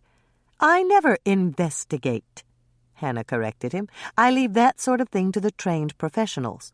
But I can't really help it if people tell me things, and I put two and two together, can I?" "Of course you can't. So let's get back to my original question. Who do you think killed Dean?" "I don't know. Almost everybody who knew him seems to have a motive." Connor gave a short laugh. "You're right, and if you haven't done so already, you'd better add me to your list of suspects." "Why?" Hannah asked, wondering if Connor's reason would match the one they'd already thought of. "Because Dean fired me right after I talked to you on Wednesday morning. I told him you were going to talk to Winnie after the cocktail party scene at Granny's attic, but that didn't make any difference to him. He made me turn in my keys. Then he told me to clear out of my room at the inn and go home." "But you didn't leave," Hannah pointed out. "That's right. I was hoping that after you convinced Winnie to let him use the park, he'd hire me back. It's not like he hasn't done this sort of thing before. Dean is—" Connor stopped and swallowed hard. "Dean was a little hot-headed. He'd fly off the handle over something minor and apologize for it the next day. I learned to stick around after he fired me because he always hired me back when he cooled off." It was time to play hardball, and Hannah was no stranger to that sport. "And Dean had you over the barrel. He knew that without references it wouldn't be easy for you to get another job. And he knew about your background, too. That meant he could be as abusive as he wanted, and you had to stand there and take it." "True," Connor said. "Except for one thing. I already had another job lined up this time around." "You did?" Hannah's tone clearly indicated her surprise. "What job?" "Mrs. Henderson's stockbroker." Hannah's jaw dropped open, and she attempted to conceal the sudden descent of her chin by making a comment. "I didn't know Winnie had investments." "She doesn't. At least, not as far as I know. I'm talking about stockbroker in the original sense of the term. Each year Mrs. Henderson auctions off her prize-winning cattle, and each year she gets far less than she should for such magnificent animals. I told her I'd handle the cattle auctions for her, and my salary would come from the extra profit we'd make." There was no way Hannah could hide her smile. It seemed as if Winnie had attracted yet another man with her gooseberry pie. She just hoped that Connor was as honest as he seemed, and his time in prison had nothing to do with a conviction for fraud or embezzlement or— "Since you're Winnie's friend, you probably want to know why I was in prison," Connor said, leaning across the table to lock eyes with Hannah. "It doesn't sound good, and I'm the first to admit it. I almost killed the guy who beat up my baby sister and left her for dead." Hannah thought about that for a moment, and then she reached out to pat Connor's hand. "I'd probably be tempted to do the same to anyone who hurt Michelle." "Thanks. But just knowing that should shoot me to the top of your suspect list. I was really angry with Dean, and I admit that I thought about landing a few punches. I controlled my anger by driving out to Winnie's farm, but she wasn't home, and I don't have any way of proving where I was when the revolver was switched." Ross spoke up. "Maybe not, but you do have a way of proving where you weren't, and that wasn't anywhere near Granny's attic or the set. Both Hannah and Connor turned to look at Ross. They'd been so intent on their conversation they'd almost forgotten he was sitting in the booth with them. "I had Francis make a list of everyone who came in the door," Ross said, "and your name isn't on it. You weren't there. So, you couldn't have done it." Connor looked very pleased to hear that. "Then I'm off the suspect list?" "That's right. And you don't have to worry about anyone else holding your prison record over your head. Michelle gave me the personnel file Dean kept on you, and I shredded it." Hannah started to smile. She was proud of her baby sister. Maybe Michelle shouldn't have absconded with Connor's personnel file, but it had all turned out right in the end.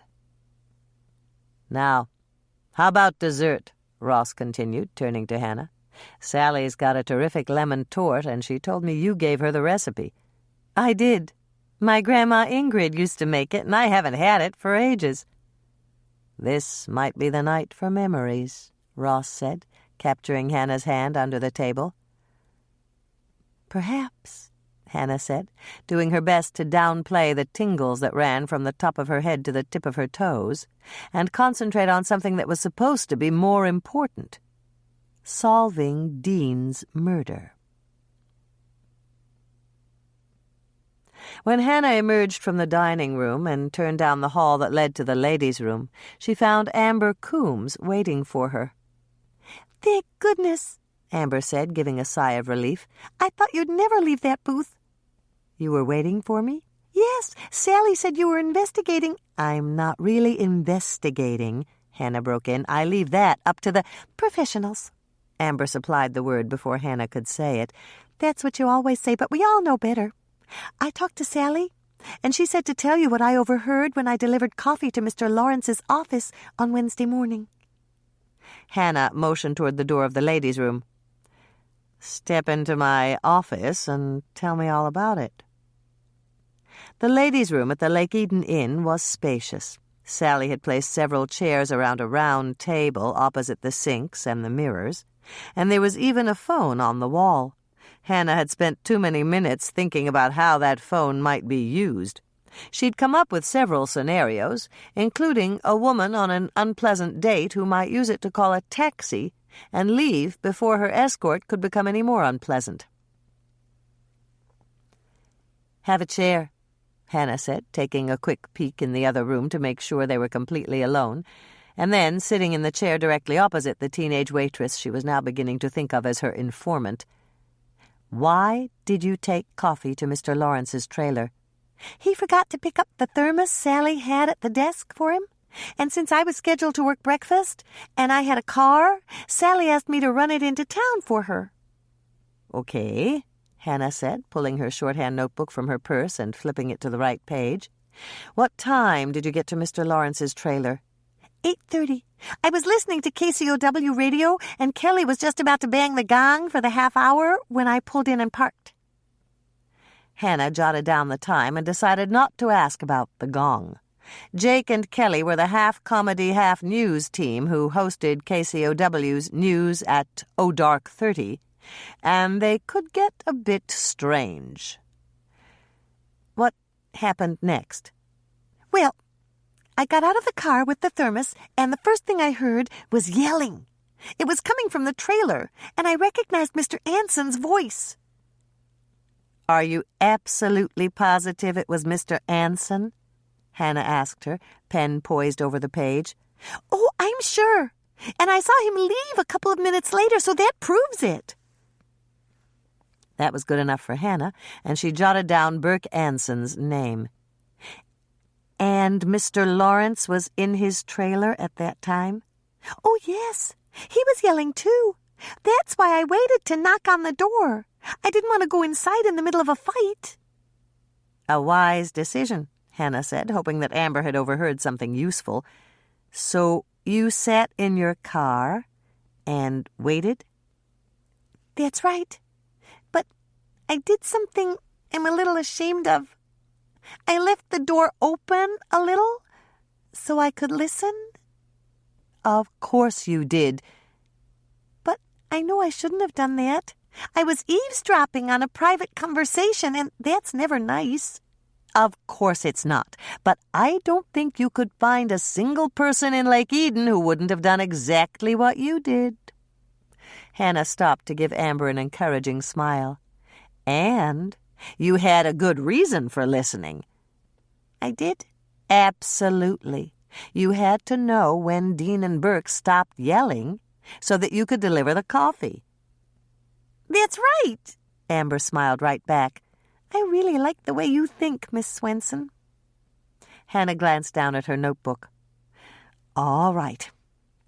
While you were sitting in your car, waiting for them to end their altercation, what did you hear? Mostly it was just yelling at each other about who did something. You know how that goes? I probably do, but tell me anyway. Mr. Anson was saying, I know you did it, Dean. And Mr. Lawrence was saying, you're crazy. I had nothing to do with it. Did you ever find out what they were arguing about? Not really. It just went back and forth after that, and each time it got louder. Mr. Anson kept telling Mr. Lawrence to remember last Tuesday, and Mr. Lawrence kept saying that he had nothing to do with it. Hannah jotted down last Tuesday with a question mark. And they never mentioned what happened last Tuesday? Not once. But something must have, Miss Swensen. They were sure hot under the collar about it. The only other thing that Sally thought you might want to know is what Mr. Anson said right before he stormed out of Mr. Lawrence's trailer.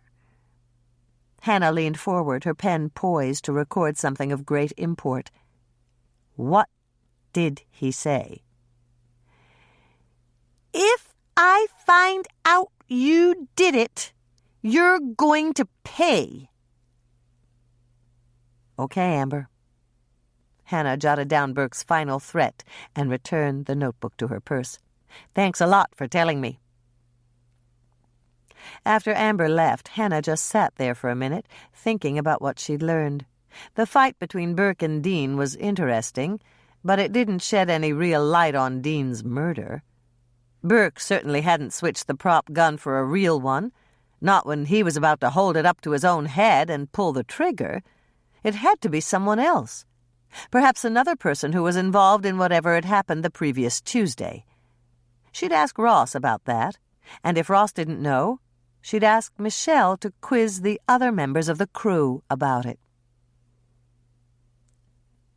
Lemon cream tort. Preheat oven to 250 degrees Fahrenheit, rack in the middle position. Not a misprint, 250 degrees Fahrenheit. Hannah's note. Try to choose a day when the humidity is low to bake this. Meringues don't crisp up as well if the air is too humid. Meringue. 4 egg whites. Reserve the yolks in a bowl for the filling. 1 cup white granulated sugar. 1/2 teaspoon vanilla extract. Cover a cookie sheet with parchment paper. You can use brown parcel wrapping paper, but parchment works best. Draw 2 8-inch diameter circles on your paper, using a round 8-inch cake pan as a guide. Spray the paper with Pam or other nonstick cooking spray and sprinkle it lightly with flour. Beat the egg whites until they are stiff enough to hold a soft peak. Add 2/3 cup of the sugar gradually, sprinkling it in and beating hard on high speed with an electric mixer after each sprinkling. Pour in the vanilla extract and sprinkle in the rest of the sugar, 1/3 cup. Mix it in very gently on low speed with an electric mixer, or fold in with an angel food cake whisk until the meringue is smooth. Spoon half the meringue neatly into one of the 8-inch circles. Smooth the top. It should be about 3/4 of an inch thick. Spoon the remaining meringue into the second circle and smooth the top. Bake at 250 degrees Fahrenheit for 1 hour, or until slightly golden on top and the surface is hard when touched.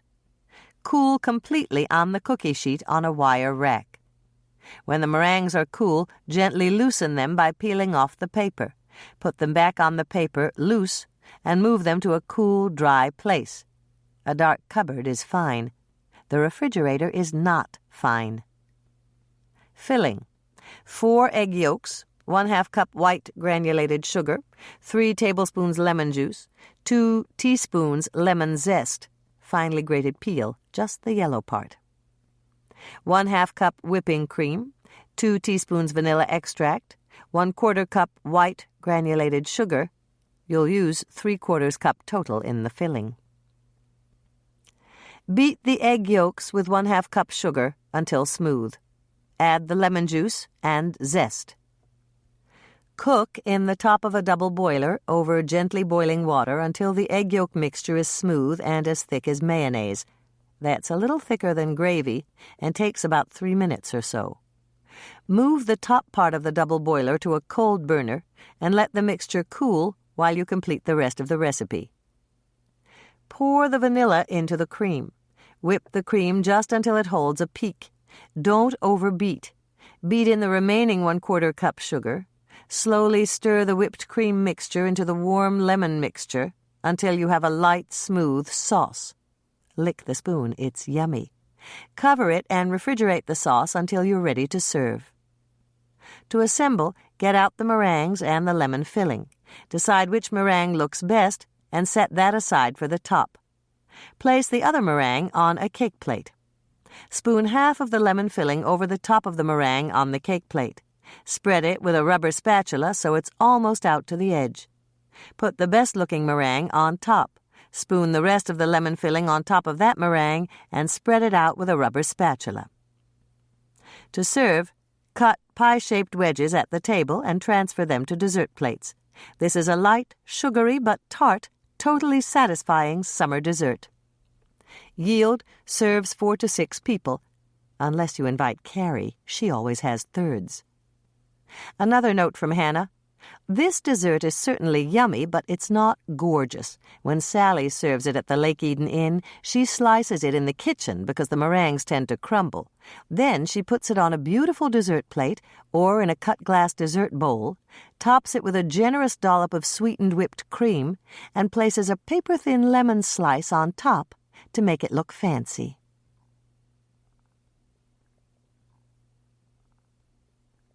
Chapter 27. "Why are you smiling like that?" Dolores asked. Her mother's question yanked Hannah out of the contented daydream she'd slipped into after finishing the baking and back to reality, where she was sitting across from Dolores in the kitchen of the cookie jar. Since telling her mother that she'd been thinking about Ross, the fun they'd had the previous evening, and the possibility of more fun in the future might encourage her matchmaking matriarch much too much, Hannah pretended she hadn't heard. "What did you say, Mother?" "Why were you smiling like that?" "Smiling like what?"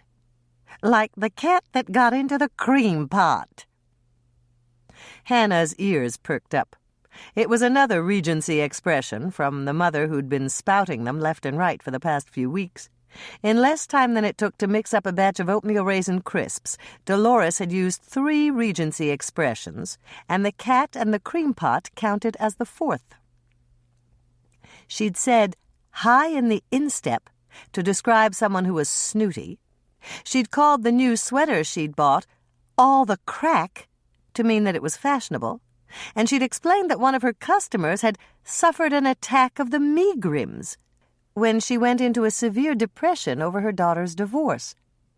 Hannah was used to hearing Regency expressions for a day or two after a meeting of the Lake Eden Regency Romance Club, but the meeting this month had been canceled so that the members could try out for parts in the movie. "What's with all this Regency speak?" Hannah asked, answering a question with a question in an effort to throw off her mother's game. "It's just so much more colorful, isn't it?"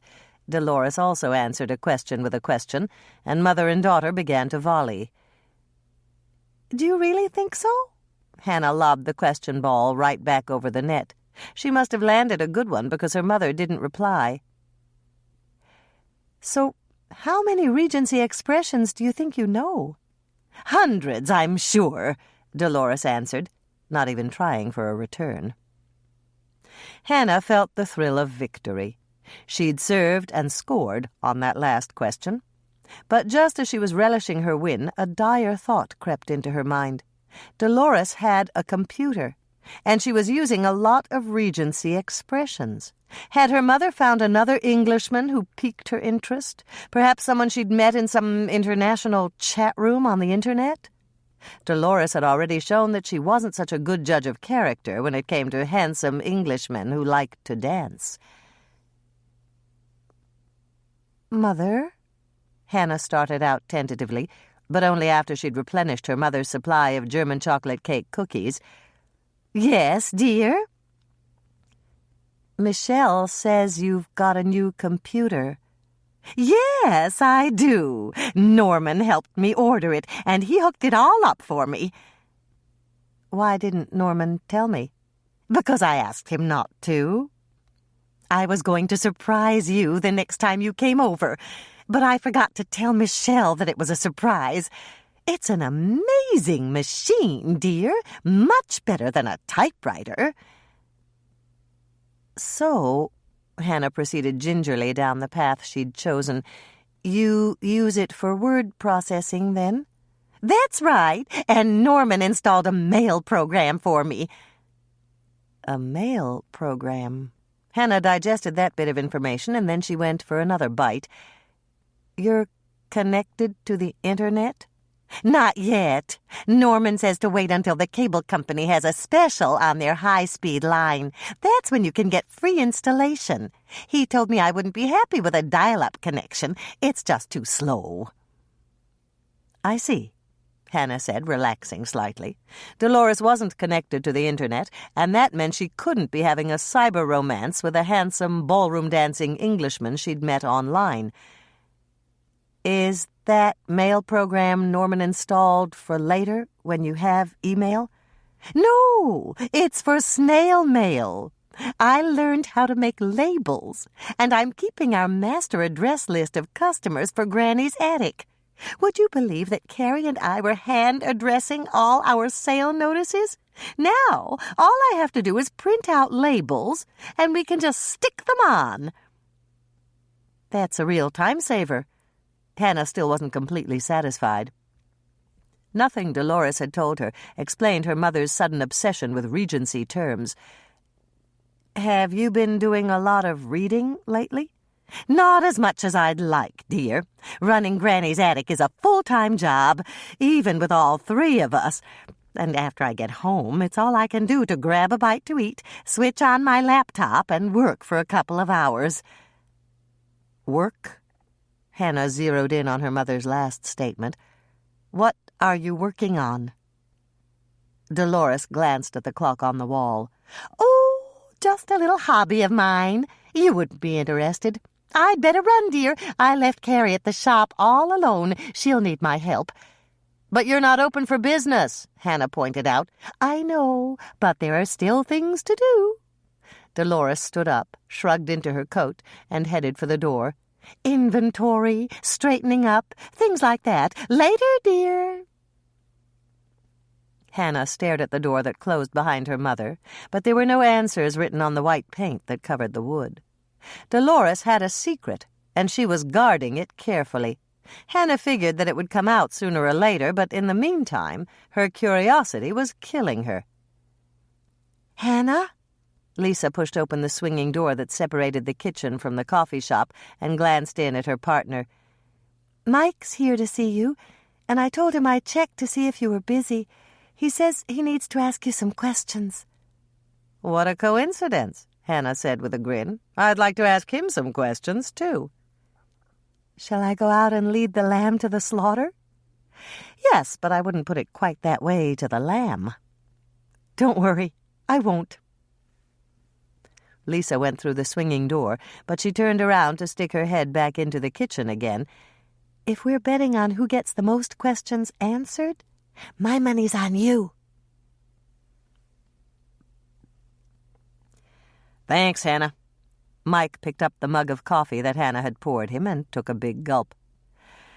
This would be a whole lot easier if Bill hadn't gone to that convention. I'm working a double shift most days. Filling in for Bill as acting sheriff, plus heading up Dean's murder investigation? That's right. I got 4 hours sleep last night, and I considered myself lucky. If you'd just swallow that silly pride of yours and let me help you, you'd get more sleep, Hannah thought. But of course she didn't say it. She also didn't commiserate too much. She'd had less than 4 hours sleep herself, but she wasn't about to tell Mike the identity of the person with whom she'd had a late date. I know what you're thinking. You do? Hannah felt a little tingle of alarm. Had Mike heard about her dinner with Ross? You're thinking that if I'd accepted your offer to help with the investigation, I wouldn't be so overworked. Hannah said, settling for the most non-committal reply she could come up with on short notice. It's not that I don't want your help. I do. It's just that I can't ask for it. You know? Not really. Winnetka County Sheriff's Department Regulation 418 subsection B says, no civilian shall be recruited into an official investigation without insurance, bonding, compensation commensurate with duties, and deputization. Is that a word? Commensurate? Yeah, it means... Not that, Hannah interrupted him. I know what commensurate means. I was talking about deputization. I don't think that's a word. It must be a word. They used it in the official department regulations. Hannah bit her tongue, rather than say what was on her mind. Mike had a lot to learn about regulations and the overworked secretaries who usually wrote them for their bosses. A mistake in word usage could multiply from county to county and from state to state until it was as rampant as gophers running wild on a golf course. I was really tempted to deputize you, but I thought it would be overstepping my bounds as acting sheriff. You silver-tongued devil, you, Hannah murmured under her breath, smiling despite herself. If Mike had deputized her, she would have worked her sleuthy fingers to the bone for him. But he hadn't, and he'd only mentioned it because he was trying to sweet-talk her into giving him the information she'd gathered. So, what did you find out? Mike asked, validating Hannah's conjecture. Not much, Hannah said, but she knew she had to give him more than that, so he'd give her something in return. From what I've heard, nobody liked Dean all that much. Who do you like for the murder? At first, I liked Connor. He had a good motive. But it turns out that he couldn't have done it. He wasn't at Granny's attic that afternoon. Right. His name isn't on Frances's list. Who else? Hannah drew a big breath of relief. Since Mike had eliminated Connor, he hadn't bothered to run a background check. Connor's prison days would remain his secret, unless he chose to tell someone. I thought maybe Sharon had found out about Dean's extracurricular activities and lowered the boom. I even entertained the thought that Tom Larchmont might have done away with Dean because he was a lousy husband for his niece, Sharon. Nope. I cleared them both. They alibi each other, and an independent third party swears they never left their chairs between takes. Hannah made a mental note. There was no need to ask Sophie about the fight she'd overheard between Tom and Lynn, since Mike had cleared Tom. How about Lynn herself? She was certainly in a position to switch the revolvers. She was, and she was my prime suspect when Ross told me that she wanted to direct. But I searched her myself right after the murder, and she didn't have the prop gun anywhere on her. Anywhere on her? Hannah bit back an amused chuckle. Lynn was a gorgeous leading lady, and she couldn't blame Mike if he'd enjoyed his search just a little more than he should have. So, who do you like for Dean's murder? Jared's a possibility. Jared? Why do you think he did it? Remember when I told you someone saw him straightening some flowers on the desk? I remember. Well, he had the opportunity to switch the revolvers. I watched the tapes of the rehearsals, and one of the cameramen caught Jared blocking the drawer with his body. If he'd had another working and loaded revolver, he could have switched them." "I agree," Hannah said. "But why would he do that? As far as I know, he didn't have a grudge against Dean. And even if Burke was the intended victim, Jared doesn't have a reason to want him dead either." "Maybe he does, and we just don't know about it yet." "You could be right," Hannah said. "I'll ask around about him and see what I can dig up. In the meantime, why don't you concentrate on your other suspects?" "Okay," Mike said, giving a weary sigh. "I'll go back to work, and you can go back to your baking." "I'm all through. Have a couple of my new cookies and tell me what you think." Mike bit into a cookie, and his frown disappeared. "These are good, Hannah. Do you have a name for them yet?" "Not yet." "I think you should call them Angel Kisses. They're light and sweet." "Good idea. Have another." Mike finished 4 more cookies, and when he turned to go, he was smiling, especially when Hannah pressed a bag of Angel Kisses in his hand and told him to share with his deputies. When the door closed behind him, Hannah popped a cookie into her own mouth. Mike had gotten such a lift from the chocolate. He was all fired up and ready to catch Dean's killer. Maybe a dose of her own medicine would work to inspire her, too. Angel Kisses. Preheat oven to 275 degrees Fahrenheit, rack in the middle position. That's 275 degrees Fahrenheit, not a misprint. 3 egg whites, save the yolks in the refrigerator to add to scrambled eggs. 1/4 teaspoon cream of tartar. 1/2 teaspoon vanilla. 1/4 teaspoon salt. 1 cup white granulated sugar. 2 tablespoons flour. That's 1/8 cup. Approximately 30 Hershey's Kisses unwrapped, or any other small chocolate candy. Separate the egg whites and let them come up to room temperature. This will give you more volume when you beat them. Prepare your baking sheets by lining them with parchment paper, works best, or brown parcel wrapping paper. Spray the paper with Pam or other nonstick cooking spray and dust it lightly with flour. Hannah's note: these are a lot easier to make with an electric mixer, but you can also do them by hand with a copper bowl and a whisk. Beat the egg whites with the cream of tartar, vanilla, and salt until they are stiff enough to hold a soft peak. Add the cup of sugar gradually, sprinkling it in by quarter cups, and beating hard for 10 seconds or so after each sprinkling. Sprinkle in the flour and mix it in at low speed, or fold it in with an angel food cake whisk. Drop little mounds of dough on your paper-lined cookie sheet. If you place 4 mounds in a row and you have 4 rows, you'll end up with 16 cookies per sheet. Place 1 Hershey's Kiss point up in the center of each mound. Push the candies down, but not all the way to the bottom. You don't want the chocolate to actually touch the parchment paper. Drop another little mound of meringue on top of the candy to cover it up. Bake at 275 degrees Fahrenheit for approximately 40 minutes, or until the meringue part of the cookie is slightly golden and dry to the touch. Cool on the paper-lined cookie sheet by setting it on a wire rack.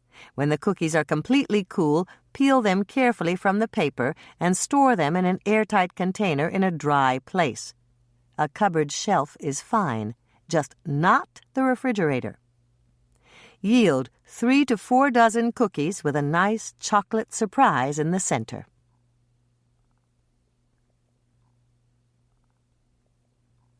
Chapter 28.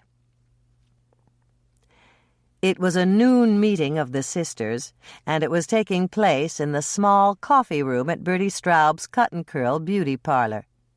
Thankfully, the owner, the biggest gossip in Lake Eden, was watching Honey apply Tracy's makeup, and the sisters had the coffee room all to themselves. "Did you ever see so many flamingos in your life?" Andrea asked, glancing around at the flamingo lamp standing in a corner, the wastebasket with a rather rotund pink flamingo painted on the side, The wallpaper, with bright pink flamingos flapping their wings and marching in parallel lines around the room, and the mirror peppered with flamingo decals in various hues of pink. Bertie said this place used to be called the Flamingo Hair Salon before she bought it, Hannah explained. She threw out a lot of the decorations, but she saved some for back here. The seller didn't want to take the decorations with her? I guess not. Maybe she figured they'd compete too much with the real thing. Andrea looked puzzled for a moment. She moved to Florida? That's right. Here comes Michelle. Michelle, the last to arrive for their designated rendezvous, rushed into the back room. She pulled out a white vinyl-covered chair with a pink flamingo painted on the back. The chair was old, and there were cracks in the flamingo, with yellow foam stuffing peeking through them. "I've never been back here before," she said, sitting down at the pink formica-top table. "That's a blessing," Andrea quipped, pulling out her dark glasses and putting them on. "Why did you do that?" Hannah asked her. "To tone down the pink. The only thing that's not a flamingo in here is that." Hannah and Michelle looked where Andrea was pointing. It was a wicked-looking machine standing in the corner, with wires hanging down from a metal hood. "What is it?" Michelle asked. "I think it's an old-fashioned permanent wave machine," Hannah told her. "They used it to do marcelled hair." "What's marcelled hair?" A marcel was a hairstyle back in the 1930s. They also called it a finger wave. You know what a wave is, don't you? Michelle nodded. "Dad's hair was wavy when he put hair oil on it. Mother liked it that way." "But Dad didn't," Andrea broke in. "He said it felt greasy." So did a marcel. The waves were all perfectly lined up, and they were sharp and even all over the head. Think about the early pictures you've seen of Joan Crawford and Mae West. They wore marcelled hair.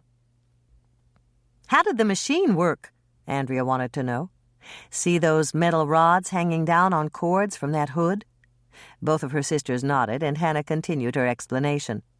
"I'm not 100% positive, but I think the operator wound hair around those metal rods.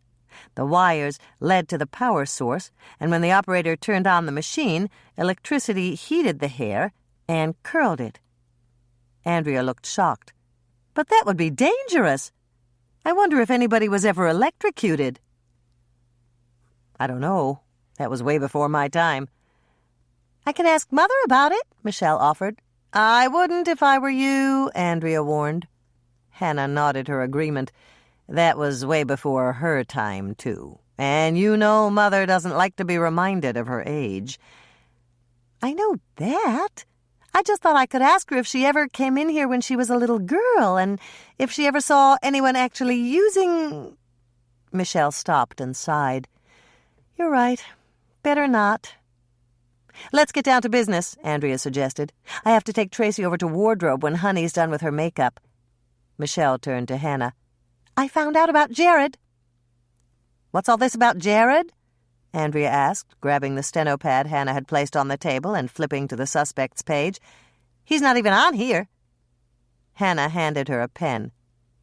"We were waiting for you to write him down." Michelle and I watched the tape from the dress rehearsal, and Jared was one of the people who had the opportunity to switch the revolvers. "What's his motive?" Andrea asked, jotting down Jared's name. "He doesn't have one," Michelle answered quickly. "And he didn't do it, either." "How do you know?" Hannah asked her. "Because once Jared finished straightening the flowers on the desk, he walked over and took the chair next to Honey. He sat there with her until the gun went off, and he was still with her when they were all ushered out by the deputies and searched." "So he never had the opportunity to get rid of the prop gun?" Hannah asked, catching on immediately. "That's right. I checked it out with Honey, and she substantiates everything Jared told me." "Well, that lets Jared out," Andrea said, crossing his name off the list. "Is there anybody else I don't know about?" "There's Lloyd," Michelle said. "Lloyd," Andrea repeated, her pen poised over the suspect column. "Shall I write him down, or will I just have to cross him out again right away?" "Write him down," Michelle said. And at the very same time, Hannah said, "Don't bother to write down his name. Lloyd's in the clear." "You cleared him?" Andrea wanted to know. "No, Mike did. He told me about it this morning. Lloyd didn't have any time to get rid of the gun. Mike watched him go over to the desk and check the drawer, and then he came right back to where Mike was standing so they could finish their discussion about guns." "Opportunity to switch, but no opportunity to hide the prop gun," Andrea summarized. "Okay. Who else did we eliminate?" "Connor," Hannah told her. "How did we do that?" "He didn't have the opportunity. Frances wrote down the names of everyone who came in the door at Granny's attic for the dress rehearsal, and Connor wasn't on her list." "Oh, good," Andrea said with a smile. "I like Connor. Besides, I've talked to him a lot, and I'm a pretty good judge of character. He's just not the type to do anything violent." Michelle and Hannah exchanged glances, but they remained mum. Let Andrea have her illusions. The secret of Connor's past wasn't theirs to tell. "We're down to practically nobody," Andrea told them, glancing at the list. "And I guess I should cross off Winnie's name since we didn't find the prop gun in her barn." Hannah reached out to still her sister's hand. "Not quite yet. We only searched in one place, and that gun could have been anywhere on her property. She could even have thrown it in the lake on the way home." "You mean, you think Winnie did it?" "No, but she certainly had the motive. Everyone in town knew she couldn't stand Dean, and she was bound and determined to stop him from filming at the park because he was going to move her brother's statue." "Wait a second," Andrea said, looking confused. "I thought she agreed to let Ross move the statue." "No, all they're going to do is lift it with a crane and shoot the scene under it. Then they'll lower it right back down again in exactly the same spot. That was the whole point. Dean wanted to put the statue in another location while he shot the scene and move it back again when he was through. Winnie didn't want it moved twice." "I guess that makes sense," Andrea said. "That statue's been sitting there for years, and she was probably afraid it wouldn't hold up if they had to move it twice." Michelle looked a little sad.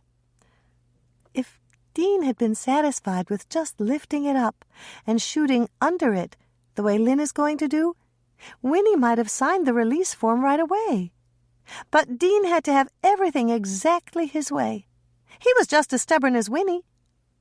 The only way two people that stubborn can reach a compromise is for one of them to back down." "Or wind up dead," Hannah pointed out, turning to Andrea. "And that's why you shouldn't cross out Winnie's name. Logically, she's still a suspect. However illogical that seems." Hannah smiled as someone knocked on the back door of the cookie jar. It was probably Norman. He'd called this morning and asked if he could take her to watch Tracy's big skating scene. "Are you ready to go?" Norman asked, stepping inside when Hannah opened the door. "Just let me get my coat. Mother and Carrie left about 10 minutes ago, and they said they'd save us a seat." Hannah grabbed her parka coat from the hook by the door, and Norman held it as she put her arms into the sleeves. "Thanks," she said, turning around to face Norman. Being this close to him was nice, a little like warming herself in front of a blazing fireplace on a cold winter's afternoon, or snuggling up in a warm Afghan with a good book. "What?" Norman said, noticing her bemused expression. "I was just thinking how much I missed you." "But I've been right here." "That's true, but I haven't been." Hannah put her arms around his neck and gave him a hug and a kiss. "That was nice," Norman said, leading her out the door to his waiting sedan. "Maybe you should not be here more often." The Lake Eden Municipal Park looked like the circus had come to town. Since the skating scene was supposed to take place at a winter carnival-type affair, warming tents were set up around the outer perimeter of the park. The tents were heated, and between takes the extras could crowd into them to warm up. It was a bit colder than it had been the preceding 2 days, but this afternoon it had warmed up to a balmy 40 degrees. That was rather pleasant for March, but standing for hours in the snow or on the frozen ground could drain body heat even from a hardy Minnesotan who was wearing insulated boots. As they made their way through the crowd of people, Hannah spotted Eleanor and Otis Cox, each holding a leash attached to one of their huskies. Next to them were the first couple of Lake Eden, Mayor and Mrs. Bascom, and Hannah began to like Stephanie Bascom much better when she saw her bending down to pet the dogs. "What a crowd! It looks like everyone in town is here." They put out a call for more extras this morning on KCOW radio. I heard it when I was driving out to the new house. "Why did you go out there?" Hannah asked. "I wanted to make sure they installed the countertops when they said they would." "You wanted black granite, didn't you?" "Right," Hannah said. The moment the word left her lips, she thought better of it, but it was too late. "I thought the black would look nice with the light oak cabinets. But really, Norman, you should have ordered what you wanted." "I want what you want," Norman said, putting an end to that discussion. And then he slipped his arm around her shoulder and gave her a little hug as they walked over to join the mothers. "You have no idea how difficult it was to save these chairs," Dolores said, greeting them with a complaint. "I put down my purse to show it was taken, but people kept asking me to move it." "Thank you so much for saving them, Mother." Hannah knew it was time for compliments. Her mother always complained in an effort to gain her gratitude. "I've been on my feet all morning, and I don't think I could have stayed on them for another minute. By the way, these are for you and Carrie." Dolores smiled as she took the bag. "Cookies? How sweet of you, dear. What kind are they?" "They're called mock turtles, and you'd better eat them right now. It's like a refrigerator out here, and these cookies have caramel in the center. You could break a tooth if they got too chilled." "More business for me," Norman said, causing the three of them to laugh. But Hannah noticed that her mother and Carrie each took a cookie immediately. "Excuse me for just a minute," Hannah said, getting up from her chair. "I see Frances over there, and I need to ask her a question." "About the murder?" Dolores wanted to know. "In a way, but only indirectly. I'll be right back." Frances was standing in front of the statue, obviously guarding it from curious onlookers. She was a substantial woman with curves that were apparent even under her bulky parka, and she had curly brown hair and wire-framed glasses. Despite her jeans and boots, Frances looked like she should be passing out sign-up forms at a PTA meeting, and she reminded Hannah of a painting she'd once seen titled "Everyone's Mom." "Hi, Frances," Hannah said, coming up to stand beside her. Winnie's brother's granite likeness of Ezekiel Jordan, the first mayor of Lake Eden, had been wrapped in furniture pads and tied with twine. It resembled a badly wrapped package on Christmas morn, something a child might have done all by himself. "You got stuck guarding Ezekiel?" "Ross told me to stand here and make sure no one touches the statue. He promised Mrs. Henderson he wouldn't let anyone lay a hand on it until after the crane picked it up and put it back in place. What's the deal with her, anyway? Is she crazy?" "I think she's just protecting a family treasure.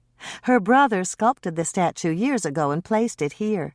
Then he gave the land to the city for a park, but Winnie has control of it until her death. Her brother never married, and now that he's gone, the statue is his only legacy. Winnie feels an obligation to keep it safe from harm."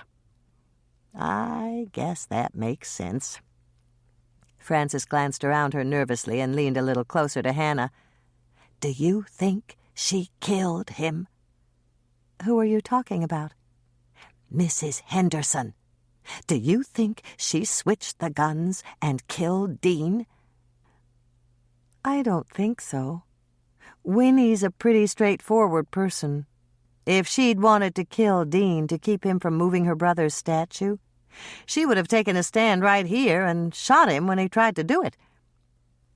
"That's exactly what Michelle told me." I was just wondering, that's all. Who do you think switched the guns? I don't know. I didn't think anyone hated Dean that much. I mean, he could be a real pill, but he never actually hurt anyone that I know of. So you never found anything when you cleaned his office? Like what? Like hate mail or evidence that someone was blackmailing him? Or any compelling reason someone might have to want him dead? Frances shook her head. No, nothing like that. I've gone over and over it in my mind, Hannah, and I don't think anyone hated him enough to kill him.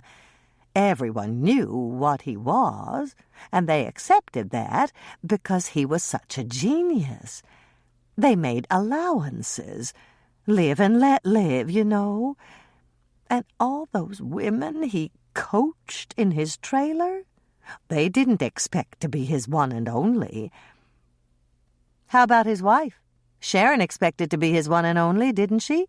Of course she did, and not one single person in the company would have told her she wasn't. We all liked Sharon, and we were loyal to Dean. Everyone? I think so. If anyone wasn't, I don't know about it. Frances glanced around her again to make sure no one was near enough to overhear their conversation. Presumably she was getting ready to impart some tidbit of great secrecy. It's like this, Hannah. I don't think Dean was the target. I really believe someone was trying to kill Burke. Who? Frances shrugged. I don't know, but I'm almost sure it wasn't anyone connected with the movie. Stalemate, deadlock, logjam, gridlock. Hannah's mind gave her all the synonyms for the impasse she seemed to have encountered. Frances didn't have any information she hadn't heard before, but Hannah decided to ask a few more questions anyway and see what came up. Tell me about Burke. Was he well liked? Well enough. None of us knew him before he signed on, but he seemed nice enough. He had a big part, but he didn't have his nose in the air, and he was really nice to the little people. Little people? People like grips, script girls, PAs, and everybody who's hourly and not salaried. A lot of actors don't bother being polite to the people who can't do them any good, but Burke was nice to everybody. So you liked him? I did. That's why I can't imagine anyone trying to kill him. He was naive and fun and really grateful when you went out of your way to do something nice for him. Do you think everybody in the crew feels the way you do about Burke? I think so. It's like this, Hannah. Killing Burke would be like killing the Easter Bunny. And that would really be a crime.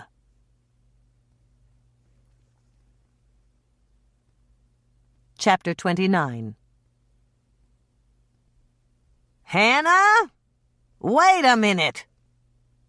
Hannah swiveled around as a hand grabbed hers, and she came face to face with Winnie Henderson. Hi, Winnie. Are you here to check on the statue? Yes. And I like that gal that's guarding it. She doesn't look like she takes any prisoners. Hannah laughed. Frances must be the master of multiple looks, from everybody's mom to female prison guard. I'm glad you're relaxing about it. Did you see the crane Ross rented? I already inspected it, Winnie said, glancing back at the bright red piece of heavy equipment. Never seen anything like it before. Says 50-ton hydraulic boom truck on the side. I don't think Arnie's statue weighs anything close to that much. Probably not, but I'm sure Ross didn't want to take any chances. Hannah did her best to remember the phone conversation she'd heard Ross make. It was all about what kind of crane he needed to rent, and he'd mentioned overhead cranes, bridge cranes, gantry cranes, jib cranes, and boom trucks. It must have been a guy thing, because Ross and the representative from Minnesota Crane and Hoist had agreed on something in less time than it took Hannah to mix up a batch of orange snaps, and the crane had arrived at noon.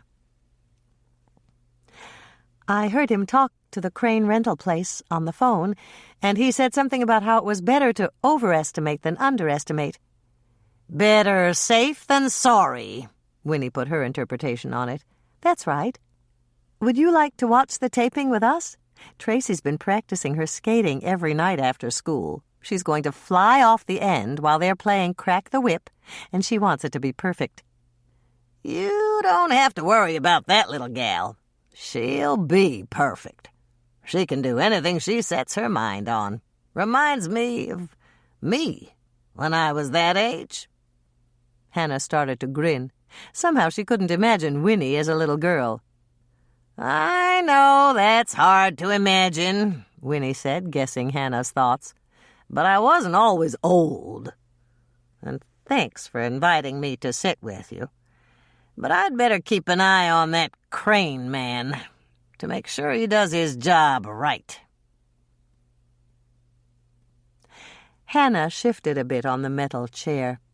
It was a good thing she had a cup of hot coffee to warm her up, because they'd turned on the wind machine to make Tracy's red scarf flutter in the breeze, and all that air blowing across the flat surface of artificial ice in the skating rink had kicked up the wind chill factor and then some. Cold? Norman asked, noticing that she was shivering. Yes. More coffee? He gestured toward the tent the movie company had set up to provide hot drinks for the cast, crew, and extras. Hannah shook her head. She'd already had 2 large cups of coffee, and any more would necessitate a trip to the nearest ladies' room. No thanks. I don't want to have to leave during Tracy's scene. Leave?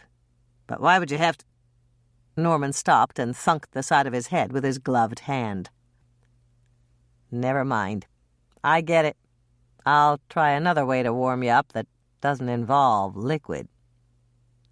Hannah smiled as Norman slipped his arm around her shoulders and pulled her close. They'd been dating long enough for her to notice that he was always toasty warm, even in the coldest weather.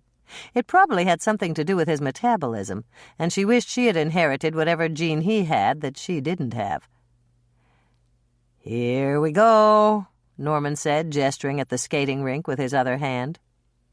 The boom crane operator had moved the truck behind the coffee tent to hide it from view, and he was currently attaching a harness to the statue of the first mayor. Looks like old Ezekiel is about to rise. If Winnie's brother had known this would happen, he could have sculpted a statue of Lazarus, Hannah quipped, and she was gratified when Norman laughed.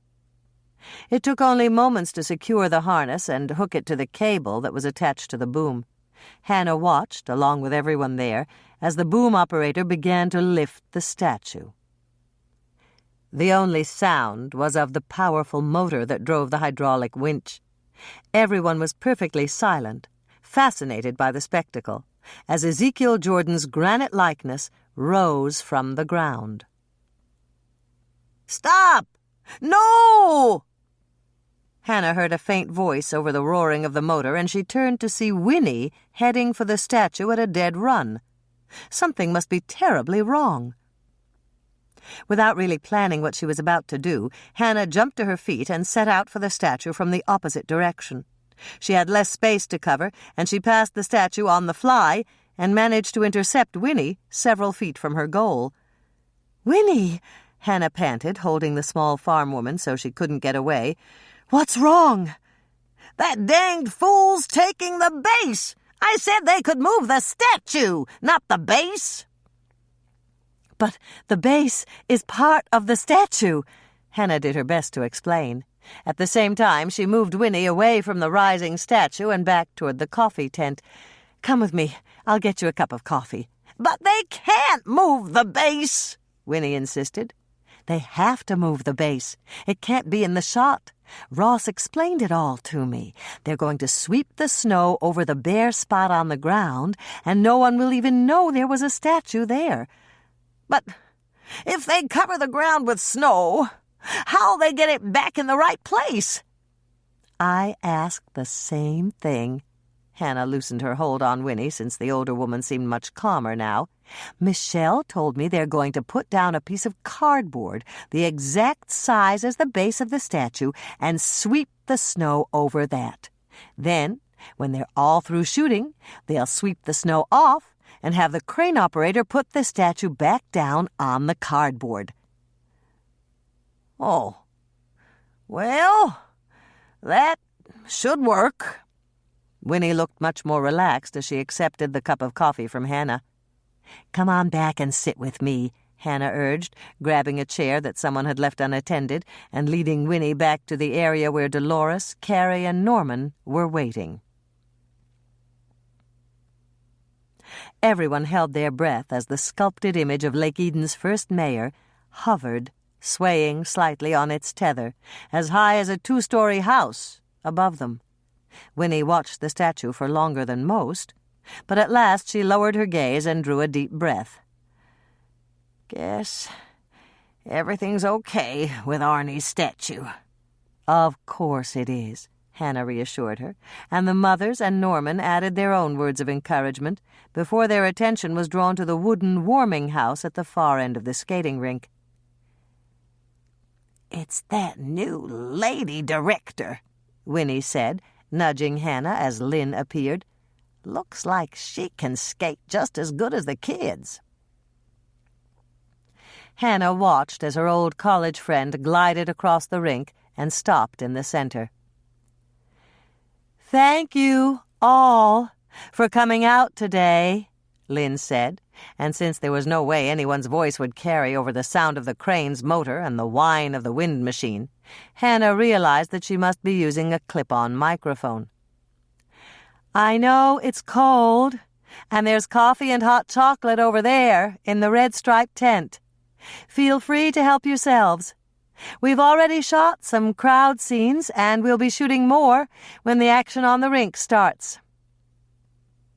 Lynn motioned with her hand, and 7 young girls came out of the warming house, with Tracy bringing up the rear. "These are our little stars for this scene. They're going to skate out to the middle of the rink and play Crack the Whip. As the new girl in town, not yet accepted as one of the crowd, Tracy's character will be on the end. On the 5th complete revolution, the girl who's holding Tracy's hand will let go, and Tracy will end up crashing into the snowbank in front of the green and white tent." Hannah, along with everyone else, turned to look at the snowbank where Tracy would be landing. It looked slightly different than the rest. If you've noticed that the bank of snow looks a little different, it's because it's made out of foam that's been painted to look like hard-packed snow. The fall will look horrible on camera, and Tracy will scream and pretend to break her arm, but that'll be acting, and she won't actually be hurt at all. There were murmurs from the audience, and then someone shouted out a question Hannah didn't hear. "One of our extras asked about saying Walla Walla. That may sound silly to some of you, but if a crowd of people says it over and over again at different times and in different voices, it sounds as if people are talking to each other. You don't have to say Walla Walla today. We're not picking up crowd noises. They'll be added later in post-production, and some of the dialogue will be dubbed." Hannah was impressed. Lynn was doing a good job of explaining what they should do. "When the action starts, I want everyone to look as if you're having a wonderful time at the Winter Games in the park.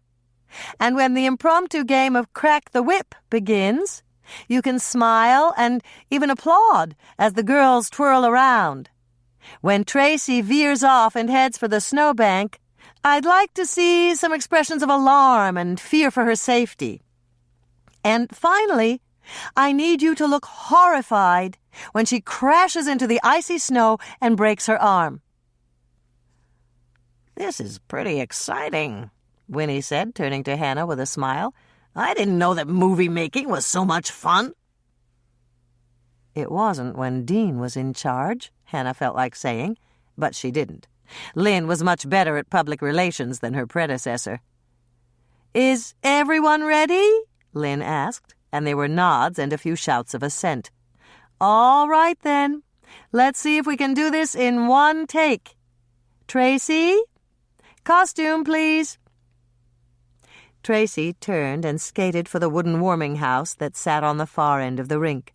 When she got there, she went in and closed the door, but not before Hannah had spotted Honey, the makeup person, and the wardrobe mistress, Sophie, waiting for her. Hannah looked around and noticed that one cameraman had taken up his position in the spot vacated by the statue. Another was up on a platform at the far end of the rink, and Clark, the cameraman Hannah had met, was walking the perimeter of the rink with a Steadicam on his shoulder. "Places, please, girls." At that instruction from Lynn, the 6 girls still on the rink skated toward the center. Lynn arranged them at intervals, changing their positions a few times. Once everything and everyone looked the way she wanted them to look, Lynn called out to Tracy, "Ready, Tracy?" "Ready," Tracy replied, opening the door to respond and then shutting it again.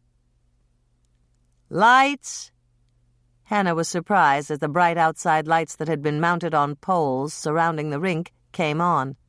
It was broad daylight, but perhaps they were needed. "Cameras." Lynn waited a beat, and then she gave the final call. "Action." That was the cue for the girls, and they began to play on the ice.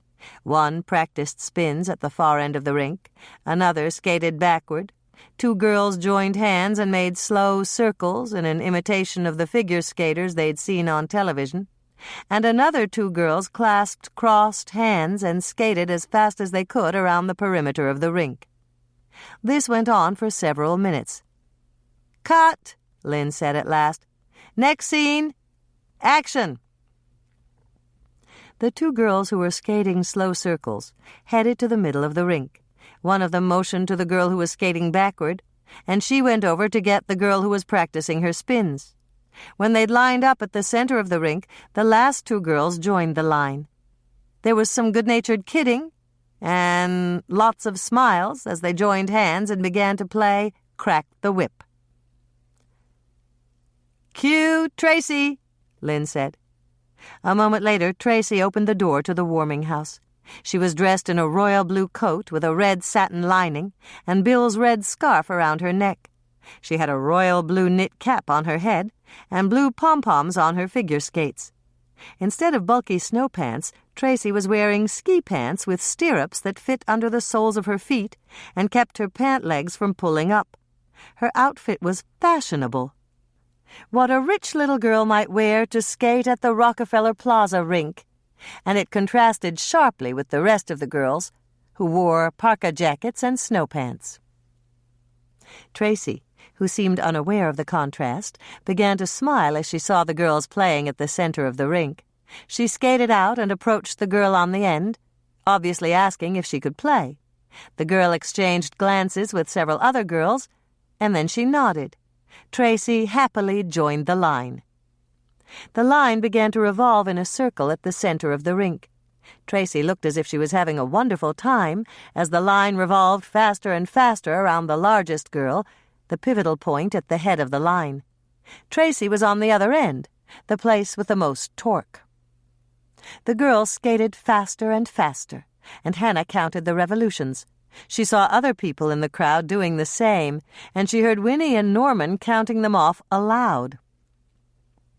As Tracy faltered slightly at the end of the 4th revolution and almost lost her balance, everyone in the crowd looked concerned. The fastest revolution of all was the 5th, and Tracy barely managed to hang on as the end of the line whipped past the coffee tent. The blue and white tent was next in line, and everyone could see that Tracy was tiring and she was bound to stumble soon. She hung on by what looked like the skin of her teeth past the yellow and white tent, and Hannah glanced around at the crowd as her niece neared the green and white tent, the spot where she was slated to fall. Everyone was staring at Tracy with alarm, just as Lynn had wanted. Hannah knew the feeling. Although Andrea had told her that Tracy had practiced this stunt with the same girls, her actual friends, at least 24 times, she was alarmed too. As the green and white tent came into Tracy's view, she wobbled alarmingly, tried to right herself, and made a real effort to hang on. That was when her real best friend, Karen Dunright, dropped Tracy's hand and let her crash into the snowbank. There were gasps from the crowd and a few actual screams as Tracy fell spectacularly. She landed on her arm, and Hannah could see her eyes fill with pain and surprise as it twisted under her. She gave a faint whimper, and then everyone was silent, waiting to see what would happen. "Cut!" Lynn shouted, despite the fact that she was mic'd. "Are you okay, Tracy?" "I'm fine, thanks." Tracy got up and smiled at the crowd. Then she swung her arm over her head to show that she'd sustained no injury, and everyone there applauded. Hannah turned to Winnie. "I think Tracy has a career waiting for her in showbiz. I really thought she'd hurt herself, didn't you?" But Winnie didn't reply. She was staring up in absolute horror as something fell from the bottom of the statue. The cameraman who'd taken the statue's place shouted out an invective that Hannah wouldn't have said in front of Tracy or Bethany, and rubbed his head. Then he looked up and jerked his camera several feet back and into the crowd. There was another shout, something about the statue falling apart and raining debris, and everyone reacted. Lynn skated toward the girls and rushed them inside the warming house. The people who were close to the falling debris headed for cover, and whatever was falling continued to rain down from above. "Wow," Hannah said, wondering if the cameras were still running. Winnie had been right about moving the statue. It was disintegrating before their very eyes.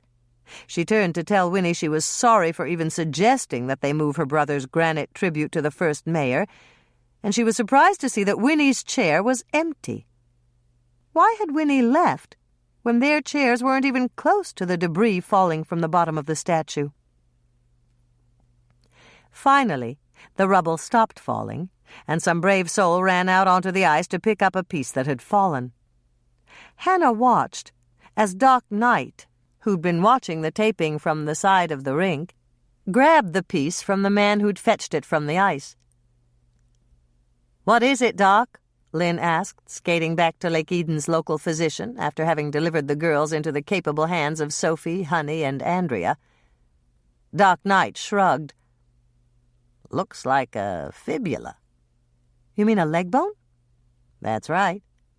"From some animal?" Doc Knight took his time about answering, and the crowd waited. They were so quiet, Hannah thought she could hear them breathe. "No," Doc finally said. "It sure looks human to me."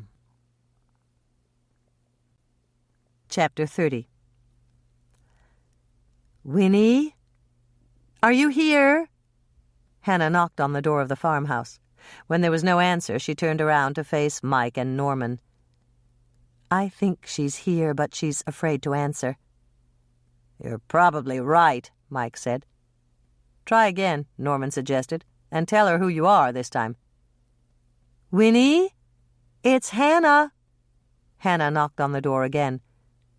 "Open up. You know we need to talk to you." "I'm coming," came a faint voice from within, followed by a shuffling of feet. All right. Hold on while I get this lock off." It seemed to take a while, but at last Winnie unlocked the door. She stood there in the fading light of the day, looking very small and very alone.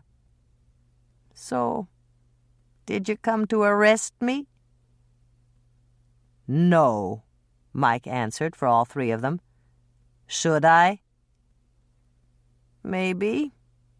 Come in and have some coffee. I've got a pot going in the kitchen." She always was a good hostess, Hannah thought, as she followed Winnie into the large farmhouse kitchen and took a chair at the round oak table that dominated the room. "Why did you run off like that, Winnie?" "You know why. Doc must have figured out those bones are human by now." "That's right. He did," Mike confirmed it. And then he turned to give Hannah a warning glance. His message was loud and clear. She should let him handle this. It was his job. "Well, let's have coffee before you haul me off to jail," Winnie said, pouring 4 cups from the blue and white speckled pot that sat on the old wood stove. "Anybody take cream and sugar?" "Just black, thanks, Winnie," Hannah responded. "Me too," Norman added. "Black's fine with me," Mike said, watching as Hannah and Norman picked up their cups and sipped. Hannah held in a chuckle. Like a king with an official food taster, Mike wasn't about to sip the coffee until they'd tried theirs. She figured he'd wait at least a minute to make sure Winnie hadn't put anything lethal into the brew. What he didn't know was that Winnie's brew was lethal all by itself. It was strong Norwegian coffee made the old-fashioned way. Winnie washed the pot on Saturday night and made it fresh on Sunday morning. Then it sat warming on the old wood stove until the whole pot had been consumed. When there were only used grounds in the bottom, Winnie added more water and several tablespoons of new ground coffee and brewed another pot. By the time Saturday night rolled around and it was time to wash the pot, it was at least half filled with spent coffee grounds, some of them pressed into service at least a dozen times. Hannah took another sip of her coffee. Thank goodness it was only Friday. She'd once had Winnie's coffee on Saturday afternoon, and it was strong enough to knock out a mule. At last, Mike raised his cup and took a sip. Hannah watched closely, and she gave him points for not choking.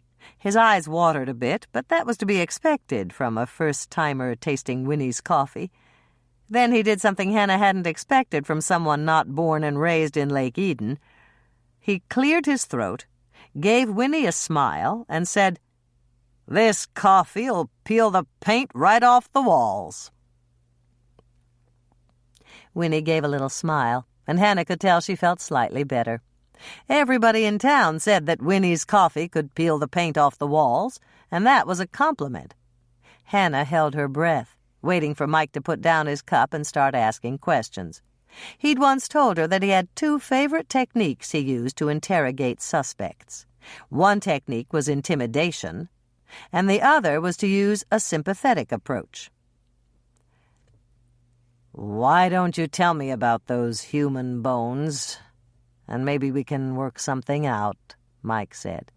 And Hannah gave him a grateful look. She was glad he decided to be sympathetic rather than intimidating. "Guess I'd better do that," Winnie said, taking the chair across from Mike. From the way she was sitting, stiff and poised on the edge of the wooden seat, Hannah knew the story they were about to hear would be painful for her to tell. She took a sip of her own coffee, and then she sighed. "It's like this," she said. "My second husband used to beat on me every time he got a snootful. I was smart enough not to keep any liquor in the house, but he went down to the municipal on Saturday nights. There was nothing I could do to keep him here on the farm. Lord knows I tried." Hannah frowned slightly, but she didn't interrupt to ask the question that had occurred to her the moment that Winnie mentioned her second husband.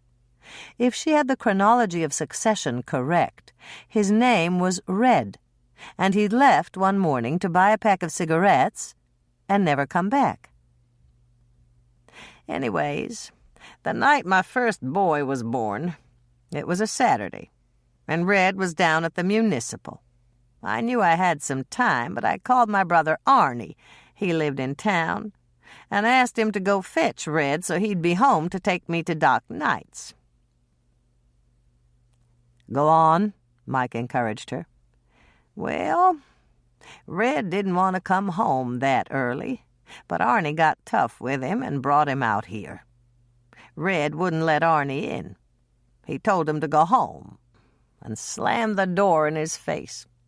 But Arnie was afraid to leave me alone with Red when he was drunk, so he walked around the house and looked in the window. By the time Arnie got to the kitchen window, Red was already slapping me around pretty good. Hannah felt sick just hearing about it, and one glance at Norman told her he felt the same. She glanced at Mike. He was managing to keep his emotions in check, but she saw him swallow hard. "What did you do when your husband slapped you?" Mike asked. "I took it for a couple of minutes, but then I fought back. I thought he might hurt the baby. Hitting with my hands didn't do any good, so I looked around for something else I could use. I always kept a coffee pot on the stove, a big one about twice the size of the blue and white one I got now. It had 2 handles, like this one, see? And it was full of coffee." Winnie pointed to the handle on the back of her current coffee pot and the wire bail that was attached to both sides near the top. "You need 2 handles when you got a big pot. You hold the top one in one hand and tip the pot up with the handle on the back, just like I did when I poured your coffee." "Which handle did you grab that night?" Mike asked her. "The one on top, and I swung it around and hit him right in the face. The coffee pot went flying, and he went down hard on the kitchen floor. When he made to get up again, I knew he was probably going to kill me. So I grabbed the spider that was sitting on the stove and hit him again." "Spider?" Mike asked, looking very confused. "It was just like this one," Winnie said, getting up to fetch a large black cast-iron skillet, the kind you could use to fry 2 chickens at once. "It's heavy. See?" Mike lifted the skillet. "You're right. It's got to be 10 pounds at least, maybe more." "Well, I wasn't sure that would keep him down for good, so I hit him again on the top of the head. And by the time Arnie had bashed in the glass and come right in through the window to help me, I'd hit him another couple of times, for good measure." "What did your brother do?" "He checked to see if Red was a goner, and he must have been, because he just left him there, and he scooped me up in his arms and drove me straight to Doc Knight's office." "Not the hospital?" "We didn't have one then. Doc's office was like a clinic. He had a couple of beds, and he lived in the back, so he was always there." "And you had the baby?" "I did, but not until Doc got me all stitched up. I was cut pretty bad from the ring Red wore when he went to the municipal. It had these sharp edges, just in case he got in any fights." Hannah took another sip of her coffee to quell the sick feeling in her stomach. What kind of man would attack his pregnant wife? The coffee didn't help. She still felt sick, and she swallowed hard. "Anyways, right before Doc knocked me out, Arnie got me alone for a minute. He told me not to worry, and he'd take care of everything. And that's what he did. I didn't find out until I came home with the baby. But Arnie went back and rolled Red's body in this big rug we had in the kitchen. He cleaned up the whole place so nobody would know what happened. And then he dragged Red out to his car and drove him over to the garage he used for a studio. I guess he must have chopped him up or something. Arnie never would tell me that part. But when he was dying, he told me he hid Red's body in the base of that statue he made for the park." Hannah and Norman gulped in tandem, even though they'd already figured out the end of the story. It was still horrifying. But Mike seemed unfazed. Perhaps he'd heard even worse tales than this when he'd been a detective on the police force in Minneapolis. "So, what did you tell everybody about where Red was?" Mike asked. "I said he went out for a pack of cigarettes and never came back. Nobody ever asked me any more about it. They all figured he left me because he didn't want to take care of a wife and a baby. So, are you gonna arrest me now? Or what? What?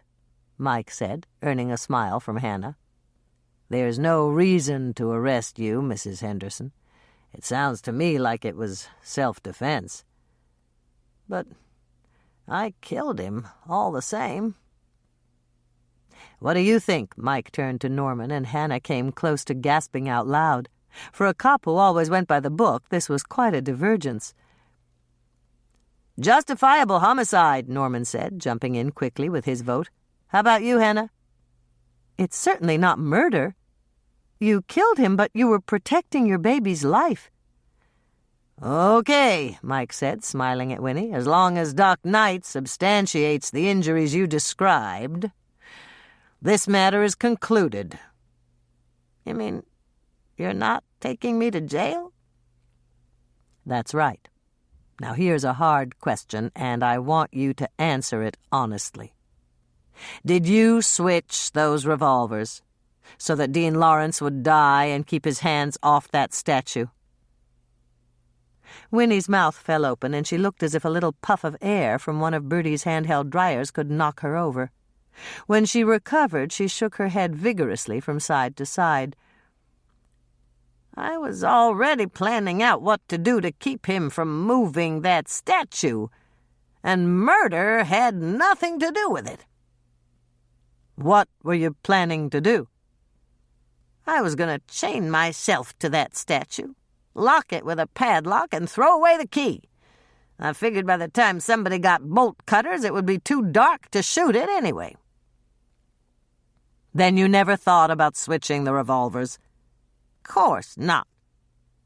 It could have been that young surfer in those commercials that got himself killed, and I got nothing against him.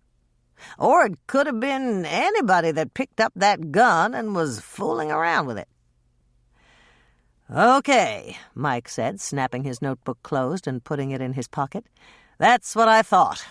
But I had to ask. It's part of my job. A person's got to do their job. Winnie looked very relieved once she saw that Mike believed her.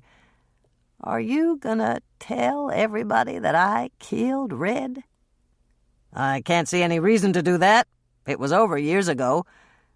But how about those bones?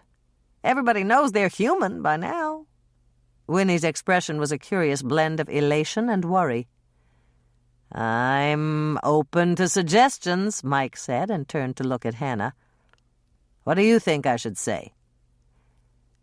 That they're really old? Like fossils or something like that? Hannah grasped at straws. It won't work, Norman said. They look too new. But why don't you say that Winnie's brother was leveling the ground to landscape the park, and he found some Indian bones in the pile of rocks and debris he was hauling away.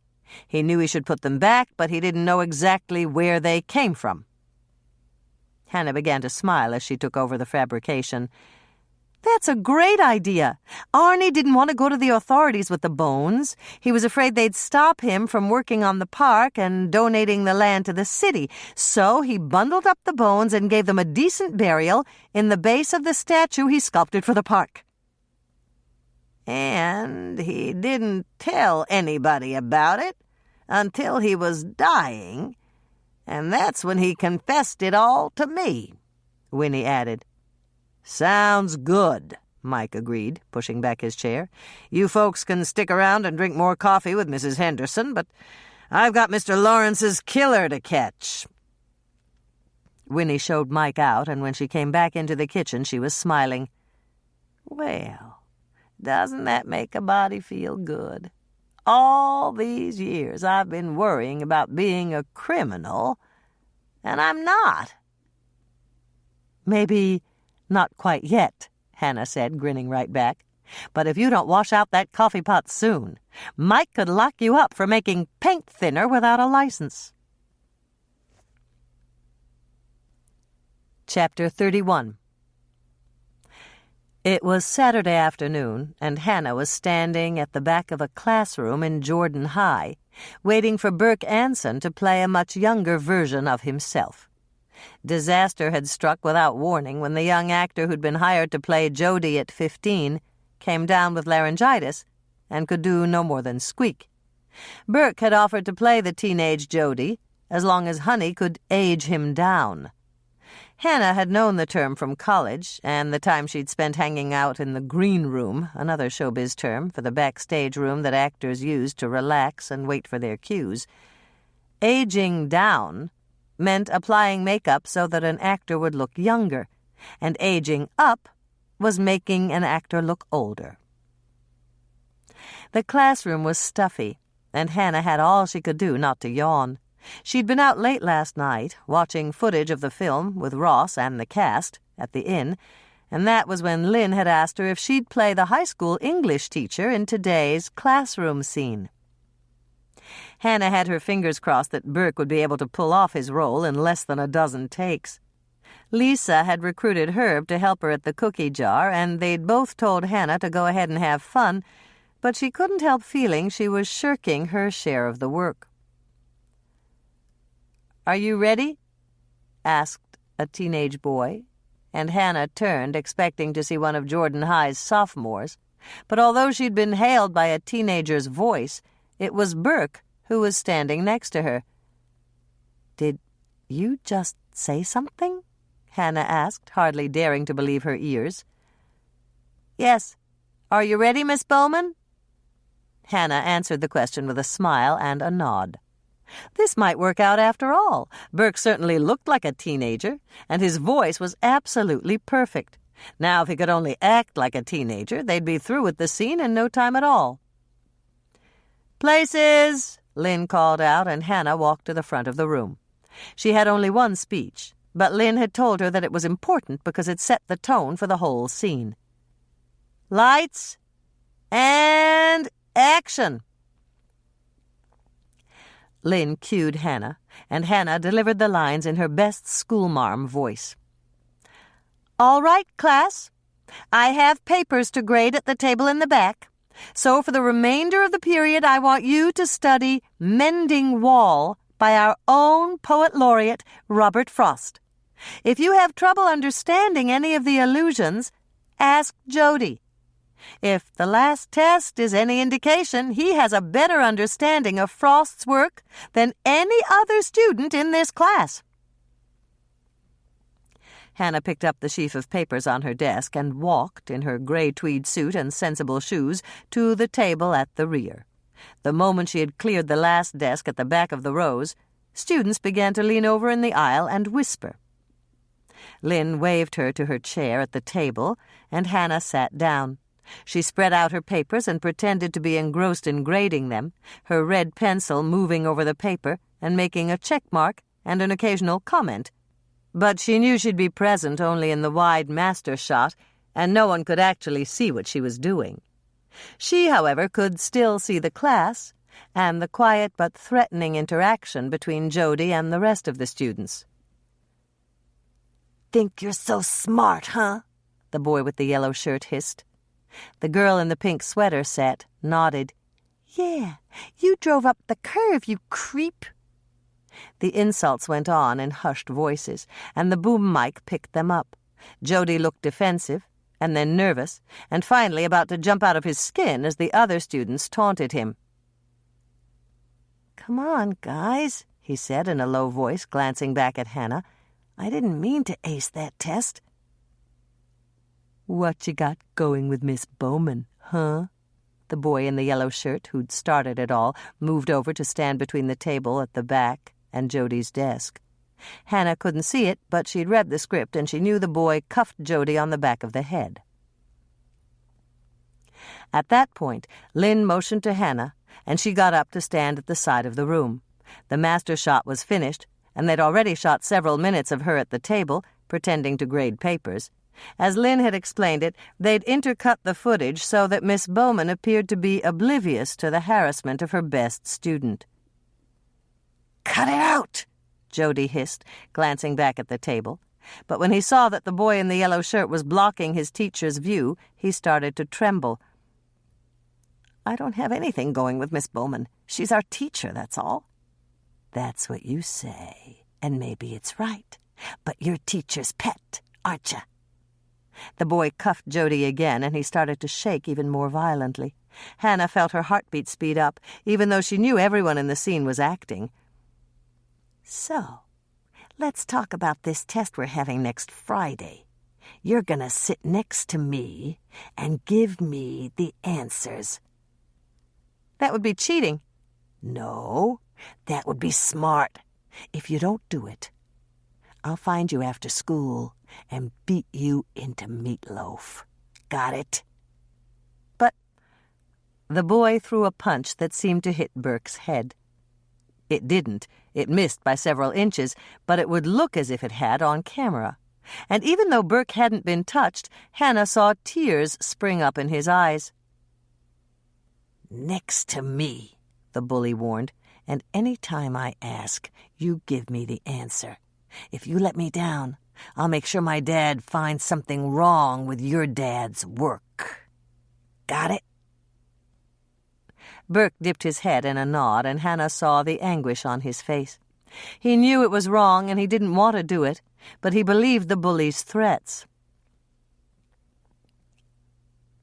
"That's good. You're going to be my ticket to an A in this class. And if you tell anybody about this conversation we're having, I'll make sure your cute little sister isn't so cute anymore.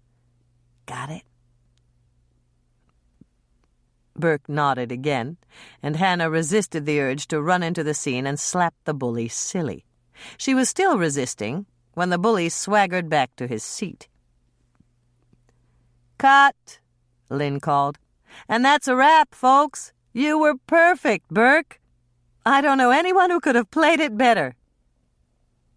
The high school students started to applaud, and so did the cameramen and the rest of the crew. The applause grew, and Burke took a bow. "Aw, shucks," he said, still in character and blushing to the roots of his hair. "That's real nice of you guys." Hannah watched the young actor with something approaching awe. He had been magnificent. She'd never dreamed that he was such a fine actor.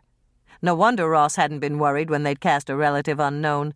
Burke had more talent than most of the leading men in Hollywood. "Wrap party at 7 at the Lake Eden Community Center," Lynn announced. "I expect to see everyone there, because this film is now officially in the can." "Not tonight, Moisha," Hannah said, giving her famous feline a pat and a handful of triangle-shaped treats that were supposed to taste like fresh tuna.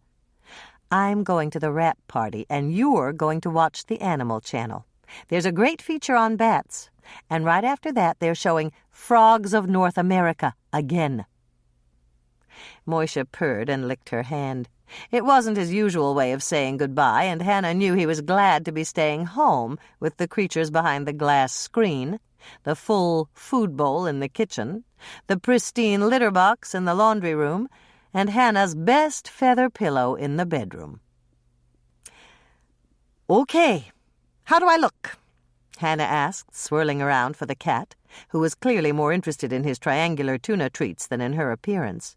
He did close one eye in a wink, though, and Hannah interpreted that to mean that he approved of her midnight blue sweater and skirt.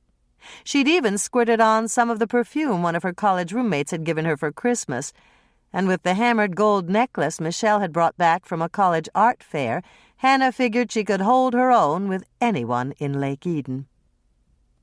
Dress coat or parka coat? Hannah pondered that decision for a brief moment, but fate took it out of her hands. Her parka coat was lying on the chair near the door, and her dress coat was back in her bedroom closet. Expediency won. Hannah shrugged into her parka coat, and a moment later she was rushing down the stairs to her cookie truck. "Gorgeous," Ross said, taking Hannah's coat and hanging it on the rack. "I love that color with your hair. Come with me. I've been waiting for you to arrive." Hannah could believe that. Ross had been standing by the front door of the community center to usher her in, and she just barely resisted the urge to ask him how long he'd been there. Having a man wait for her arrival was certainly flattering to a woman's ego, and Hannah was smiling as she walked down the stairs to the banquet room. One look, and Hannah was impressed.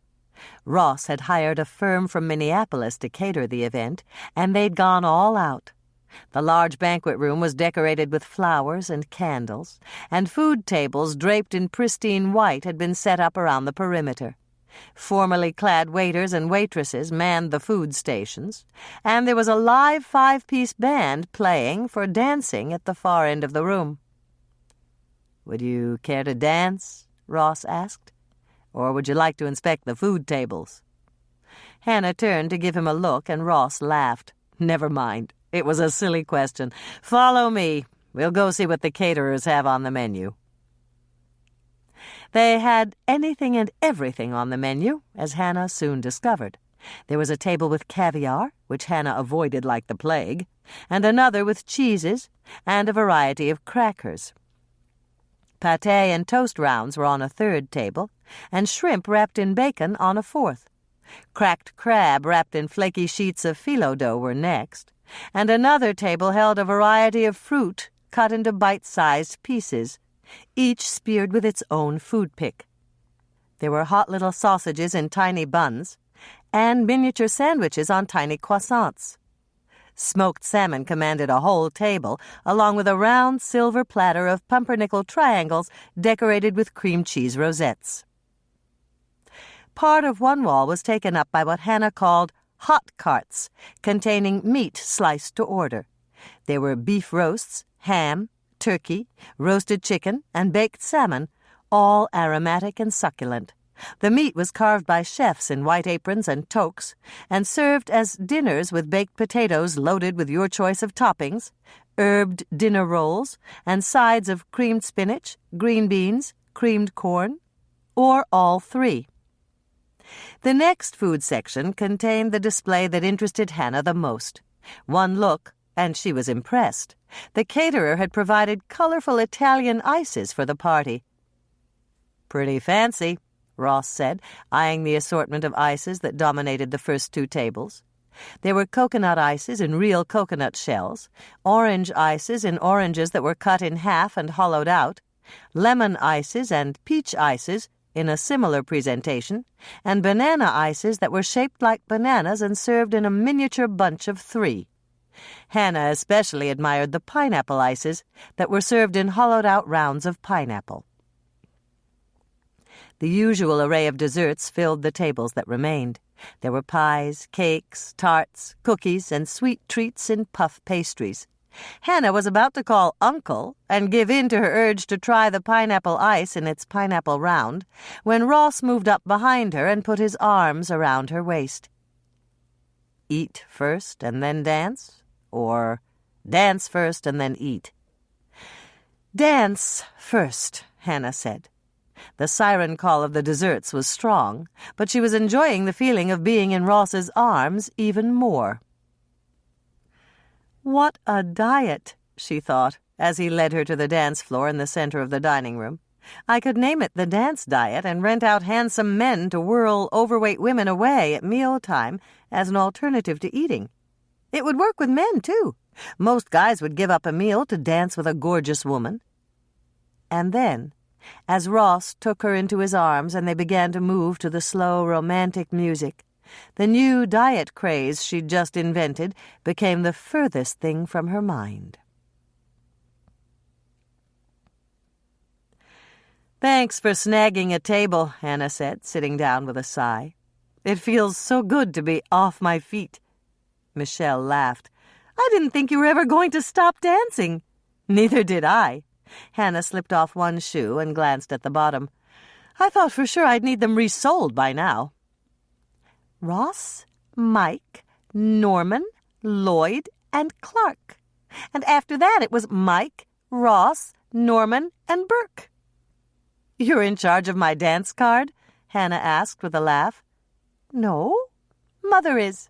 She's keeping track of your partners." That figures.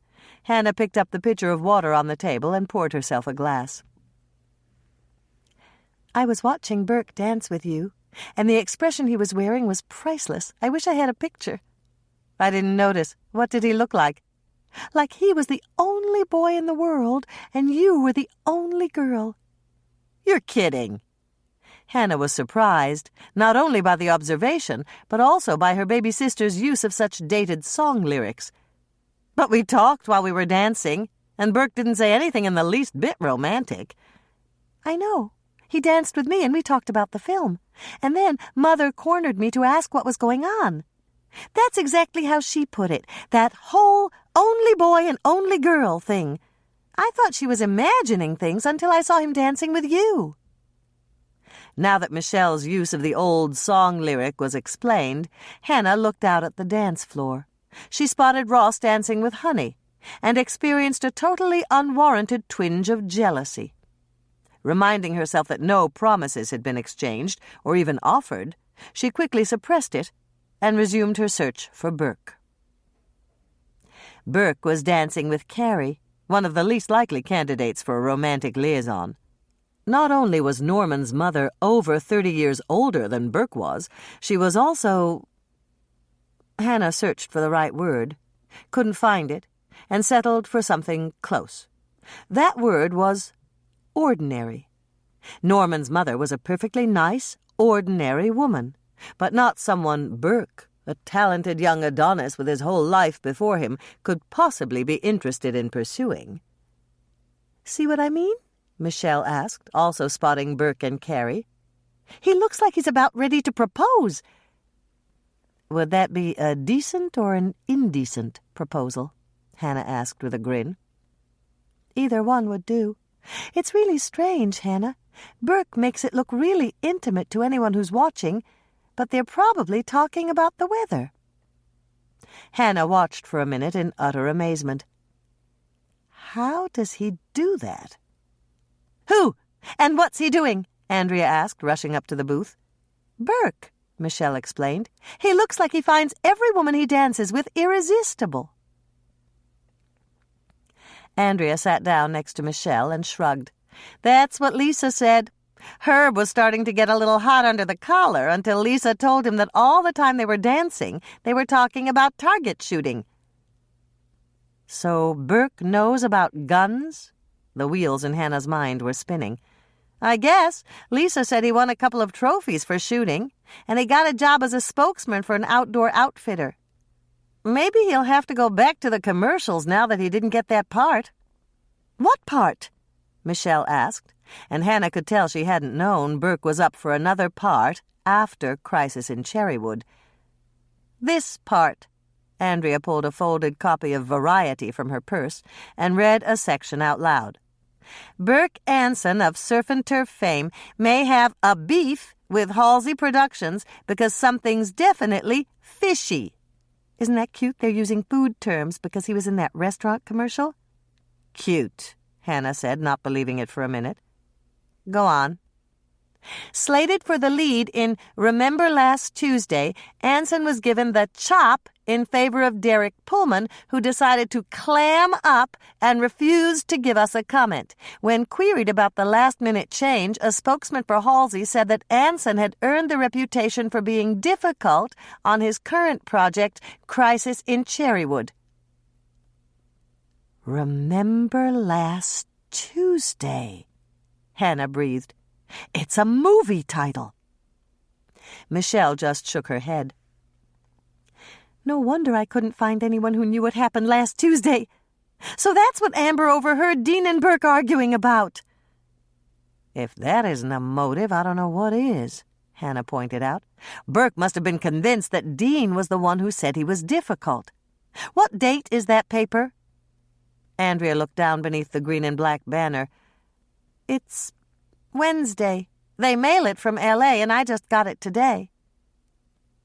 Burke wouldn't have to wait to find out from Variety, Michelle pointed out. His agent would have called him right away. Burke could have taken the call and then rushed right off to confront Dean in his office. I'm sure he thought Dean wrecked his career by tagging him with the difficult label. That's the kiss of death, you know. But Amber said Dean denied everything, Andrea argued. She heard Dean tell Burke that he didn't do it. Hannah gave a short laugh. It's pretty obvious Burke didn't believe him. He must have thought Dean was getting even for that awful interview he gave on KCOW television. But didn't Dean say he wasn't mad about that? That he thought what Burke said on television was funny? Andrea asked. He said it. But I was there, and I didn't believe him for a second. I don't think anybody did. It was pretty clear that Dean was only pretending to be amused to save face. Do you think Dean told the producers of Remember Last Tuesday that Burke was difficult to work with? Andrea wanted to know. Michelle shrugged. It could have happened that way. Most of the producers know each other, and they compare notes. It doesn't really matter whether Dean did it or not, as long as Burke was convinced he did. That's why Burke was so lousy in the scene. Hannah felt a current of excitement as the light dawned. He's a great actor. We all know that. And a great actor can play a lousy actor. Andrea stared at Hannah for a moment. You're right. It's why he said his back hurt, and he couldn't seem to get the motivation right. He wanted Dean to demonstrate the suicide and pull the trigger on the real revolver. He's a stone-cold killer, Hannah said, shivering slightly. He stood there watching, only a few feet away, and he knew exactly what was going to happen. So shall we tell Mike? Michelle asked. Not yet. It's all supposition at this point. We don't have any proof. Hannah turned to Andrea. Can you locate Sally and ask her if Burke got any calls in his room on Wednesday morning? I'm sure she's around here someplace. I'm on it, Andrea said, rushing off. And can you think of an excuse to find out who Burke's agent is? Hannah asked Michelle. We can always call and ask when Burke was notified that someone else got the part. No problem. Someone's bound to know. What are you going to do? I'm going to find Mother and get the keys to Granny's attic. We know that Burke didn't have that prop gun on him when he left the building. So it's just got to be hidden there, somewhere. Hannah searched in vain for her mother. She'd seen her only minutes ago, but Dolores seemed to have vanished. She even checked the ladies' room, but the only person there was Winnie Henderson, who was standing in front of the mirror brushing her hair. Hi, Winnie, Hannah said. I'm glad you came to the party.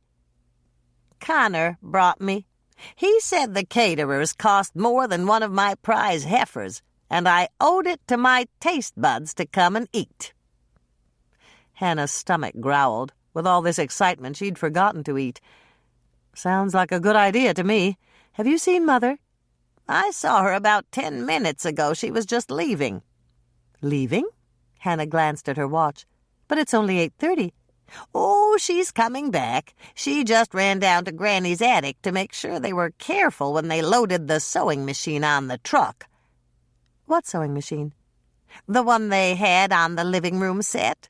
You must have seen it. It was all the way in the corner, right next to the desk where you-know-what happened. Hannah remembered the sewing machine. The top had been down, with the sewing head tucked inside, and it had been covered with a large crocheted doily. Your mother was pleased as punch to sell it, especially because it went for a fortune. It did? Hannah was puzzled. I thought that model was mass-produced by Sears or one of the other big mail-order chains in the 50s. You're right, but that young actor from the film paid close to $1,000 for it. He's having it shipped back to California. Now Hannah was even more puzzled. Why would Burke pay that much for a common sewing machine? Then her mind kicked into high gear, and the truth dawned. Burke would pay through the teeth if he'd hidden something inside that perfectly ordinary sewing machine. Something like the prop gun. But why hadn't the deputies found the gun when they'd searched Granny's attic? Hannah considered that for a moment and came up with a possible explanation. The sewing machine had looked exactly like a table with a false front and 2 small drawers on either side. What if the deputies had searched the drawers, but hadn't realized that the sewing head swiveled up from a hollow below, where there would be plenty of room to hide a revolver? "Holy cow!" Hannah gasped, taking Daisy, Buttercup, and Petunia's breed in vain. She knew where Burke had hidden the prop gun, and she had to get to it before it headed off on a moving van for California. Ooey Gooey Chewy Cookie Bars. Preheat oven to 350 degrees Fahrenheit, rack in the middle position. For the crust, 1/2 cup white granulated sugar, 3/4 cup flour, not sifted, 1/3 cup unsweetened baking cocoa. I used Hershey's. Note: you can find unsweetened baking cocoa in the baking aisle of your grocery store. Make sure you get an American brand. Some of the others are Dutch process and they won't work in this recipe. Also be careful not to get cocoa mix, the kind you'd use to make hot chocolate or chocolate milk. 1/4 teaspoon salt, 1/2 stick melted butter, 1/4 cup, 1/8 pound. For the filling, 2 cups milk chocolate chips. I used Ghirardelli's. 3 cups miniature marshmallows. Pack them down in the cup. 1 1/2 cups flaked coconut. Pack it down when you measure it. 1 cup chopped nuts. I use either pecans or walnuts. 1 can sweetened condensed milk, 14 ounces. Mix the sugar, flour, cocoa, and salt together in a medium-sized bowl. Drizzle the melted butter over the top of the bowl and mix it in with a fork. When the butter is incorporated, the mixture should resemble small beads. You can also do this in the bowl of a food processor using chilled butter and the steel blade. Spray a 9-inch by 13-inch cake pan with Pam or other nonstick cooking spray and dump the crust mixture in the bottom. Gently shake the pan to distribute evenly and then press it down a bit with a metal spatula. Sprinkle the chips evenly over the crust layer. Sprinkle the marshmallows over that. Sprinkle the flaked coconut on next, and then sprinkle on the chopped nuts. Press it down again with the metal spatula. Pour the sweetened condensed milk evenly over the top. Bake the bars at 350 degrees Fahrenheit for 25 to 30 minutes or until the bars are nicely browned on top. Let the bars cool on a rack. When they're cool, cut them in brownie-sized pieces. Warning: don't refrigerate these cookie bars without cutting them first. They're very dense and solid when chilled. A note from Edna Ferguson, the queen of cheat recipes. If you want a shortcut for the crust, just buy a chocolate cake mix and use half of it, dry, mixed with the melted stick of butter. Keep the rest of the cake mix in an airtight bag and you can use it the next time you bake them. Kids really love these cookie bars, especially the name.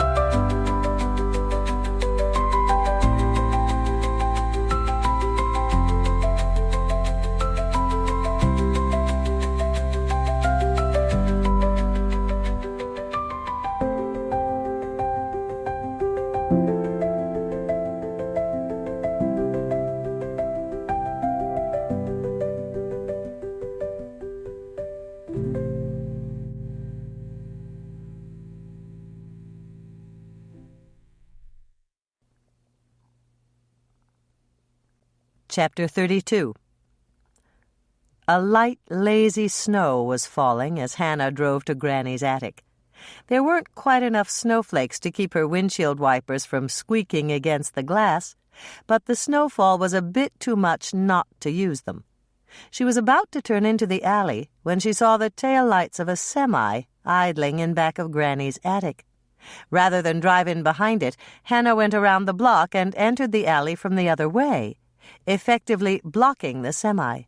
Expecting to hear an angry shout from the driver when she got out of her much smaller truck, Hannah heard nothing but the powerful motor idling. She'd gotten here just in time. The driver must be inside with Dolores, getting ready to load Burke's sewing machine. Hannah raced for the back door, almost slipping on the blacktop in her dress shoes. She hadn't wanted to take the time to get her boots, and it was a good thing she hadn't, or she might not have caught the semi. "Mother!" she called out as she opened the back door and hurried past the section her mother called trash or treasures, the unsorted items that might or might not be valuable. "In here, dear?" Dolores sounded surprised. "We're just filling out some paperwork for a shipment." "Stop!" "What was that, dear?" Dolores sounded even more surprised, and she looked surprised, too, as Hannah burst into the large main room of Granny's attic, the room that was still decorated as a living room set. "I need to look at that sewing machine, Mother." "You mean the one that Burke bought?" "That's right. Where is it?" "Over there." Dolores pointed to a large crate sitting on a dolly near the door. "You can't look at it now, dear. It's all crated up." Hannah turned to the driver. "Do you have a crowbar?" "Got one in the truck." "I'll need to use it. I have to uncrate that sewing machine and inspect it. It may contain evidence in a murder investigation." The driver, a large man who looked like he could handle a sledgehammer as well as a crowbar, stepped back a pace. "No way I want to have anything to do with a murder." "Then help me uncrate that sewing machine, and you can go."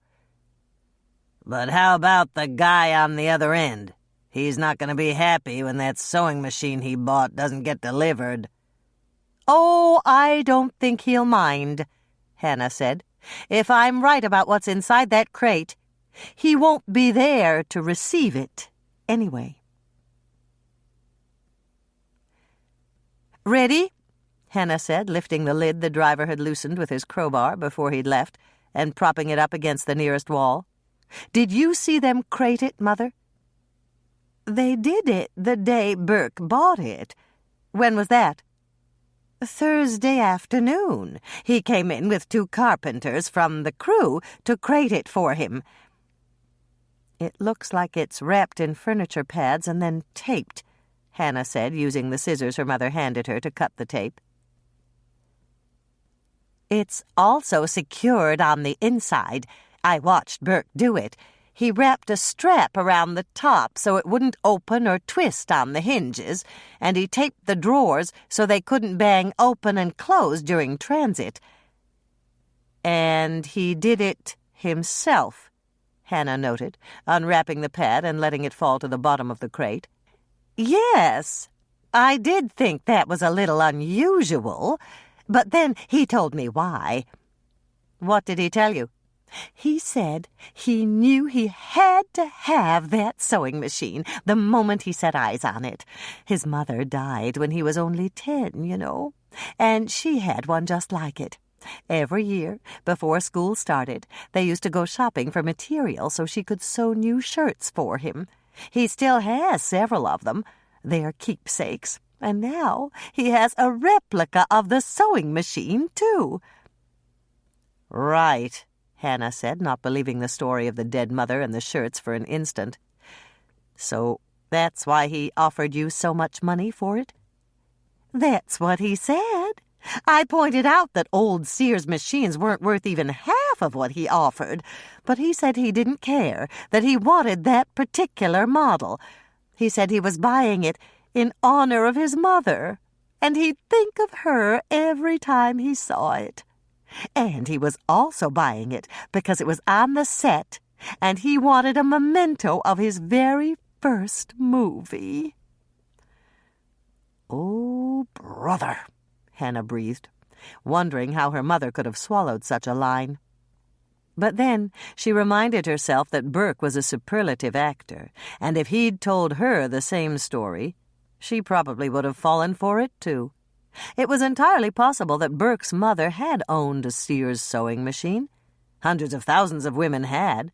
And it was also possible that Burke remembered that you could lift the lid and drop something inside to hide it from view. There was plenty of room around the sewing head to conceal an object the size of a revolver. "So, what did you find?" Dolores asked. "Nothing. Yet." Hannah couldn't pull out the drawers. The crate was built too snugly around the machine, but she didn't worry about that because the deputies probably checked those. "I'm going to cut the strap and lift up the lid. If I'm right, that's where Burke hid the prop gun after he put the real revolver in its place."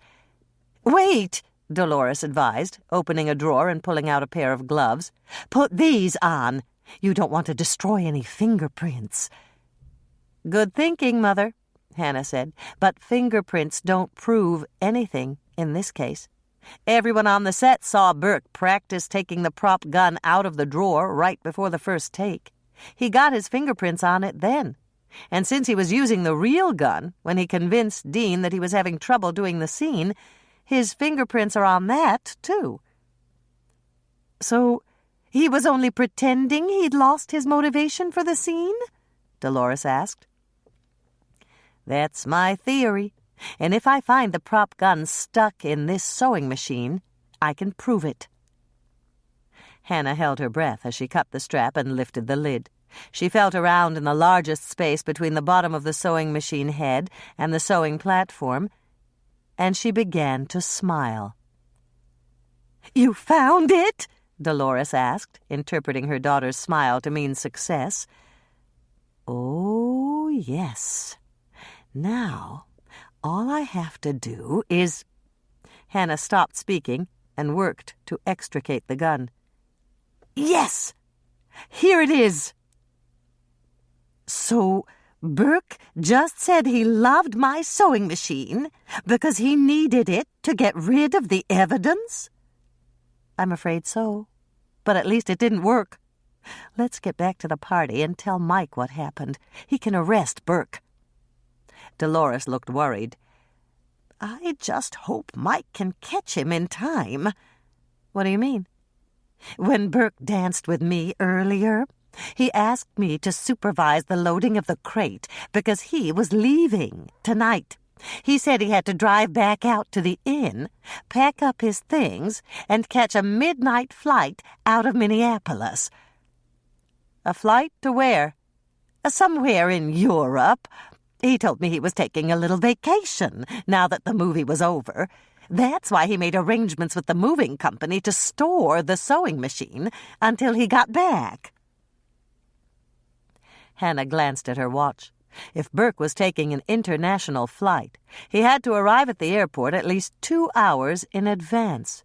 That meant he had to leave the inn less than 30 minutes from now to make it on time. "I need your help, Mother," Hannah said, shrugging into her coat and pulling on her gloves. "Call the sheriff's station, tell them it's an emergency, and have them patch you through to Mike's cell phone. Tell him Burke killed Dean, and I found the prop gun to prove it." "Right away, dear. Where are you going?" "Out to the inn. Tell Mike to meet me there just as fast as he can, and I'll try to hold Burke until he arrives." 16 minutes later, Hannah barreled down the circular drive of the Lake Eden Inn.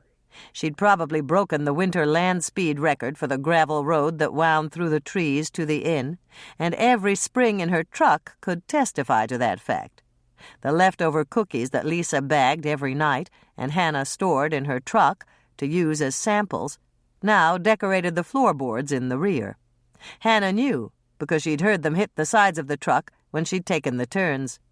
One errant oatmeal raisin crisp, centrifugally challenged by the sharp bends she'd taken just adjacent to the inn's parking lot, had whizzed past her ear and was now sitting, slightly the worse for wear, on the passenger seat.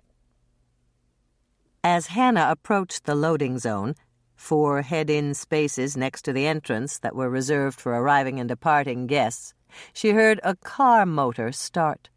A second later, taillights went on, and Hannah spotted Burke's rental car, a sporty, bright yellow Toyota. She rolled down her window, zipped into the vacant space to the left of his car, and shouted out, "Hi, Burke." "Hi, Hannah. What are you doing out here?" Hannah thought fast. "Mother told me you were leaving tonight, and I wanted to say goodbye." "Bye, Hannah. It's been a real pleasure knowing you. Your cookies are the best I've ever had." "Thanks." Hannah glanced at the gravel road, but she didn't see approaching headlights. Somehow she had to keep Burke talking until Mike got here.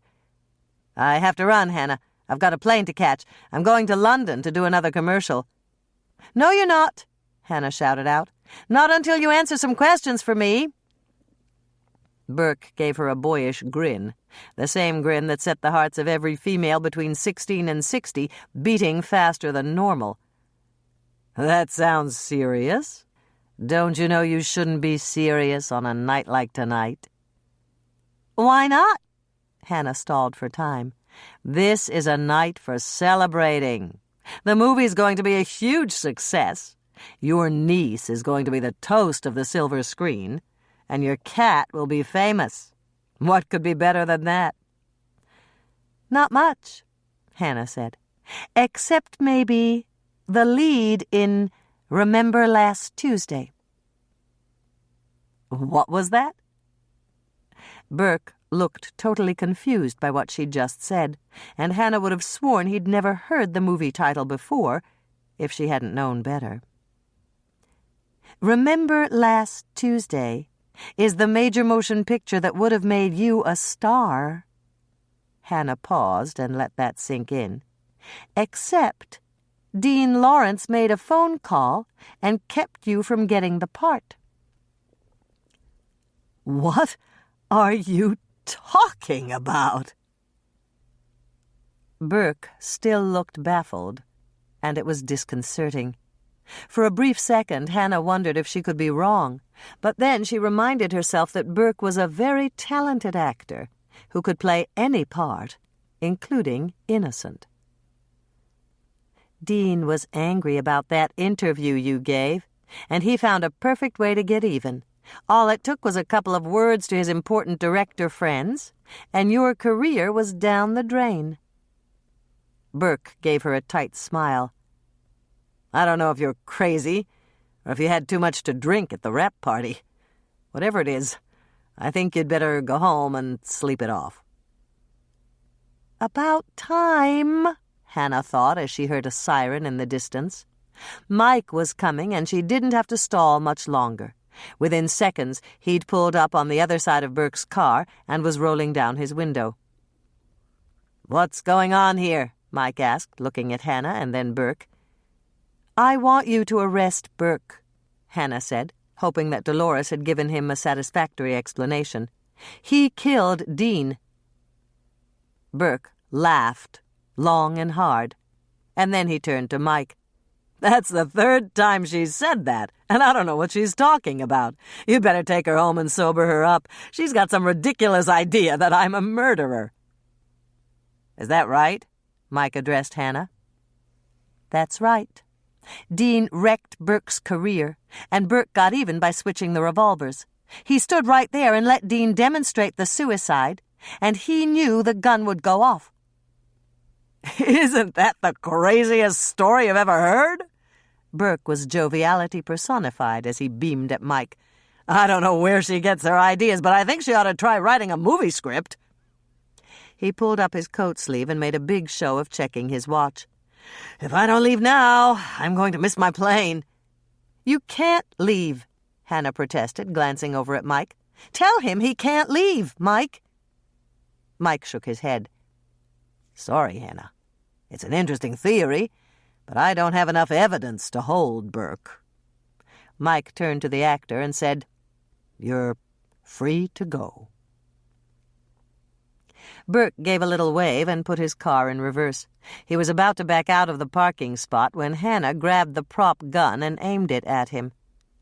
"Stop, or I'll shoot!" she yelled. "Hannah, where'd you get that revolver?" "From the sewing machine at Granny's attic," Hannah answered, and then she turned to Burke again. "I'm a good shot, so don't fool around with me. Get out of the car with your hands up, or I'll shoot." "No, you won't," Burke said with a nasty laugh. "That gun doesn't have a firing pin." "Gotcha," Hannah said. And then she watched as the smug look on Burke's face disappeared. "The only way you could know that is if you hid the prop gun in the sewing machine right after you switched revolvers. And you know what that means." Burke stepped on the gas, but Mike was quicker, and his squad car shot back to block Burke's exit. At the same time, a second squad car arrived with Lonnie Murphy at the wheel and his brother Rick riding shotgun. Literally, Rick had his department-issued 12-gauge pointed at the driver's side window of Burke's yellow Toyota. "Read him his rights and take him in," Mike told his deputies, and he stood by to watch them do it.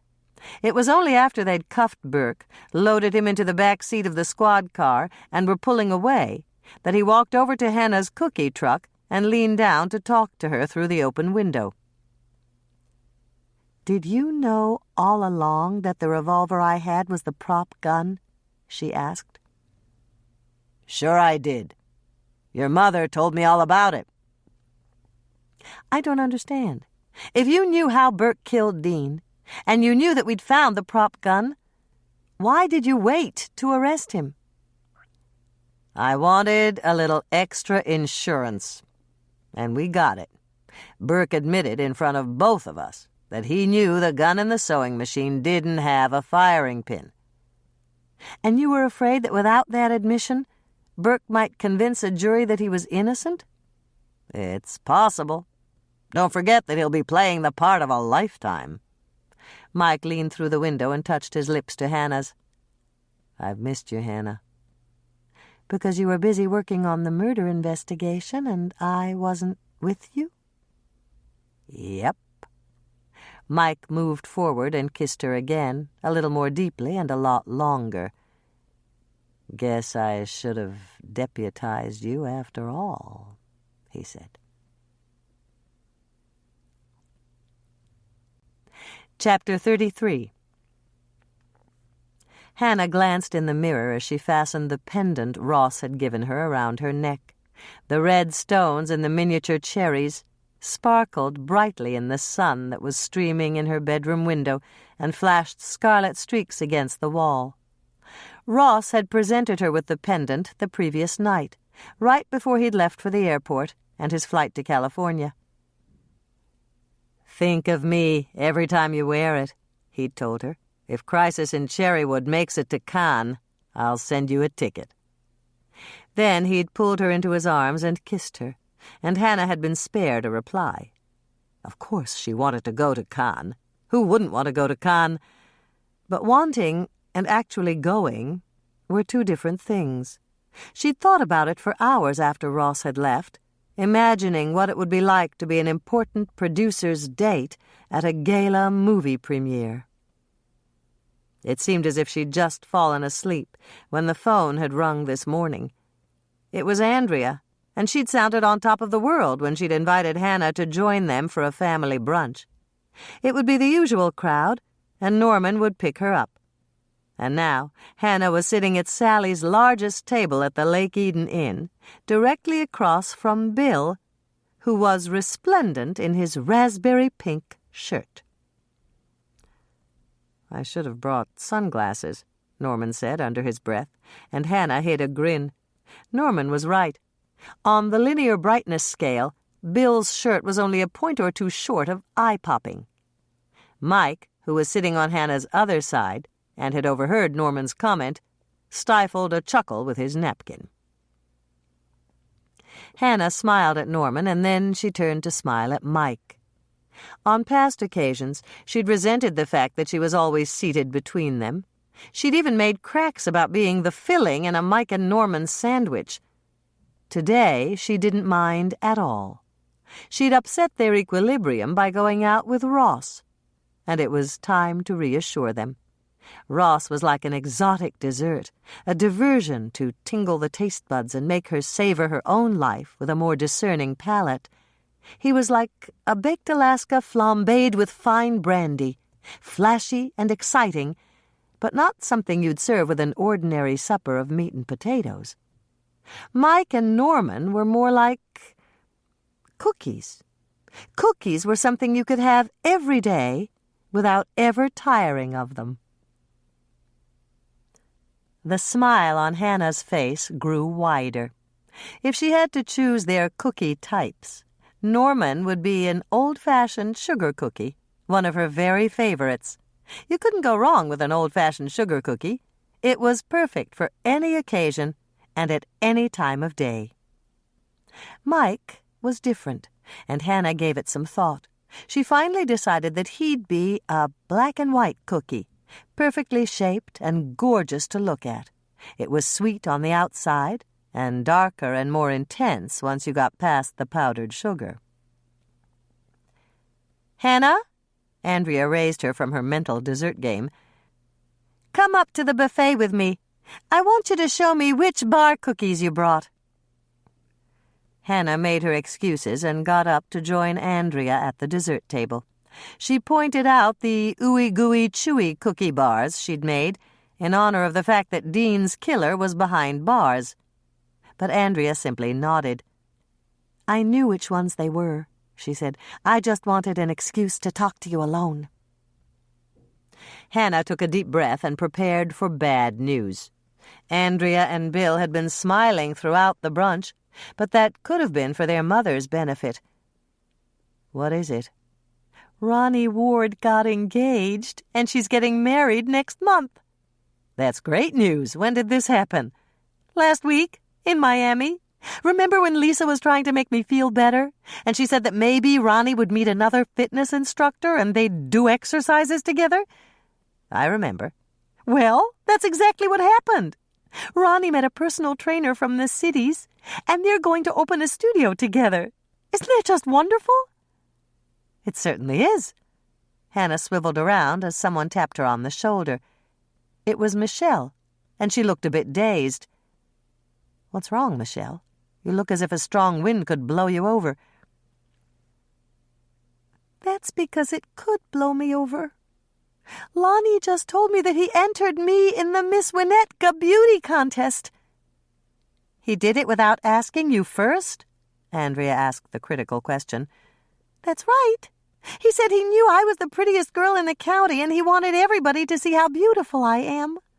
Is that crazy or what?" "Crazy in love," Hannah offered, grinning a little. "That's very sweet, and you don't have to worry about it. If you get chosen as a finalist, you can always turn it down." "I was chosen as a finalist. Lonnie just told me, and I can't turn it down." Andrea began to frown. "Why not?" "Because Mother signed the papers agreeing I'd be a contestant." "Can she do that?" Hannah recovered enough to ask. "Oh, yes. The rules say that if you're under 21, a parent can sign the forms for you." "Oh, boy," Hannah muttered. "When is the contest?" "In June. It's part of the Winnetka County Fair. And I'm not going to college this summer, so I don't have that for an excuse. I'm stuck, and I don't know how to get out of it. But at least I'm not alone." "What do you mean?" Andrea asked. "I'm not the only one Mother signed up. She entered you and Tracy in the mother-daughter look-alike contest. And she entered Bethany in the beautiful baby contest." "Oh, for Pete's sake," Andrea said, but she didn't look too upset. Hannah burst out laughing. "I'm going to have fun at the fair this year. I can hardly wait to see both of you up there on stage." "Don't laugh too hard," Michelle warned. "Why not?" "Mother signed you up to judge the baked goods at the fair." That's fine with me. It sounds like fun, Hannah smiled. But her smile turned into an anxious look as Michelle burst out laughing. What? Don't crow yet. She also volunteered you for the Lake Eden Historical Society booth. That's not so bad. I don't mind passing out literature for the Historical Society. It's not literature this year. It's not? No, they're doing a fundraiser. Have you ever seen the type of booth where a lady in a fancy silk dress and a parasol sits over a tank of water? Hannah gasped. Surely Mother wouldn't do that to her. Are you talking about the kind of booth where people try to hit a target with a baseball and dunk the lady? She asked. That's right. You're in the booth from 2 to 4 on Saturday afternoon. According to Mother, that's a heavy traffic period. And Bill says to tell you that Norman and Mike have already signed up with a coach to take pitching lessons.